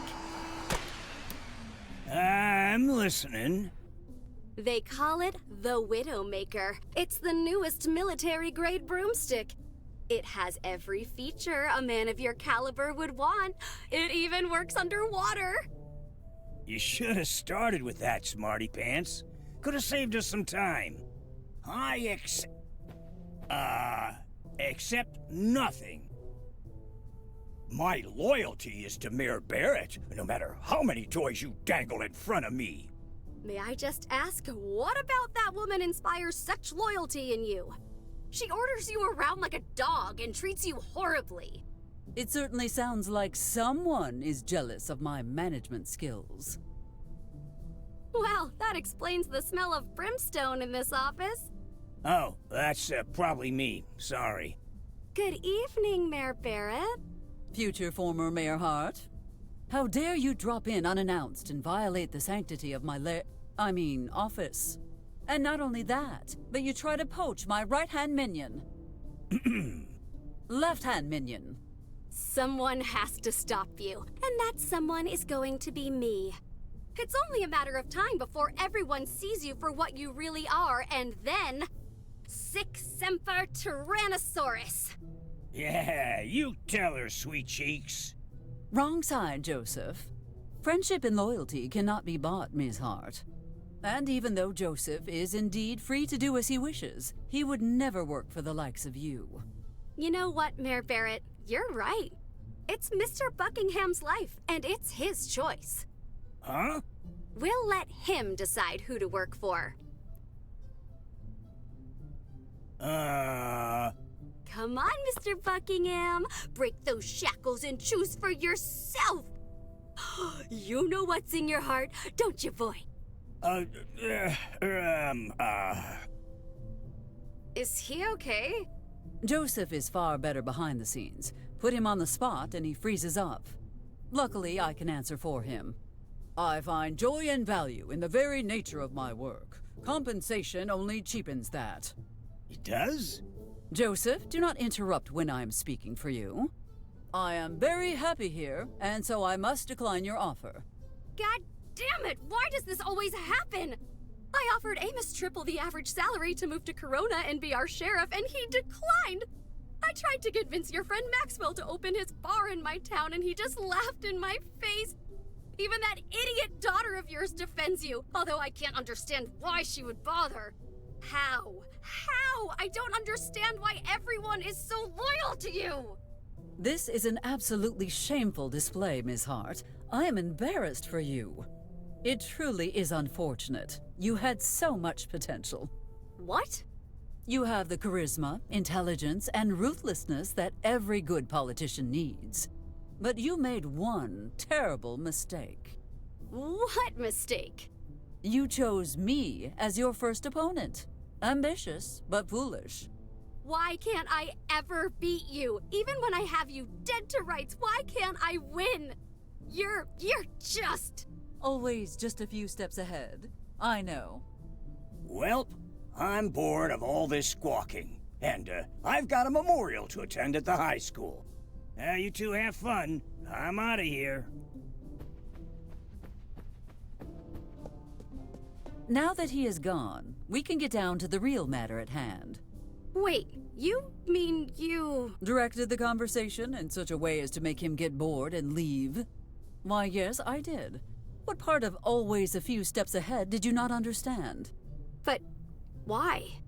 Because family matters are better dealt with in private. Do you not agree, Layla Hartman?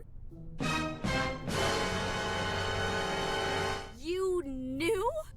I will admit that I did not at first. You have changed greatly since the last time I saw you, little bunny. I don't like being called that. You used to love it. Yeah, 20 years ago before you abandoned us. How could you do that? We were a family. Look, your father and I always had our differences. We just had very disparate outlooks on life. Politics, social issues, whether to have stuffing or potatoes with dinner. Yeah, I remember, but that's no reason you had to stop talking to me. I was just one town over. You couldn't have come and seen me sometime? You have to understand, Layla. After I left your father, things were very difficult for a long time. And when I moved back here, I became extraordinarily busy. With your stupid political career. And with my offspring. She required so much special care and attention as a child. I barely had time to change clothes and brush my teeth between raising her and my career. I streamlined my wardrobe to nothing but scarlet pantsuits just to save a little time. I hate that I can't argue with any of that. Still hurts like hell, though. So, what do you think of my office? Oh, yeah, your office is nice. I like the curtains and, yeah, having walls. This is not working, is it? I thought a bit of small talk might help make things a little less awkward. No, it's kind of making things more awkward. Maybe we should try talking about something else? Why did you choose to pursue politics? After you left, Dad took me to one of your speeches. I was mesmerized by how the crowd looked up to you, how much they loved you, and then I knew. Oh, how sweet. You knew you wanted to be like... I wanted to crush you, humiliate you in public, and take everything you've ever achieved away from you. Perhaps I spoke too soon. But in all that, it turns out I really enjoy politics. The verbal sparring, the speeches, the wheeling and dealing, oh, and the paperwork. Especially the paperwork. How odd. I have never felt this feeling before. I am proud of someone other than myself. What have you been up to? I cannot imagine a bright young woman like yourself has spent the last 20 years in Corona. No, Dad sent me to boarding school for the last few years of high school. And then I went to the University of Hawaii to study law. That is my alma mater. I remember, yeah. And when I lived there, I met my best friend, Jack. He owns a beach-themed bar in Helena, Montana now. After I left Hawaii, I worked for the governor of New Jersey for a few years. By Jefferson's secret brood. You despise me so thoroughly, you almost became me. Except scarlet is not my color. I look much better in crimson. Why is your father here after all these years? He is? Classic Dad. He only tells me what he thinks I need to know. That man does not share much, does he? I think it's just hard for him to handle how similar you and I are. I don't know if he hates it or if he's secretly proud. Yes, if it were only possible to read that man's face. Tell me the truth, Layla. How much dirt do you have on me? Well, what is dirt anyway? Isn't that in the eye of the beholder? What one person considers scandalous gossip, another might... So, quite a lot, I take it. Oh yeah, tons. Dad started compiling information about you over the years, and I read all of it. A few times. By Harrison's gubernatorial failures, what is he planning to do with it? I don't know. Sometimes he reads it and sighs to himself when he thinks I'm not looking. You must have something a bit juicier than what you have already told me. Well, I didn't want to have to bring this up, but the Eagle Sanctuary? Yes, very unfortunate that we lost the funding to keep it open. It was a sad day, but that is hardly dirt. Yes, very unfortunate how the place burned to the ground after you lost funding. That wad of cash you got from your insurance company must have been no consolation at all. Oh, the money was nice, but knowing the Eagles flew away safely is comfort enough. Flew away, huh? You know, Mike served a really tasty fried chicken special every day for a week after that. And it was so cheap, too. Only $1 for a huge bucket of chicken. I plead the fifth! As do I. I cannot believe Michael had the right idea for once. How do you feel about pranks? I think they're childish at best and destructive at worst. I could not agree more. I'd imagine not after what happened to that tour bus last week. Yes, Pardon me, what? You know, when Betty took down the road closed sign near the canyon, 30 European diplomats, their interpreters, and the bus driver, all gone. You'd better find her a lawyer. One that speaks at least 5 languages and has experience with clients on death row. No one said... That girl! Oh no, not you too. I said pranks were childish and destructive. But I never said I didn't like them. Well, this conversation certainly has been enlightening. I realize now that I owe you an apology, Layla. I am truly sorry about the past, and I will not disappoint you again. I promise. Now, enough sentimentality. We both need to get back to work. Back to work? What do you mean? You see, with a few exceptions, members of my family have always held power in high places. What would you say if I offered you that opportunity? Shouldn't Betty be first in line for that?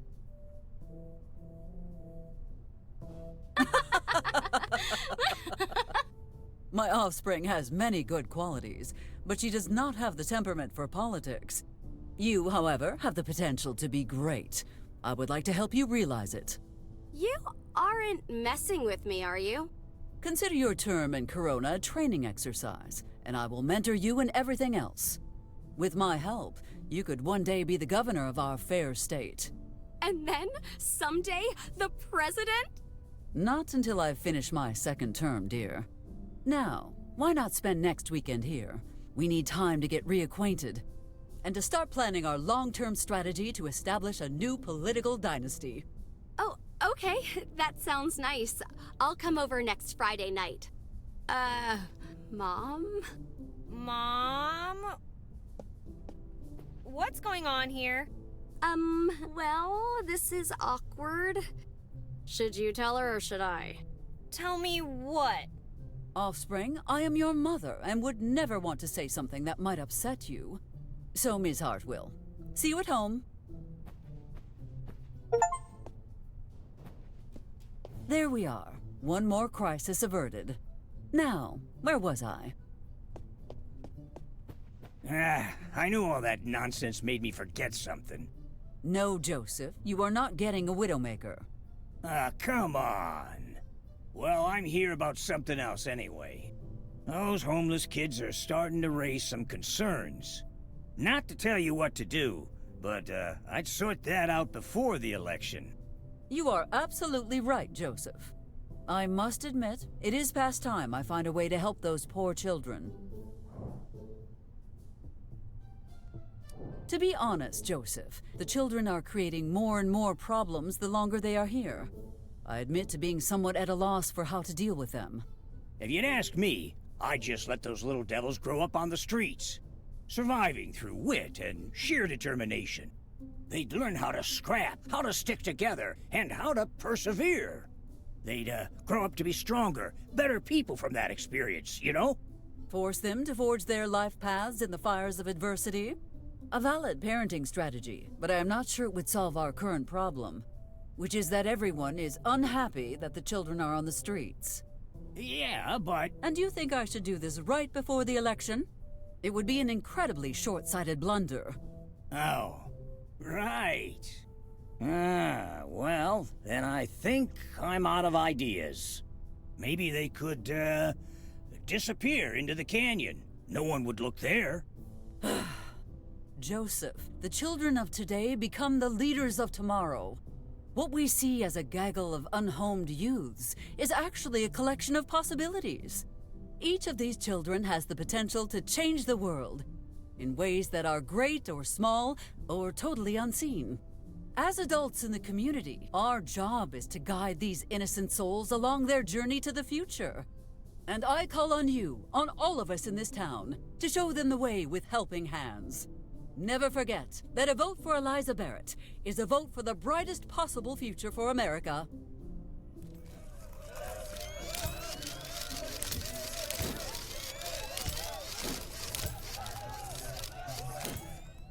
Wow, that was amazing. I have no idea what you said, but I'm totally on board. Yes, that is how politics works. Regardless, the children need guidance and a firm hand. Deal with them as you see fit. Anything else? No, well, maybe just one thing. It's just, Custodian Appreciation Day is coming up. And I did turn down that sweet offer from Ms. Hart, so... All right, I will see what I can do about procuring a widowmaker for you. Yippee!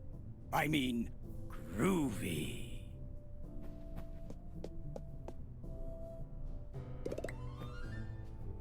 With some repairs and some ink, Benjamin will be back home in no time.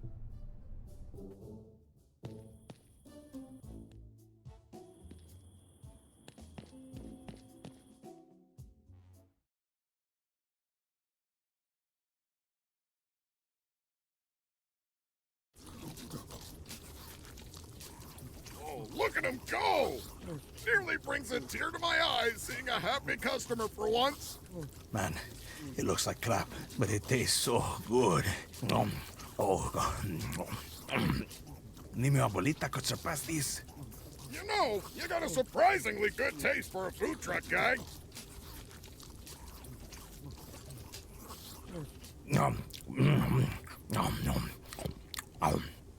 Hey, where's your waitress? La Rubia. She brought me all of this, and I didn't get a chance to thank her. Waitress? What waitress? She's on vacation. And I don't have any blondes working here. Huh? Then who brought me this food? Good question, 'cause I didn't. I left the counter to look for some seasoning, and next thing I know, you're stuffing your face. I figured you were so hungry you just grabbed it yourself. Huh, weird. Well, thanks, Diner Angel, for bringing me this amazing food.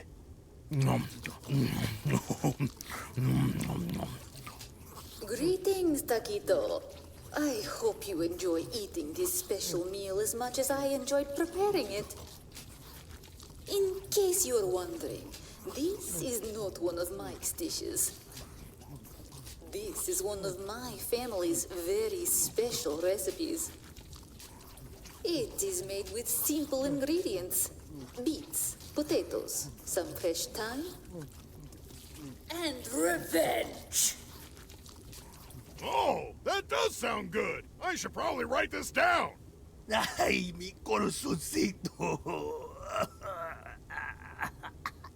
Now, while you exhale your last breath, remember that you brought this upon yourself when you killed my father. Buen provecho, pendejo! The Scarlet Bird has killed her prey.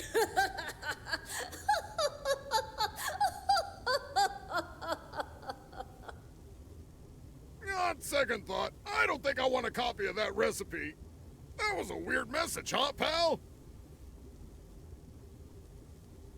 Taquito, you okay? You're not moving much there. Hey, Rocco, looks like Mexican's back on the menu.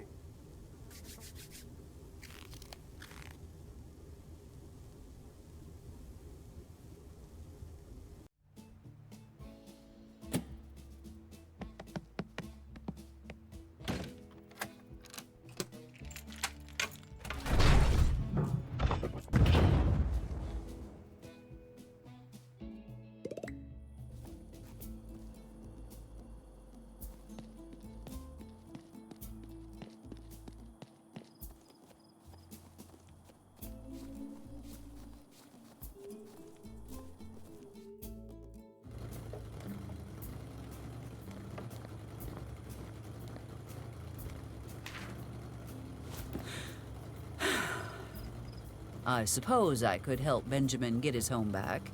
Again. Now, how to do that with a worn-out stamp and no ink?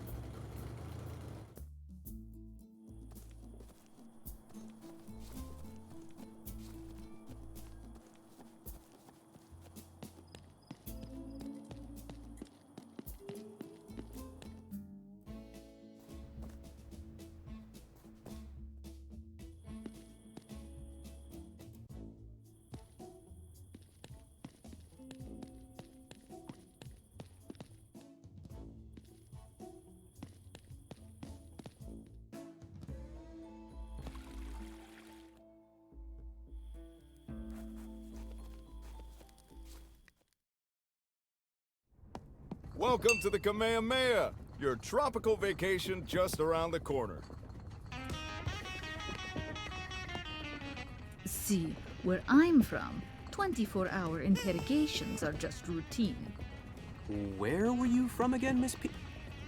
Ellie! Oh, thank God you're here. Oh, hello, Eliza, darling. I am so happy to see you. Sorry I've been so distant lately. Distant? I just came out of a coma, for crying out loud. Well, it seems the coma was no impediment to your having drinks with Ms. Peterson. Why don't we all take a deep breath, calm down a bit, and let Mr. Porter finish his story? Ms. Peterson, do you not have somewhere else to be? There's no need to be rude, Miss Barrett. I'm just doing my job. Your job? We shall discuss that later. For now, what do you think of this headline? Stunning mayor kickstarts space exploration by slapping a reporter to the moon and back. Whoa, yeesh, Ellie, what got into you? I'm just saying that Ms. Peterson should find a new story to cover. Somewhere far from here, like Maine.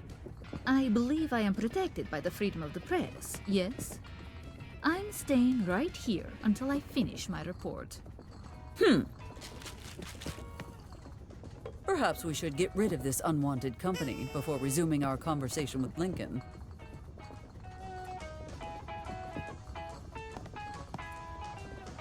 What newspaper did you say you worked for again? Lincoln and I require privacy. I thought you would have left by now, Ms. Peterson. I am sure you have more than enough material for your article. Actually, I was hoping Mr. Porter could get me onto the airfield. Just for a quick session of bird watching, of course. There aren't any birds near the airfield. They tend to get sucked into the engines. Enough of this bird-watching twaddle. Listen carefully, Miss Petrova. Petrova? I've heard that name in a briefing. Holy moly, that's you? Yes, and what you told me will make a very interesting addition to my report. Don't push your luck, Miss Petrova. You may have tricked me once, but that doesn't mean we'll let you walk out of this bar. If you think I cannot handle fighting the two of you at once, you are free to take a shot. I am only a politician, Ms. Petrova, not a fighter. But speaking of fighters, Max, darling, would you mind explaining why they call you Coconut Tree? Well, it's a funny story. See, I was off duty in Penang one day and went down to the market to buy a bag of coconuts. On my way back, I was ambushed by a squad of enemy shock troopers. Long story short, by the time I was done with them, the coconuts had vanished. And those guys couldn't sit down for a month! Good times. And that is not all. I shall also have to inform Benjamin Zinn of your true allegiances. I believe you can predict how he will react to that news. Ben? No, don't do that. It would break his heart. I believe his heartbreak will be mitigated by finally having the opportunity to shoot a commie. Okay, fine. Glad we understand each other. But wait, if I go back without what I was sent here to retrieve, they'll kill me.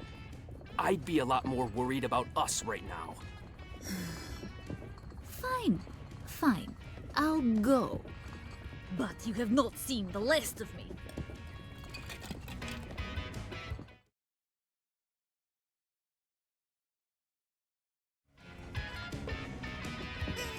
How are you feeling? You do seem mostly fine, besides a few bruises. And the broken ribs.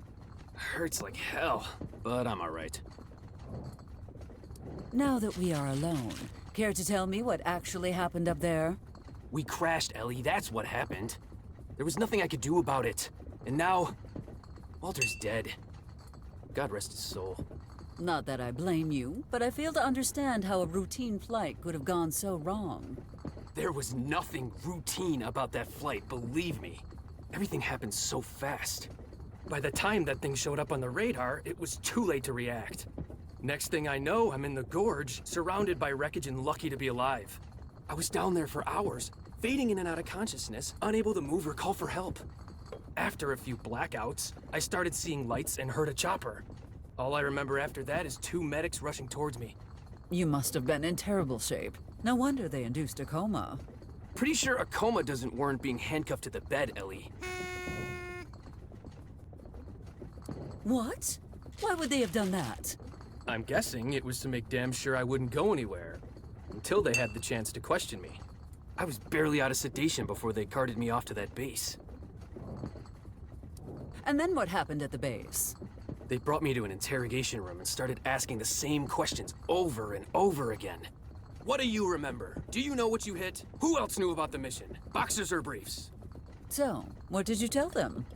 The truth! That everything happened so fast I didn't have time to see anything and that I could barely even remember what happened before I passed out. I'm guessing they did not believe you. Nope. Not one goddamned word. That rat bastard Hartman told me I was a liability to national security and would have to be dealt with accordingly. Can you believe that? After everything I've done for this country. Yes, that sounds about right. He simply cannot handle not getting what he wants. Never mind what that man said. What happened next? Well, Hartman left right after that. Then these 2 grunts walked in with all these gizmos and a giant vat of fluorescent blue stuff. Ooh. Something really twisted is going down at that base, Ellie. Thank God I managed to escape. How did you escape? Pure, dumb luck. I don't know what they were planning to do with that blue goo, but before they could start, some FBI guy showed up and started demanding to inspect the base. He caused such a commotion that I managed to free myself and slip away without anyone noticing. You must have escaped while Amos and I were waiting for Agent Ortega at the base. Good to know that egomaniac was useful after all. Wait, that was Jackson Ortega? The man's a legend! Scratch legend. If he died saving me, then he's nothing short of a national hero. Unfortunately, for anyone within earshot of him, Agent Ortega is still alive. Although, there was something different about him when he emerged from the base. He was very docile. And his eyes, well, I know this sounds silly, but it was almost like they had this bluish glow to them. Ellie, what the hell is going on? I do not know, but I think whatever they were planning to do to you is what happened to Agent Ortega. Do you think that whatever is under that tarp is the thing you hit? I think so. It would certainly explain all the secrecy. Well, we may not fully know what we are dealing with, but at least things cannot possibly get worse. Yeah, about that. Clearly, I spoke too soon. Walter and I were not exactly doing a milk run the other night. We were transporting an A-bomb to Alamogordo.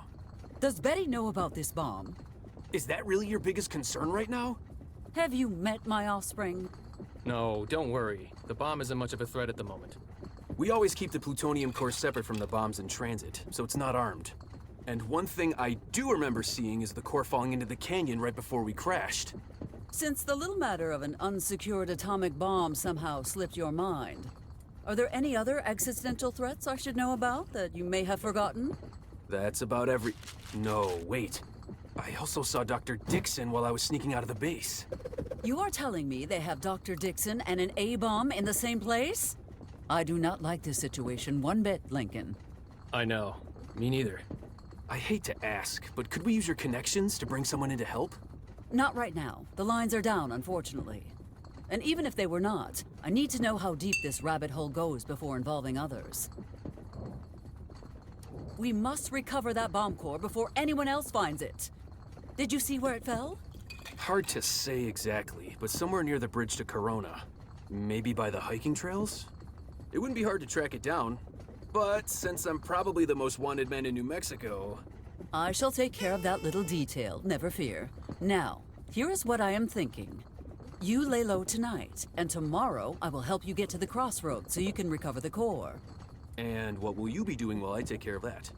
After all you have told me, and to say nothing of the fact that there is now an A-bomb, potentially within reach of my offspring, this town needs strong, capable guidance more than ever, and I aim to rise to the occasion. If anyone can do it, it's you, Ellie. So, think you can get me to your place without anyone spotting us? It would be my pleasure. We only have a little time to spend together, after all. Well, he should sleep soundly after that. Now, back to the less enjoyable business of burning down the bar.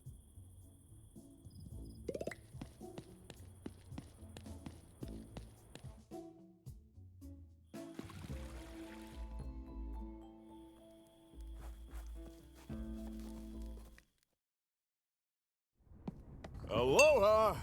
Welcome to the Kamehameha Tiki Bar, where every night is a luau just for you. Thank you! Perhaps Miss Valentine could assist us in repairing the stamp.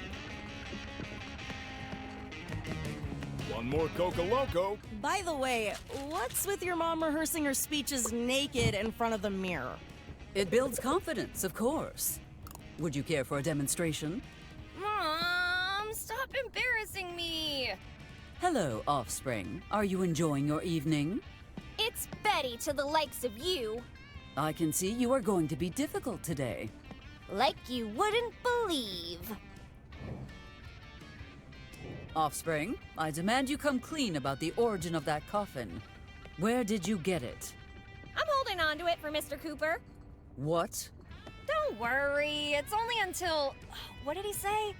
Oh yeah, until the investigation ends and the heat is off, whatever that means.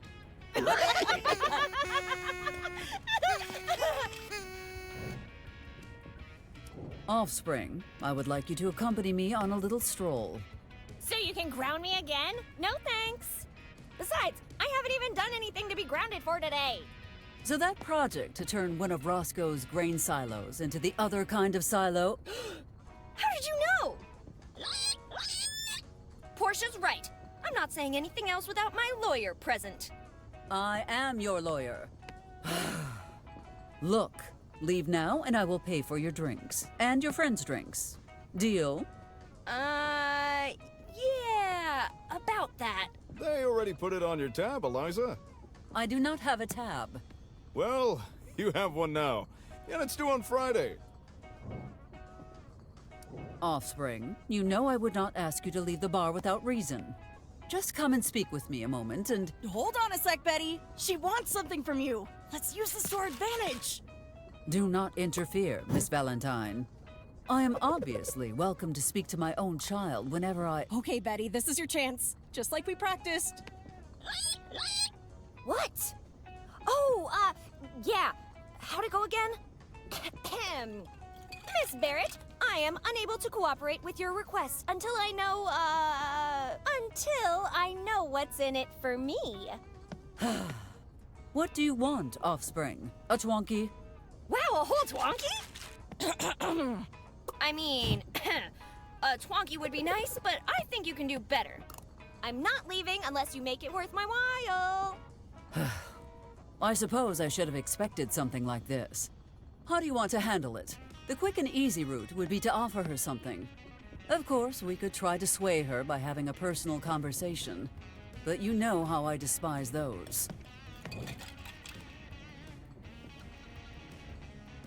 I am willing to answer some difficult personal questions in exchange for your departure.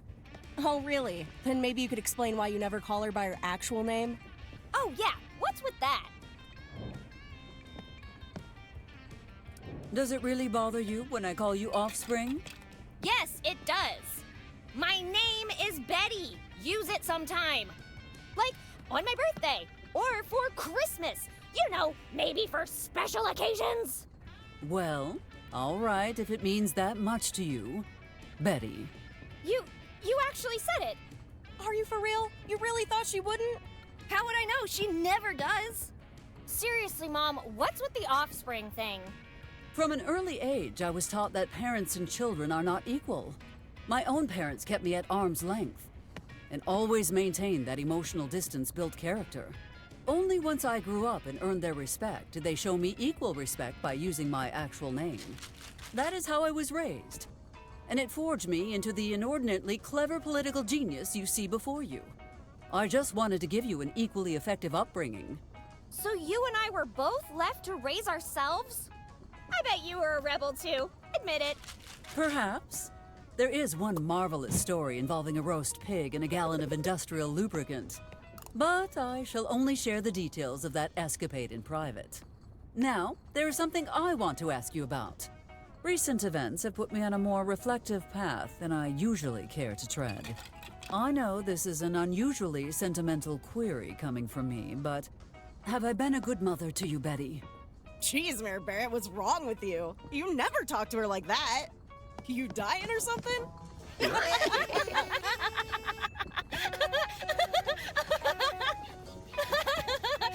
Wait, are you? What? No, I'm not dying. I just wanted to... Oh, thank God. I can't believe you would scare me like that. I thought you were... You know what? Finish your drink, go home, and we will continue this conversation in the morning. Oh, okay. Mom, I just want you to know, I want you to know something.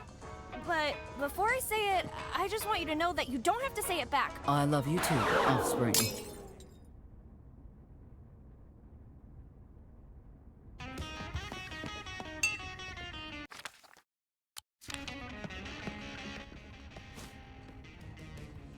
Wow, what the hell did you do to that thing? I approach stamping official documents with the same relentless zeal I do everything. I would appreciate it if you fix this right away. And I would appreciate having a permit to operate a bulldozer. Isn't it interesting? We both have something the other wants. Funny you mention that.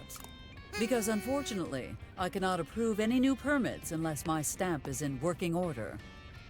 Thought you might say that. Hand it over.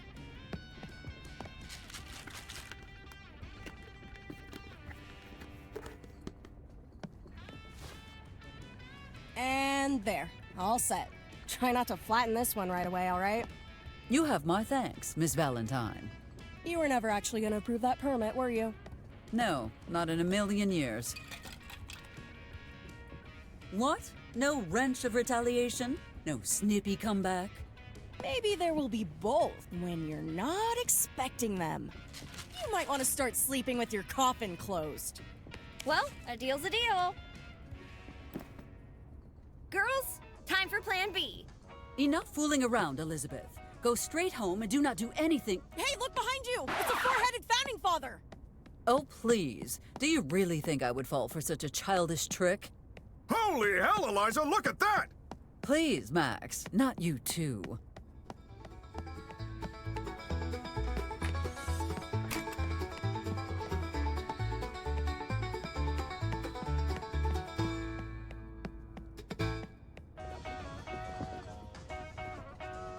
Where did those girls go?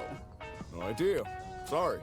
Now my stamp is repaired and ready for business. However, if I am to stamp any documents, I require some ink.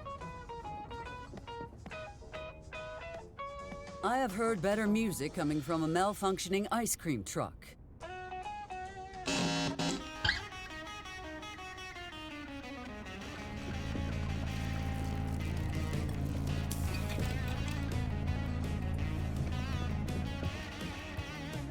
It is like a car alarm and a fire drill had a musical baby.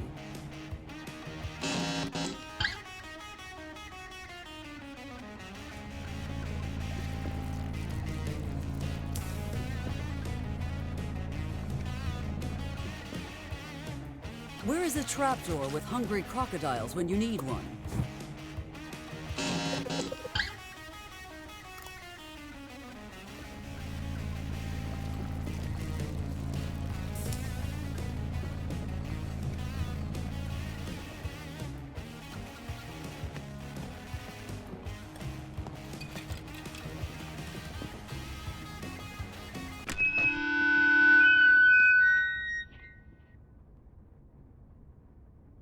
Hank, what the hell did you do?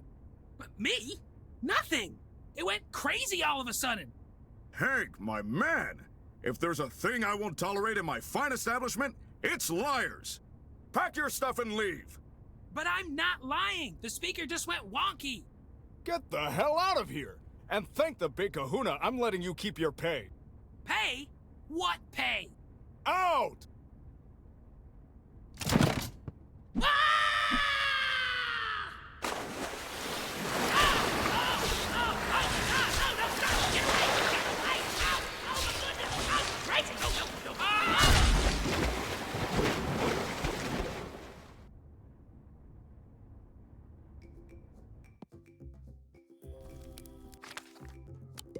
Unorthodox, but it should do the trick.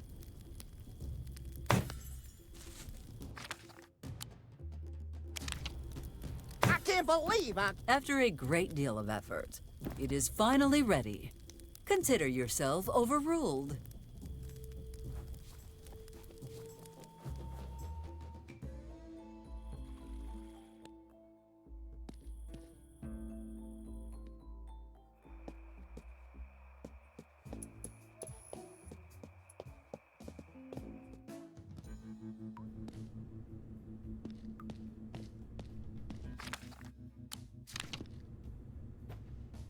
Amos, I need Benjamin to... No.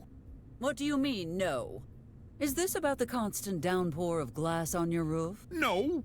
Well, yes, a little. But I won't do it because it's unsafe.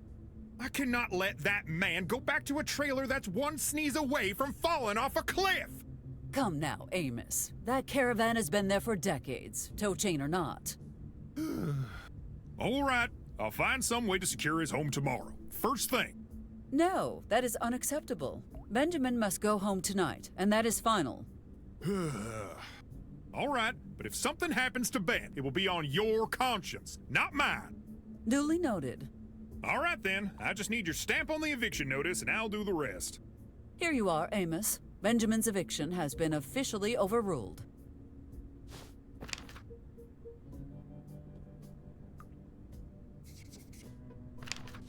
Go give him the good news. Why in the world do you want Ben back in his trailer so badly anyway? The less you know, the better. Fine. It's your mess to clean up, I suppose. I'm gonna take Ben home now and make sure he's as safe as he possibly can be in that death trap. I know you will. Have a good night, Amos.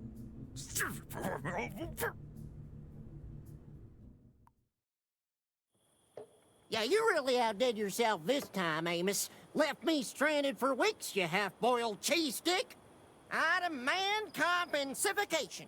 Calm down, Ben. It's hardly even been 24 hours yet. And don't you mean compensation? Well, yeah, I want one of them, too. I don't know how or why, but I owe Max a bunch of money for some real crappy beer. Ugh. Look, Ben, it's been a long day, and this is going nowhere. Just let me say, I strongly disagree with the mayor's decision. You're about as much fun as a one-legged man in a butt-kicking contest. The mayor clearly has my well-being in mind. Unlike you. Why else would you give me my home back? I honestly hope I never know the answer to that. You worry too much, Amos. My house was here before you, and it will be here long after you are gone. Did you hear something just now? Stop trying to distract me and just give me my keys back. No, seriously, I think I heard... Wait, I don't have your keys. What do you mean you don't got my keys?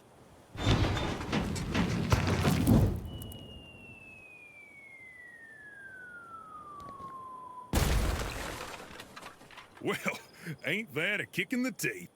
You okay, Ben? I know it looks bad, but I'm sure the trailer's still intact.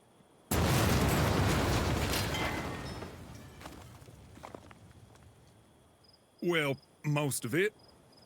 You're taking this awfully well. I was sure by now you would have...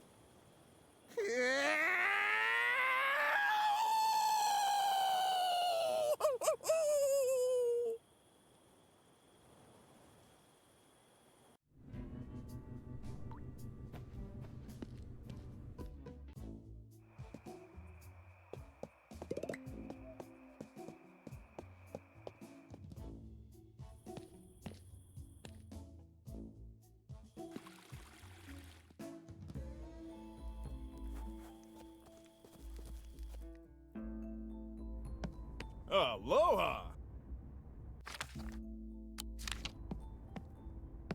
How did that fire-breathing trick of yours go again, Max? Why the hell not? Let me show you.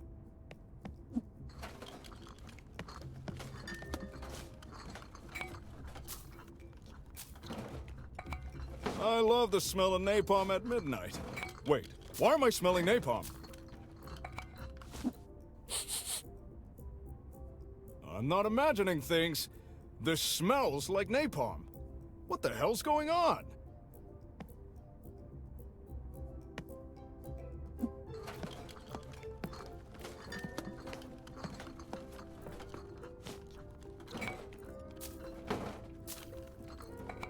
Did I break a bottle of... Oh, that's not it. That's definitely military-grade napalm. Max, your nose has not been the same since that month you spent in that prison in Kandahar. Sharing a room with a whole batch of expired Chef Mike's meatballs cans really did a number on you. Don't play dumb with me, Eliza! That's napalm! That is preposterous. Do you really believe that Eliza Barrett, the respected mayor of this town, would carry something as illegal and dangerous as napalm in her pockets? And with the intention of what? Distracting you, soak your curtains with it, and then ask you to perform a fire trick that could potentially burn down your bar? Are you aware of how absurd that sounds, Max? Now that you put it that way, it does sound kind of ridiculous. Oh, I see what is going on here. The legendary Maxwell Powell is scared of a tiny little spark? Maxwell Powell is not scared of anything! Here, let me show you.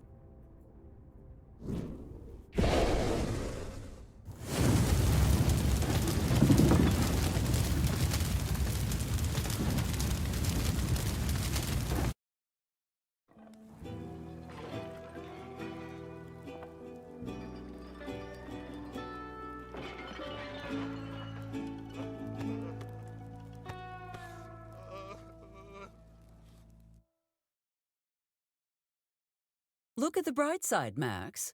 The fire is a golden opportunity for me to get rid of some of my stuff.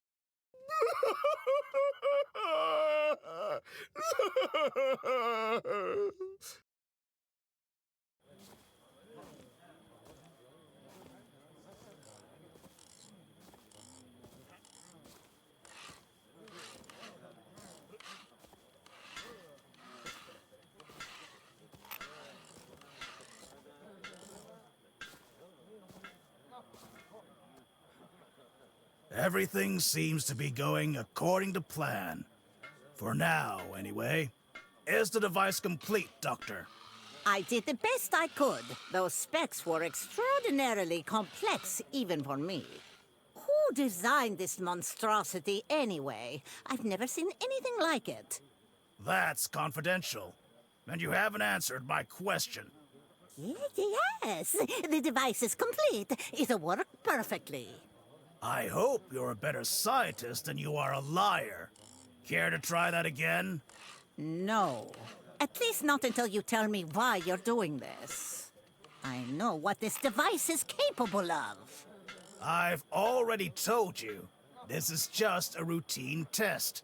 And even if we did deploy the device, it would only be a temporary measure. I don't think I need to explain to you the toll that war took on us all. If this test is successful, it could stop armed conflicts before they even begin. It may seem draconian, but this device has the potential to save millions of lives. So, to stop a problem that doesn't even exist yet, you want to turn everyone into mindless zombies? Isn't the military supposed to protect Americans, not brainwash them? Otherwise, we're no better than the enemy. Where will this end, General? When all of humanity is under your thumb? I'd rather die a slow, painful death than lose my free will. And if you keep arguing with me, I'll be happy to assist you with that. Now tell me what you're hiding. Did you do something to the device? Look, you asked me to get it up and running, and I did. That's it. I'm not cooperating any further with this insanity. Have it your way, then. Mendez, escort Dr. Dixon to her examination. Sir, yes, sir. Whatever happens now, General, I hope you live to regret it.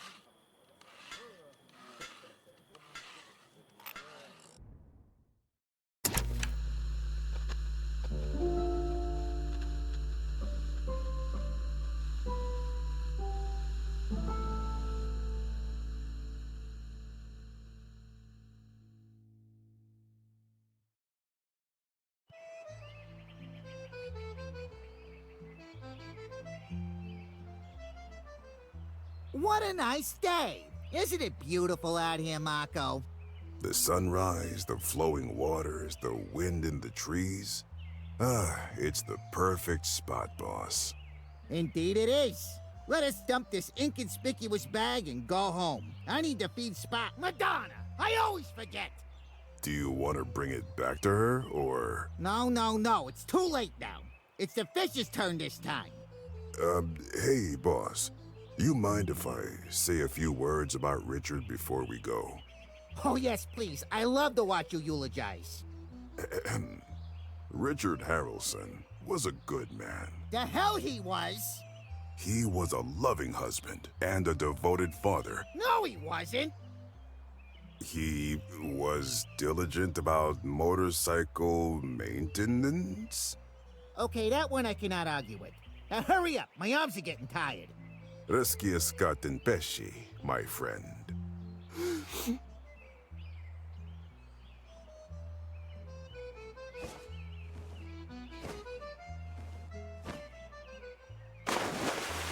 What's this? Are you crying? No. Allergies.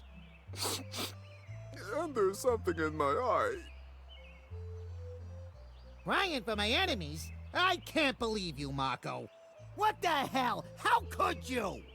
Don't you remember what he was gonna do to me? It was just a job. It wasn't personal. Oh, just a job? Is that all I am to you, Mako? You know I didn't mean it that way, caro mio. Damn you, Mako. You know I can't resist that Sicilian accent. Thank you, boss. Would you have cried for me if Harrelson had succeeded? No, I would have made sure he ended up in a bag next to yours.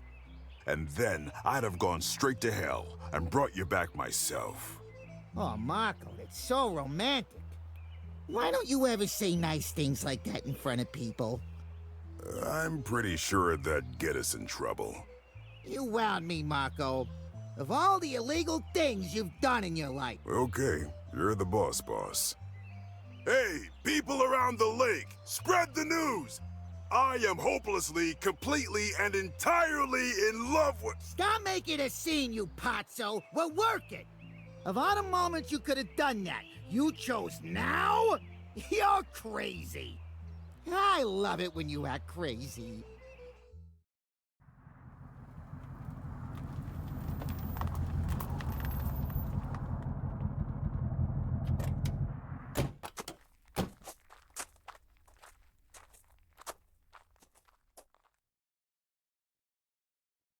We were right. They are looking for you. And they're blocking the exit, too. God damn it. How are we gonna get past them? Good question. I think I found an answer. Why are you staring up at that boulder? How is that supposed to— Oh, wait, I think I get it. Great idea, Ellie. Just stay hidden. Let me handle this.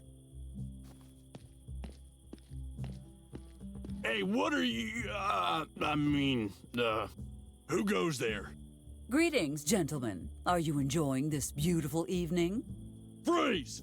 The bridge to Corona is off limits. If you take one more step, we'll be forced to shoot you. Yeah, what he said, lady. How dare you two speak to me in that tone of voice? Do you know who I am?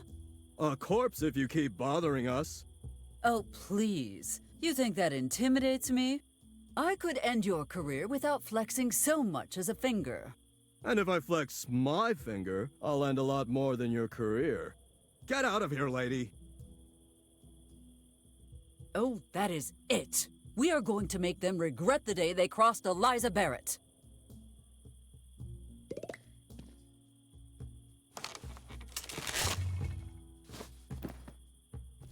Hey, Colonel Porter!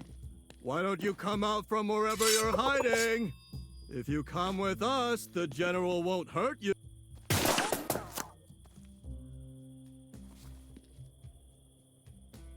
By Lincoln's fatal fondness for theater. What is the meaning of this, young man? No further, ma'am. This area's closed to civilians. You could have told me that without shooting at me. Yeah. What the hell, Patrick? Do you know how much paperwork you'd have to do if you killed a civilian? Oh, yeah. Well, it doesn't matter. This area's still off limits. Stay on that side of the path. I won't miss the next time. Consequences be damned. I would rather not test that claim.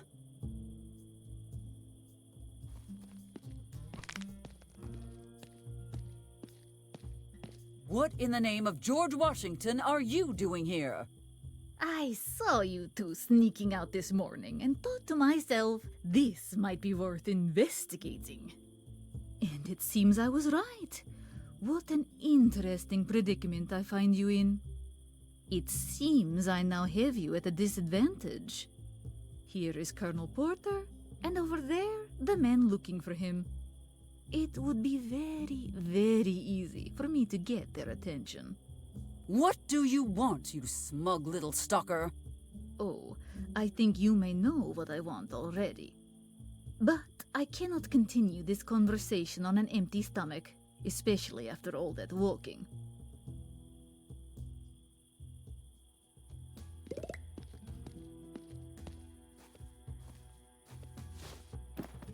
You think we'll get a promotion for this?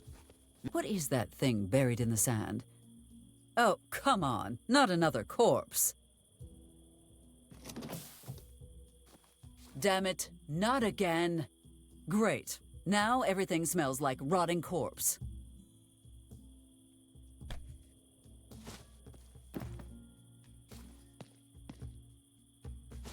Will these sate your appetite? Frikadelki. Class.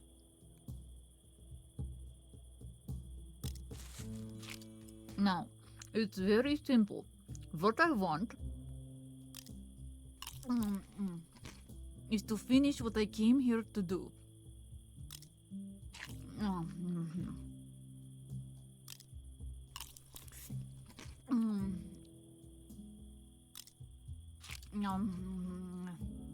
So have your boyfriend give me the entry code for that hangar. And I'll never come back to this stupid town again. Surely there must be something else you want. I could arrange for you to defect if that would...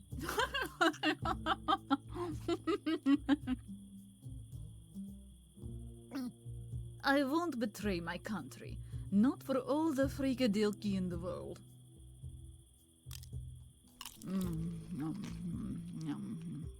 Or I could just bash your head in with a rock. What was that? I heard someone talking.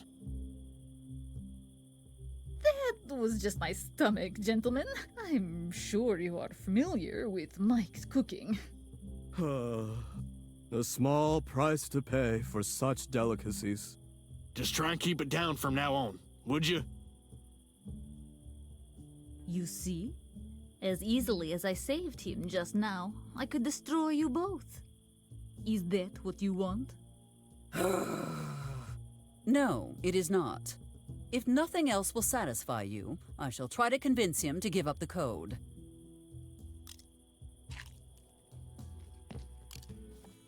Lincoln, we need that access code now. No! Do you have any idea what they're building in there? If that fell into Soviet hands, the consequences would be catastrophic. Is there a way to prevent her from leaving once she is inside? No, wait. Actually, you handle the spy, I'll do the rest. All right, just play along with anything I say. Well, Lincoln, after so many years of high-stakes political maneuvering, I know when to admit defeat. Damn it, Eliza. I hate to admit it, but you're absolutely right. What do we do now?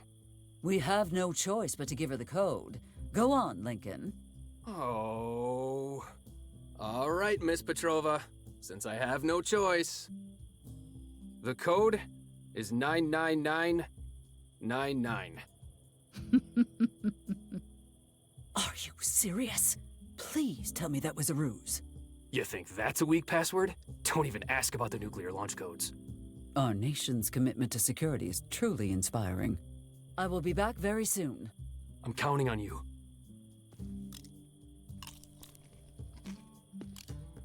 All right, you have your precious code. Now go.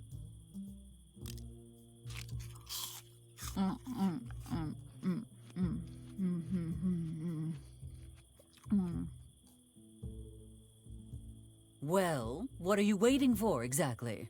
You said all you needed was the code. I have the code, yes.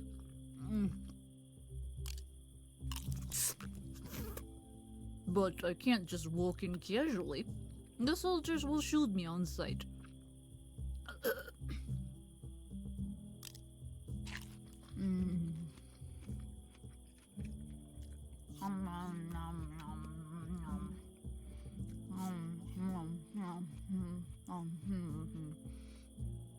You want me gone? Get rid of those soldiers. If they don't catch me, I'll leave your town forever and keep my mouth shut. But if they do, I throw you under the bus. Got it? Yes, I understand.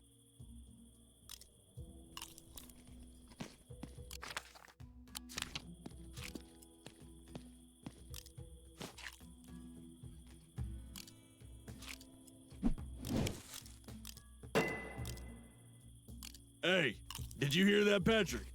Hear what? That! Hey, I warned you about that burrito, pal. First, that burrito was totally worth it. Second, does that sound like upset stomach noises to you, Patrick? Huh. Now that you mention it, they don't. Still, about that burrito. Would you shut up about my damn dinner? Come on, let's check it out. I think it came from the cliffside. If it did not work the first time, why do you think it would work now?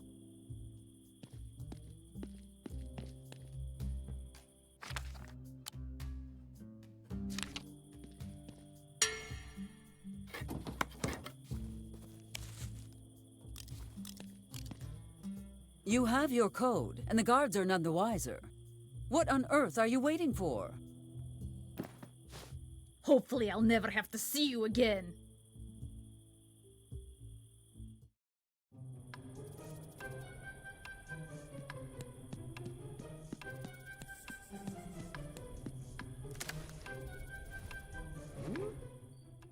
Hey, you! Where do you think you're going? Freeze! Well, crap. What do we do now? Run after her? Run? Are you kidding? But the general said... The general told us to look out for Colonel Porter, not some random woman. If we go after her and Porter sneaks past us, do you think the general will be happy? No. Ooh, that's gonna leave a mark. Ow, yikes. Well, that's probably a sign we should get back to work. Listen, man. Someone had to break it to you, but your aim blows. What? You take that back. I'm the best shot this side of the country. Oh, yeah? Then, how about you hit those rocks over there, huh? Watch and learn. Suppressing fire! As I was saying... Ouch! Who the hell is shooting at me? Wait, did you hear something? Damn commie snipers! I'll show you how to do your job! Best shot this side of the country, eh, Patrick? Shut up, Bob.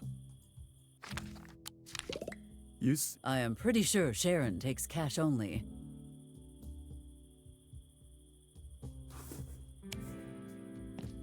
Shh.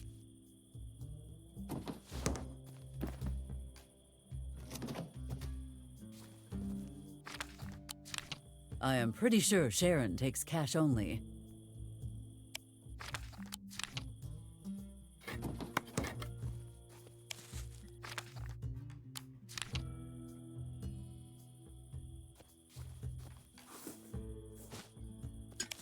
Shh. I heard something. It came from... Hey, Bob, if you are as good a shot as you say, why don't you hit that can of meatballs from here? Watch and learn.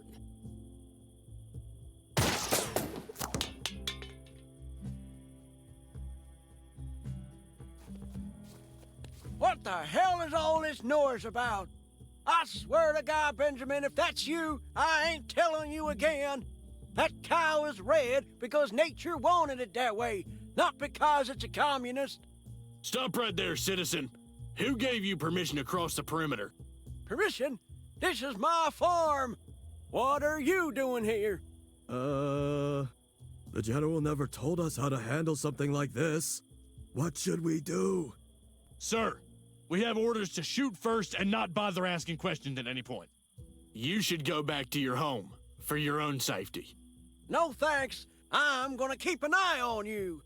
Don't want your bullets to ricochet and hit one of my cows or something. Roscoe! Eliza, long time no see. Stop right there, sir. I won't warn you again.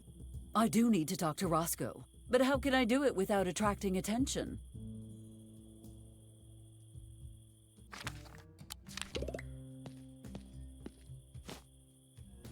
What is she doing? I'd better cut back on the bacon or I won't be ready for that sexy farmer calendar photo shoot. Roscoe? What the heck? Who's talking to me? Roscoe! What's that? A new voice in my head? Well, hello. It's a pleasure to meet you, ma'am. For Roosevelt's sake, Roscoe, I'm using the powers of Excalifork. I am speaking to you telepathically. Wait, does that mean you can hear my thoughts? Yes, and by the way, you should never crash diet. But that is irrelevant. What matters is that I need your help.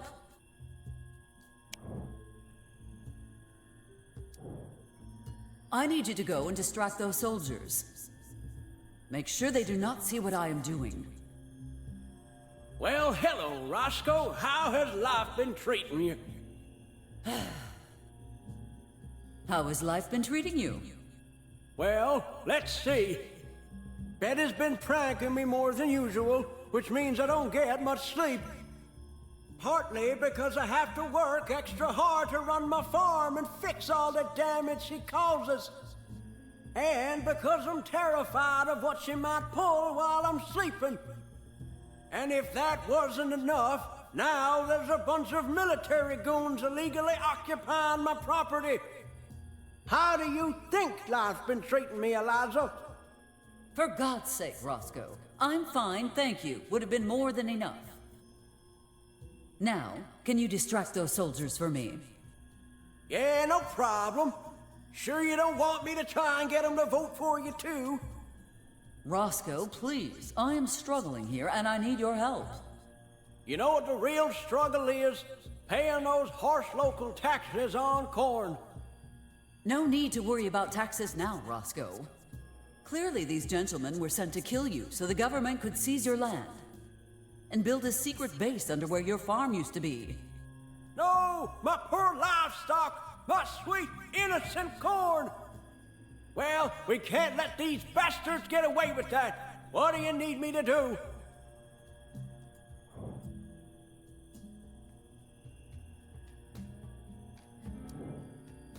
Make up a wild story to enthrall them. Gentlemen, let me tell you about my chickens. Why? Did they try to cross the road? No, Damn it! It cuts.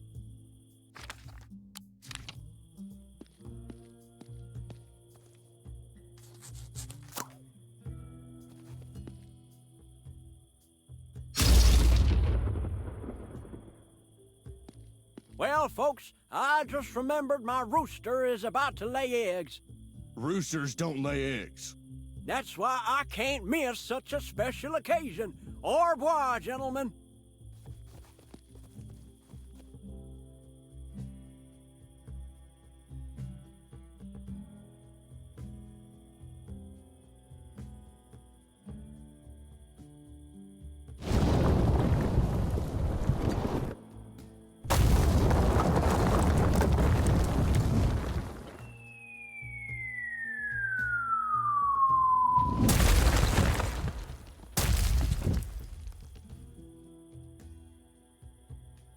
How the hell am I supposed to get to the trails now?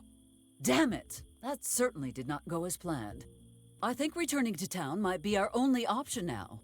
If you stay here, they are sure to find you. Damn it! What choice do I have here?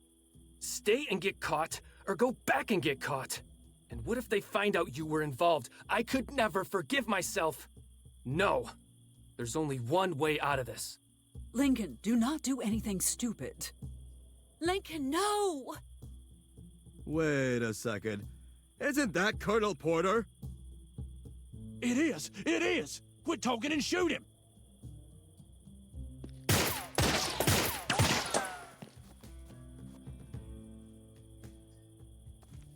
Damn it!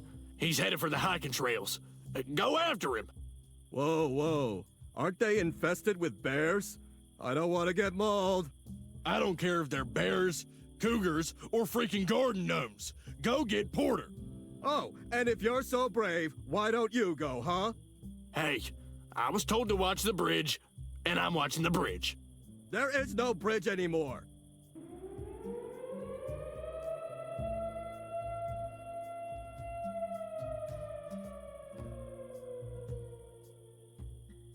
And here I thought tonight could not possibly get any worse. Who the hell turned on the emergency broadcast system?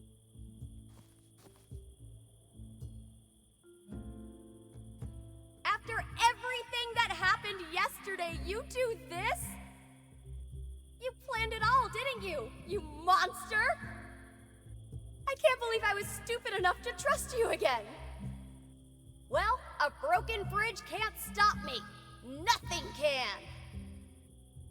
Actually, Miss Hart, it's gonna take a lot of time and money to fix a mess like this. Well, in that case, you'd better start repairing this bridge, Eliza! And once it's fixed, then I will take my revenge! Did you hear me? Revenge!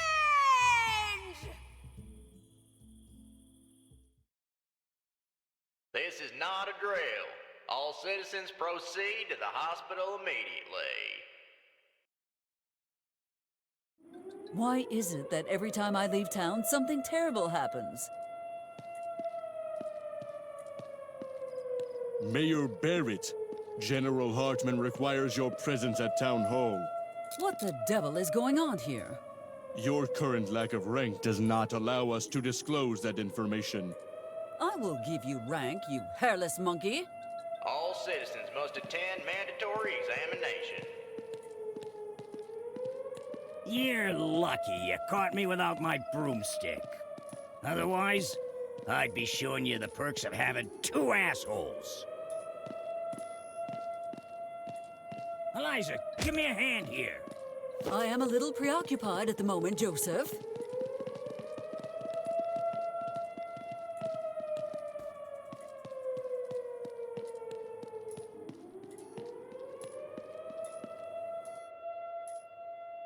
This is not a drill.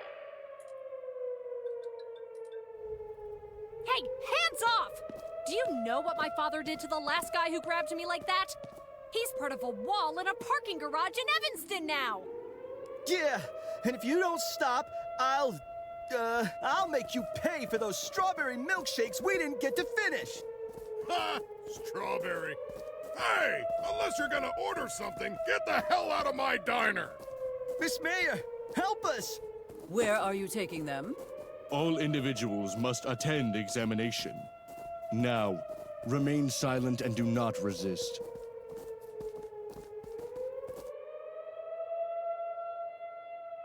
All citizens proceed to the hospital immediately.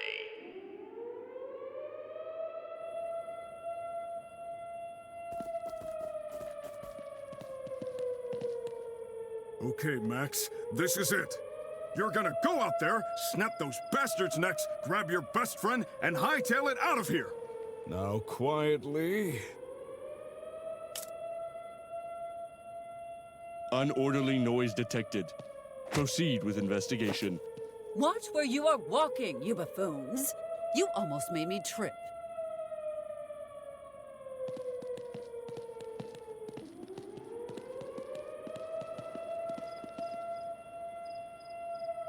Oh, coconuts!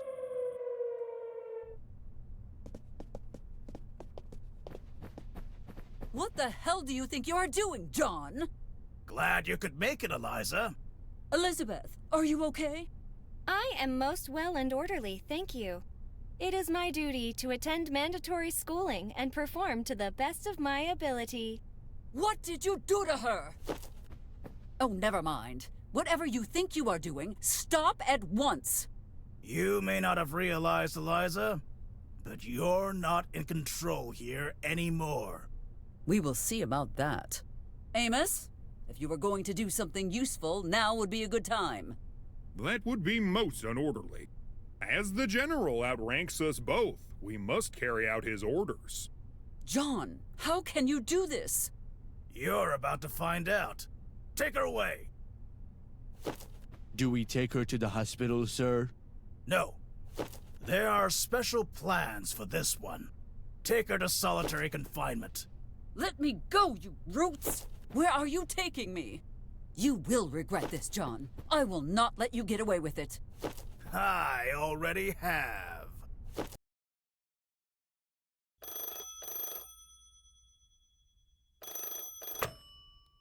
Report, soldier. Currently, 50% of the local population has been examined, and all communication with the outside world has been cut off. And the vehicles have all been disabled? Well, sir, I wanted to ask you about that, actually. When you said all, surely you didn't mean... Are you questioning a direct order, Private? I said all the vehicles. Understood, sir. We'll take those out right away. Good.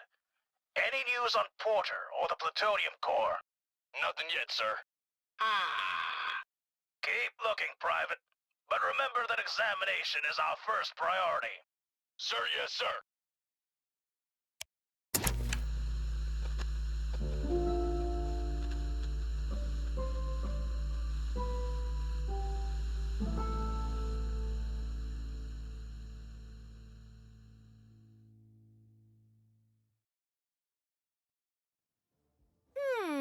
The last entry is dated July 11th, 1947. Wow, what a read! I never knew Mom was so cool. She laid waste to the entire town in just a few days. Huh. I guess I really am her kid. What's the title of the next section? The Amorous Adventures of Eliza Barrett. Maybe now is a good time to stop reading. I couldn't agree more. What's this doing here? General, that is the mayor's personal log. We have been looking for this unorderly item since our capture. Correct, Private. A most harmonious recovery. Take this to my tent immediately. Sir, yes, sir.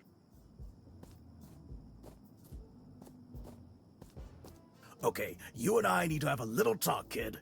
I'm not saying a word until you tell me what you did with my mom. We can talk about that later. The important thing now is getting you out of here. I'm not letting anyone else die tonight, much less my own daughter. You knew? And you had me tied up here like a dog? I just found out tonight myself. Your mother's kept this from me all these years. Yeah, well, if this is how you treat people, I can see why she didn't tell you. I wish I'd never read that stupid diary. Betty, everything I've done was for the greater good. Please, try to understand. Oh, I understand all right. Untie me, and I'll show you just how understanding I can be. Look, I didn't blow up the dam and put everyone's lives in jeopardy just so you could argue with me. I need your help, and I need it now. You do? I mean, cool, but why do you need my help? I'm kind of out of options. Story of my life. See that tarp over there? When you get the chance, you'll need to find a way inside. There's an atomic bomb in there. You need to find it and neutralize it. Just so you know, I'm way better at causing explosions than I am at preventing them. So much for humanity's last hope. What was that? Nothing. Just be careful. That thing can take anyone's form. Even... General Hartman, sir. Are you well? You seem to be acting unorderly. Excellent observation, Private. I am feeling slightly unorderly. Please lead me to my tent so I may recalibrate myself. What are you doing? Buying you some time. Joke's on them. I'm gonna bust through these ropes in no time. Okay, maybe not in no time, but soon. Come on, you stupid ropes, let me go!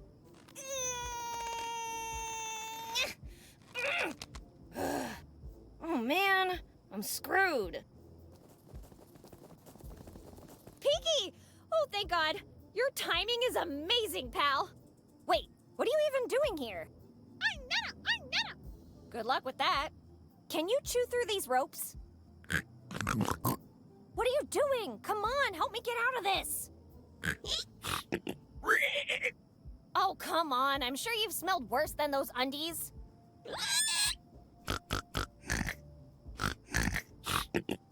Whoa! I don't care how mad you are. You shouldn't say stuff like that. Oh man, what am I gonna do now? Okay, I see where you're going with this. If you can't beat 'em, bomb 'em. What? Nothing? Come on, you piece of junk. You have one job. Let's give this another try. It's a shame I'll never get to be the star of 3 Minutes to Midnight 2 Electric Boogaloo. Anyway. You gotta be freaking kidding me! Why won't you explode? Come on, you son of a bomb! Come on!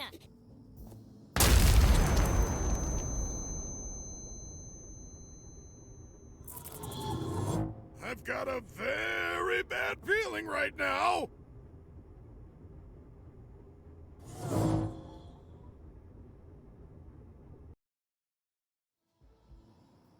Huh, how about that?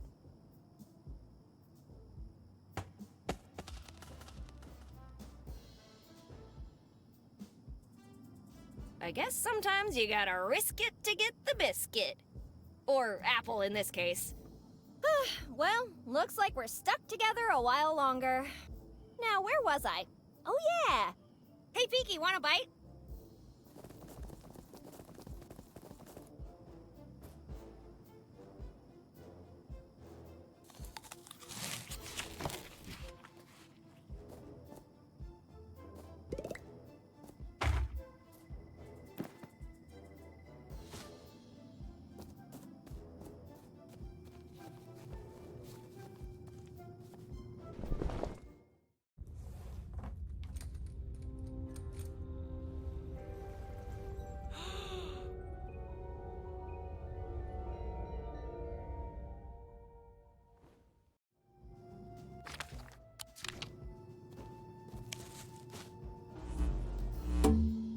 Whoa! Cool!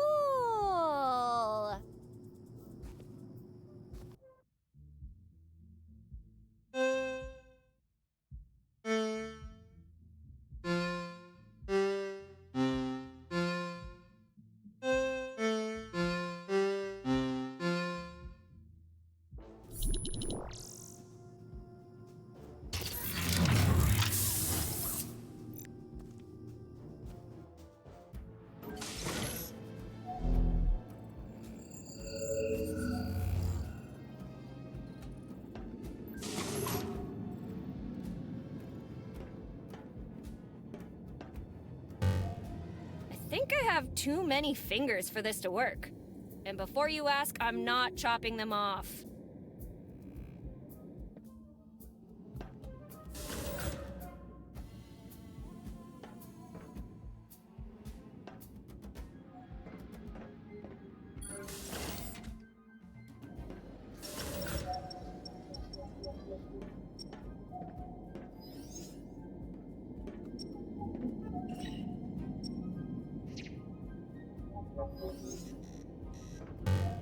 I think I have too many fingers for this to work. And before you ask, I'm not chopping them off.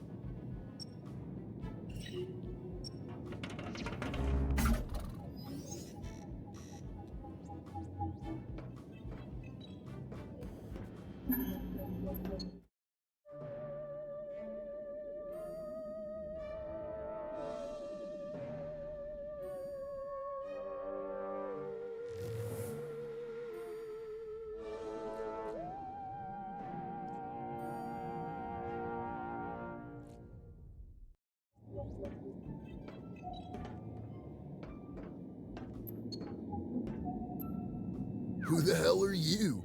And how did you get on board? You're not a pirate, are you? What? No! Do you see a space parrot on my shoulder? Huh? Well, never mind. You wouldn't find anything of value if you raided us anyway. I don't know. It's awfully shiny in here. Wait, us? There's more of you? Yes, and we have names, thank you very much. I'm Ptah, from the Sparklian Nebula. This is my friend... Wait, where did Trenzer go? I don't know. Maybe he went on a journey of self-discovery and hasn't come back yet? Oh no, not another victim of the ingest besiege cherish craze. Oh, I should have hidden that hollow disc better. Sorry, but I may be missing some context here. Like, all of it. Oh, it's this stupid hollow novel that's been popular for ages. Everyone who watches it gets this sudden urge to go to meditate. The meditation planet. That doesn't sound so bad. Meditation and healthy food are good for the body and mind. I would agree with you if it wasn't all a cover-up.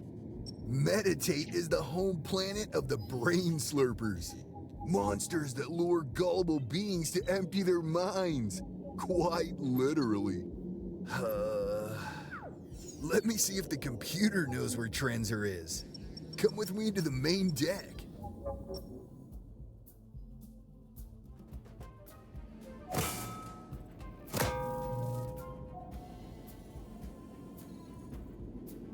Oh boy, this ship is a mess. How many Zelrak larvae escaped the cargo hold? All of them? That's not good. I hope no one fed them, or we'll be knee-deep in pupae. Oof.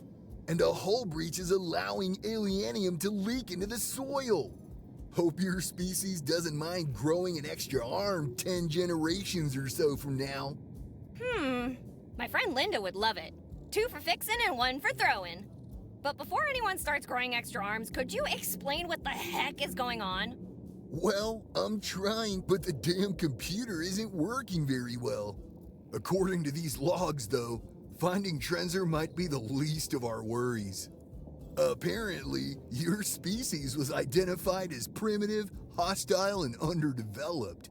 Nothing out of the ordinary there, but humans are now classified as a danger to our civilization. Oh, come on. What did we do this time?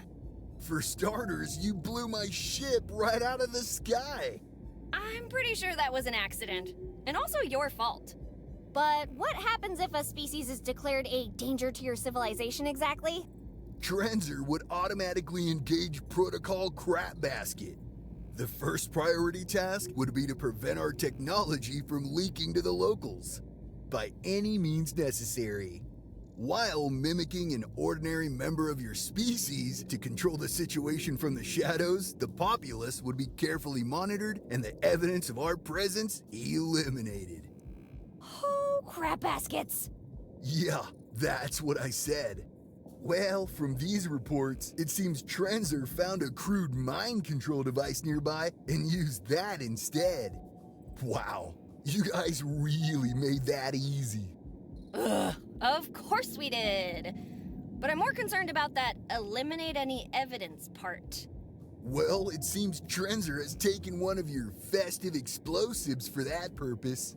Oh, like a firework or something? Well, that's not so... No, it's something called an A-bomb. I gotta say, most of your technology is pretty weak, but that thing's got some power behind it. The combined blast force of Trenzer's equipment and that bomb would be insane. Are we talking hot dogs for breakfast insane? No, more like eradicate everything within 5,000 miles insane. Luckily, scans on the bomb reveal it's lacking some core component. The bomb can't blow up unless Trenzer puts that item in it. Yeah, I kinda handed the bomb core over on a silver platter. Human stupidity. Its boundless nature never fails to amaze me. Look, there's gotta be a way to fix this mess, right? What can we do? We? No offense, kid, but this is none of my business. Now, if you don't mind, I'm going to take a nap to shake off the last of my hyperspace lag.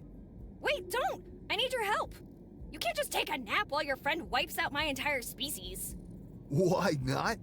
Look, let me dumb this down for you. You guys are simply not space-worthy. Just look at what humanity has to offer. War, famine, spiders.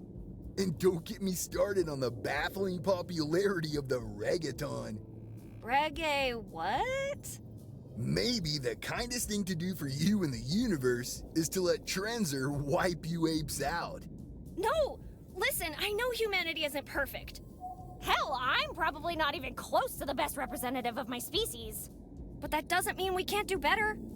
Look, you said it yourself. We made a really strong bomb. So if we're capable of that, we must be capable of good stuff too. We just need another chance. But we'll never have the chance to improve if we're destroyed. You know what, human? You have a point.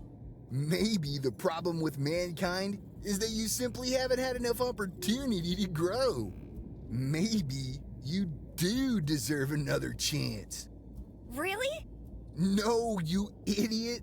This planet is like a three-ring circus run entirely by monkeys. Besides, do you know how many laws I'd be breaking if I helped you? I'd have to fill out a literal mountain of paperwork. Not worth it. Okay, but have you considered this? Your ship is totaled. You can't leave. If that thing blows up, you die with all of us.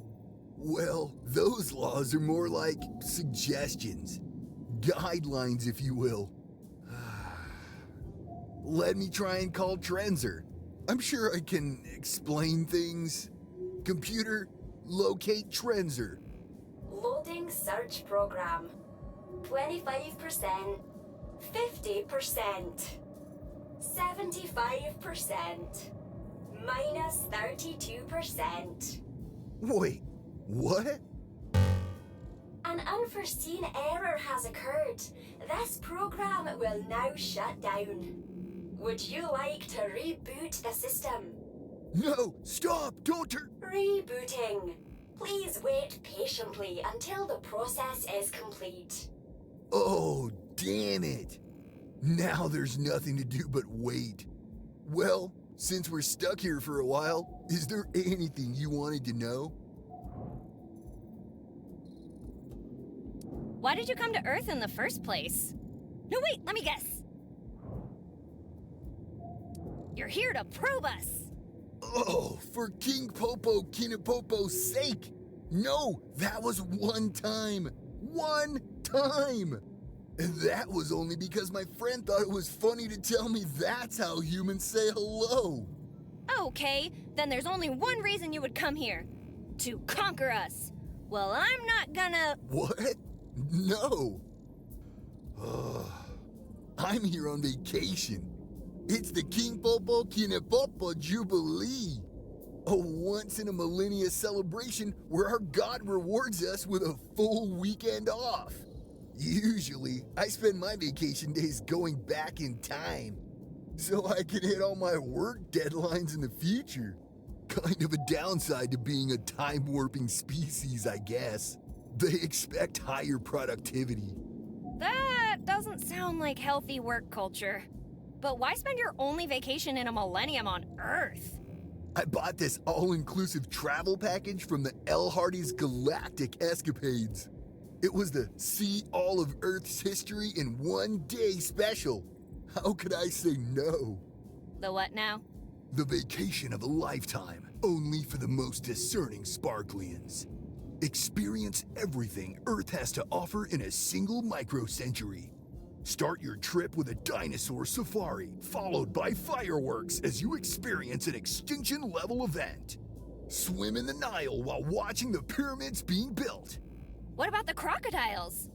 Don't worry, I'll just stay 11 meters from the water's edge, and it'll be fine. Why 11? Because crocodiles would walk 10 meters for a snack, but not 11, of course. That makes sense. Sorry to interrupt. Please, go on. You'll join revolutionaries in France for a tour, but don't lose your head. Experience all the wars. World War I, World War II, World War IIID with a vengeance. And if that's not enough, you are invited to the greatest party in Earth's history with some of the coolest guests. Charles Chaplin, Katharine Hepburn, Jimi Hendrix, Gandhi, Zeus, Cleopatra, Genghis Khan, Eliza Barrett, William Shakespeare, Joan of Arc. With special guest, Arthur Fonzarelli. All this and more in L. Hardy's latest and greatest travel package. No refunds, no exceptions. Sorry to be the one breaking this to you, but, well, most of that already happened. I think you got hoodwinked, pal. What? But they promised this time it would. That everything would be fine.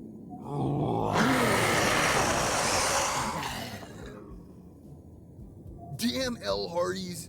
I swear, those bastards must be the biggest scammers in the universe. I must have been crazy to buy a package from those jerks after the Robo-Wife incident. All right, no more questions. Let's fix this mess. System update complete. All non-corrupted systems back online. Oh, good. It's finally done. And it looks like we won't have to look too far for Trenzer. My pal's right in the cargo vault, installing the plutonium core into the bomb. Oh, crap! What are you waiting for? Call him and tell him this was all a big misunderstanding before he does something stupid. Hey, Trenzer, how you doing, pal? Listen, why don't you abort your current mission and come upstairs, and we can talk No, listen, you're gonna laugh at this, I swear. We were never under attack. It was just a misunderstanding. Isn't that hilarious? Yeah, okay, so they shot you. Big whoop. They're just a bunch of hairless monkeys. They're a lot more scared of you than you are of them. I mean, their tiny brains can barely even comprehend what you are. And besides, you showed up in the middle of their secret base. What did you think would happen, dumbass? So, all set then? Yes. Just for the sake of clarity, what does all set mean for your people in this context? Like, all good, or ready to go. In this case, I accept that I messed up and will come upstairs to discuss a peaceful resolution. Oh, I think Trenzer's version is more along the lines of, all doors are sealed, detonation imminent. Well, crap baskets. All right, if it's come to this, then show me where he is. I'm gonna hand his ass to him, Green Hornet style.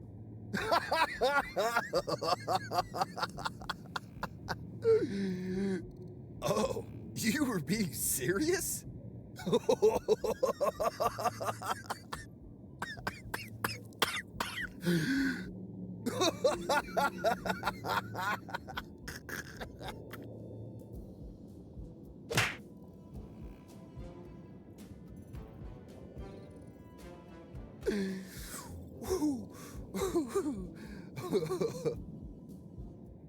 Oh boy.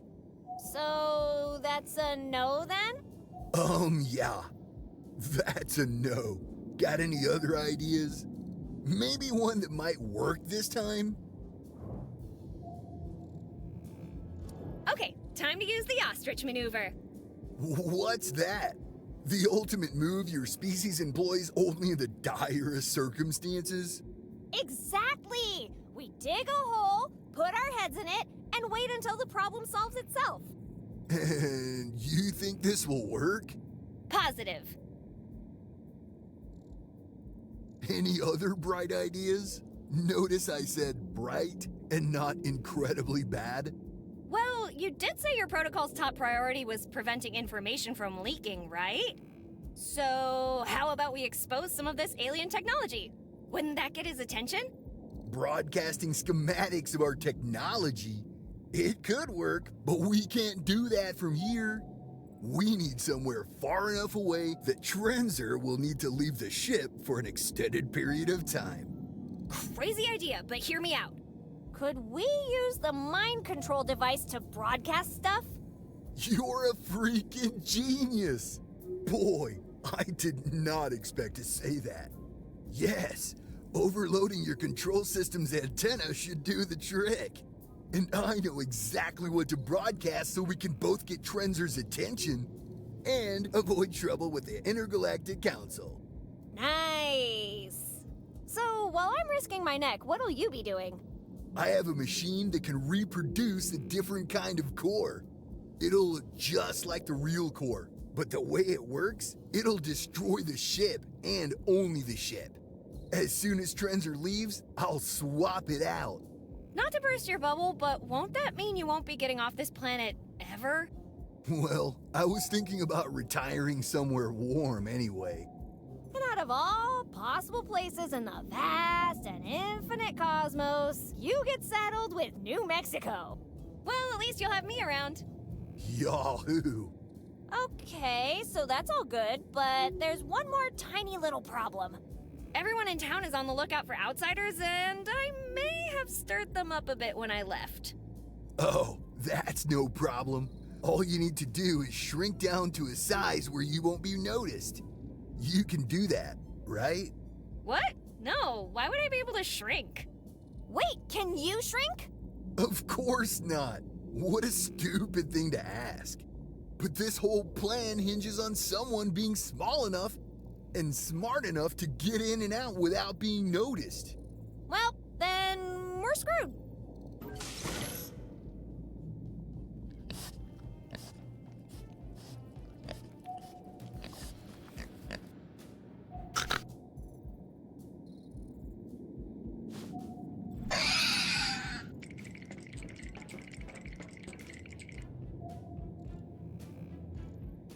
Okay, let's go over the plan once more. The Suscrofa domesticus will infiltrate the town without drawing any attention or suspicion. It'll place the device near the antenna's power supply, and then the broadcast will begin. What'll happen to Peaky if Trenzor catches her? I think the human term is baconized? Damn it! The sus won't last long enough for me to swap cores. Back to square one, I guess.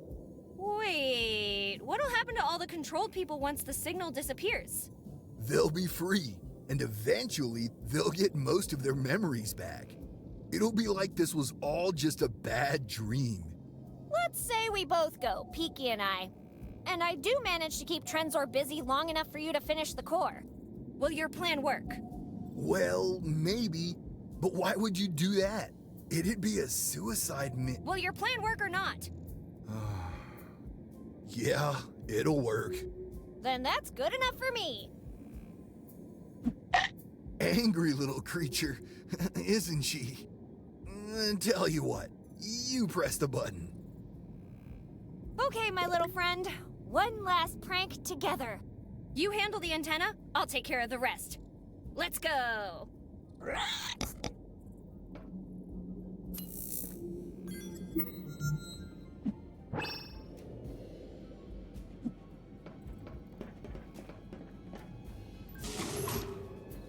Good luck, Betty. Your world depends on you.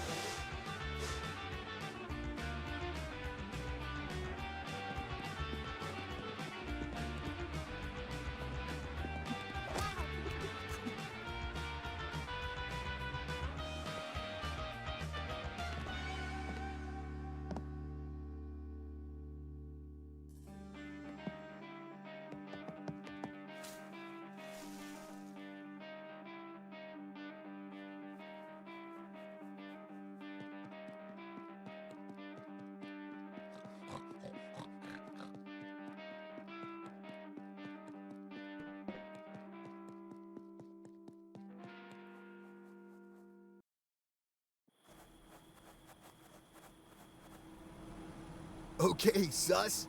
Time to get this party started. Hit it! What do you mean it doesn't work? Damn! It must have broken in the crash.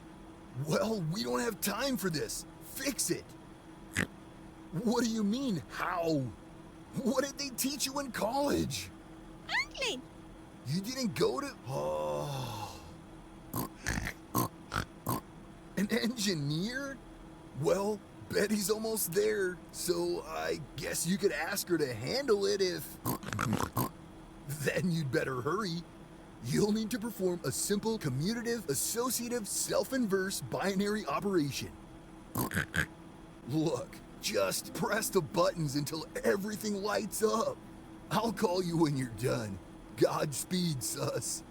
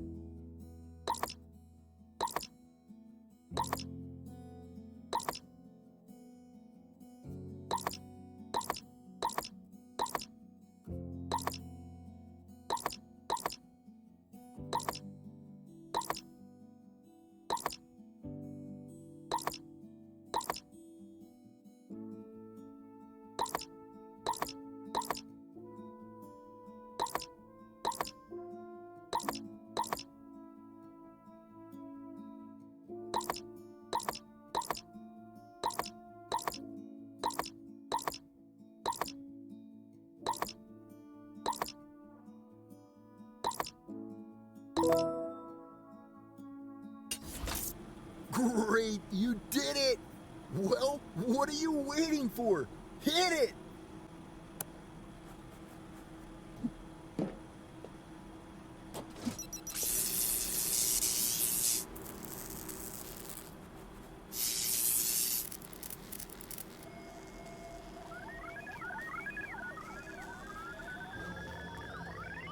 Where did Tiki go? Well, say whatever you want about her, but she delivers. Let's just hope Trenzer takes the bait.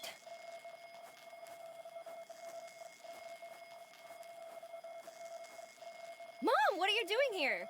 Never mind. Listen, there's no time to explain, but there's this thingy from outer space coming after me. You'd better get out of here while you still can. Did you listen to what I said? Why aren't you leaving? Oh no, you're not gonna ground me, are you? Come on, I didn't do anything bad for once. In fact, I'm helping people. See, I figured out how to turn everyone back to normal and...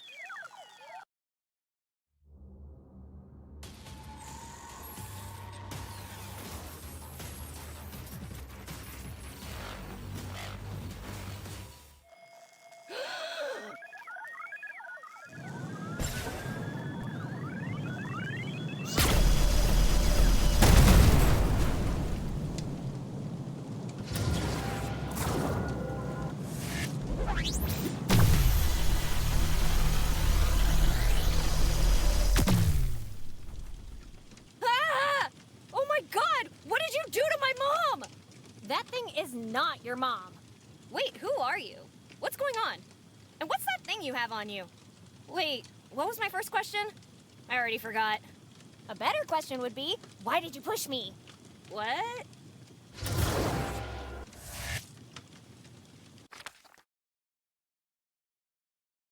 Looks like I didn't lose anything on the way here. How about the teleporter? Ah, crap baskets. It's all wonky now. Oh well, we always knew this would be a one-way trip. All I have to do now is stop Trenzor, defuse a nuclear bomb, and save the town. Piece of cake, right? No idea what that is, but I know for sure it's not a Yeti. What tipped you off, Sheriff? The fact it has no fur, it ain't snowing, or that it freaking flies. Unbelievable! First Sherman, and now this thing? Does the list of monsters never end? 3 questions. Who's Sherman? Who the hell are you? And why are you naked? What's going on out there?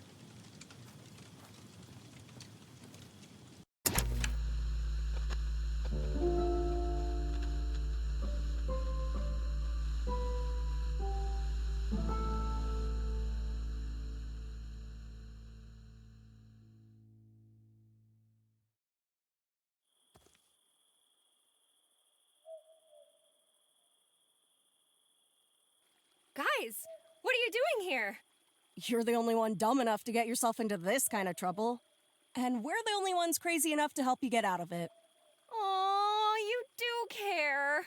I mean, what if you got distracted by something shiny? You'd be doomed. Same old Linda. I guess some things never change. Ragazza, what the hell was that? And more importantly, does it pay rent? It's a TRZ 8000. They're discontinued now, but you can still usually find them on most Class C tourist vessels. How do you know that? Also, what the hell did any of that mean? I'll explain later. All you need to know right now is that it's out of control and must be stopped before it blows up half the continent. Alrighty then. Let's show that thing how hard it is to pick your teeth off the floor with broken limbs. Damn, Lorraine, where did that come from? And they said I was crazy for believing in Bigfoot. This just proves he's real. It's all real. Yeah, sorry, but I'm pretty sure this isn't related to all your wacky monster crap, Sheriff. What? No, you don't understand. This is my responsibility and mine alone. You just get as far away from here as possible and don't look back. Because if I mess this up, everyone dies. If I'm gonna die anyway, I'd rather go down fighting. We're taking this thing out even if it's the last thing we do. Come on, what the hell are we waiting for? Aren't you afraid? Because I am. I'm terrified of that thing. And of losing you. After the fight with Sherman, nothing scares me. What I do have is a burning rage deep in my heart. And that flying tin can's going to choke on it! Unbelievable. And they call me a fool. Is there anything I can say to change your minds? No! Then welcome aboard the Betty Express. Destination, Trenzor's head on a platter. With stops at Face Punch Junction, Ass Kick Falls, and, Yeah, I getcha. Now let's destroy this flying hunk of junk. Enough talking. Time to bust some heads. Rhino Co style. So, what's the plan? Because I was kind of hoping you had one. Trenzor's got a bone to pick with me specifically, so it'll come after me first. Find somewhere safe to stand. I'll make sure to send it your way. Just make sure to give it the beating of its life. By my honor, this thing dies today. Victory or death! Victory or death! Okay, that's the plan. Everyone to their positions. Linda, you stick with me. You better believe it. Till death do us part, baby. I mean, oh, the hell with it. I meant what I said. By the way, what was all that smoke coming out of the generator? You didn't do anything to it, did ya? Linda, I can't lie to you. Look, shiny!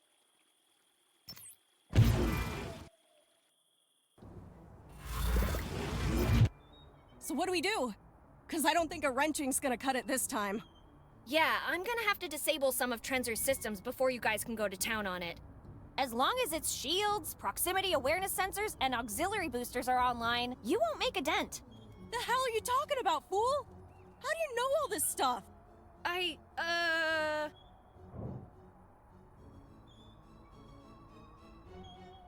That spooky fortune teller did a tarot reading for me.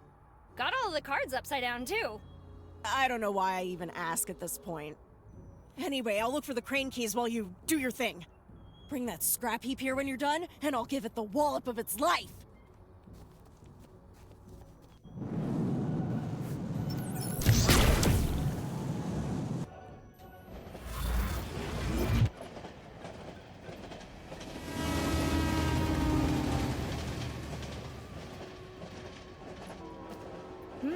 That gives me an idea. Are you thinking what I'm thinking? Tenants giving you trouble? Take away their electricity without even knocking on the door.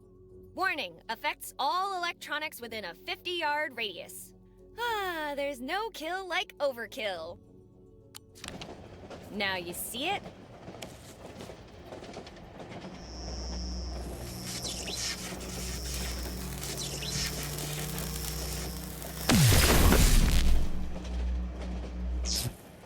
Now you... Hey! I'm trying to cook in here!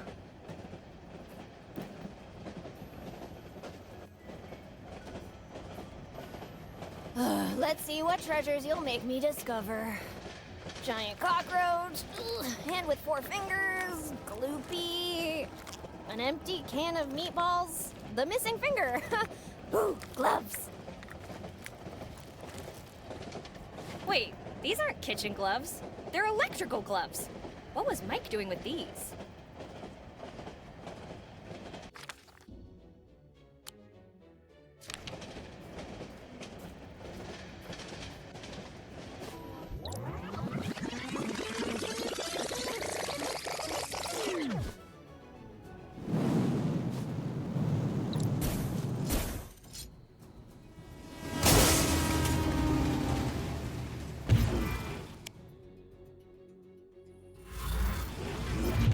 Did you see that? There's no way Trenzor's force field survived that hit. Let's not mess with the space-time continuum more than we absolutely have to, okay?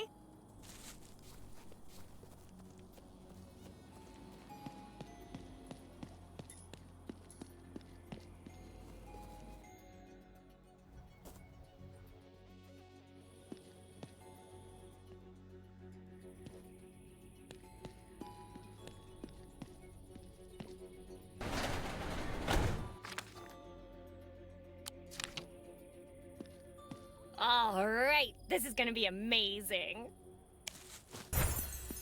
Ladies and gentlemen, I present to you the newest sensation in town. Drum roll, please. Let's hear it for Don't Touch the Singing Bear.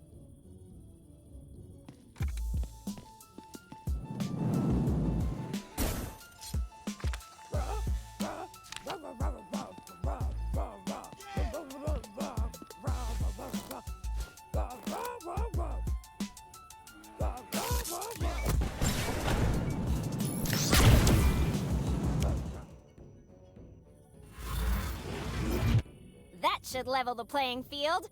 With its auxiliary booster disabled, Trenzor won't be able to dodge what we throw at it.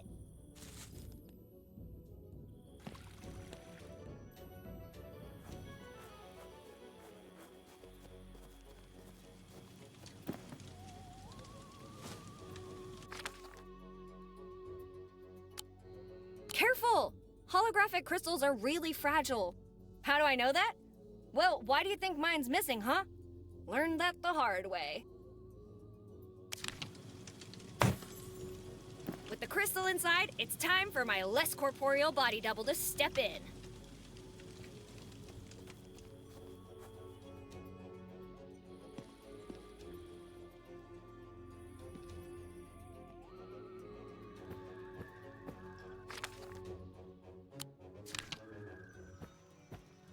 Hey, Father! Wanna see a miracle? Holy mother of miscreants! It's so beautiful. It commands me.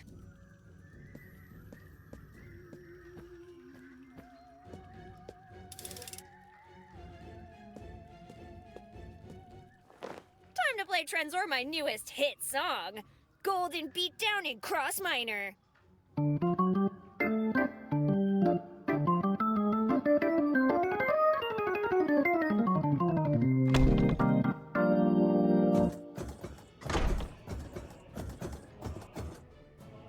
You think you can just waltz in here and take what's mine? Well, think again, scrap heap.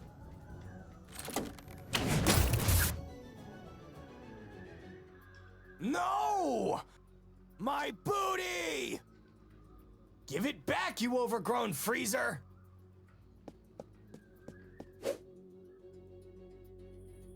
Betty, new commandment. Thou shalt stay the hell away from me and my cross. And take the flying tin can with you. Vegas, here we come. Great, all of Trenzor's auxiliary systems are offline. Let's hope the others are in position because it's time to kick some robo butt.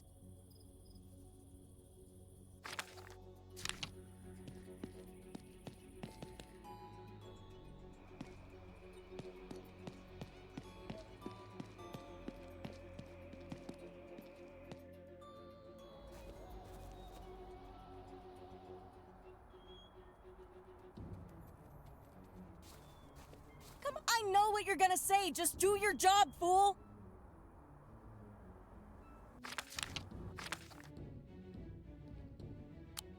Priorities! Big bad robot, remember?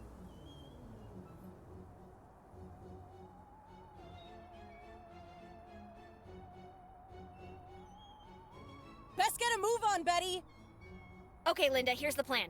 I'll lure that scrap heap over here, then... Just leave the rest to me. I know what to do. We only have one shot, Linda. Don't mess this up. Fool, have I ever failed you before? I have the right to remain silent.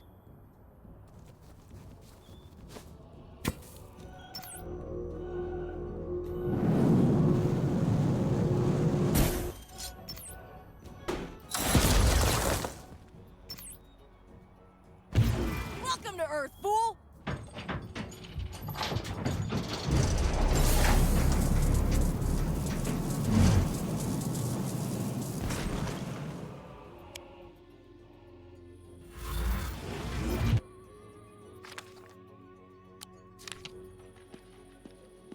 Gentlemen, time to earn all that protection money you've been collecting. Don't worry, ragazza. We'll show our tenants that our protection services are well worth this scam. Marco, Procetti. Got it, boss. Get down!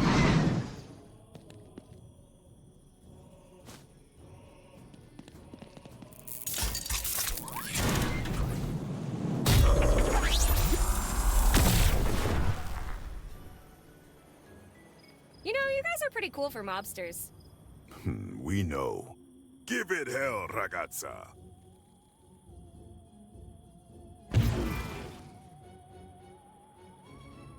It's safe to come out now, boss.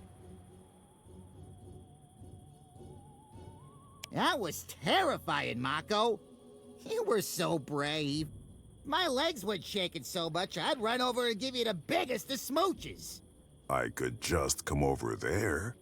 Then shut up and kiss me, you beautiful man!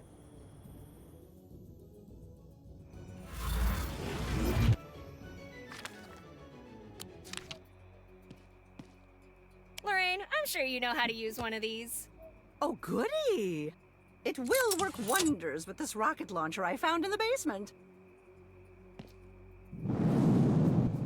Hey! Over here, you flying trash can! I bet you haven't eaten your greens, have you, naughty boy?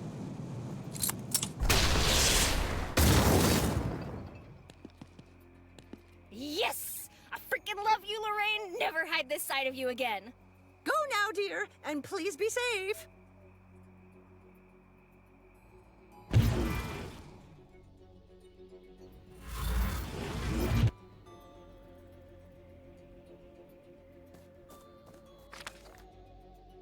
The best gun my allowance could cover. Too bad I didn't have enough to afford ammunition. Mom and I will need to have a serious talk when this is all over. The best the guys at Obliterator have to offer. While it's not much better than a fishing harpoon in a newbie's hands, in the grasp of an expert hunter, it can kill just about anything. Robotic monstrosities included. Perfect! The lawgiver is fully charged and ready to fire.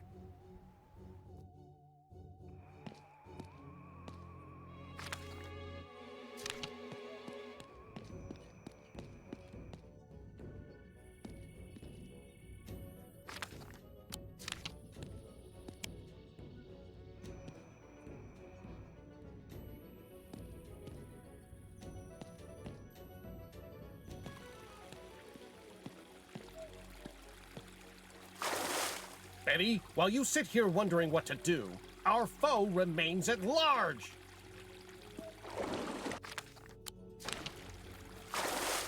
Funny how a Hasselbeck Montoya always has my back. I'm not sure what you mean by that. But so help me God, this thing won't see the sunrise.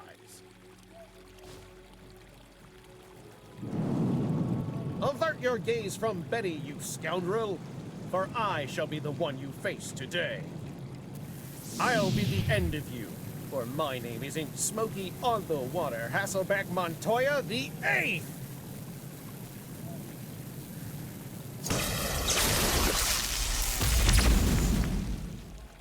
May Poseidon be with you, Betty. Take care, Smokey, and say hi to Alice for me.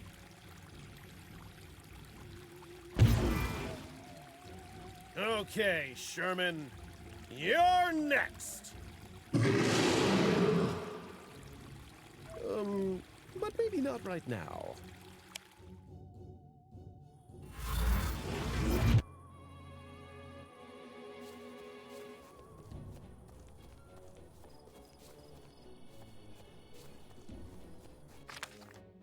The noisiest little thing on this side of the galaxy. Completely out of juice.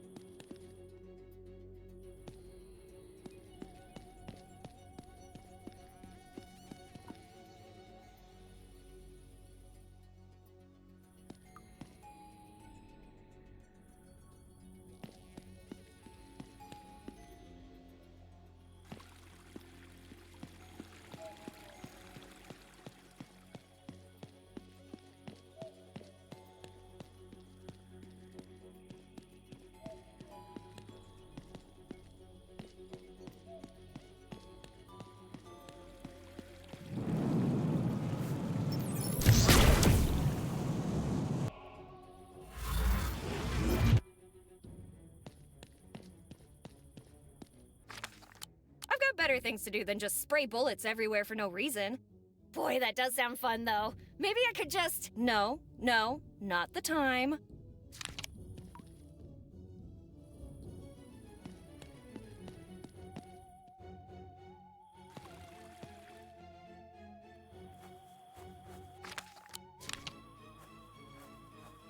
Even after all this time, I've never once regretted trusting you, Sheriff Coltrane. Thank you, Betty. It's nice to be appreciated. I gotta say, though, this situation is kind of above my pay grade. No way! If you can subdue and arrest a gang of evil chipmunks, this should be a piece of cake. Wait, when did I arrest...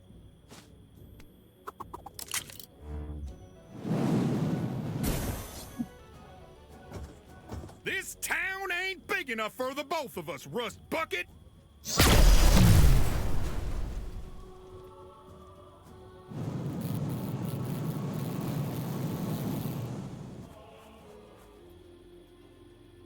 I know it looks bad, but he's gonna make it. Trust me. Boy, I hope I'm not here to watch when Ben resuscitates him.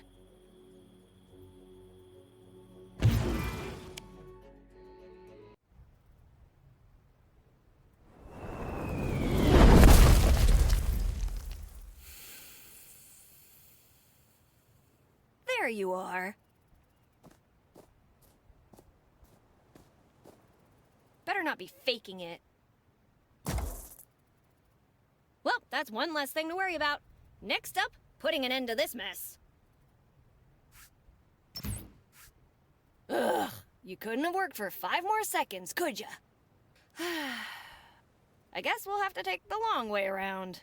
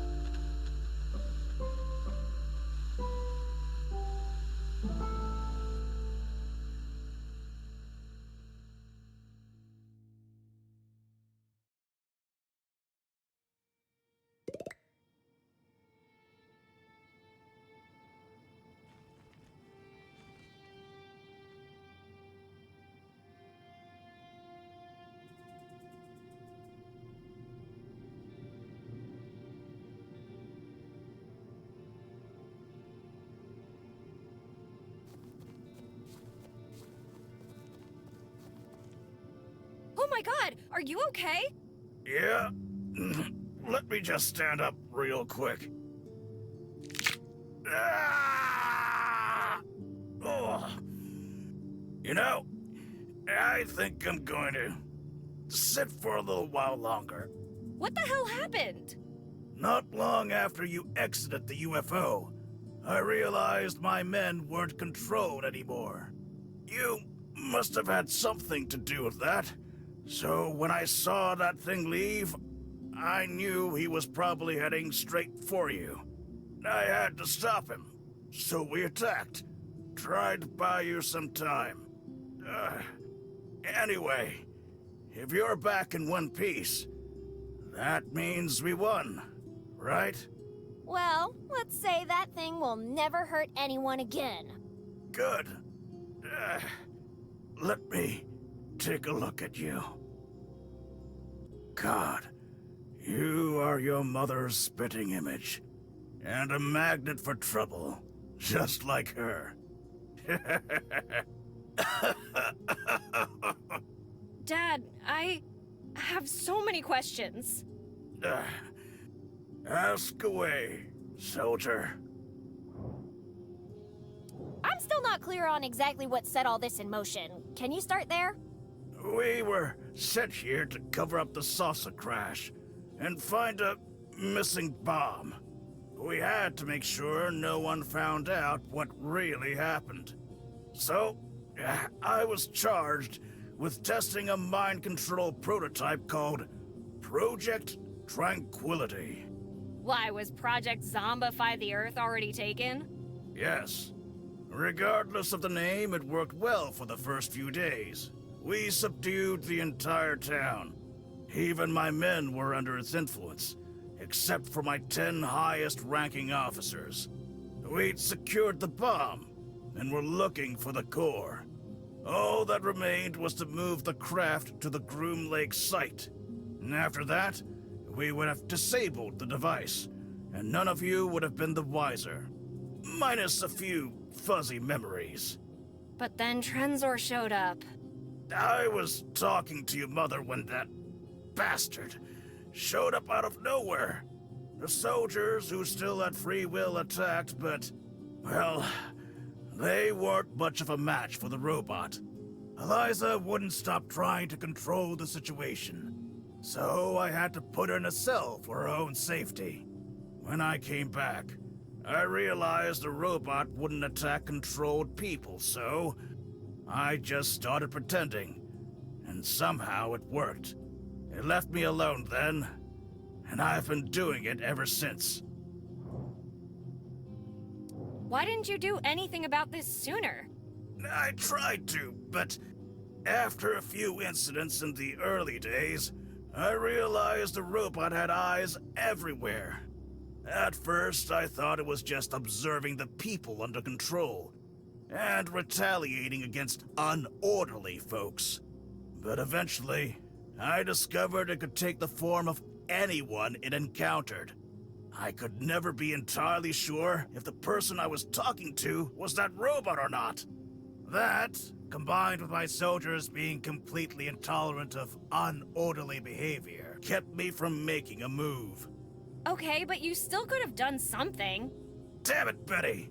The inability to do anything was killing me, but it was just way too risky. If I died, or got caught, no one would ever know what happened here, and we'd never go back to normal. And, well, I didn't want anything to happen to your mother, and I didn't want anyone else to die either. Why blow up the dam now, though? The timing worked out. Something got stuck in the damn turbines, and I was sent to investigate. That was my chance. I took a few pieces of explosive ordnance from the base, the kind with timers. Then I planted them around the dam, set them on an hour delay, and went back.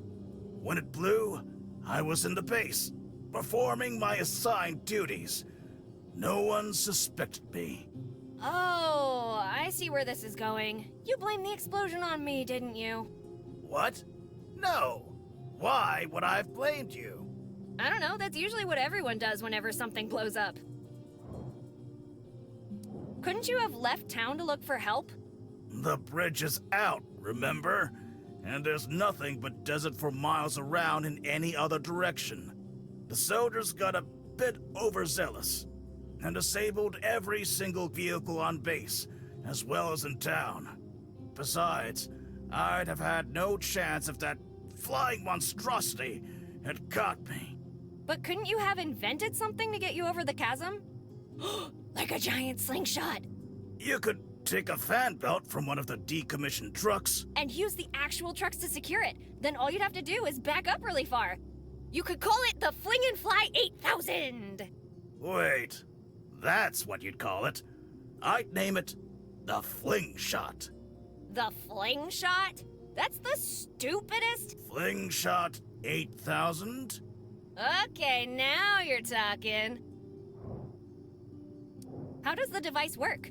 Is it full of tiny gremlins that get into your brain and control your thoughts? Did your mother ever tell you not to eat paint chips as a child, Betty? Yeah, but don't worry, I never listened. Like I'm really gonna turn down tasty dried paint. The studio does not recommend the consumption of paint, dried or otherwise. Jeez, I can't believe I had to say that. Regardless, the process is simple. First, we implant a microchip on the subject's wrist, followed by a nanoparticle injection. Then, we energize both of those through a specific frequency of electromagnetic waves, allowing the system to interact directly with the subject's brain. More specifically, the frontotemporal area. I see. That's how you manage to control the victim's free will, memory, and speech. The end result being a docile, mild-mannered, and easily controlled populace. Or it should have been. Wait, how do you know all that? Let's just say I've had a crash course in nanotechnology recently. And, despite that, your first guess was tiny gremlins? If you'd seen the things I've seen, tiny gremlins would always be your first thought. Seriously, what are re-examinations? And why are re-examinations? And how? You can thank Dr. Dixon for that. She introduced a fatal flaw in the device's programming, making it possible to mentally override its influence. Anytime someone had a strong emotion or did something with a little too much personality, they'd shake off the control momentarily. The robot didn't like that much, so it started recycling anyone who did it. The re-examinations were my way of keeping people safe. I think I said something like, if people were examined every day, the emergency recycling rate would drop by approximately 547%. Perhaps this could be a harmonious endeavor. Oh, you are good at that. Thanks. Anyway, re-examinations are just an additional injection of nanoparticles. Not pleasant to experience, but it did help people from getting mulched so often. Although I'm a little concerned about what long-term effects it might have caused. Having blue blood is a little inconvenient, but on the bright side, no one can ever deny that I'm a princess. Seriously, you would not believe the parties some of those intergalactic royals throw. Who are you talking to? Nobody, just narrating my life. Anyway. If you really cared about us, you wouldn't have made us eat gloopy. Would you have preferred a straight diet of Mike's food? Possibly forever? Okay, fair point. Moving on. Seriously, all you had to do was pick up the telephone and call someone to come and fix the telephones. Well, I'm not much of a handyman. I get it. I'm way better at destruction than creation myself. Still, couldn't you have found someone else to do it? I tried that once when I was re-examining the mechanic. Thought maybe I could convince her to help. Would you believe what she did? She wrenched you in the face? Almost reflexively. Very impressive speed and force in that wrench, I must admit. Needless to say, I put her under right away and didn't try that again. Did you ever think about just hitting the robot with a missile? Oh, repeatedly, ecstatically, every single night. But for practical reasons, I didn't. What practical reasons? Well, for starters, Glassing the entire town would have achieved the opposite of what I wanted. What was that again? To keep everyone safe. Oh, right. Yeah, okay, good call. Actually, let me go back a bit. There's something else I wanted to know. Why didn't Mom ever tell me about you? I'm not exactly overjoyed that she never told me who you are. But you shouldn't be too harsh on your mother. I know she had her reasons. And considering everything that's happened, well, I'm just grateful we had the chance to get to know each other. Yeah, me too. Okay, look, why don't I tell you about myself? Would you want me to do that? Yeah, Betty. That would make this old man really happy. Okay, well, I love anything sparkly, reflective, glittery, shimmery, shiny. Ah, you get that from your mother.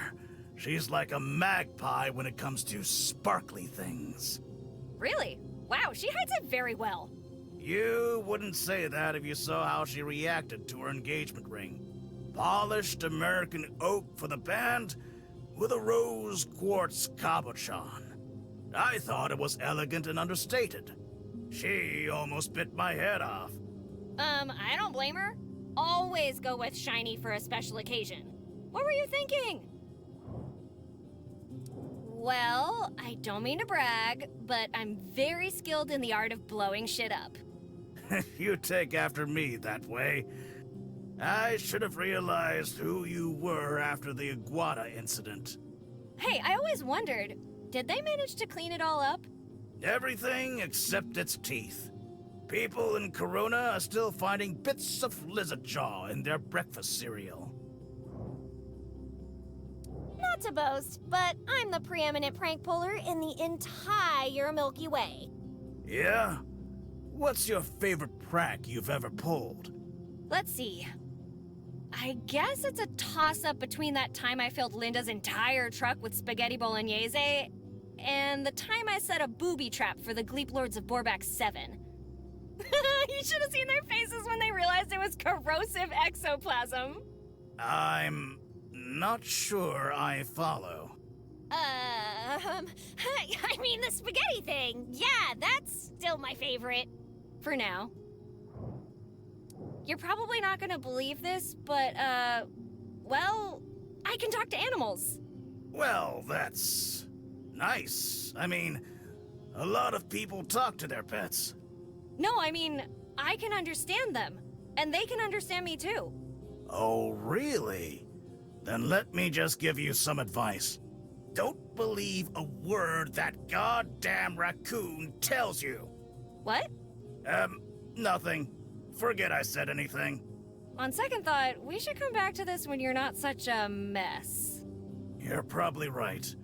But I expect to hear everything when we have the chance, okay?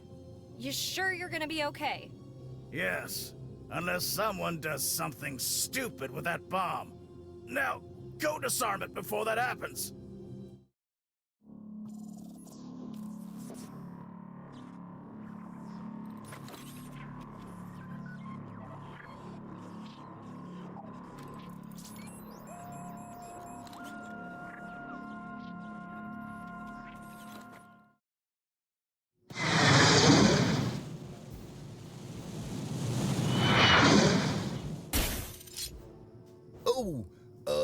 Hey, Trenzer, what's new?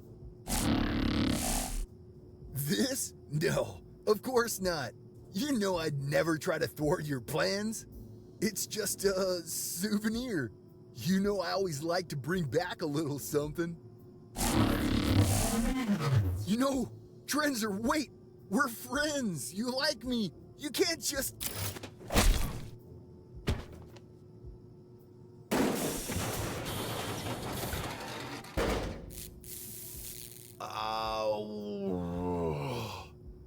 Why do these things always happen to me?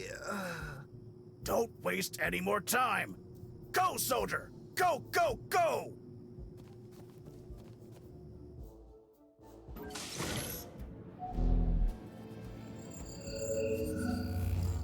Oh no! Betty?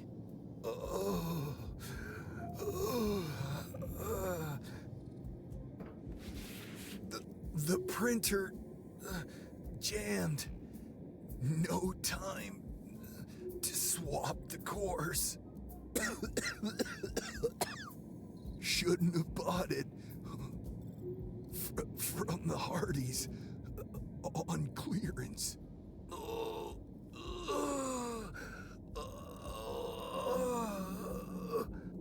I'm so sorry, Betty. Oh, Patak, you have nothing to be sorry about. Stay with me. Talk to me so you stay awake. What was in those schematics we used for the broadcast? Don't be mad, but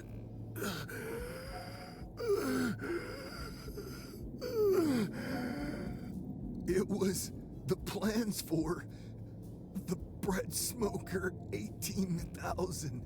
Patak, you used my design to save the world? I mean, I'm flattered, but what if your plan had failed? Then, whatever was left of humanity would have enjoyed a perfect toast until the radiation killed them anyway.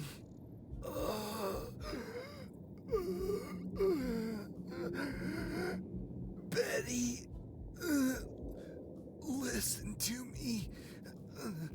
You don't have much time.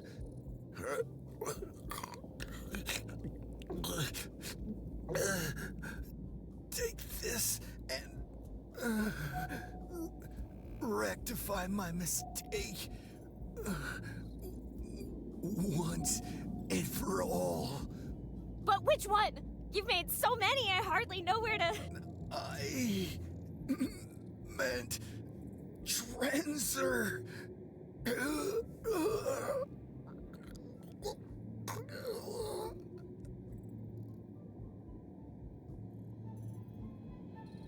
No! No! Patak! Stay with me! Stay with me, damn it! Stay with me! Please, Patak! I can't do this alone! Please! I see. So that was your plan. I don't have the time to give you a proper burial, so I'll put you in the cryopod.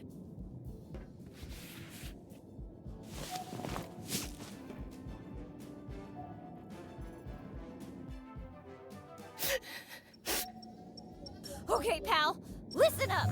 Patak did not die in vain. We're gonna do this thing. We just need to get into the cargo bay, swap the cores, give Trenzer a wallop on the way out, and blow this friggin' spaceship to oblivion. You ready? Good. You'd better be.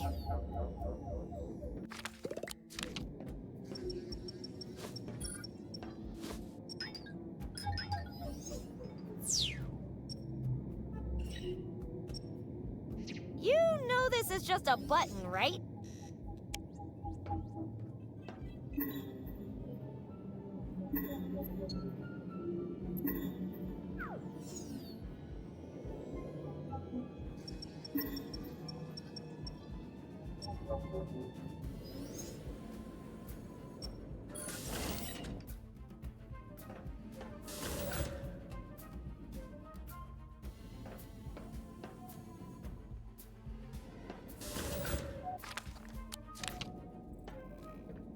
No matter what I do, this ship isn't flying again.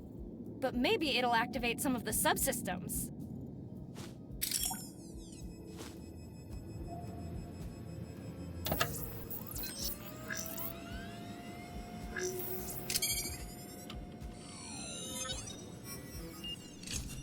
Perfect! That'll give us access to the other side of the main corridor.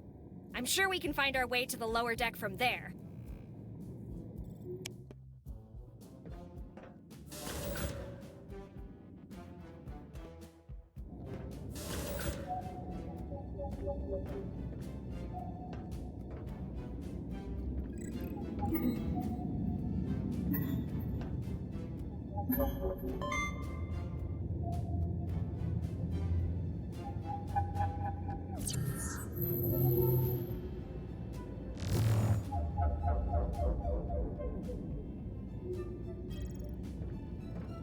Come to Mama, Martin.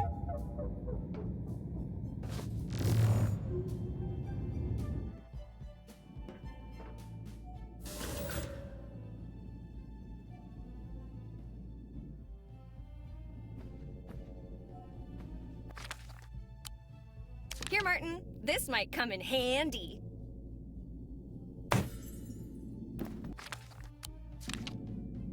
Go, Martin. Make Mama proud.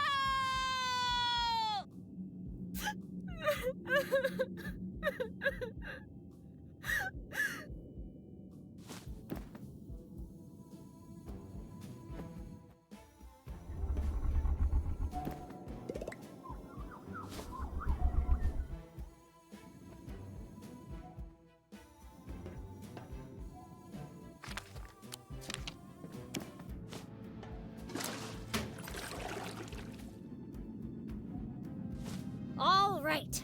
Now try not to spill it all over the place.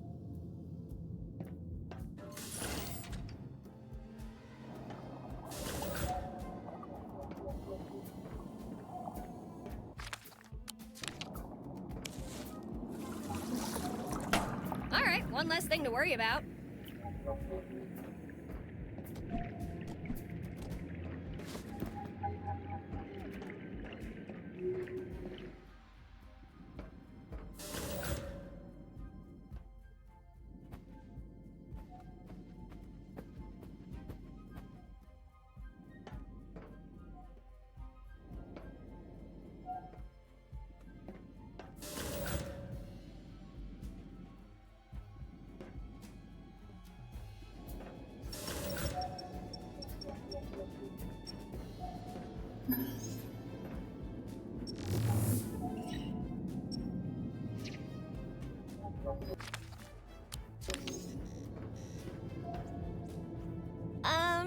Well, this is awkward.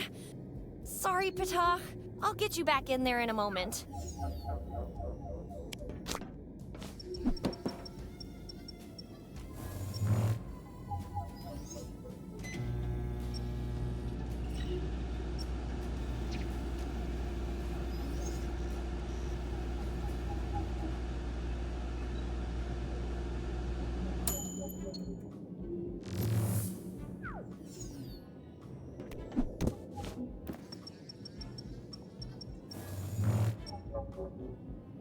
Great!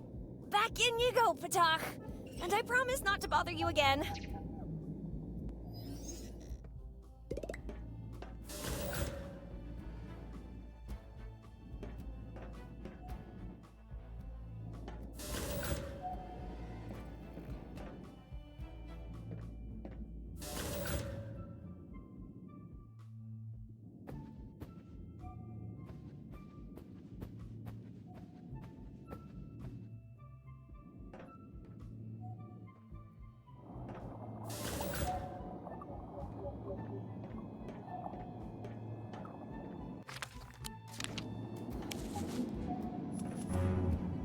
Good job, buddy. Time to rock this place.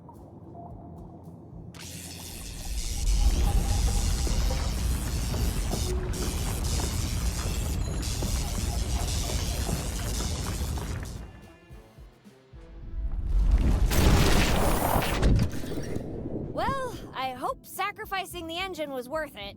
Otherwise, we're screwed.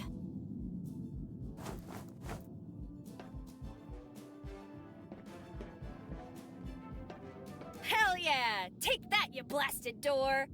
I take that personally. Betty, why do you wish to harm me? It's not you, Ship, it's me. I like to blow stuff up.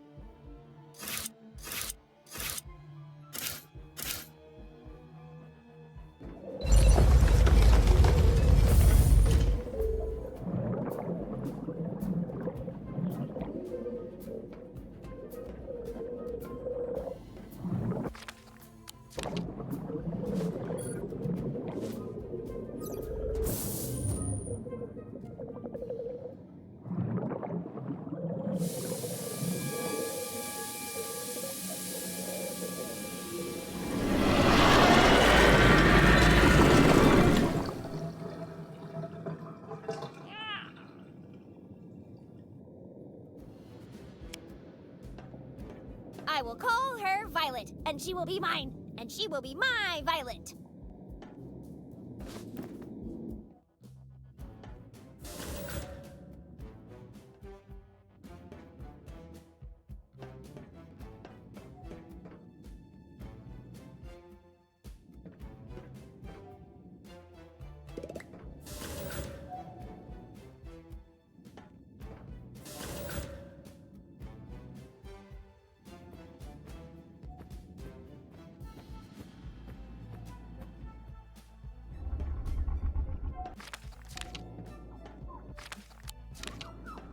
I'm saying this now before anything happens.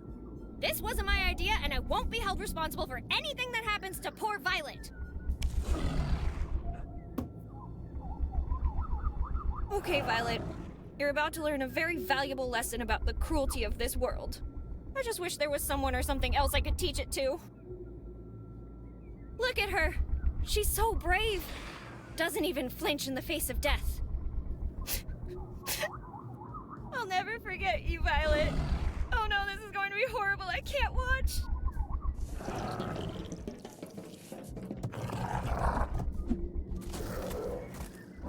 Why? Why did you make me do this? No, Violet!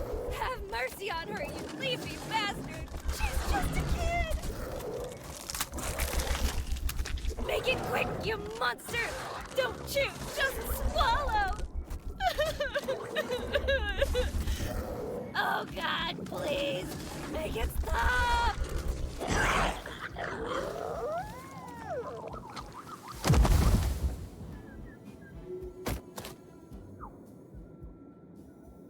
Violet? Are you okay?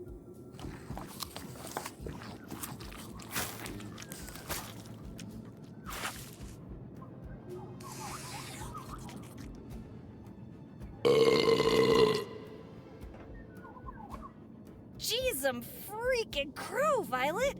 That was so horrific, so savage. I've never seen anything like that in my life. Say, you think you could do that again, but with broccoli?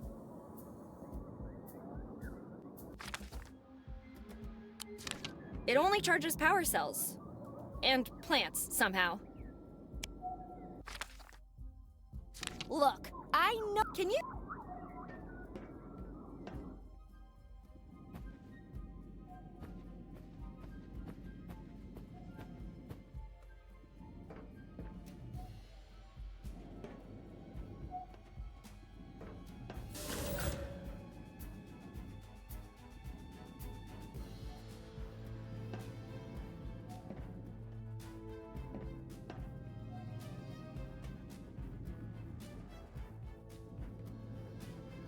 Last time I did something like that, I lit up like a Christmas tree.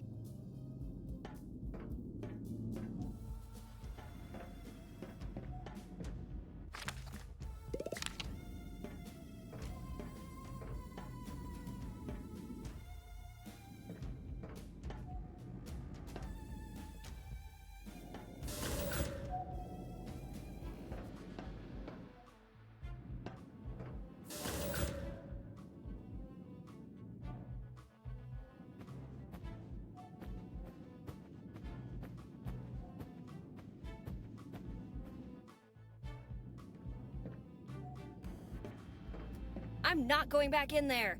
The toxic fumes would end me faster than Mike's soon-to-be-released ectoplasm a la bourgeoisie.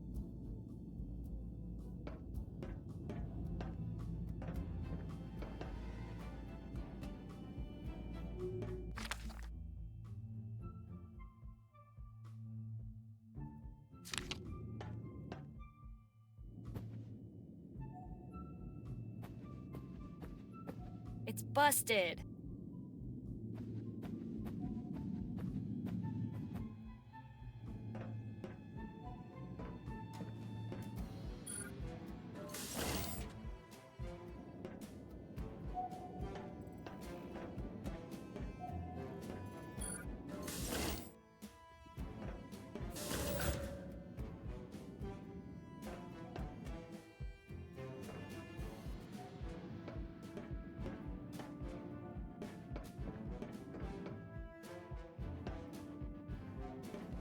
This door is only going to open if we power it up.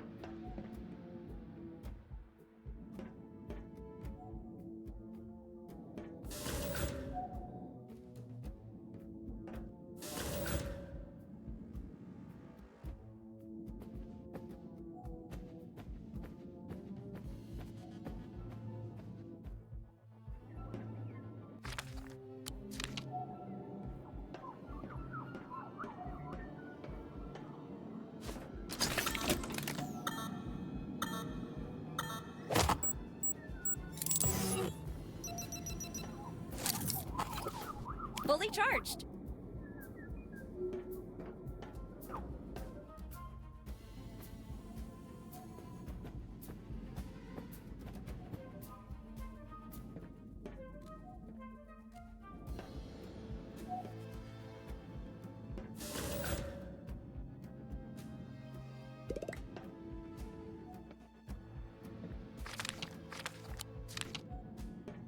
This is it. The point of no return.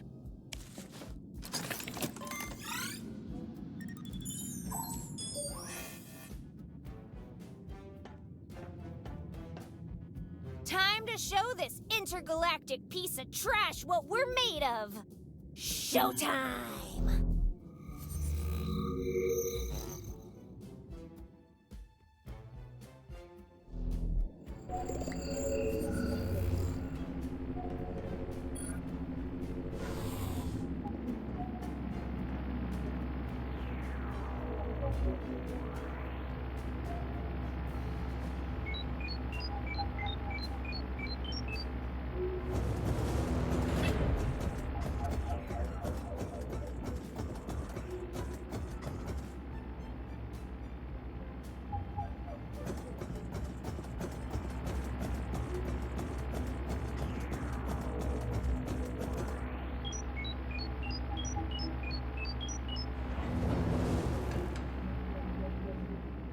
We're gonna need access to that console, so we better get him out of the way somehow.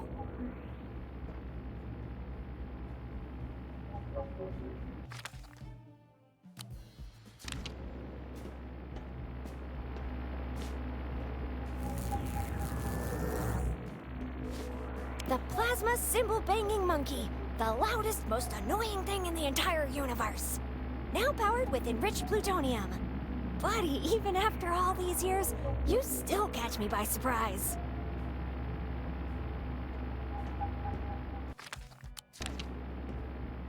Fly, my pretty!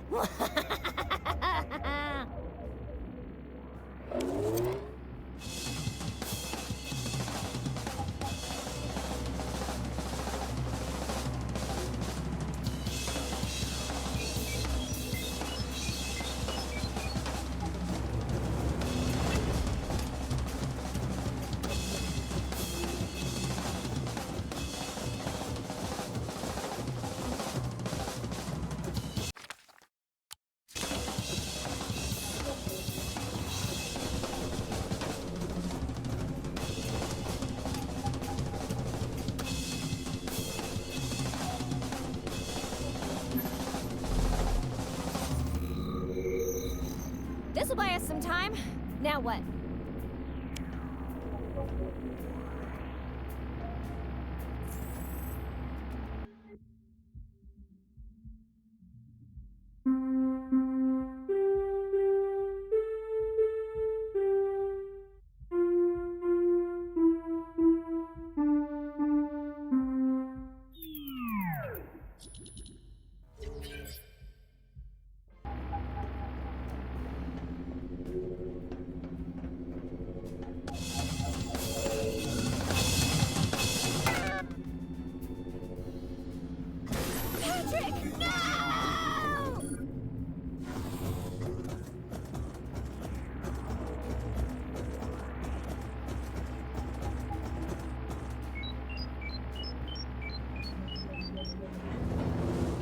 Now that the transporter's broken, we'll need to get creative to get rid of Trenzor.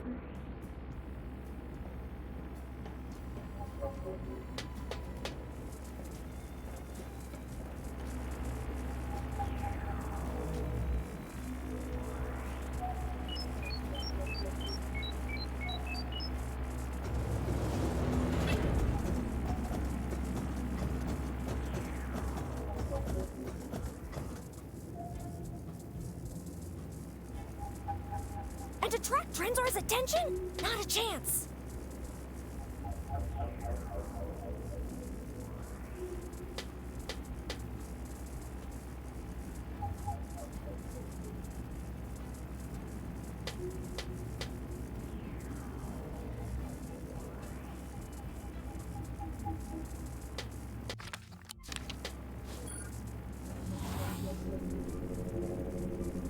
With Trenzor there?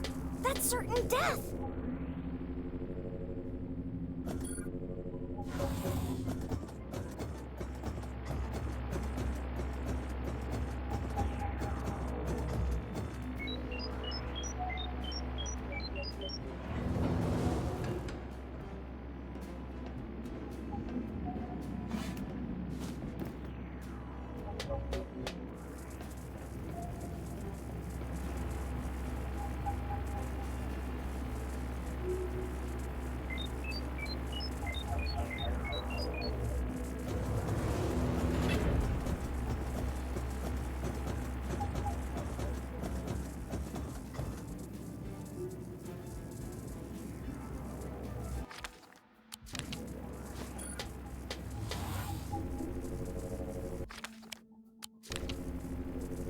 Trenzor, hammer time! That'll show you! This should hold him, right? I mean, we gave him a good whack back in town.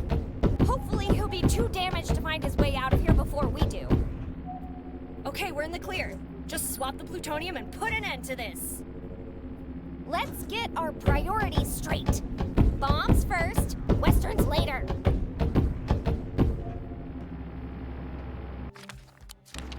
I strongly suggest we swap the cores before activating the bomb.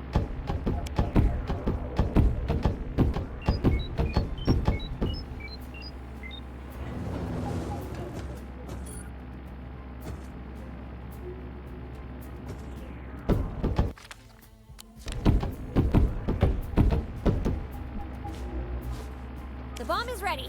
Let's close it and get the hell out of here.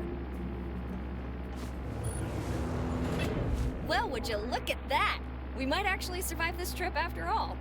Now let's find somewhere far away to watch the fireworks.